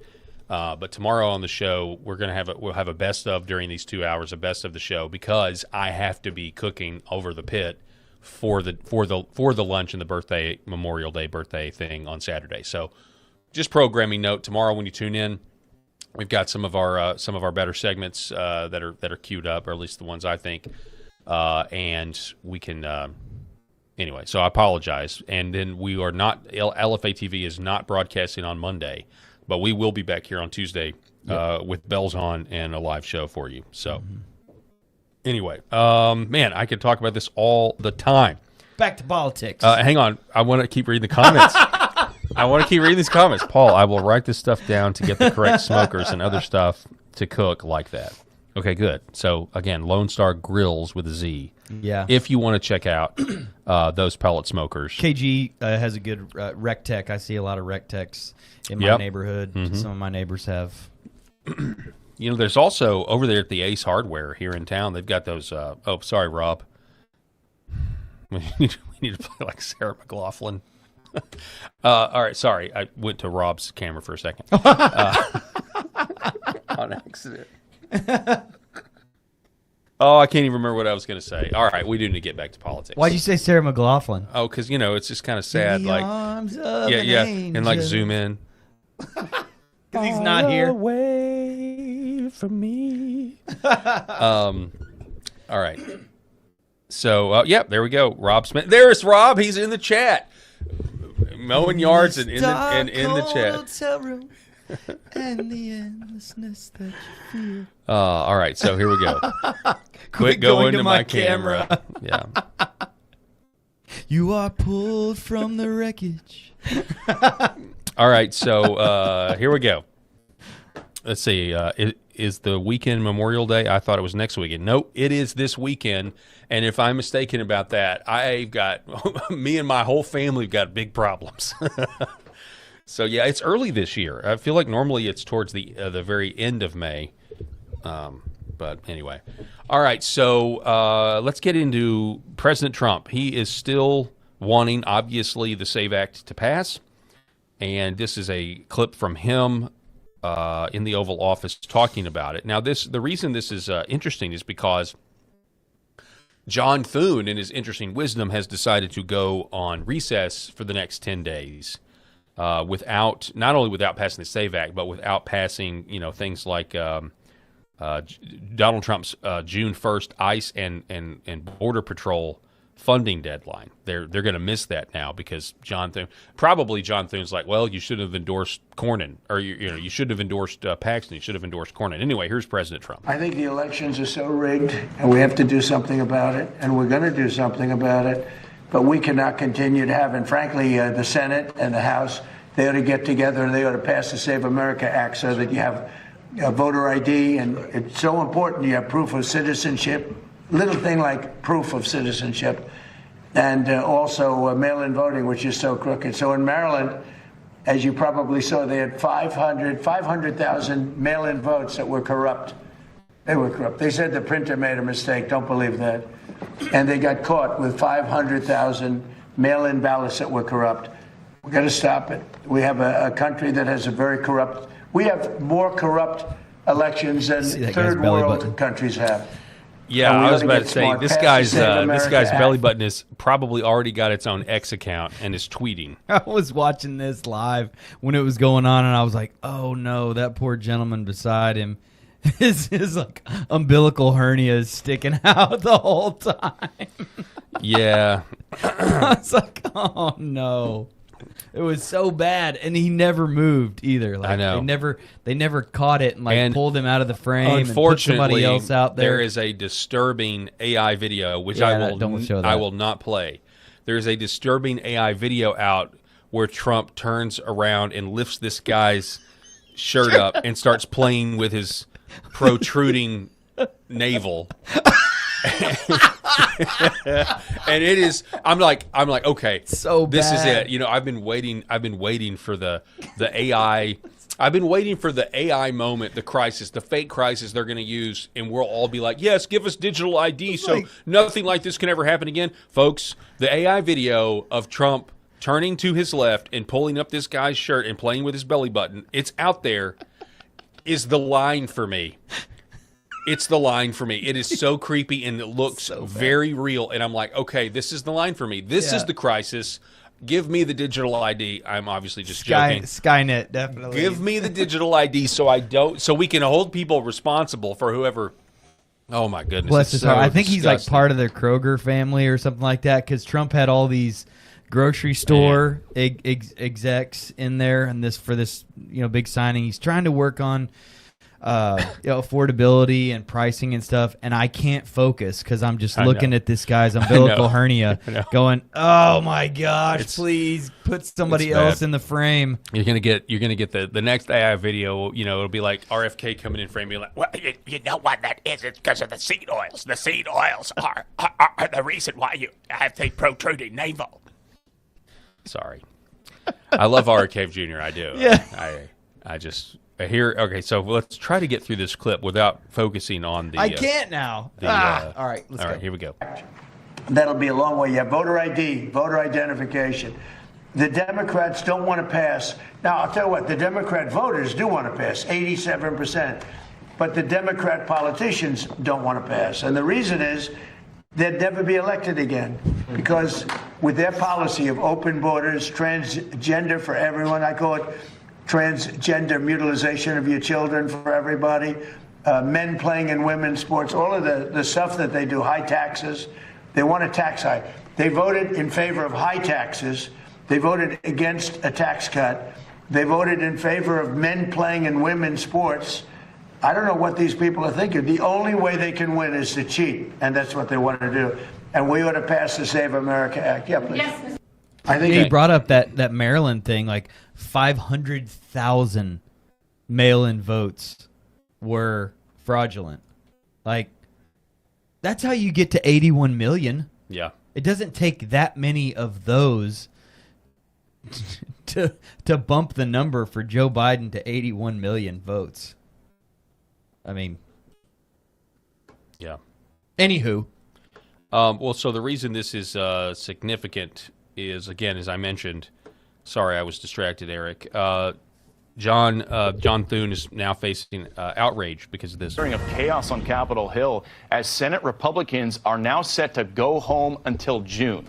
That's significant because that now puts them on course to miss a June 1st deadline that was set by President Trump to pass a reconciliation funding package to give money to both ICE and CBP. For more on that, we're going to send it out to Fox News Chief Congressional Correspondent Chad Pergram on Capitol Hill. Chad, it sounds like things just completely fell apart today. Fill us in. What happened? Bill, good afternoon. Here's what happened. Todd Blanche, the acting attorney general, was summoned to Capitol Hill to meet with Senate Republicans. They had a lot of concerns about this compensation fund, and they were going to have to go through what's called a vote-a-rama, a lengthy vote series where Democrats were going to put Republican senators on the record on every single vote here voting on something related to that compensation fund. And there were some Republicans who had a lot of reservations about this, too. I am told that they have to go back to the drawing board and completely start this bill again. I'm told that Tom Cotton, Republican senator from Arkansas, had some very pointed questions to Todd Blanche in that meeting today. The same with Chuck Grassley, the longtime senator from Iowa as well. And you could see just how glum some of the senators were, some not even talking to the press because they just wanted to get out. As soon as they sent out the notice that they were cutting senators, that is the signal that this bill to fund the Border Patrol and ICE is dead in the water. The whole idea was that they were going to work late this week, get this done maybe in the Senate overnight tonight, and then move this to the House of Representatives, and the House would just have to sync up. As you mentioned, this June 1st deadline, that's something that was made up. It's something that the president said he wanted this done by, but they have been dealing with spending bills for the 2026 appropriation cycle since this time last year. And so they have to go back to the drawing board. They have to rejigger this bill. It's not going to get done right now. And even though President Trump has been on a winning streak politically, he's not getting done what he wants legislatively here on Capitol Hill as they miss that deadline.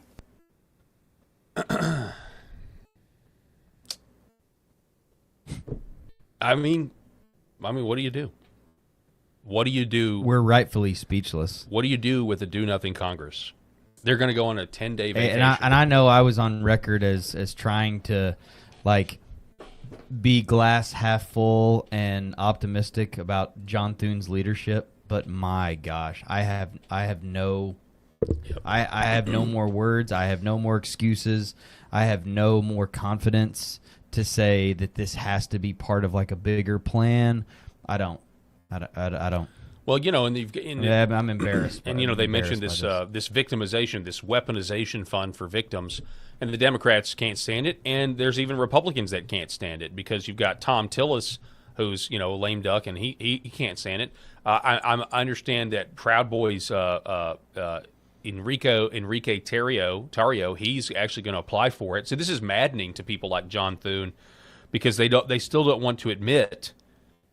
Not John Thune. I'm sorry, Tom Tillis probably enrages him too, but they don't want to admit, Eric, that J6 was an op, was a false flag op, and that Americans were actually victimized. Yeah. Here's Tom Tillis. By the way, John Thune gets paid $193,400 a year. Yeah, too. must be nice. Like that's the other thing that people are going to be real frustrated about. It's like, you can't do your job, what you need to do, and you're making $193,000 a year. Must be nice. I think it's stupid on stilts. Why? Because it will invariably put us in a position where your taxpayer dollars and my taxpayer dollars could potentially compensate someone who assaulted a police officer, admitted their guilt, got convicted, got pardoned, and now we're going to pay them for that? That's absurd. The American people are going to reject this out of hand. When you take money from me to give to a purpose that I vehemently disagree with, that's tyranny, and that's what that accounts. And all the anti-abortion activists are like, excuse me? Taking my money to... Excuse me? Yeah, what an idiot. Like, you're exactly right. Again, but they are... Tom Tillis and others are beholden to the idea that January 6th was 9/11, and they still don't want to admit that this whole thing was a setup. And and I'm not going to qualify it. Well, were there people that were voted? Yeah, no. I'm not qualifying it. Yeah, I'm sorry. I know what entrapment looks like. Yeah, and we now know the FBI agents in the crowd. We know a lot about this. So. It's just it's absolutely insane. So we have that. Let's see what else. Real quick, we're gonna check in with Rob again. Here he is, folks. Rob Spencer, everybody. There he is. So Rob sent this in. He just wanted everybody to know that he is still rocking his grunt style T-shirt. You see that there, and he's mowing right now. He's got rental properties, and he had to mow because, you know why? Because we got a big rain coming. We got a big rain there coming. He is. Oh, he's on. We got a big rain coming, and he's right. Yeah. We do. Yeah. And so it's going to rain for a while. It's going to rain tomorrow while I'm cooking. I was going to say, is yours? Do you have a? I have a tent that is on. Oh, I've got this. I've got one of those tailgating tents. Wanda was asking about that. If we were going to be, I'll be up in northern Missouri, so Yeah. I think I'll be okay. No, I've got a barbecue tent that is like, this thing has been through a war because it's just absorbed years and years of smoke. It's so smoky that I don't keep it in the garage. Oh. Like, I literally just fold it up and let it continue to rot in the corner of my fence. And it's broken down. It like barely works. Like, all of the accordion metal or whatever. Yes. And you try to put it up, and of course it doesn't stand all the way up. So I've got this giant metal pole to keep so where it actually comes to a point at the top and stands up. But yeah, that's what I do when it rains, and it is going to rain tomorrow while I'm cooking. So yeah. I got a lot of work. I actually got a lot of work to do when I leave here. I have to remember to cover all my stuff up in the back before I leave to go to Missouri. So I'm glad to be reminded of the Anyway, rain Rob, coming. happy mowing, brother, and happy Memorial Day to everybody out there. Those troops who have paid the ultimate sacrifice. That's who we are going to remember on Monday. And I can't. This is one of those things where I don't think there's any way. I'm not a military guy. Was never had the courage to go into the military. I don't really have family that. I mean, my grandfather served in World War II in the Pacific Theater, but I just don't even think there's really any. Every time this day comes up, because what do? We celebrate it. We have a day off work. We are barbecuing. We're spending time with our families, which is what you go over. That's what you ideally in the concept of a just war theory. That's what you're going overseas, or you're fighting people at home to protect your family, to protect our freedom. Like, I understand the concept, but I always feel lacking Like, I always feel, especially even when I say stuff like, we remember those that gave their lives, ultimate sacrifice. I don't really feel, I just don't feel like there's really any words to do it justice, to pay them the tribute that it needs to be. Does that make sense? I always just feel like it's lacking. I don't know. I just feel so I guess I just feel so unworthy to even speak on the subject, if that makes sense. That's fair. So, but anyway, at the same time, like, remember, while you're having this day off, it's not just a day off. We're doing this to remember those who have given their lives in the service of our country. So, well, our generation too. I mean, we have a different philosophy and a different thought on war times because we don't know what that is. My father's generation and my grandfather's generation they think about it and know it very differently. My grandfather served in Korea during the Korean War, and it's a tough inner battle for a lot of people in that generation, because that was the way they grew up, was going from one conflict kind of to the next. Yeah. As they ran into each other, all the way from the early 1900s to Vietnam. Yeah. And then we had that space of time there where it was just like, right. we're kind of teetering on some things here, and then it was just like nothing happened, and then like Gulf War. Right. Yeah. Now you remember Desert Storm 1. Right. Then we have all the war on terror, post September 11th, which looking back, it's just different. It is different. It's very, very different. You're 100% right. It is different. It's looked on different because now people look back on it and they scratch their heads and they say, what was that? Like, what was that all about? Especially young people, especially people my age and younger. It's just like, it's tough because leadership now in our military, in our Department of War, their whole thing is that we know that was a huge mistake for all those years, and we're definitely not going to do that because we know we would never have your support to do that again. The towers fell, and so everybody just said, do whatever it takes. We don't care. We're just mad. Patriot Act. That's right. I mean, many. Everything. The very things that we got to do that were turned against the American people. Everything. And people just are like, what do we even do that for? And you're right. I mean, to an extent, I think you're right, because there's people out there that would listen to what you just said and say, we are doing that, Eric, but we don't have troops on the ground yet. There are people that want us to have troops on the ground. Oh yeah, you see them on. This is actually see them on the news all the time.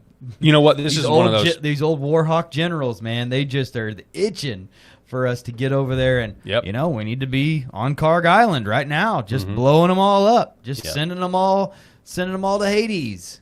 You hear it every day. It's like, stop. But this is actually a good segue into what we didn't plan this little segue, but we did have this piece pulled. Fox News poll: as economic pain deepens, disapproval of Trump hits new high. So think about this also in the context of what we just talked about. They're going on recess. They're not passing the border funding or the CBE, the Border Patrol funding. They're not passing ICE. They haven't passed the Save America Act, and everybody's paying $4 a gallon of gas pretty much. I don't know what it was the last time you looked. I've got to go. Yeah. I've got to go get some gas here in a minute. I would say I've got to go fill up, but I don't fill up. I paid I'm not in $4.10. that income bracket. I don't go fill up yesterday, and that was with a 10-cent discount. Yeah. What? What'd you pay? $4.10. Yeah, a couple days ago, the Arkansas average was $4.07. These are high numbers. So, according to this Fox News poll, opposition to Iran war grows despite belief U.S. is winning. So, at the beginning, before this even happened, I had a conversation with somebody who said, the American people really, and I think they were saying this in the MAGA world, the GOP world, that there's a big chunk, and this is true. I think there's a large chunk of the GOP that voters that didn't care whether or not we went to war with Iran or not. That weren't like me, that were like, shouldn't do this. I didn't vote for this. But the response was they care about what's going on here, meaning like as long as things domestically here are okay, they're not going to really care about war with Iran or a conflict with Iran or anything else. And I think that was true. I think that is true for a chunk of Trump's base, of the base. It's not true for another chunk of the base, but it is true for a chunk. And now we're seeing as economic pain deepens, the polling is showing it. And this is just the Fox News poll. There are other polls out there that I see every day. Fox News writing, voters are increasingly pessimistic about the economy and President Trump's handling of key issues, while a majority oppose continued U.S. military involvement in Iran, even as most believe the U.S. is winning the war. That's according to a new Fox News national survey. Affordability continues to dominate the political landscape. 58% flag the cost of living as their top economic worry, up from 50% in February. This eclipses other issues such as government spending, 16%. Anybody? Nobody cares about that. We talked about that yesterday. Jobs, 8%, and tariffs, 8%. People want to be able to pay for gas and their groceries, and I think we're going to see the groceries continue to go up as the groceries hit after the fuel goes up, then your groceries go up. So, oh yeah, the ripple effect of fuel prices being this high will hit everyone and everything. Just because you don't fully fill up, or just because even if you live in some big city and don't walk or don't drive, like you're still going to feel the effects of this. And I don't know what the makeup of this poll is, how many Democrats versus Republicans or independents are surveyed. I don't know, but this poll from Fox mirrors a lot of the other polls that I have seen online about what's going on. And so, again, there's still a lot of time between now and November midterms. Yes. A lot of time between now and then. And Trump promised today that it would be fixed by then. Yeah. I mean, but it's got to be fixed before then, so the gas prices fall down and people actually, it's got to be. You would think it's got to be fixed in the next 30 days. Yeah, I would say. But we'll see on that. And then we have this. So a few things. So we've been doing a lot of shows on AI lately, and this one popped up. San Francisco had some sort of robot parade. And it is creepy. This is our future, apparently. Oh, yeah. Oh, my God, bro. Robot down. This is actual craziness. The future. Look at him walking down. Look at him. Look at him.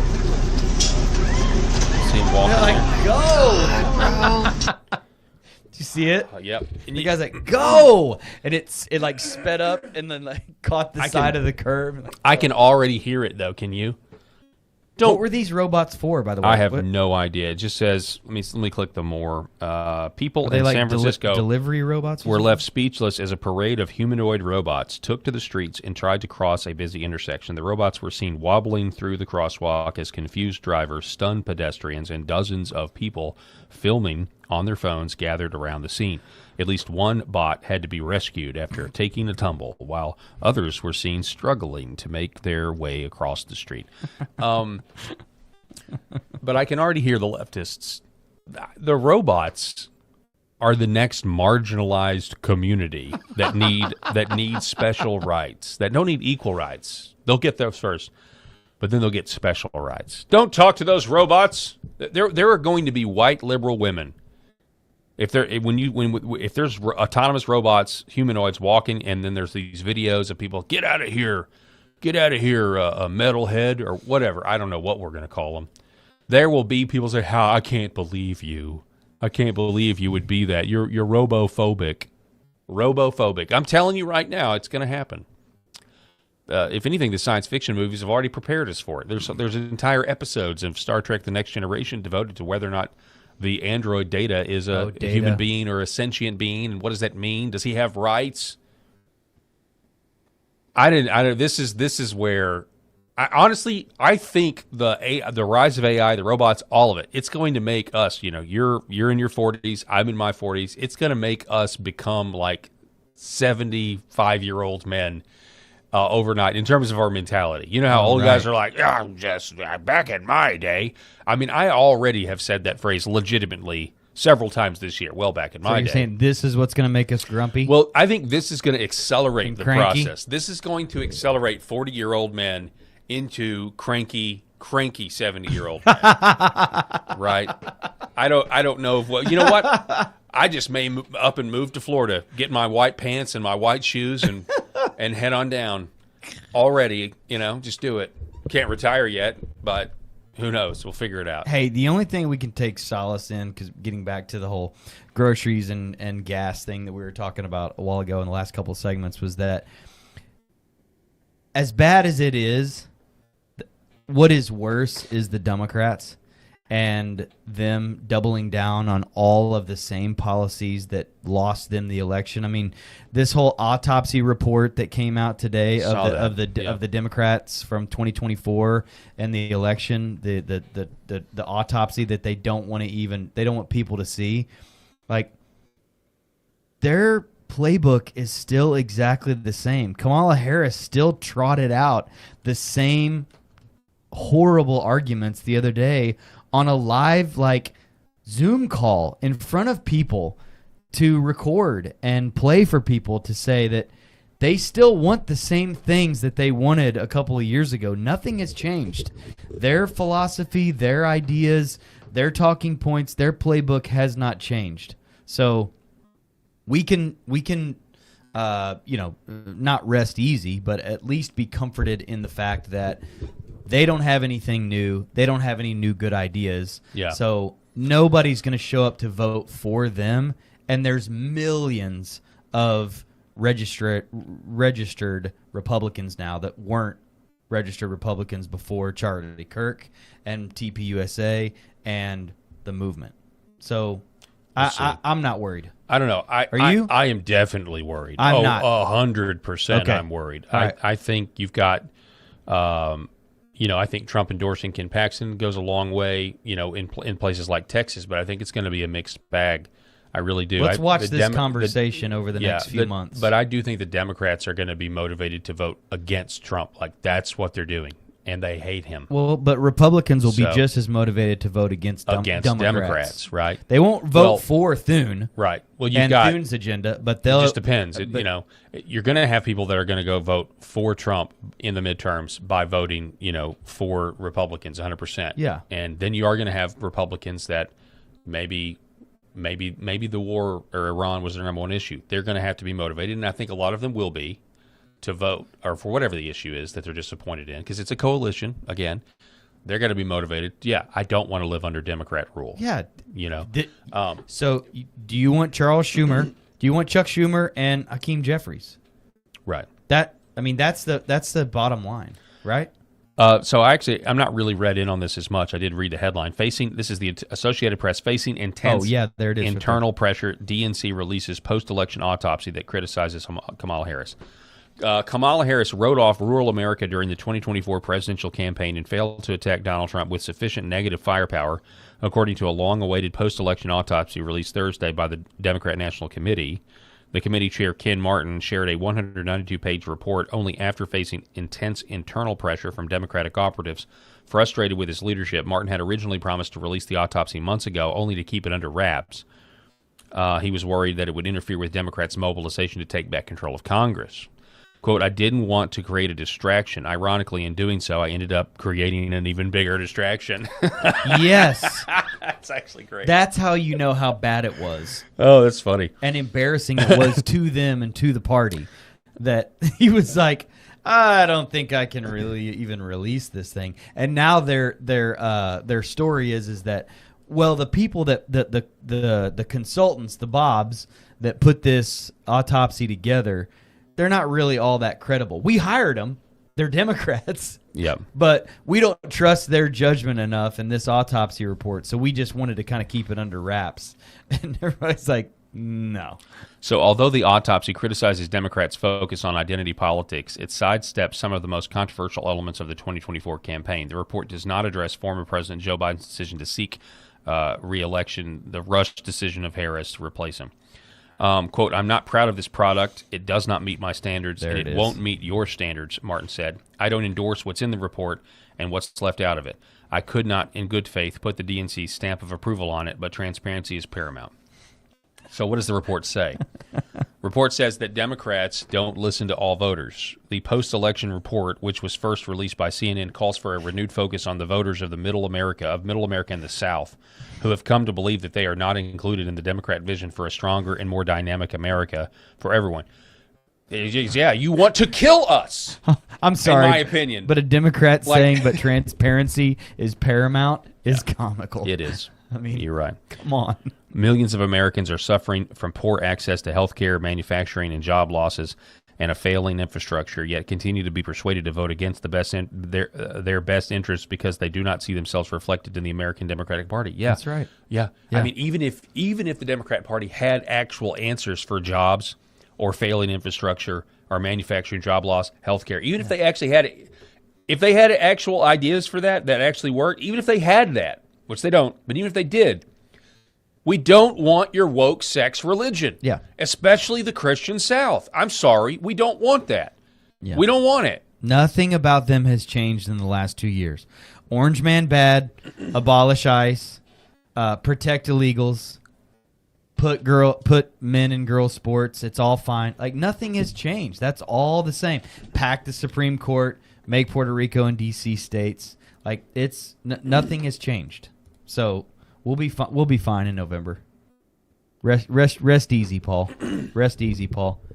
I hope you're right, but I don't think I don't want to not motivate everyone in our audience to go out and vote. Oh, no, too, you're not going to do that. obviously. But like, nobody needs to stay home, but everybody needs to just not worry about this.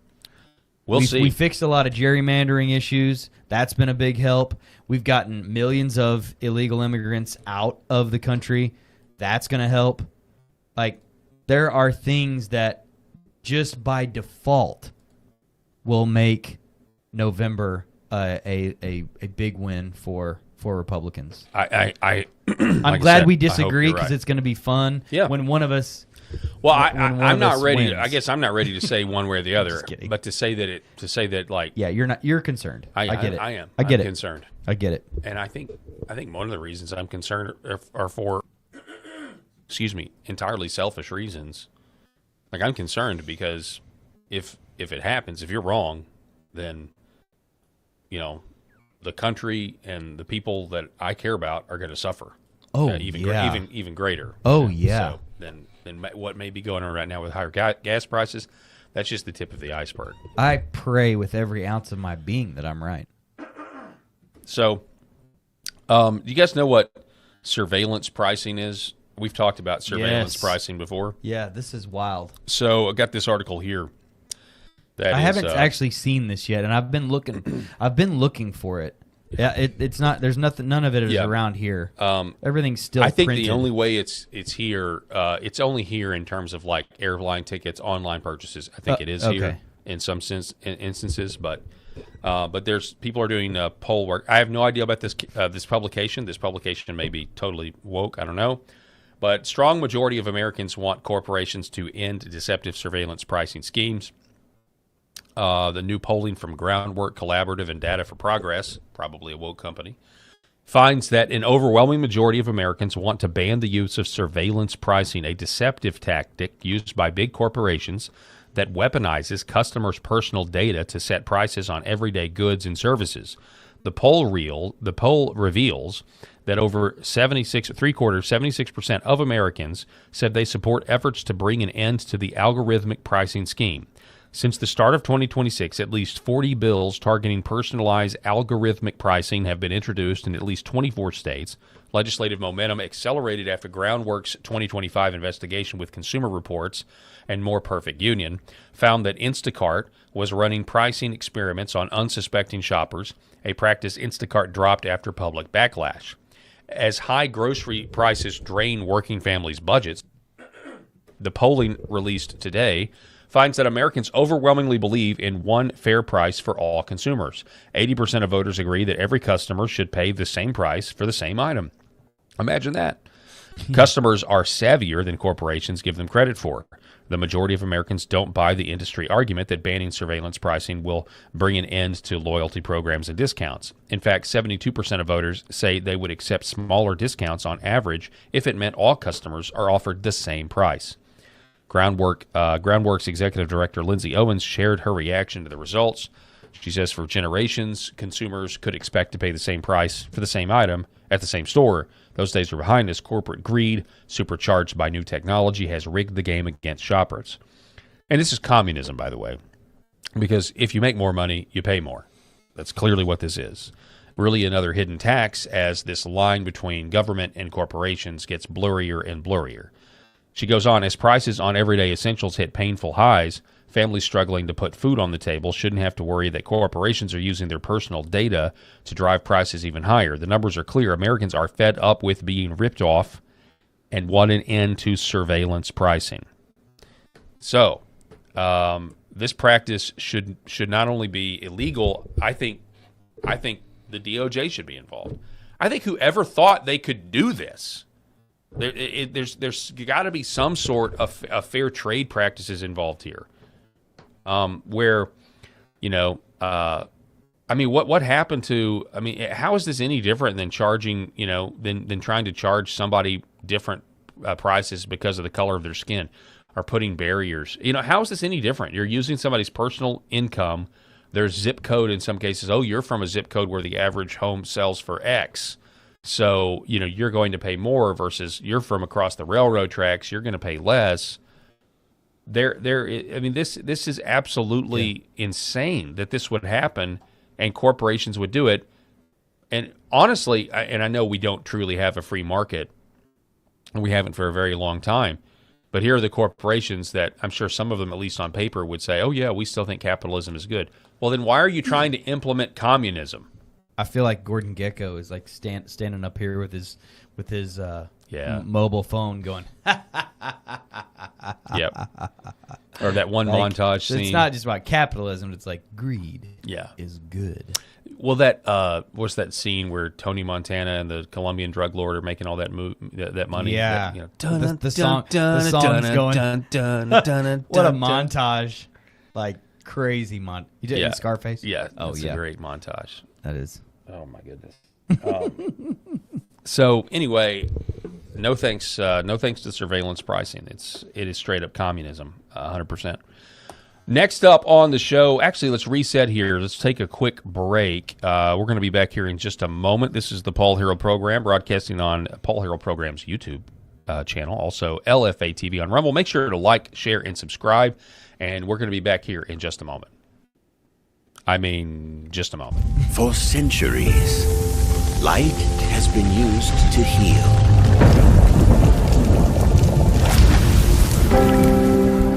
Awaken the body with Red Vive.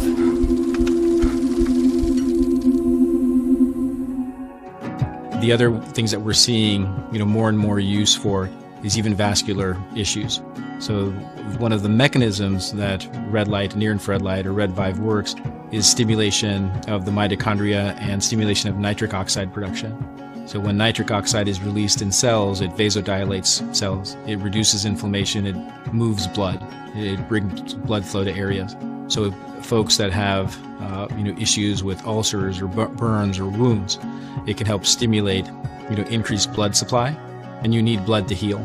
So that can open up different avenues for peripheral artery disease, for neuropathic pain syndromes.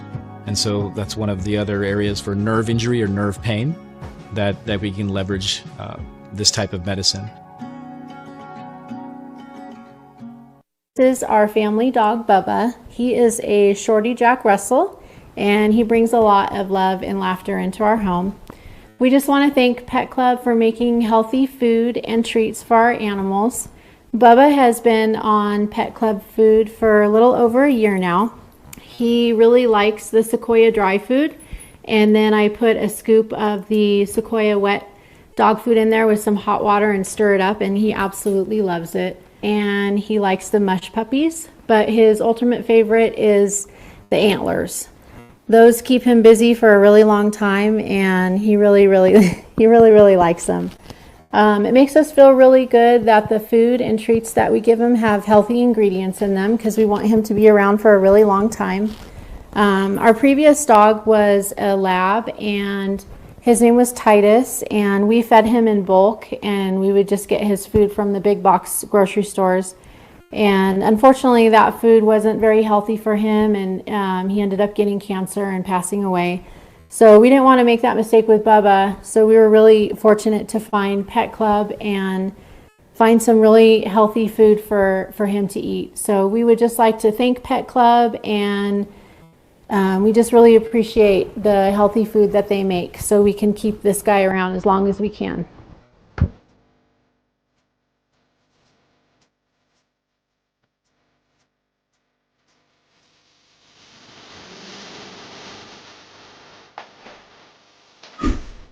The Paul Merrill Program.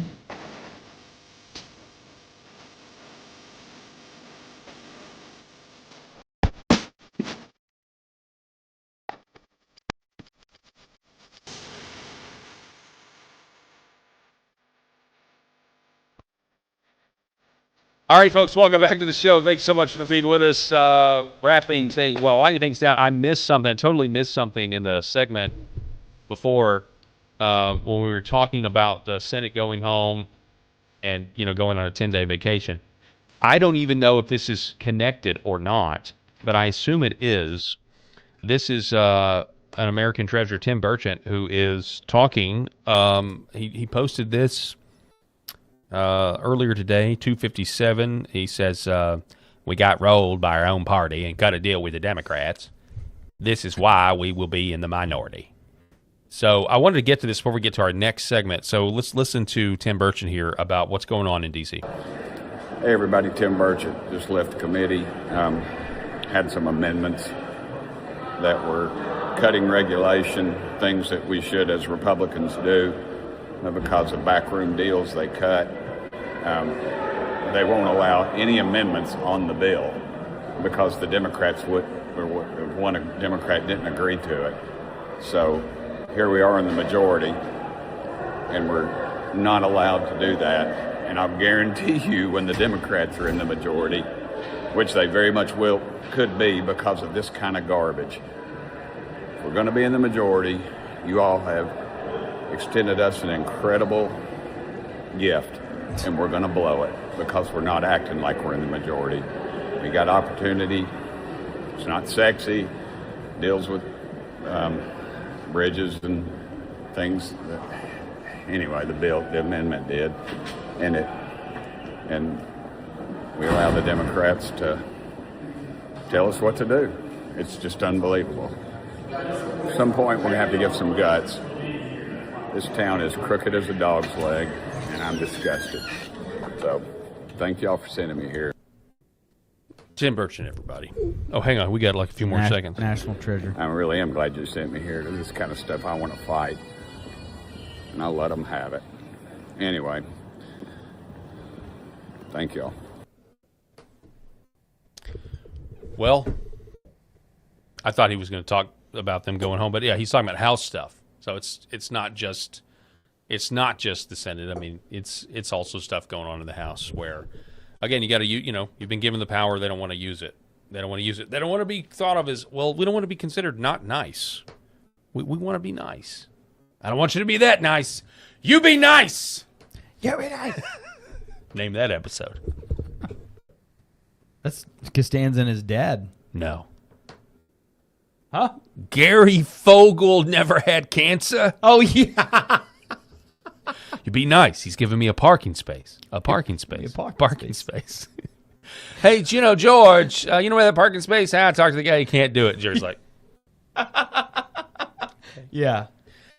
Gary. That was John Lovitz, wasn't it? Yeah. I John had a little Lovitz. chat with George the other day. You didn't. I did. Yeah. Oh man, I'm just way too much memory. John Lovitz was so good on that role. He was. Good for you, Jack. Good for you, Jack. There were right. some good outtakes from that episode too. Let's talk about Dr. Ben Carson. We haven't heard from Dr. Ben Carson in a while. He caught up with Lindell TV, and it sounded like this. Here with the great Dr. Ben Carson, who's done so many great things, including standing up for Christians that are persecuted. We're here today in an event at the Trump Kennedy Center on Christian persecution. Can you tell us a little bit more?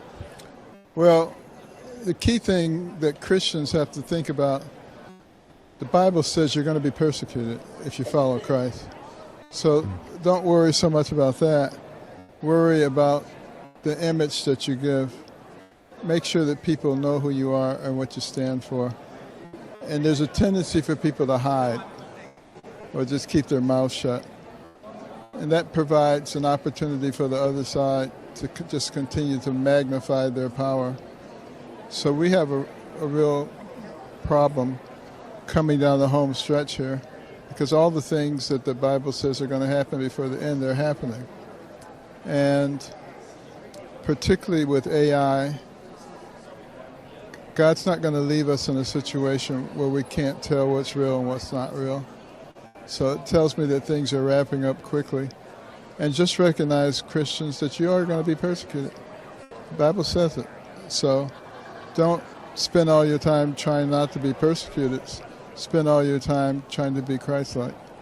So Ben Carson there, coming in with the AI stuff, Very awesome. getting eschatological with it. Some out there may agree, some may disagree. But what he said was, I don't know, it did strike a chord with me. Obviously, we know it, but it reminded me, and I know I may be connecting dots here that seem forced, but I don't really think they are.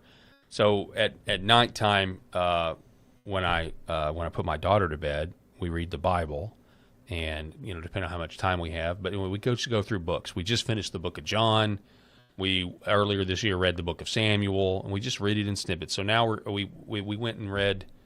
So we had Samuel, then John. Now we're back. So I try to alternate old, new, old, new. So now we're back in the old. So we're in the book of Daniel. So we're reading Daniel 4. Actually, Daniel 4 is actually when Nebuchadnezzar is humbled. So Nebuchadnezzar, he has a dream, a couple dreams, but one of them is like, hey, look, you're going to get cut down because you're so arrogant. Mm-hmm. And then that whole account gets recapped in Daniel 5 with Belshazzar. And so it's the handwriting on the wall. And the reason I want to go here as we wind things down today is because there's some really cool stuff in here about who God of heaven allows to have power here on the earth. And it's reinforced obviously in like Romans 12, Romans 13, but it's clear as day in the book of Daniel that the Lord is sovereign, even over rulers that don't want to give him the glory and recognize that he is God and they are not. And that is the story of the handwriting on the wall. So if you go to Daniel chapter 5, which is up on your screen, it talks about King Belshazzar. That's how I pronounce it. Or Belshazzar. I pronounce it Belshazzar because of this. Well,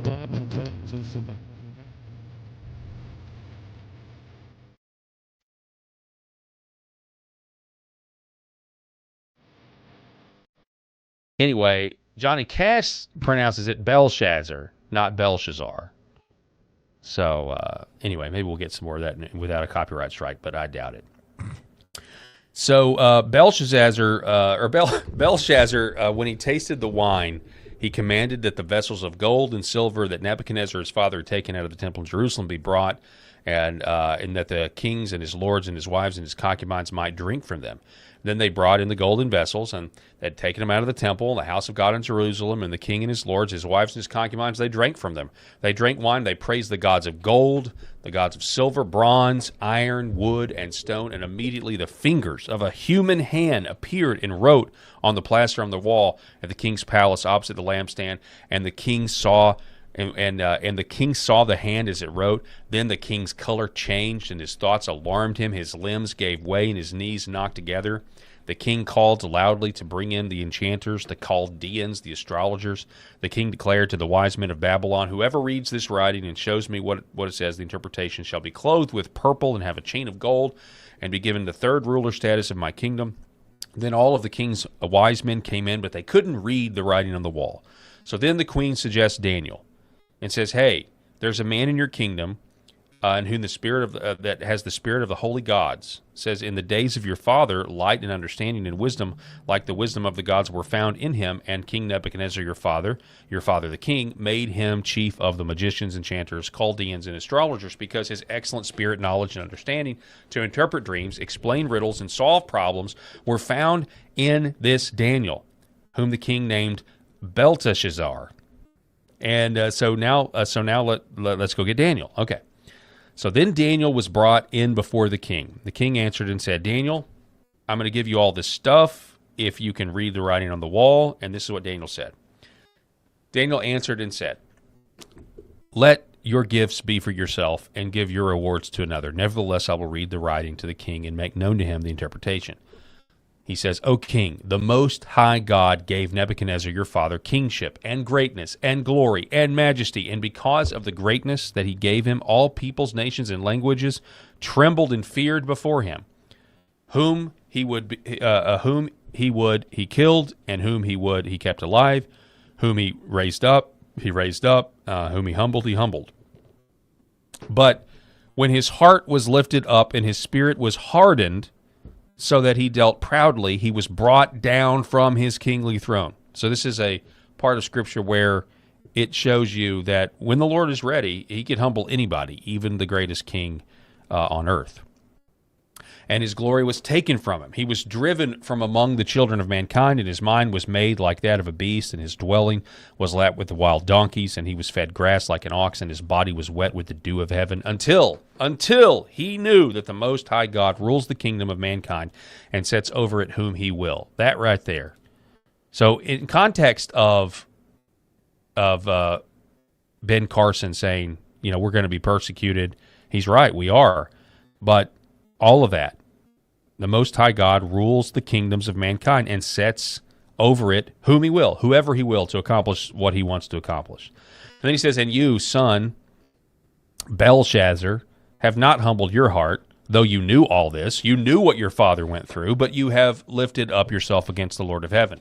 And the vessels of his house you brought here before you, and you had your wives and concubines drink out of them, and you praised the gods of silver and gold and bronze.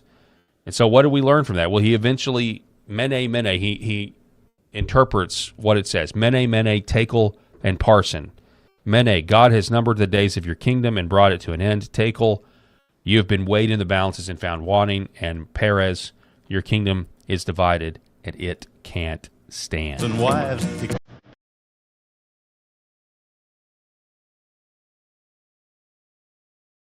See, he pronounces it Belshazzar.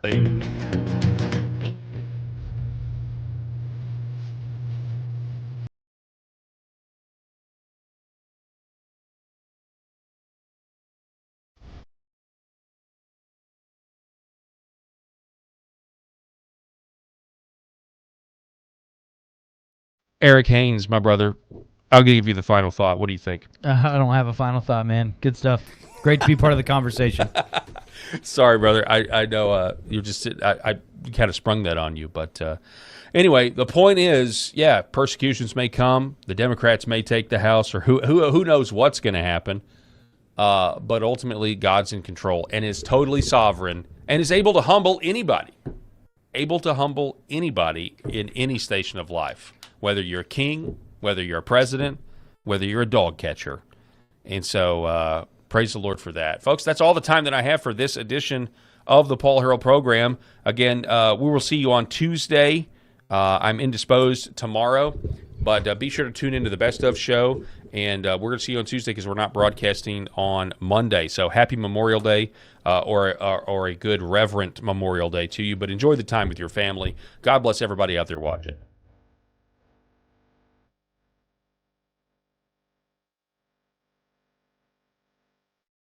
The Paul Harrell Program.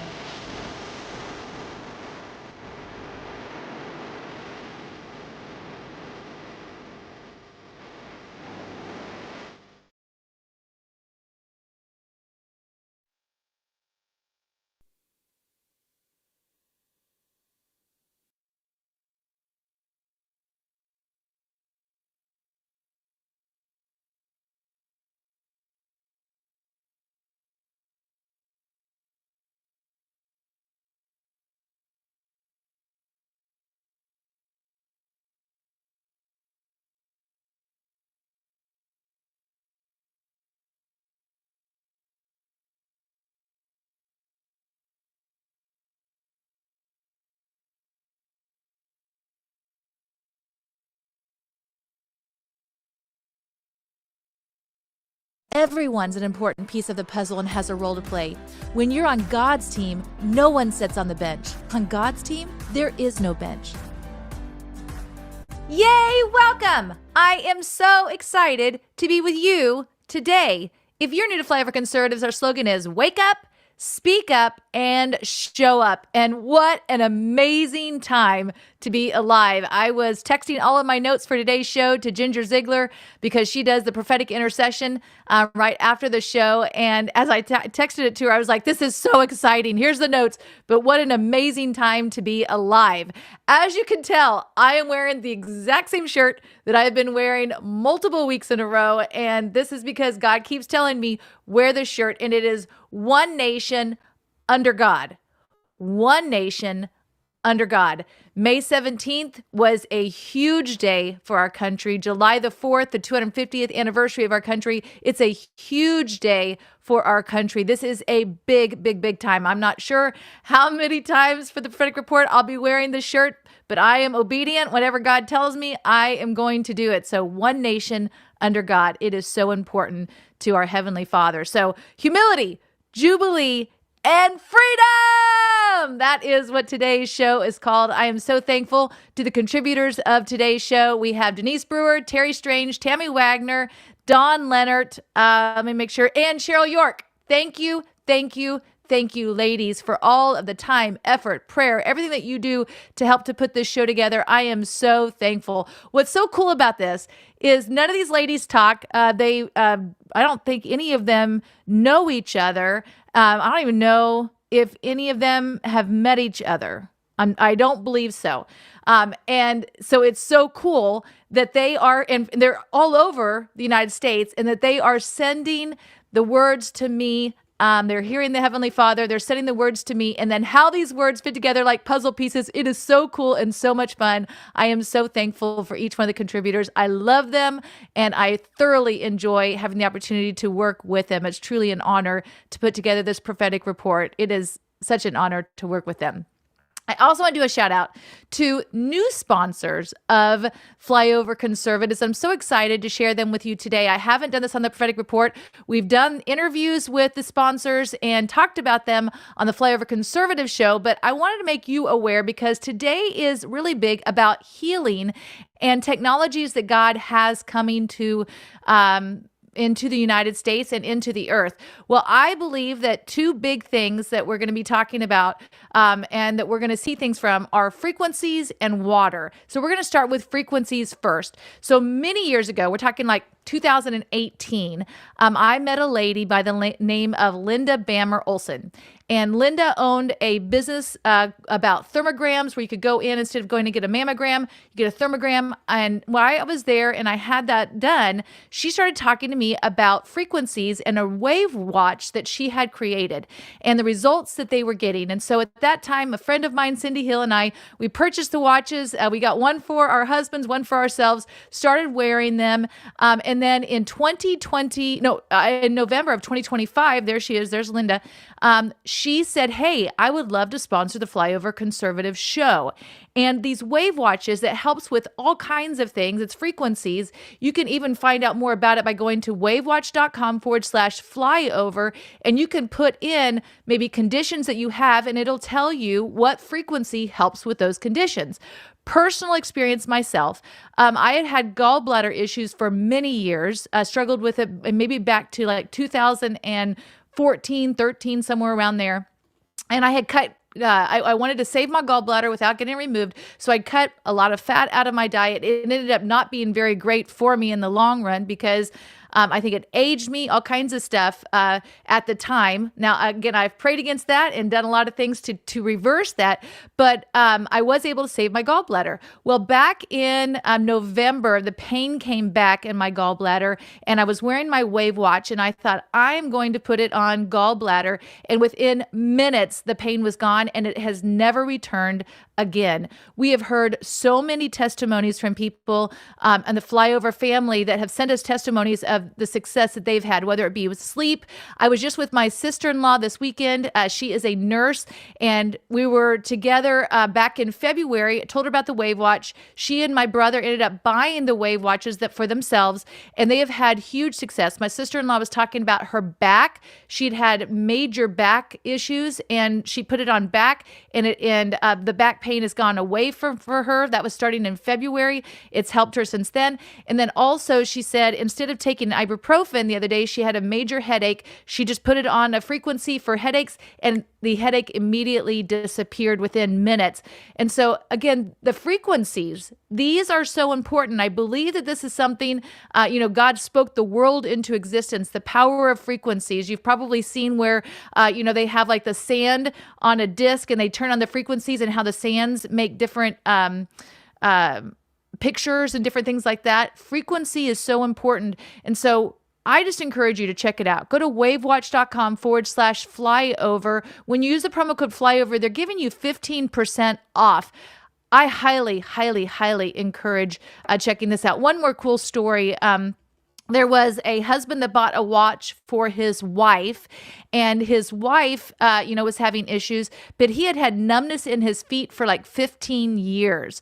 And when they were in bed at night, he was snuggling with her. He didn't even have a watch on, but she was wearing it. He was snuggling with her, and the numbness in his feet completely went away. And so just incredible, incredible testimonies. You can, again, watch the interviews, learn more about it, but go to wavewatch.com/flyover. When you use promo code flyover, you get 15% off. The other thing I wanted to tell you guys about is we have partnered with Century H2O. Century H2O is an amazing water purification company. We have researched this for years, knowing that our water is so important. Obviously, we hear a lot about watch the water, watch the water, watch the water. We know that a lot has been done to our water. So we've been looking for the right company, and we have found them. In fact, we believed in it so much. We have had people over to our house to tell us about the water purification systems that they have. They're, $11,000, $8,000. It was just more than we could feel like that we wanted to spend on that. And then we found out about CenturyH2O.com, and we ended up buying water system for our house. Our daughter bought it for her house. Our son bought it for his house. You can see it there. It goes under the sink, and then we also bought one for the whole house. And I want to tell you why. When you go to CenturyH2O.com/flyover and you just click on a product, you can just choose any of the products. When you click on it, you can say, you can check out what the water is in your own area. So it says there, check the, EWG, Avery, is that what it says? Yes. Okay, so check the EWG. You can put it in your zip code. So we live in Lee Summit. We put in our zip code, and it pulled up what the area looked like, what the water looked like in our area, 64063. When we started looking at all of the different things in our water, there was 8 different contaminants that exceeded the health evaluation, and one of them was chloroform. The chloroform was 11 times higher. That's chloroform. I'm sure you guys have heard of it. 11 times higher than it should be. And I was just blown away. So we decided we are going to make the switch, and they've given us 10% off for Flyover family members. But also right now during the month of May, they are running a huge special. So they already have a special going on, and then it's 10% off on top of that. They also have financing. And then when you go to check out, let's say that you want to divide your payments up. You're like, man, let's divide the payments up by 8 or whatever. You can actually do that. What is that called, Avery, when you check out and you can divide payments? Yeah. So you just click, when you're on there, more payment options. And then it'll take you to your cart. And from there you can select. So you've got show more options. Down here at the bottom, right there. So shop pay. Shop pay. That's the word I was trying to think of. Pay in full or installment. So it could be, $38 a month. Right. Whatever that looks like. So there's different options that you can do. But again, that was a thing in Hank Kunneman's prophetic word you're going to hear about today. Is he was talking about water actually being used for healing. And I have an interview that I want to point you guys to that we did with Nelson, the owner of CenturyH2O.com. You can actually find it pinned at the top of our Rumble channel. It's featured. There's an article that we talked about what they found in our waters all across the United States. We actually show a video of a woman that can light her own water on fire that's coming out of her faucet. Crazy. So we showed that, and then we interviewed Nelson. I highly encourage watching that interview. Again, 2 new sponsors of Flyover Conservative Show, but I do believe this has to do with prophetic words that have been given on frequencies and on water for healing. So check that out, CenturyH2O.com/flyover. Make sure you use the promo code flyover for your 10% discount. And then also, obviously, they're running the sale right now. All right. Also, remember today that Ginger Ziegler at 3 o'clock is going to be teaching us how to do prophetic intercession. This is so important. Interceding prophetically into the prophetic words that are given in the prophetic report. I am learning so much from Ginger. It's absolutely amazing. Last week we did communion together. I love her so much, and I'm learning so much from her. This is just a great way of linking arms and prophetically interceding for our country. You can find her on Rumble, Ginger Ziegler. You can find her on YouTube. You can also find her from reposts of ours that take you directly to her channel. Just make sure you follow her while you are there. Ginger was at the May the 17th event in Washington, D.C. with rededicating 250, Rededicate 250. She was there, and that's a big part of today's show. This is a reel that came out from Amanda Grace. She was actually at the event as well, at Rededicate 250. But this came out on May the 18th, 2026, a really cool reel called This Is Big, What the Rededication of America Back to God Really Means. Check this out. Hello, everyone. Amanda Grace here. So yesterday I was at the Rededicate 250 event at the National Mall in Washington, D.C. And I have to tell you, to bear witness to that event was historic. It was 250 years to the day that Congress, May 17, 1776, during the Revolutionary War, proclaimed a day of humiliation, fasting, and prayer for the nation. 250 years to the day of that proclamation by Congress, the nation is rededicated back to God in the name of Jesus Christ. And I have to tell you, the speakers that came out on stage boldly proclaimed not just the name of Almighty God, but the name of Jesus Christ, which echoed across the land. Yesterday, the name of Jesus Christ went out across news outlets. Think about this, across the land as the nation was rededicated back to the Lord. Now, I want you to think about this for a minute. The covenant is reestablished. America is returning onto the Lord. It was not long ago, I believe it was April 25th, 2026, President Trump, we had America Reads the Bible for that whole week. It ended April 25th. During that week, President Trump reads 2 Chronicles 7, and he reads a batch of scriptures, I believe it was 11 through 22, and in that is 2 Chronicles 7:14, if my people who are called by my name will humble themselves and pray and seek my face and turn from their wicked ways, I will hear from heaven, forgive their sin, and heal their land. And this is what was going on yesterday. The people were humbling themselves before the Lord, and now that the covenant has been rededicated and reestablished, America and its leaders will be held to the legal grounds of that covenant. A standard has now been raised that leadership in America, that Congress, that the administration, that the church has to rise to in this time. There is a standard being raised in this time. There is an outcry of Christ going out across the land. And we have to recognize the sobering reality as well, that when we reestablish a covenant, we are now held to the legal obligations by Almighty God of that covenant, and the leadership will be held to that, and the people of the nation will be held to that. And so this is an incredible moment. It's also a sobering moment. It's a moment where a standard is being raised in the nation, and a broken covenant where we did not deserve God's mercy. We didn't deserve him to stay his hand for the things America has done. We deserve to fall. And Almighty God in his mercy has given us a window of grace. We need to take advantage of that window of grace in this time. God bless everyone. Be watching right now. Keep the faith. Okay, so going back to what Johnny had brought up, turn down the judgment rhetoric in the body of Christ against each other, pointing fingers. He was talking about all of that. I want to read right there what Amanda had to say. This is very serious. You know, this is understanding what actually happened on Sunday, May the 17th.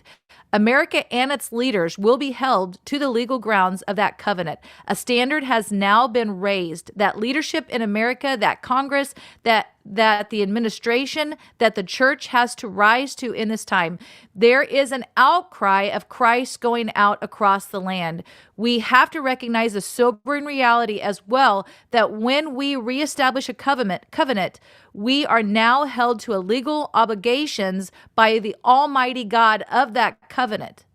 The leadership will be held to that, and the people of this nation will be held to that. So understanding what happened, and then obviously the bar has been raised to where we meet that covenant. So important.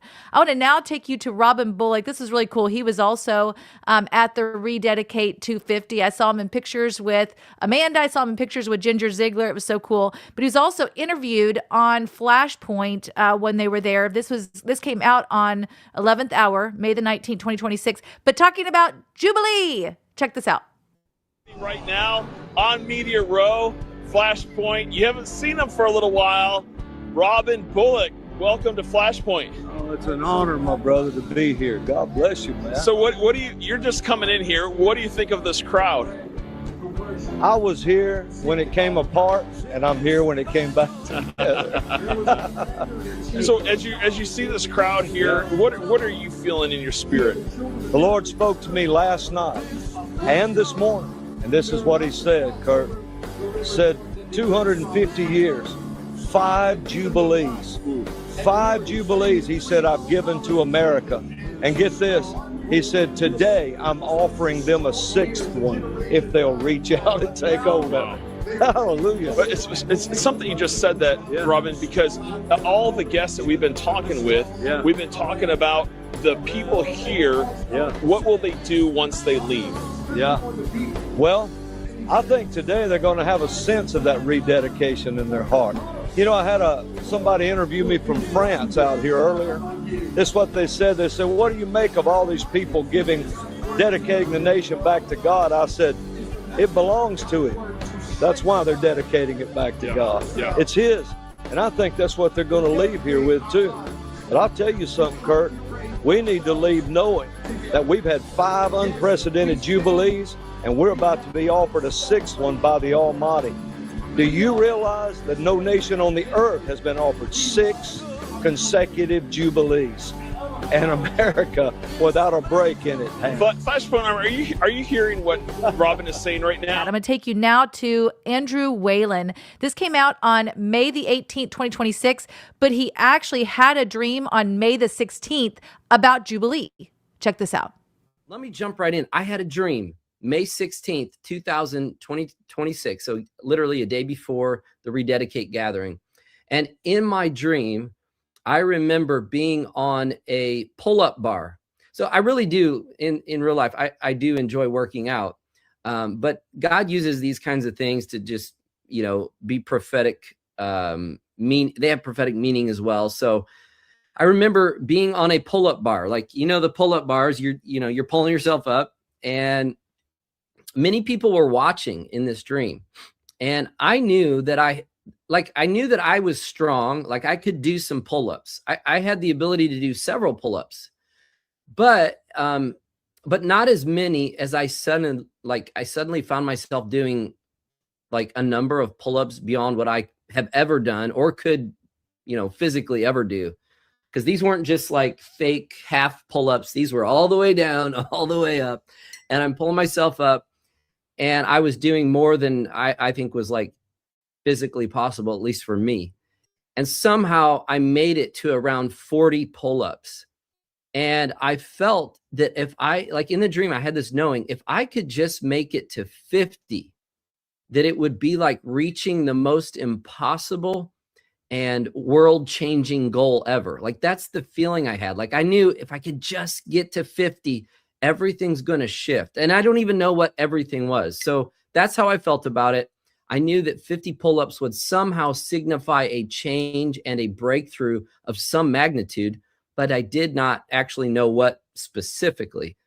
Now, as I continued my pull-ups, I saw my wife, Kelly, who, by the way, she'll be in some of my dreams. And a lot of times, not every time, but sometimes, many times, her name will be representative of the church, because her name literally means bride or church or warrior bride. And so sometimes God will use her as kind of a prophetic picture for the church. And I really felt that was the case in this dream. But she came into the dream, and she was surrounded by other believers. There was other Christian believers. I didn't actually know who they were, but they were all watching me. And she looked at me, and I knew her thoughts in the dream. And and her thoughts were this, that even though I was so close to like making it to 50 pull-ups, it was literally just not possible to get to 50. Like, she knew, like, it was impossible for me on my own to get to 50. And it was in the dream, it was almost like she was saying, you just need to stop. You just need to give up. Why are you even attempting to do what you can't do? And in the dream, I told her, shut up. So I've already told Kelly this dream. We laugh about it because we know it's not literal. There's a prophetic meaning to this. I told her, shut up. And then I said, we are getting to 50. At the next moment, I realized I was on. Now, let me back up real quick and just say, I don't talk that way to my wife. Okay, so I don't tell her to shut up. She might tell me to shut up because I probably needed it a couple times. No, but it was prophetic for us. At the next moment in the dream, I realized I was on pull-up number 45. And I began, so this is the bizarre part. This is why this dream is so significant to me. It was so interesting. As I was pulling up to pull-up number 45, I began to wake up literally out of the dream, yet I remained in a partial dream state. I don't know if any of you have ever experienced something like this, where you're in a dream and then you're half awake and still in the dream context. That's the only way I could say it. And I actually continued seeing myself pulling up in the dream.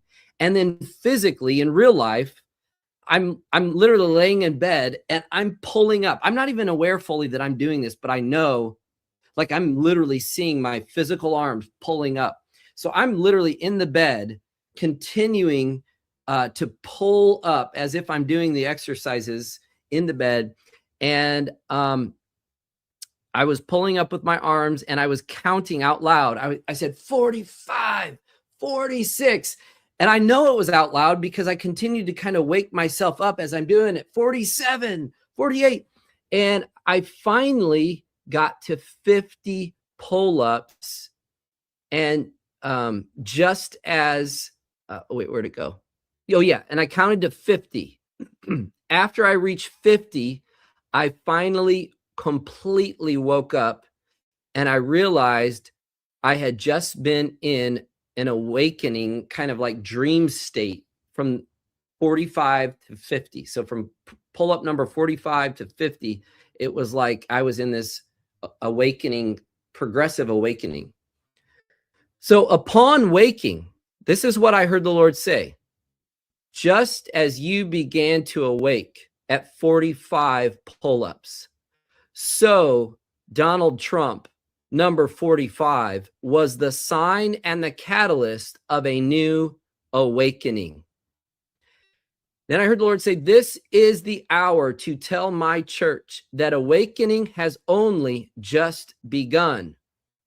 For when the trump sounded for my people to gather and rededicate America to me in its 250th year, it was a signal for Jubilee to begin for America. And I will pull it up from its grave.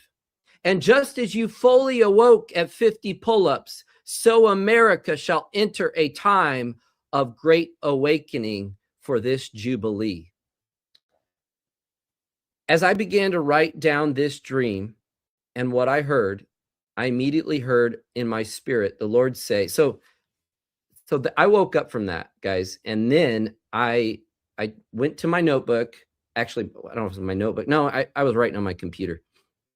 I was typing on my computer, and I was writing this whole thing down, the dream, what I heard the Lord say. And immediately as I'm typing, I heard in my spirit, like, it's just one of those moments where I'm like, it's like I'm hearing fresh revelation. I'm hearing the still small voice of the Lord, very like sharp and clear. And I heard in my spirit the Lord say, look at the time on your phone. And so I just literally looked over and picked it up, and boom, it was 8:28. And immediately Romans 8:28 was quickened to me. I know sooner had to look at 8:28, and immediately Romans 8:28 goes boom. And I knew this was the Holy Spirit. I knew and understood that the events that were going to follow the next day, which was yesterday, Sunday, May 17th, which was initiated by Trump and his administration, was the catalyst for which God would now begin to, according to Romans 8:28, work all things together for the good for our nation. Not that he hasn't already been working all things together for good, but I really believe what God is saying is everything that's going on in America, all the evil, all the wickedness, all the chaos, all its rebellion, all its waywardness, everything that's taken place, the deep state, good, bad, and ugly. The Lord says essentially this: in a Jubilee time, in the time of awakening, guess what? All things, nothing will go to waste. All of it will be weaved together for the good, because I love you and I've called you according to my purposes. Yes, this is on an individual level, but yes, it's on a national level as well. All right, let's talk briefly about Jubilee and some of what I believe God is going to do in our nation. Leviticus 25, 9 through 10. Then you shall cause the trumpet of the Jubilee to sound on the 10th day of the 7th month. On the day of atonement, you shall make the trumpet to sound through all your land. So you are to consecrate the 50th year and proclaim liberty in the land for all its inhabitants. So I wanted to just highlight something, that the Jubilee begins, well, two things. The Jubilee began on a day that, when you add it together, there's the number 17. It's the 10th day of the 7th month. 10 and 7 is 17. Yesterday was May 17th. Then you look, and it begins with a trumpet. And it also is on the Day of Atonement. Now, yesterday was not the Day of Atonement on the Hebrew calendar, but I believe what it's signifying is that you have no real atonement. So the Day of Atonement was always a forecast, a foreshadowing of the finished work of Jesus Christ. And I really believe what God was saying, even by yesterday on the 17th, is that atonement was made because the nation humbled themselves, repented, acknowledged their sin, and received the merciful voice of the blood of Jesus. There was an atonement made. And guess how it began? It began with a trumpet. And Donald Trump is that trumpet who said, we're going to rededicate America. We're going to set apart a day, and we're going to have a jubilee of prayer. And I'm like, you can't make this stuff up, you guys. This is there's so many things that it's beyond coincidence. And so when the trumpet sounded, which I would just say is at the direction of Donald Trump, a gathering was organized called Rededicate 250, a national jubilee of prayer, praise, and thanksgiving. Now, I believe we have reached a jubilee in America. And by the way, in the Hebrew, culture, jubilee represented a time or a year that debts were canceled, slaves were released, land and inheritance was restored back to its rightful owners, its original families. And the land had rest, and then liberty was proclaimed throughout the nation. So so if you want to just apply that to what I believe is coming, is that, I'll get into more of that, but that's essentially what I believe we're going to enter into on a level we have not understood or seen before. And it's going to have multiple dimensions to it. And I'll get into that. Some prophetic meanings of the number 50. So again, 50 can completely represent Jubilee. Again, it was the 50th year when the Jubilee would take place. 50 can mean a reward after humility. Humble yourself before the Lord. He will lift you up. He will pull you up. James 4:10. Interesting that the scripture that President Trump announced over America yesterday at the rededication, Rededicate 250, is that it was 2 Chronicles 7:14. If my people who are called by my name will humble themselves and pray and seek my face and turn from their wicked ways, then I will hear from heaven and I will forgive their sin and will heal their land. Now, here's the deal. That's a well-known passage of scripture, but it's a posture of humility. Here's the deal. Donald Trump might have some areas of pride, but I would like to just suggest that what he did, as much as we might think at times, while there's some arrogance and pride there, I want to say that act was an act of humility that brought the nation together in a corporate and a unified posture of humility. And I don't believe, according to scripture, God will look away from that. And I want to just say that we're not playing games. Trump's not playing games. This isn't just for entertainment value. I believe, whether he knows it at the deepest level or not, I believe Donald Trump, by the Spirit of the Lord, was moved to call a gathering of rededication for America back to God. And it was a posture of humility so that God could pull us up. He could lift us up. Humble yourself before the Lord. He will lift you up. So Trump spoke that scripture. And the question is, are we righteous in and of ourselves? No. No one's saying we are. That's a really dumb posture to take. If we think we have any righteousness of value, our righteousness is of filthy rags. But Jesus and his blood speaks a better word. And he, Jesus Christ, he is our Jubilee. He is our Jubilee. No man takes on this honor. No man gets the glory. Jesus Christ gets the glory. He is our Jubilee. What I believe that we must continue to believe and pray for. Now, here's the deal also, is that I took into account that Kelly, who I believe represented the church in this, or maybe even an aspect or a segment of the church, really had a posture of like, hey, just give up. You can't do this. There's like, yeah, you're so close, but literally it's impossible. And I want to say, I have found that sentiment, unfortunately, very prevalent in the body of Christ. And there's something I believe the Lord would say to that sentiment, that mentality, or that suggestion coming out of the people of God. And it's this: shut up. Shut up. You don't have in mind the things of God. You have in mind the things of man.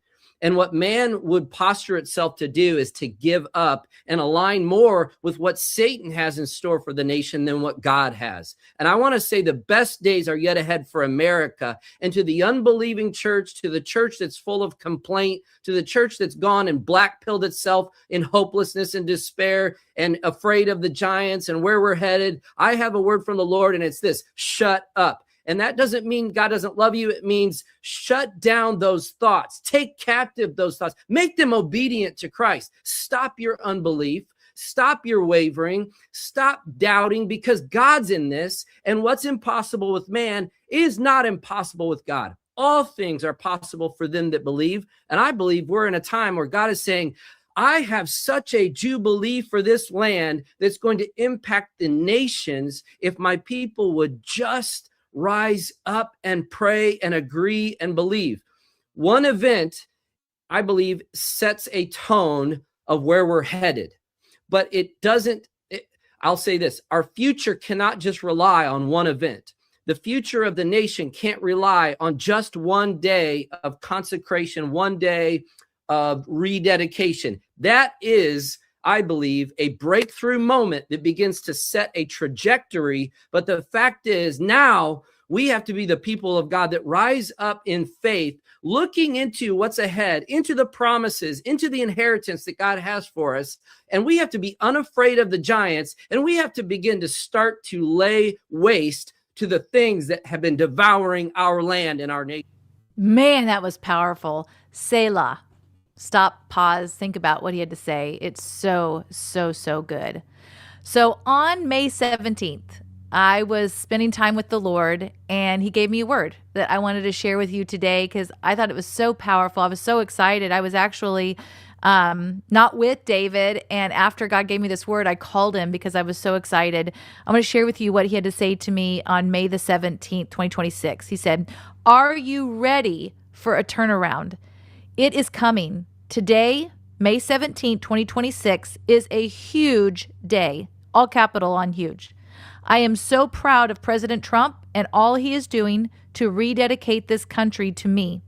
This is a line in the sand. Before this day, and then the line, and after this day. You will see it, but first you will tangibly feel it. Glory, glory, glory. You know what people who are spiritually attuned say about living in Portland, Oregon, and feeling the darkness? These spiritually attuned will feel the light all over this country. I am so excited. Breathe it in. Everything changes from here forward. What felt like walking in quicksand will now feel fast and easy. What felt like forever will now feel fast as lightning. The spirit realm has opened, and this country is blessed again. Lean in. Set high expectations. This will be very tangible to you. I can't wait to hear your response." And multiple times over the last week, he's given me 1 Thessalonians 1:9. I'm going to read it first from the New King James Version, but I kept saying, God, what are you trying to say through 1 Thessalonians 1:9? What are you trying to tell me? Well, this is what it says. "For they themselves declare concerning us what manner of entry we had to you, and how you turned to God from idols to serve the living and true God." And he said, this is America. This is exactly what happened. We turned from here to serving God. And he said, do you remember how you felt when you started Flyover and then had intercessors? I don't know if you've ever heard the story before, but, David and I at that time, we'd been married for almost 30 years, 28, 27 years at that time, 28 years. And we had never struggled the way that we were struggling as a family. When we all came together, there was no grease on the wheel. It was just so hard. The attack was so heavy that we didn't think we could continue Flyover. We're like, it's not worth our family going through this to start Flyover.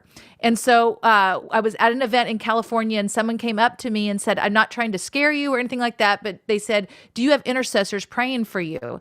And I said, nah, we've got some people that say, hey, I'm praying with you. No, she said, no, people that intentionally, they're praying every single day for the Flyover Conservatives. And I said, no. And she goes, I don't want to scare you, but God is saying you need to start it right now. And so I had a list of 10 people, and I contacted them. My sister and my friend Michelle Witt said, hey, we will head it up. We'll be the people that put out the emails, contact them, those kind of things. And they started praying. And our son Colton came to us. He didn't realize it all started. And he said, something has changed. Like, there is a huge difference. Something has changed. I said, well, we have intercessors praying for us. And since that day, nothing has been the same. It was the most important thing that we had ever done for Flyover. So he said, do you remember how you felt when you started Flyover and then you had the intercessors? That is just a fraction of what you will feel when this country is rededicated to me. You don't understand. It changed everything for us. I feel like crying because everything changed for Flyover. There was nothing more significant than having intercessors pray for us. And then God saying what's going to happen to this country and what's going to happen for us. You are at the precipice of something greater than you have ever experienced. Mass acceleration. And then many years ago, the kids were little. So I'm thinking, I don't know, 20 years ago, maybe. We went to MGM Studios and they had a roller coaster there called Rock and Roller Coaster. And in a few seconds, you went from 0 to 60. It was just this massive acceleration. I loved it. I thought it was absolutely amazing. David had had a few concussions in his football experiences through the years. He played football in college and all of that. He did not like it. He said, oh my gosh, it just rattled him.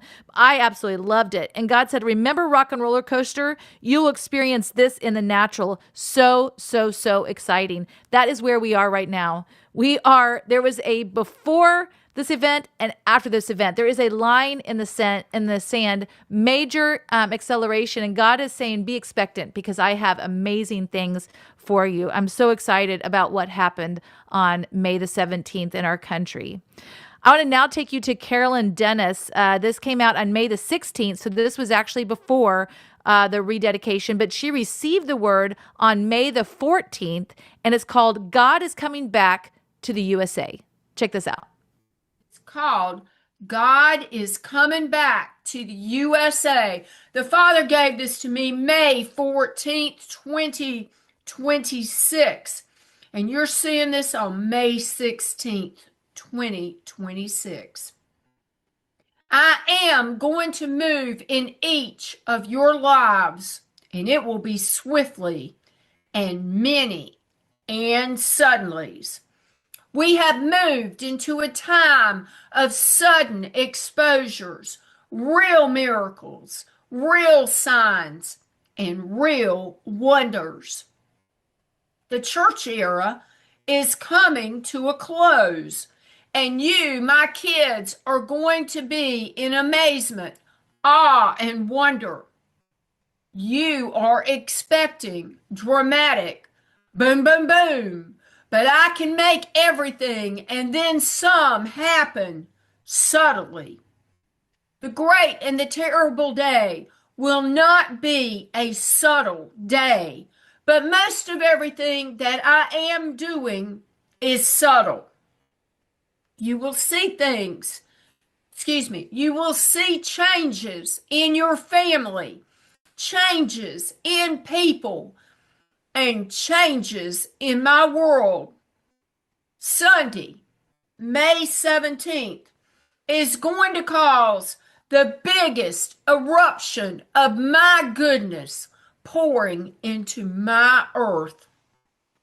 When Trump rededicates my USA back to me, the atmosphere will shift and allow me the freedom to come back to my homeland that I created, my beautiful USA. I was not asked to leave.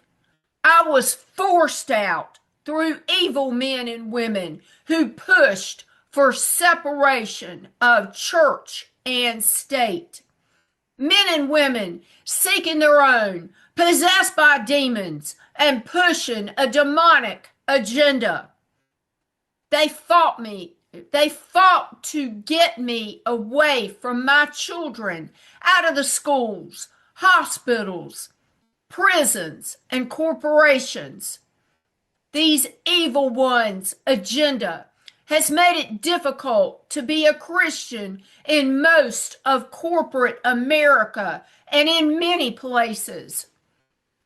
This rededication of the USA back to me will shut the door on this evil, and I am going to bolt and lock it.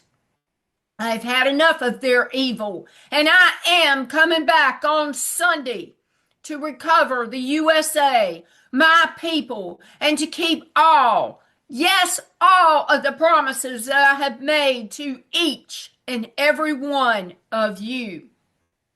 You see, my kids, I honor man's free will, And when man and a nation choose to put me out, I step aside.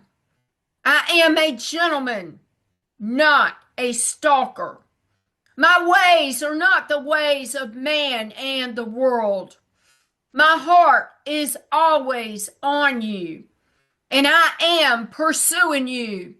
But you have to choose to have me in your life, and nations and leaders have to choose me as well. This nation has a little bit chosen me, but when the ruler of the land seeks my face and honors me, then I am granted access to move in and flow freely. And Sunday, I am so excited to be invited back to my land, the United States of America. You may be thinking, this is just another move by Trump, part of his 250-year birthday celebration for the USA and a great media moment and to gain support. No, my child, I put this on the faith team in the White House and then on my Trump. He listens, and he is a man after my own heart. Trump understands and has had many scripture given to him to verify that this rededication of the USA back to me will truly mean USA, one nation under God, and you will be. This will begin the shift and move, and an avalanche of evil will fall in the USA. You will soon notice a change in the media and their fake propaganda, and they're always not telling you what you really need to know. I will be moving in every area of this country. Schools, prices, taxes. Yes, taxes. I have promised no taxes. Just wait and see. My plans I have for you will go through Congress and local governments much easier, and taxes will go down and eventually be gone. You have already heard of no gas tax. Wait and see. The rededication of my beautiful USA will break the chains and bondage on my people. Freedom Day is here, and the freedom that I have for my people will begin to flow out. Other nations will begin to want what my USA has, and you will see other world leaders take the stand of Trump, and more rededications of countries back to me will happen. Pray for your homeland to be rededicated. My Bible is very clear. When the kings bowed their knee to me and kept my precepts, all was well in the land. But the evil kings in my Bible would drive me out, and the people would turn to idolatry, sexual perversion, and more. The nation would eventually fall without my hand sustaining it. And eventually, they were so bad, I let my children go back into slavery because of them forcing me out and their evil sin nature. I changed not. And the ruler of the USA, President Donald J. Trump, has chosen me to be over the USA. And I am excited because now I can freely move and change lives. And you, my kids, are going to experience freedom. Freedom like you have never dreamed about. My people in the USA are under so much bondage that you are used to it and do not see how it can change. But me. Oh, happy day, my kids. Sunday is Freedom Day. Freedom Day for the USA, and it will flow out into the hearts of other countries. Wait and see. Oh, Canada. Oh, Canada, how I have longed for you. Pray for Canada to be restored to me. So, celebrate your Freedom Day with friends and family.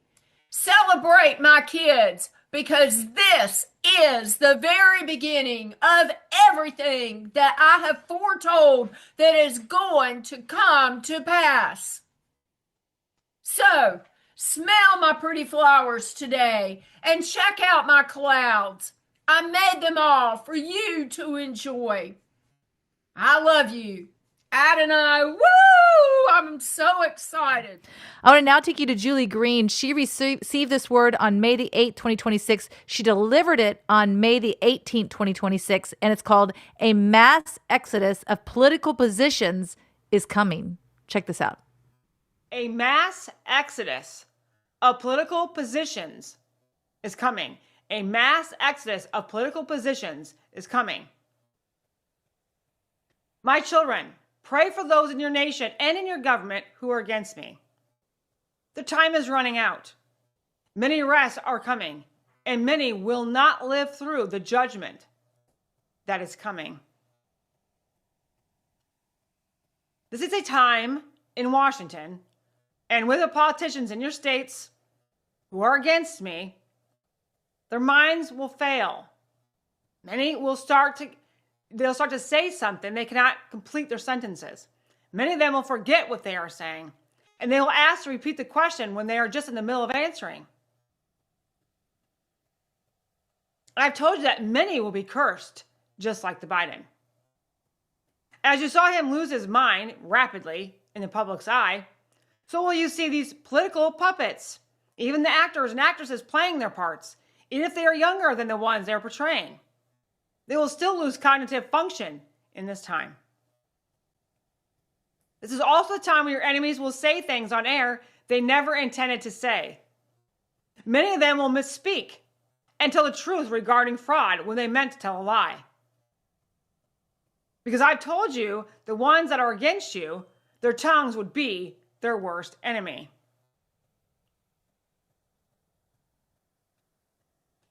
Something the deep state has hidden regarding Nancy Pelosi will be leaked out. This will be no accident. They want Nancy to take the fall for January 6th, to say the ones who gave her those orders.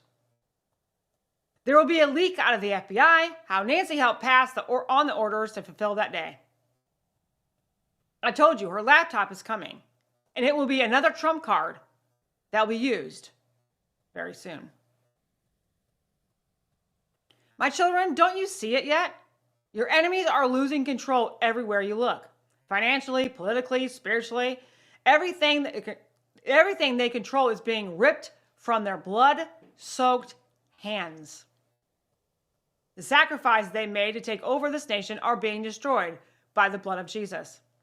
Every demonic way your enemies gave this nation to Satan, it will all be undone in unprecedented ways. I'll expose the witchcraft and the sorcery. I'll expose the voodoo and every part of the occult that they use to turn this nation away from me, and it's all being annihilated. My children, your enemies were not just using political power to rule this nation. They were using demonic power. They knew political power wasn't enough. That is why they lied to you about the separation of church and state. Why they throw everything they can at a born-again Christian running for political positions. Because they are deathly afraid of them. So they're after my children the most. If they can't compromise them with bribes and political power, They try to ruin their lives and reputation in any way to discourage any child of God not to run for political offices. Because it has become too evil and it's not worth the fight. And it will look like there is no chance of their victory. My children, this is a great deception in this nation. One child of God has more power living in them than the entire establishment and globalist system. The resurrection power that I have in you is greater than anyone who is in this world. Don't you see it? The elitists will fall at the walls of Jericho. The secret society's control of the United States will be ripped from them, just like Pharaoh's power in Egypt was ripped from him in a day with the force of my nostrils. Your enemies have no chance of winning, so stop letting them intimidate you and bring discouragement, hopelessness, or despair. That is, this nation has gone too far gone because it's not. You have seen a death in this country, and that is of the demonic control that was holding your nation in its chokehold. No more, I say, no more will demonic beings use politicians to control the direction of this nation is taking. I will show you Washington was led and controlled by witches and warlocks. They called on to help them win because their own power wasn't enough. They called on these demonic forces to win elections and to keep you, my children, silent, and to keep you from voting, to keep you from praying, to keep the church weakened. Washington and your state leaders have been using spiritual power to keep you at bay, so you wouldn't interfere with demonic takeover. Don't you see this is not just a political war? This is a spiritual war. A war Satan thought he had won because there had been so much deception the church was believing. I warned you, your enemy deceives, distracts, and then he destroys. Well, my church, get up now. I am on the inside of you. I have already defeated everyone who's against you. It's time for my light to reign in your nation and in your capital. It's time for my body to take the seats in government. It's time for a drastic shift from the occult to my glory in this nation. My church, you will see a mass exodus of political positions. You will see people forcibly removed from their power. You will experience a great exodus out of your capital. Nothing will stop my glory. Nothing will stop this political reset. Your enemy is being evicted out of every federal seat, state seat, out of every seat that doesn't belong to them. An unprecedented Red Sea moment is coming to the land of my eagle. So do not lose heart now. The door has been opened, and it's time for your enemy's exit out of your government, out of your financial system, out of my church. These are the days when my glory will flood this earth. This is a time of an open heaven. Believe, my children, for the impossible, and you will receive more miracles, signs, and wonders like never before, says the Lord of hosts. Now we're going to blow our shofars together. If you have a shofar, grab it. This is a weapon. It's a spiritual weapon. We see it when they went around the walls of Jericho. No speaking. All they did was walk around the walls, march around the walls, and then they blew their shofar. They yelled, and the walls came tumbling down. That is a weapon, a spiritual weapon, so powerful. And I believe that as we are blowing these shofars, that the angels are going in, shredding the platforms of the enemy. We're going to use those as ramps, just like they did around the walls of Jericho, to take our victory in Jesus' name. So on the count of 3, we're going to blow our shofars, we're going to yell, and then we're going to send out the angels to make toast of our enemy. Are you ready? On the count of 3. 1, 2, 3.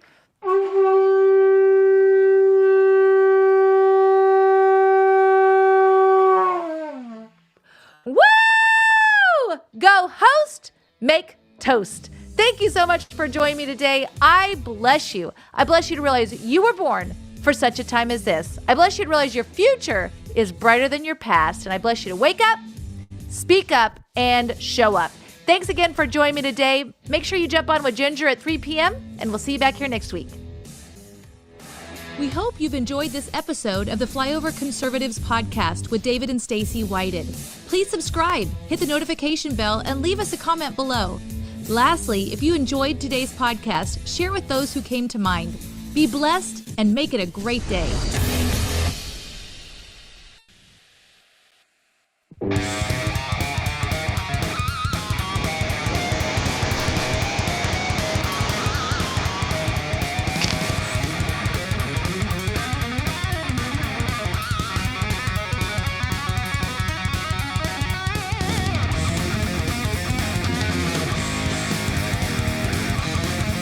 This is Secret America.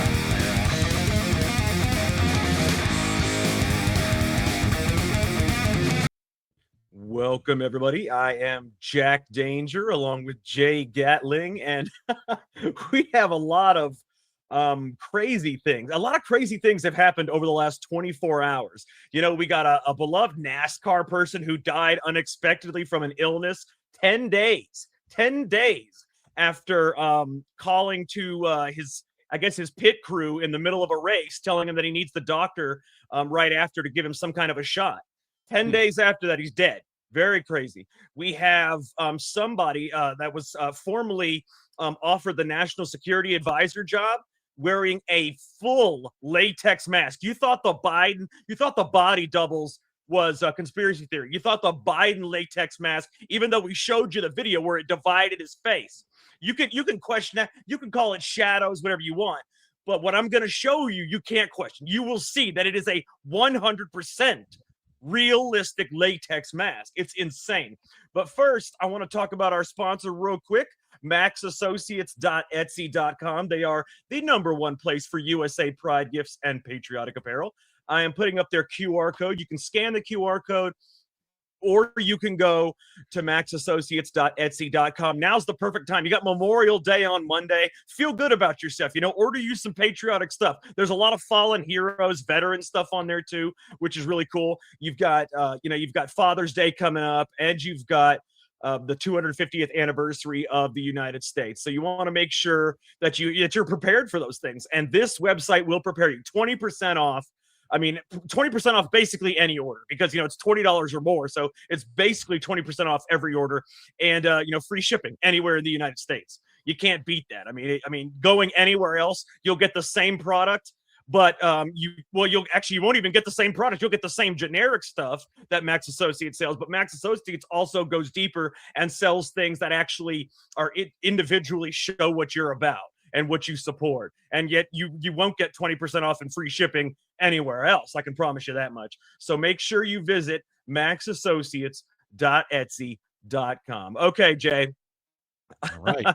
I've got the first thing we're going to start off with, though, I want to show the mask thing, but that's going to take up a lot of our time talking about that. So the first thing we're going to talk about is this unexpected death of Kyle Busch. Now, I am not a NASCAR person, but I did watch NASCAR a little bit back when he first started.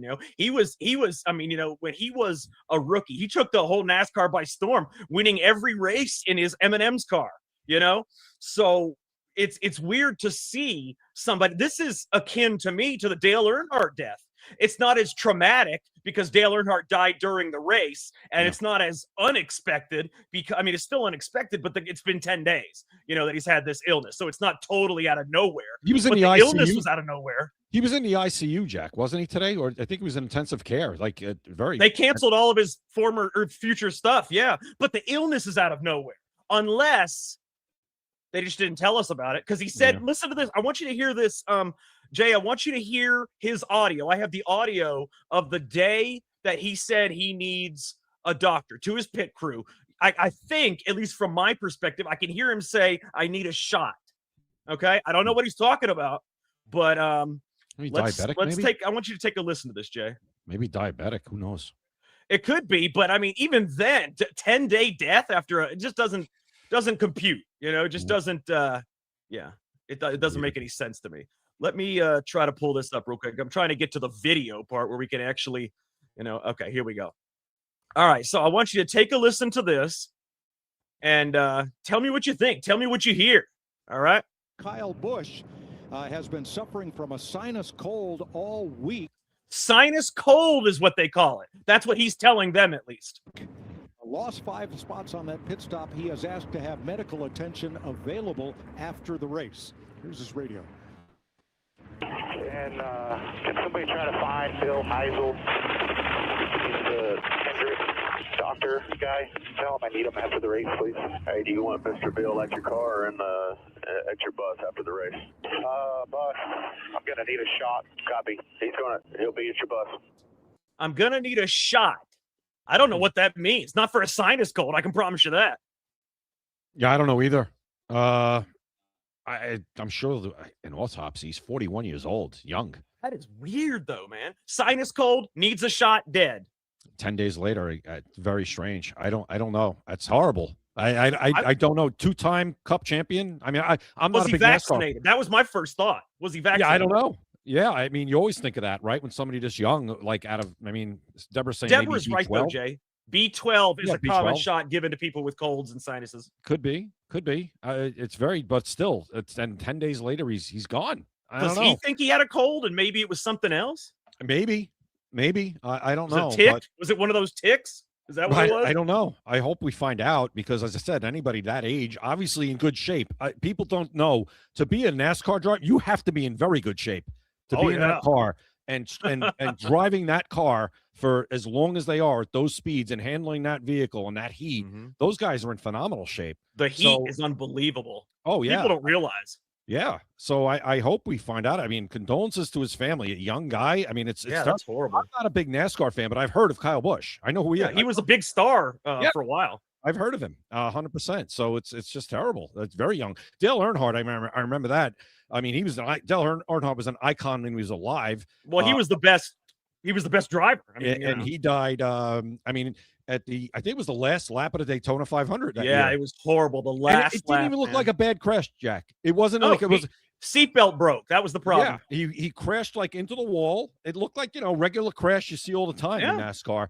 And the system they had then isn't the system they have now, and the system they have now is because of that crash. Exactly. Yeah. Exactly. So listen, but I hope we find out. But whatever it is, it's horrible. Terrible. Yeah, this is perplexing. It's not as traumatic as Dale Earnhardt's. Dale Earnhardt's death, he was the intimidator. He was the race car driver in the 90s. And when he died, that would be like Michael Jordan dying, in the 90s during basketball, for NBA fans. It was the same, akin to the same type of thing. Very, very unexpected. This is also unexpected, but again, it's been 10 days that he's been, so it's not unexpected from that point of view, but it's unexpected that he would just suddenly get an illness and die. Right. And then, like you said, 10 days before, he's actually racing. He's in the car and he's saying, I need a shot. And Deborah's right. For a cold, could very well mean a B12. Very well. Yeah. Maybe that's what they thought he had. Maybe. I mean, misdiagnosis deaths, believe it or not, happen a lot. Absolutely, they do. Certainly. Yeah. Yeah. Well, yeah, that's sad. That's some sad stuff right there. I mean, I'm almost 41. I'm about to be 39. I'm not almost 41. Let's not go there yet, Jay. But I'm close enough to 41 where I can feel the pain. No, it's been a tough year already for NASCAR. You had Greg Biffle. I mean, you know who that is. I mean, in North Carolina. And so that what happened to him with the plane crash, which was a strange thing too, to be quite honest. Right? That was strange with the bank accounts being that was a very strange thing too with his whole family. God, I mean, his whole family, my God, terrible. Not been a good year for NASCAR, and this is the second one. And you know what they usually say is always threes. Let's hope there's not a third. So we'll see. That's true. These things usually run in threes. So let's see who, wow. Yeah. Never know. Okay, Jay, I'm gonna go ahead and do it because I want to show everybody this. I specifically want to show you this too, Jay. Okay, what I am going to show you, the guy's name is Robert Warwad. I think his name is Robert Warwad. He was a vice admiral. He's retired. He was Donald Trump's pick for national security advisor in 2017 after Michael Flynn resigned. He was Donald Trump's pick. Donald Trump offered him the job on February 14th. On February 16th, he declined because Trump wouldn't let him, pick everybody that he wanted to pick for his team or whatever. It doesn't matter. The bottom line is this guy was a heavy hitter because you don't get picked as national security advisor unless you're a heavy hitter. He was eventually one of the people of the Joint Chiefs of Staff, Joint Command, the whole nine. He spent 34 years in the military service. But the reason I'm telling you all this is because it gives you a backdrop of why they would want to project this person as still alive. Maybe he has security clearances or information that most people don't know about. But I'm going to tell you, the guy that was on Fox News today, and this happened today, the guy that was on Fox News today is not Robert Warwood. And I'm going to show you. I'm going to show you what I'm talking about, Jay. All right. This is insane. When I show you this, guys, first of all, I'm going to tell you like I told Jay. We showed you the body doubles. That was 100% real. We showed you Zelensky. We showed you his body double right behind him. 100% real. We also showed you the Joe Biden mask thing from the CNBC Power Lunch, where his neck was a different color. You couldn't say it's shadows because there was no shadow on his shirt, his hands, nothing. It was just the neck right there. You could see it very plainly. That would be a hell of a dark shadow, Jack.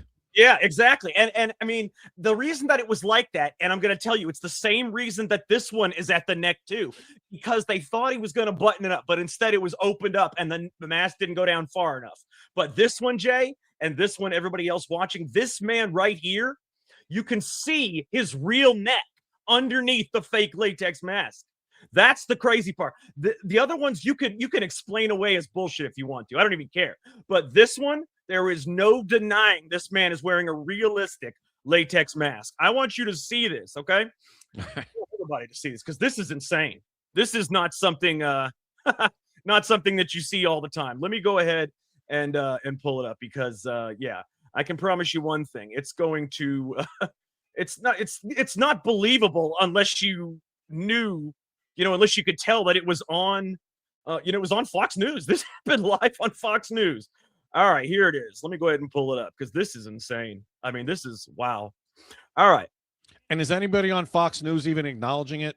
No. Wait a minute. What the? All right. First of all, hold on. Watch him talk first. Watch him talk. Watch his. No, look, Jay. See, they thought his shirt was buttoned up when he went out on stage. Okay. See how the neck mask goes down past the shirt? Wait a minute. This is 100% real. Don't play it yet. 100% real. I can't even look, Jack. What?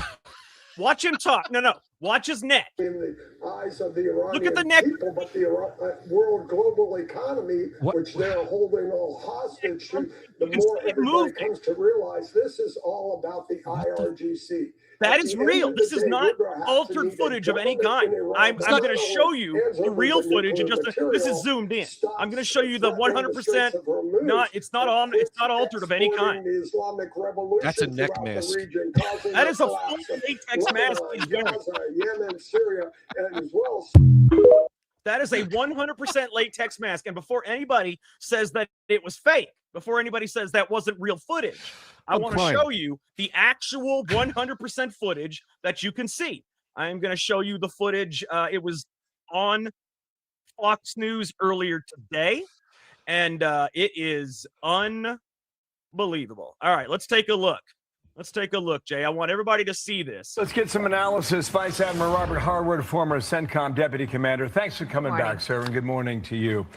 General Keane was with Dane and me yesterday. Let's begin with this analysis, and we'll get on to you. Watch.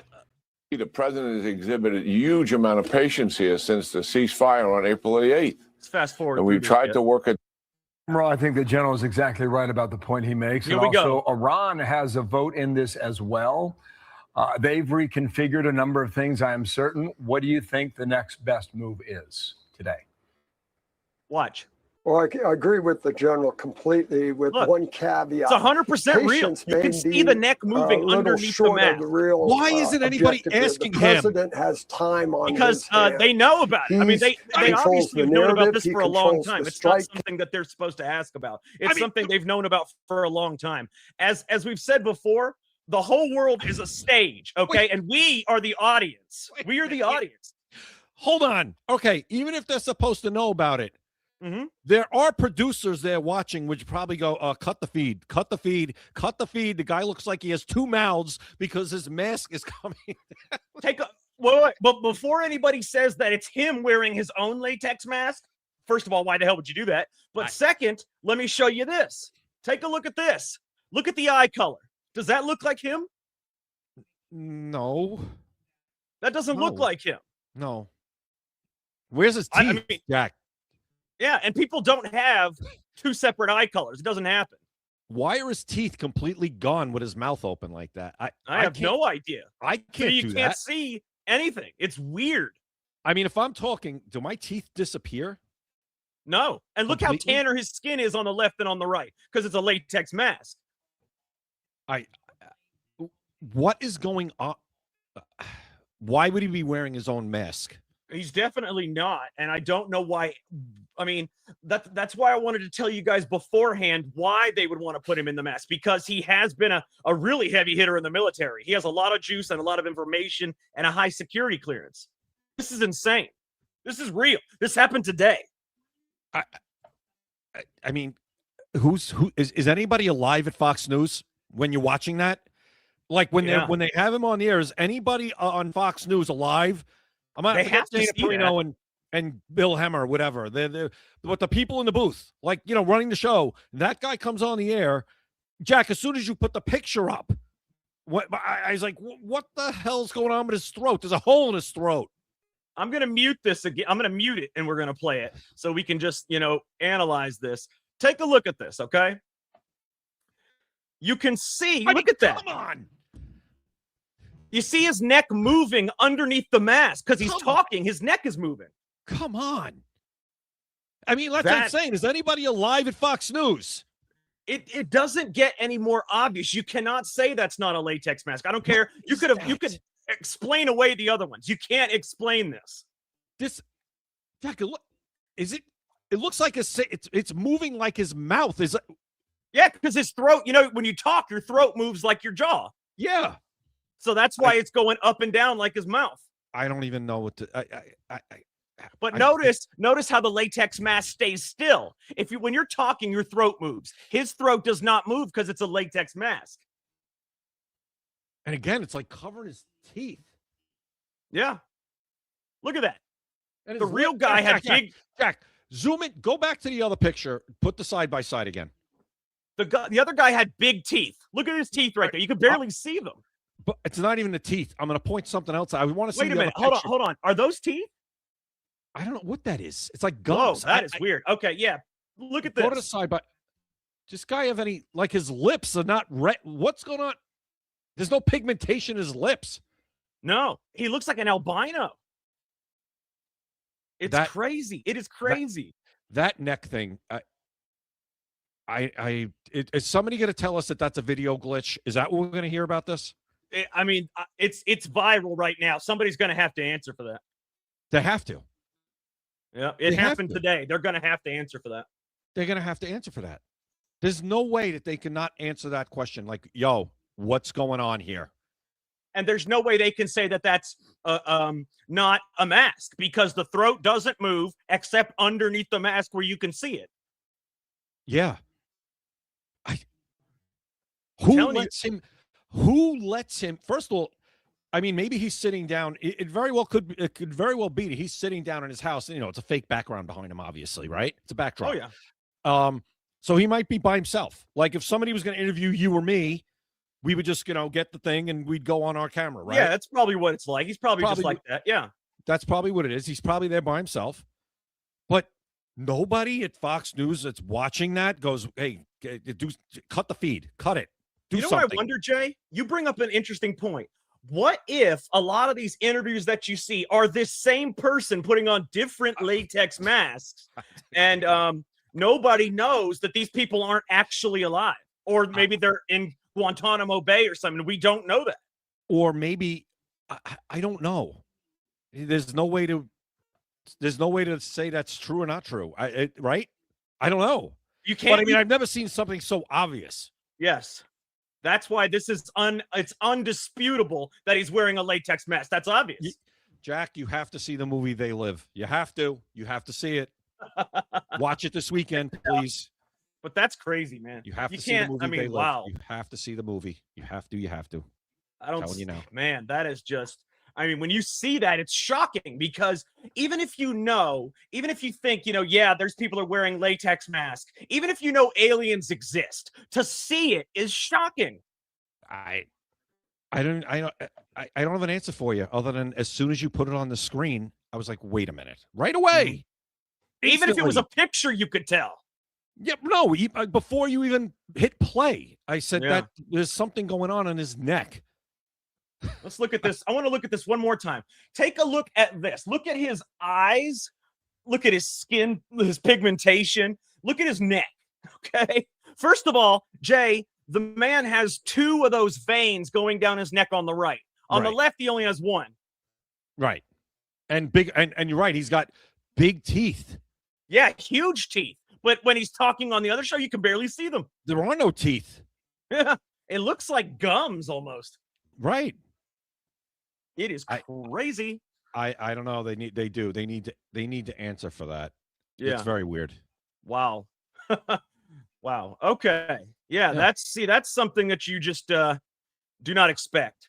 I mean, now, but honestly, it's true that a lot of the world is a theater. There are things that go on, technology that goes on, people that are arrested and that you don't know are arrested. It's very possible this person, maybe even Joe Biden and others, are in a detention camp somewhere. And there are people that are tasked with making it seem like they're still out there and still alive, still free, whatever it is. I mean, I personally saw what looked like Hillary Clinton being loaded into a van and arrested.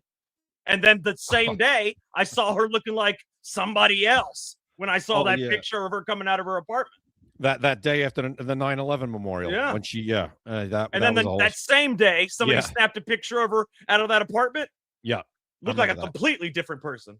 You know, and we're going back then. We're going back 10 years. And back then it wasn't as acceptable to even think that, right? We weren't here yet. Remember, that's 10 years ago. So we weren't, X wasn't what X, it was Twitter, but it isn't what it is now. Nothing is, right? But now it's like, there'd be people, if that happened today with Hillary Clinton, the scrutiny would have been 100-fold.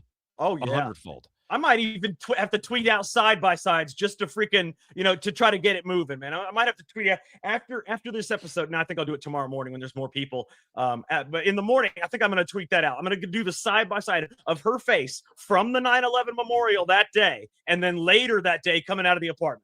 You didn't put anything out about this yet? No, it's already been viral. It's already gone crazy. So There's what? nothing. I think you should put one out. I mean, might have to put one out though about the side by side because that picture is just that's something that is not viral, and you could put a side by side to his face. But the talking with the neck, you can see his neck move under the mask. It's unbelievable. Yeah. Look, you can tell I'm not wearing a mask. See? Yeah, and that's the thing, Jay. You notice, and Jay, and I've said this about the Joe Biden thing. You notice that the mask ends right where they're supposed to button up the shirt. That's another thing. Like you can't just here you go. I'm gonna do that. Yeah. Ready? Here. Now I could have on my your latex mask. Yeah, you look like a normal person. I could have my latex mask on now. You guys would never know. Right? Exactly. But if I do this, like I wear my shirt like a normal person. Yeah. There's my neck. And then you see it. That's how we saw Joe Biden's on NBC Power Lunch. That's how we saw Robert his name is hard to say. Warwad. Robert Warwad on Fox. I mean, it's just it just keeps getting weirder and weirder, man. But it's 100% real. I've never seen one this egregious. No, that was wow. That was way out there, and it was 100% real. That's the crazy part. The shocking thing, though, Jack, and I'm going to say it for the last time, is that Fox News just ran that interview like everything was fine. That's the shocking thing to me. They have to. Yeah, they definitely would have to do. Because I can tell you right now, I believe, first of all, I believe they know about it. But second of all, let's say they didn't know about it. Or let's say if let's say they know about it and they don't, they can't point it out. Because if they point it out, any other fake person with the latex mask will never come on there again. So they'll probably miss out on half their audience, half their people. Half of the people they can interview. Yeah, they'll never get to interview Joe Biden or Hillary Clinton, maybe not even Barack Obama. Who the hell knows? Who knows? Who knows? That whatever. All right. That's the worst one. That's the worst one so far. Without a doubt. The only way it could get worse now is if they pull their mask off in the middle of the live episode.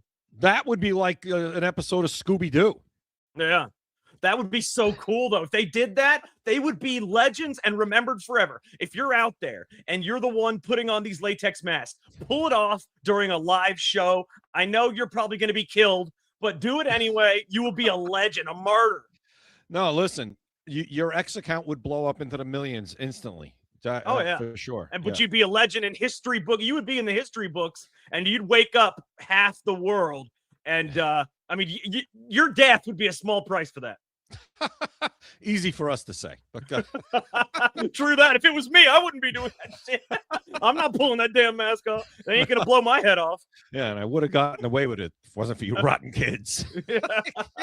No, I can't do it. No, I can't be doing that. So, Jay, I want to talk to you about something that's going to anger everybody, okay? The Senate Republicans, so President Trump gave the Senate Republicans a June 1st deadline to pass the ICE and the CBP funding, right? Yeah. Well, now that's not going to happen. John Thune has decided to recess the Senate until at least next month. Unreal. At least next month. Unreal. And it has to do with the fact that he endorsed Paxton over Cornyn. You know that's what it's about. Very well could be. There's a lot of things it could be about, right? That, absolutely. His buddy Cassidy getting whacked out of the Senate, that too. Yeah. Massie, who knows? But we just talked about this before I came into the show, Jack. These people are unbelievable. When things are hard at your jobs, you, Jack, anybody watching, when things get tough at your job, does your boss or your people running your company, whatever, do they send you home? Or do they tell you, hey, no, we're going to stay here and stick this out and get this done because, hey, we're going to work hard and we're going to do what we have to do? Isn't that how it usually works? That would be awesome, yeah. Well, right. But I'm saying in the normal world, that's what happens. No, but you never in the get Senate, home. in Congress, things get tough. Things get a little sticky and dicey. We have to negotiate. We have to figure out a way to get something done. No, you guys just go home for a couple of weeks. Take a break. Take another break. We'll see you in a couple of weeks, and then we'll do nothing then, too. Yeah. This is unbelievable. And this whole fight that they're having over this weaponization money, these people are the most disingenuous garbage on planet Earth. Absolutely. Period. End of story. This money did that on purpose, by the way. He did that on purpose, by the way, to intentionally miss the June 1st deadline. Of course he did. And you know what? Here's the thing. Most people watching this show support President Trump, whether you're full-blown MAGA but most of you support President Trump. Just get ready for a lot of revenge stuff to be going on. That's part of the process. It's part of the process of purging the Republican Party from these rhinos and these people cosplaying as Republicans who are really Democrats. Yep. They're a caged or a cornered dying animal. And what do cornered dying animals do? They lash out. And that's what you're going to get here. So it's kind of part of the process of purging more and more of these people out. It's part of the process, and we're going to have to work our way through it and deal with it. But it's just reality. And this today, what you just brought up, is just another example. Well, I have another example also of that happening. Our good friend, Congressman Tim Burchett, put out a video earlier today of something that went on at a meeting that he had, in a committee meeting that he had. And he tells you exactly why us losing the Senate and the House is very possible because of these type of games that they play. So I want you to take a listen. Hey everybody, Tim Burchett just left the committee. Had some amendments that were cutting regulation, things that we should as Republicans do because of backroom deals they cut. They won't allow any amendments on the bill because the Democrats one Democrat didn't agree to it. So here we are in the majority, and we're not allowed to do that. And I guarantee you, when the Democrats are in the majority, which they very much could be because of this kind of garbage, we're going to be in the majority. You all have extended us an incredible gift, and we're going to blow it because we're not acting like we're in the majority. We got opportunity. It's not sexy. Deals with bridges and things. Anyway, the amendment did, and we allow the Democrats to tell us what to do. It's just unbelievable. At some point, we're going to have to give some guts. This town is crooked as a dog's leg, and I'm disgusted. So thank y'all for sending me here. I really am glad you sent me here. This is the kind of stuff I want to fight. That right there is the most honest man in Congress. He is awesome, and he will tell it like it is. And he deserves every bit of praise that everybody wants to give. He deserves a vote from every person in America. Yeah, we're frustrated, right? Could you imagine how frustrated he is?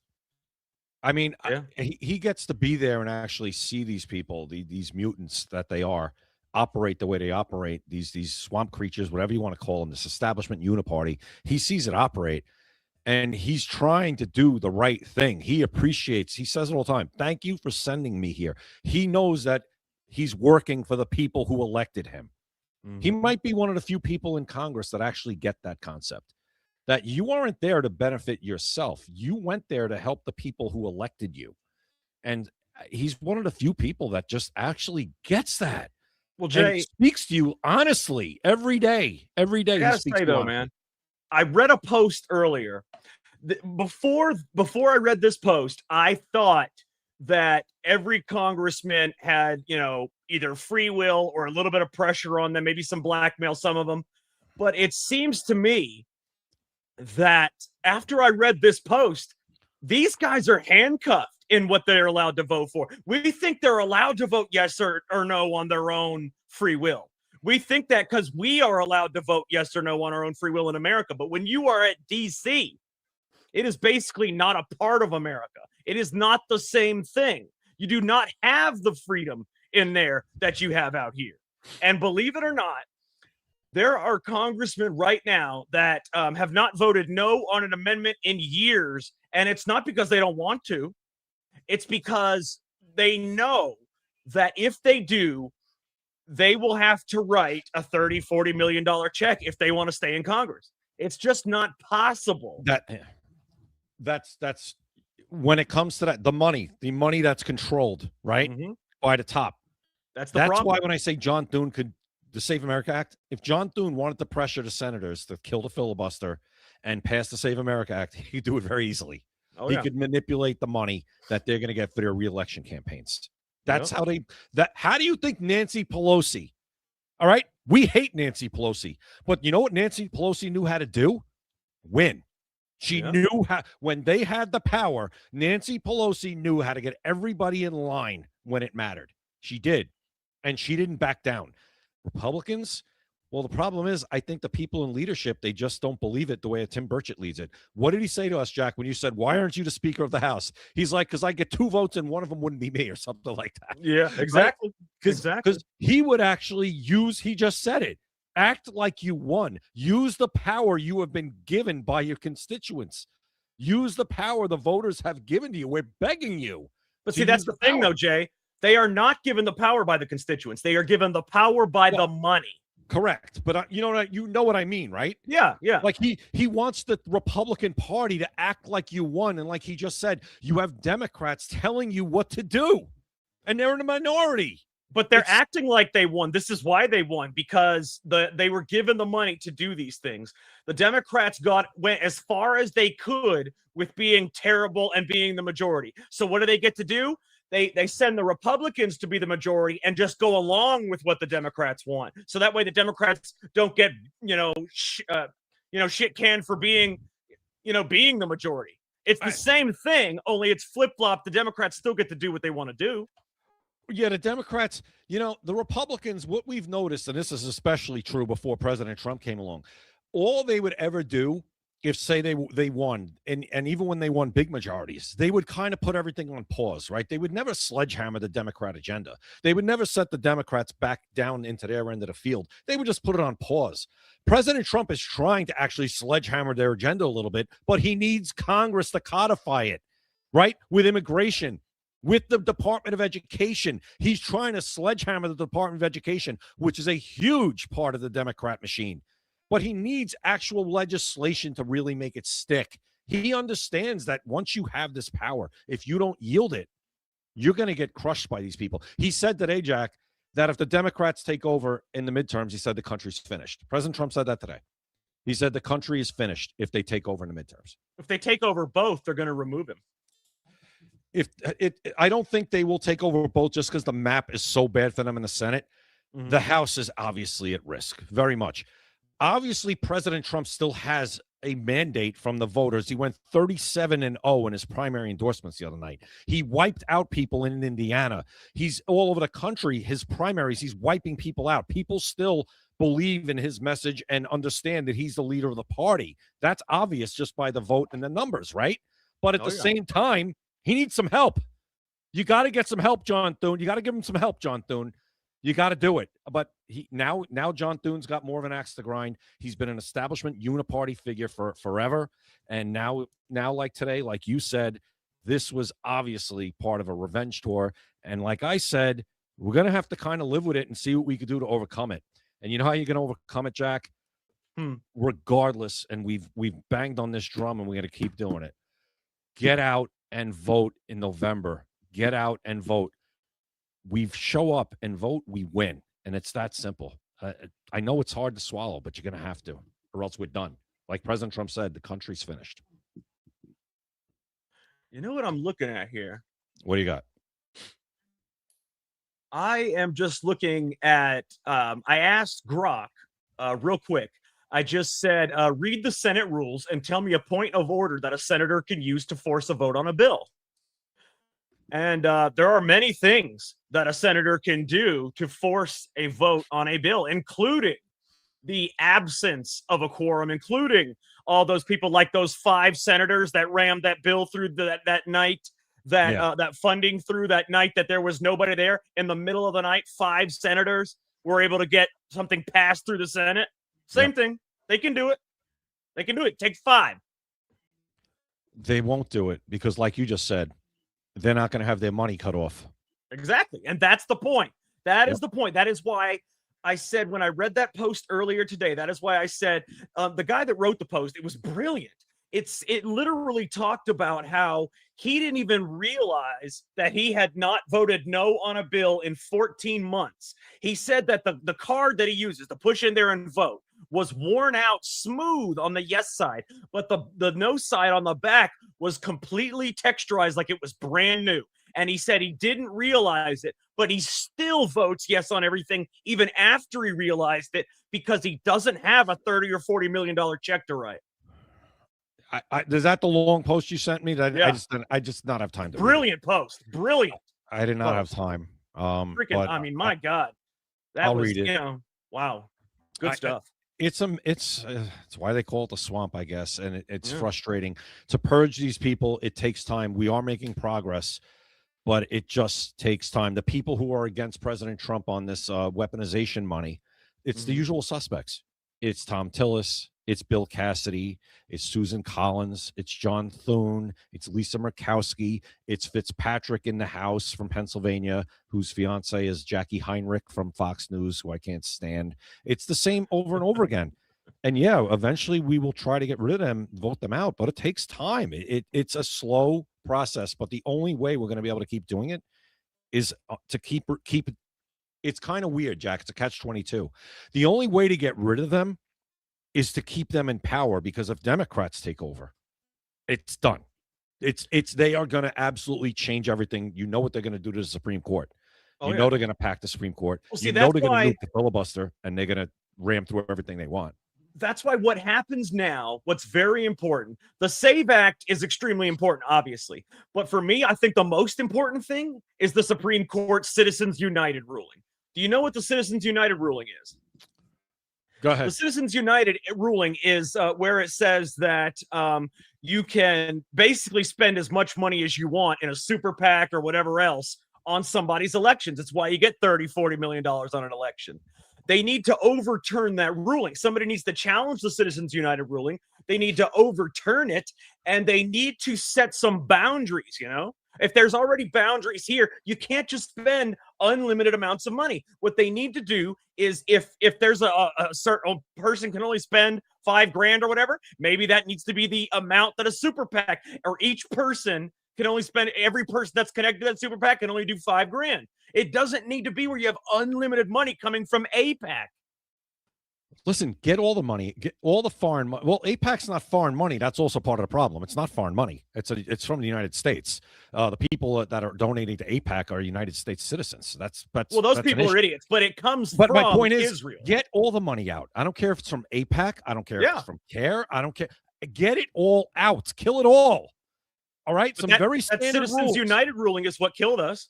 Well, I'm get it all out. I don't care. Listen, I support President Trump, and but I'm not Jewish, and I'm not pro-Israel. But get it all out. If AIPAC's your big problem, I'm for good. Get rid of it, but get rid of it all. Every last bit of it. Get rid of it. But did you know, Jay? On that, I'm going to read a little bit to you. Did you know that on that ruling, that Supreme Court campaign finance law ruling, it was a 5-4 ruling.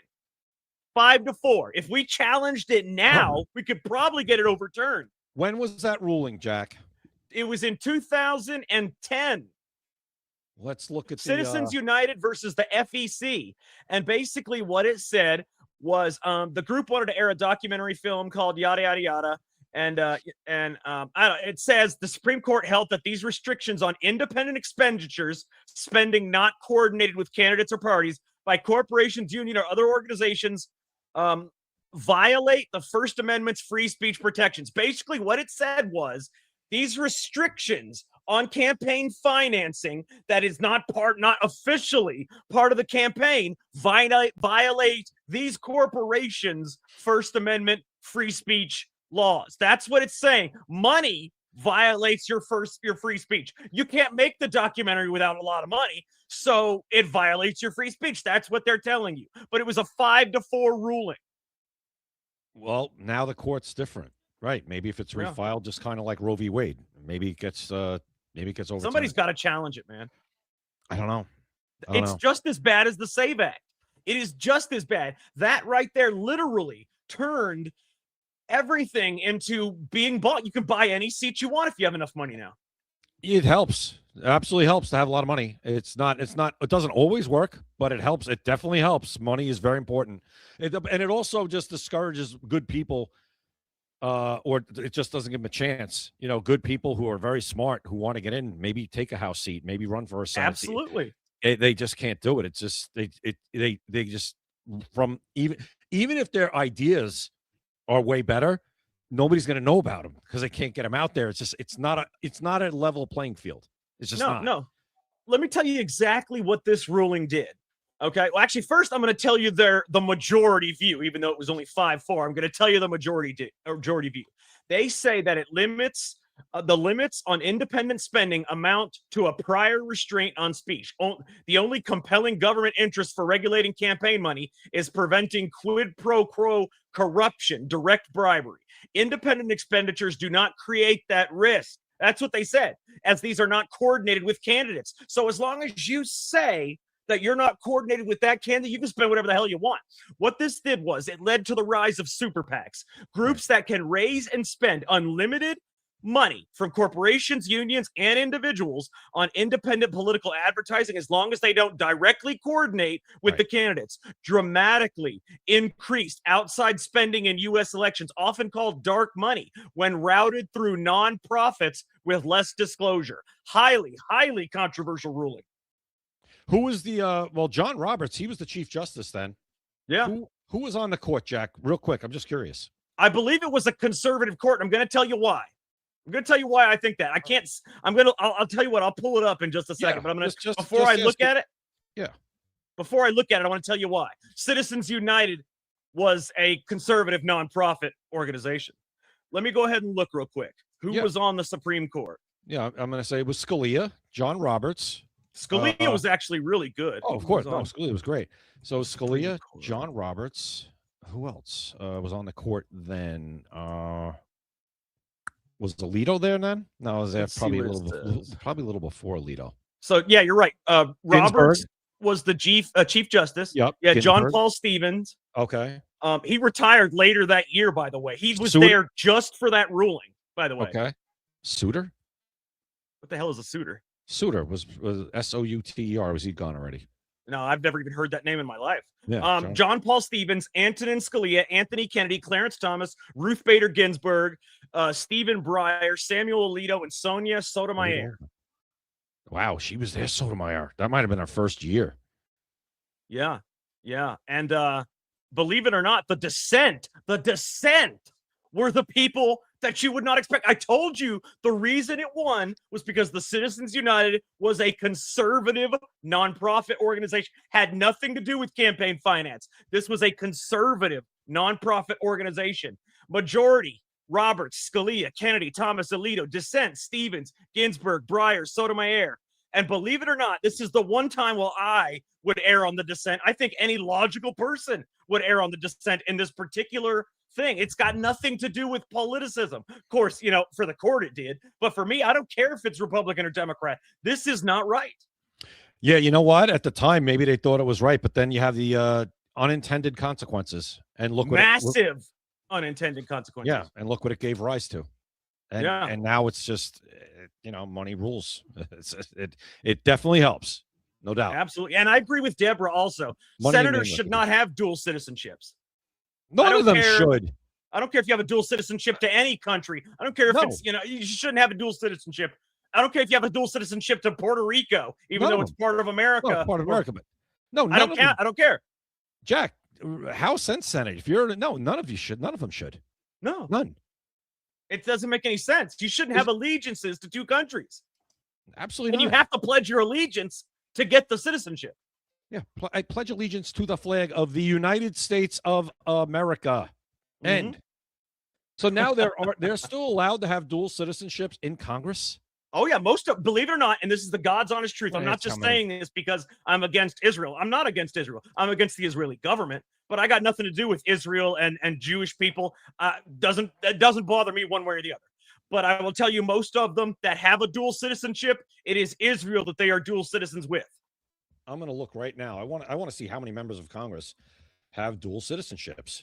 Oh yeah, and rank the countries with the most, and rank countries with the most.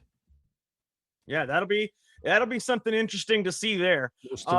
Let's go, Grok. It's going. Oh, they don't track it. That's right. They don't officially track that shit. How is that even possible? Yeah, I don't know. All right, go ahead. They're not allowed to tell you. But they don't have to tell you. That's oh the my thing. God. Yeah, they don't have to tell you.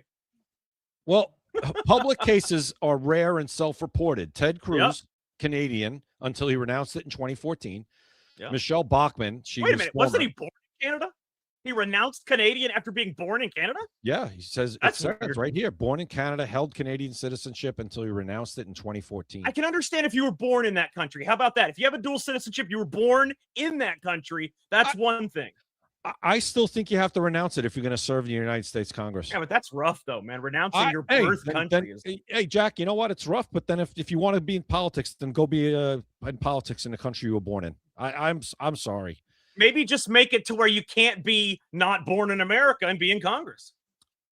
Well, that like the president, you have to be exactly. Right. Just like we wouldn't have people like the squad. We wouldn't have the squad. No. I'm with you.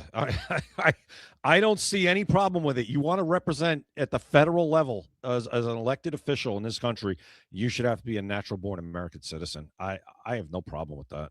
Absolutely. Hey, Jay, Jack, there are plenty of people. Here's the thing. There are plenty of people that have come over and served who were not born. How about we just say this? You need to renounce the citizenship of the country you were born in. Because even then, you're not going to be able to trust them. Would you trust Ilhan Omar if she said, I renounced my Somalia citizenship? I wouldn't trust her because she's an idiot. But at the same time, there are plenty of people who have come here from other countries and become a United States citizen and served well in Congress. So I know plenty of people that are good people who I know weren't born here, but I'd rather have them in office than somebody who was born here. And that might be the case. That might be the case, but I don't think it should be the case. I know. I know what you're saying. You just want to take it out of the equation completely. If you're going to be an American lawmaker responsible for making our laws, you should have to be born in this country. It's a tough argument to go against, and you know, people make the argument I just did too, and it's also a valid argument. There are plenty of people who were not born here who come become citizens and do a But great job. You could say the opposite to that too. There's plenty of people that weren't born here, come here, and are horrible lawmakers. I mean, if you cut that out altogether, you lose the good, you lose the bad. And then what I'll say is there's plenty of people that are born here and suck even worse. Yeah, that's true too. But at least I know they're American. At least I know where their allegiance lies, as far as I can tell. Anyway, I know. Anyways, do me a favor. Go to this. Mark Max says Brave browser search. See if you can find. It says you can find out who's a dual citizen if you go to Brave browser search. Not sure what that is. Yeah. Do you see that comment right there? Oh, let me right look. here. It's an elephant. Brave browser search. You can find out who's a dual citizen. Is that a website? I guess. I don't know if it's a website. Yeah. I don't know. Let me look it up. All right. I'm going to look into that. What is Brave browser search? It is unbelievable that they don't have to tell you that they have a dual citizenship if you're serving in the House or the Senate. That is incredible. Yeah, how many they should have to. They should how definitely many people didn't know that? I didn't know that. No. I mean, it's called Brave.com. It's a search engine. Okay. I gotta be. That is shocking to me that they don't have to disclose that. Isn't that amazing? Imagine really how many people would change their votes if they know who was a dual citizen with what. You should have to disclose that. Mm-hmm. Especially because you have to pledge allegiance to either country. You should have to disclose it. And I think, and I'm not going as far as you right now. I'm just saying you should have to renounce. Well, that's what get I'm saying. This, Jay. There was a dual loyalty disclosure act, apparently, that I don't know if it made it through. I think it was just let me look at the status right here. Died in previous Congress. Of course it did. Of course it died. Dual loyalty disclosure act. You would have to disclose if you had loyalty to two countries, but it died in the last Congress. Well, Jack, Congress, where all good ideas go to die. Exactly. They're not going to police themselves. Why would they police themselves? Yeah. Term limits, no insider trading, all that stuff. Right. Yeah. Why would they get rid of that stuff? Because it hurts them. That's why. Yeah, they are not going to police themselves. The interesting thing about that is, I believe, let me look and see. However, the U.S. citizen allows a citizen to obtain dual citizenship with another nation.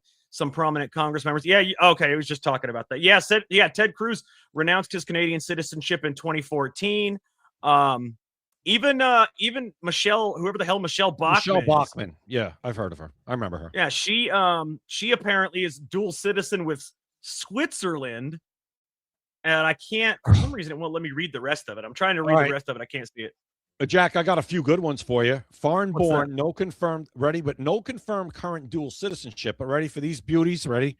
Mm-hmm. Mazie Hirono. She's a senator from Hawaii. I mean, she might be the dumbest person in Congress, Mazie Hirono. Mazie Hirono. Ilhan Omar. Is that the Hirono? Is that the woman that Ted Cruz was dissing the other day? Quite possibly. Because I gotta show you this. Go ahead. Talk for a second. I gotta find this video. Damn, we only got a couple minutes left. Is a complete moron. She's a senator from Hawaii. I mean, like I said, possibly the dumbest person in Congress. I mean, Jay, we only got a couple minutes left. I want to show this real quick. I'm glad you brought that up. Go ahead. Let me see if I have it though. Give me 1 sec. Go ahead and say whatever you wanted to say. I'm gonna see if I have it. All right, yeah. And then you have what was the other one? You have Purmeya Jayapal, another one, born in India. Naturalized U.S. citizen in 2000, no confirmed dual status. Who else? Okay, here it is, Jay. I didn't mean to interrupt you, but we got 2 minutes left. I want you to hear this. This is incredible. I don't know how much time we're going to have to play the whole thing. We're not going to be able to play the whole thing. We got like 7 minutes. We got like 6 minutes we could play. 5 or 6 minutes. Take a listen to this, guys, because this is absolutely awesome. It's the best thing you will ever hear. It's the best speech you'll ever hear, I personally believe. Take a listen. That's her. Just because you think you are the smartest person in the world doesn't mean the rest of us agree to that. Okay, thank you. Senator Hirono. I knew Diane. Senator Cruz. Thank you, Mr. Chairman. Just a moment ago, our colleague Senator Hirono said there's a lot more to say, and indeed she's right. And in fact, I want to go back to her comments. She began by saying we have a long history of racial discrimination in this country. That's undoubtedly correct. By the way, whoever the speaker is, whoever they have up there that they're asking questions, he is on the money. Watch this. And then she said, quote, we had poll taxes, we had literacy tests, we even had tests of how many jelly beans are in a jar. Mr. Chamberlain, when Senator Hirono says we had poll taxes, I want to ask you who we is, and in particular, what party was it that implemented poll taxes in the South? And I don't want to necessarily speak in every single case, but I'm pretty confident it was mostly the Democrats. And what party was it that put literacy tests in place in the South? Same answer, mostly the Democrats. And what party was it that had tests like how many jelly beans are in a bottle? The Democrats. Tell me, what party were the founders of the Ku Klux Klan from? I'm pretty sure that was the Democrats. Indeed. In fact, Nathan Bedford Forrest, the founder of the Klan, was a delegate to the 1860 Democrat National Convention. What party wrote the Jim Crow laws in the South? The Democrats. And so on this side of the aisle were members of the Republican Party. Who was the first Republican president? Abraham Lincoln. The Republican Party was literally founded to oppose slavery. We came into existence because slavery was a grotesque evil, and it was President Lincoln, the first Republican president, who signed the Emancipation Proclamation, who won the Civil War, and that resulted in the freeing of the slaves and the passage of the 13th, 14th, and 15th Amendments. By the way, fast forward to the Civil Rights era. Bull Connor, one of the most noxiously racist politicians. What party was he from? He was a Democrat. The Democrats, for the entire history of their party, have been a party based on racial discrimination. Absolutely. We're not going to play the whole thing. We don't have time. But that is awesome. Whoever that speaker was, he said Mr. Chamberlain. That guy was right on the money. I mean, he didn't not waste any time. Democrats, just the Democrats. You know, awesome. I love it. Yeah, and it's about time people actually just start saying that out loud, because so many people don't know that. They really don't. Absolutely. About the KKK. But then you go, the party switched in the Southern strategy with Richard Nixon, and that's a bunch of nonsense. And PragerU does a great piece on that if you want to look that up. That Hirono, what made me think of that is you said that Hirono lady, she, after that video, if you guys want to go watch it, I'm going to retweet it on my page after the show. After, at the end of that video, she has literally no retort. She just says, you're not the smartest man in the world, even though you think you are. And that's all she could say. That is her entire retort to everything he says. It was absolutely brilliant. It was a great speech. And I got to give him credit for that and for renouncing the citizenship in the city of which he was born. All right, guys, I want to talk about real quick. Our sponsor is maxassociates.etsy.com. Be sure to scan the QR code in the top right or go to the website maxassociates.etsy.com. The number one place for USA Pride gifts and patriotic apparel. Like we said, Memorial Day is Monday. They've got excellent veteran stuff. There is also Father's Day and the 250th anniversary of the United States coming up on July 4th, a little bit more than a month and a half from now. It is the time to buy and show your pride in America by going to maxassociates.etsy.com. You will not regret it. It is an excellent, excellent website. All right. Make sure you follow us on X, YouTube, Rumble, Kick, and Instagram. We are Secret America TV on all of those sites. We are live every weekday at 7 p.m. Eastern, and there will be no show Monday. There's going to be a show tomorrow, but there will be no show Monday. On Memorial Day, the network is not having shows, and I guess we're not going to have a show either since they're not having a show. So Monday, there will be no show on Memorial Day, but we will be, we're going to have a show tomorrow, obviously, and then Tuesday is when we'll start next week. But you can also follow Jay on TikTok at @opinionsvary with an A. Be sure to subscribe and follow us, especially on YouTube and Rumble. You know, we could use more followers and subscribers there because it really helps the show. If you support the show in any way, if you enjoy the show, it would really be great if you guys wanted to subscribe and follow us. All right. We had, I thought today was a great show, Jay. It went really well, and we learned a lot of new things. We learned that Kyle Busch suddenly passed away. We learned that the Democrats are evil. We learned that you don't get to see which congressman has a dual citizenship.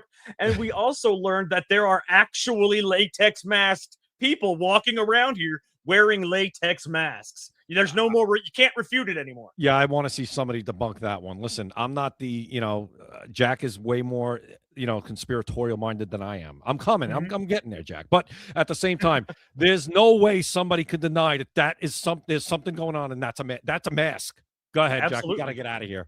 Absolutely. That's crazy. Great way to end the show, though. Go check out that video again. It's Fox News, Robert Warwatt.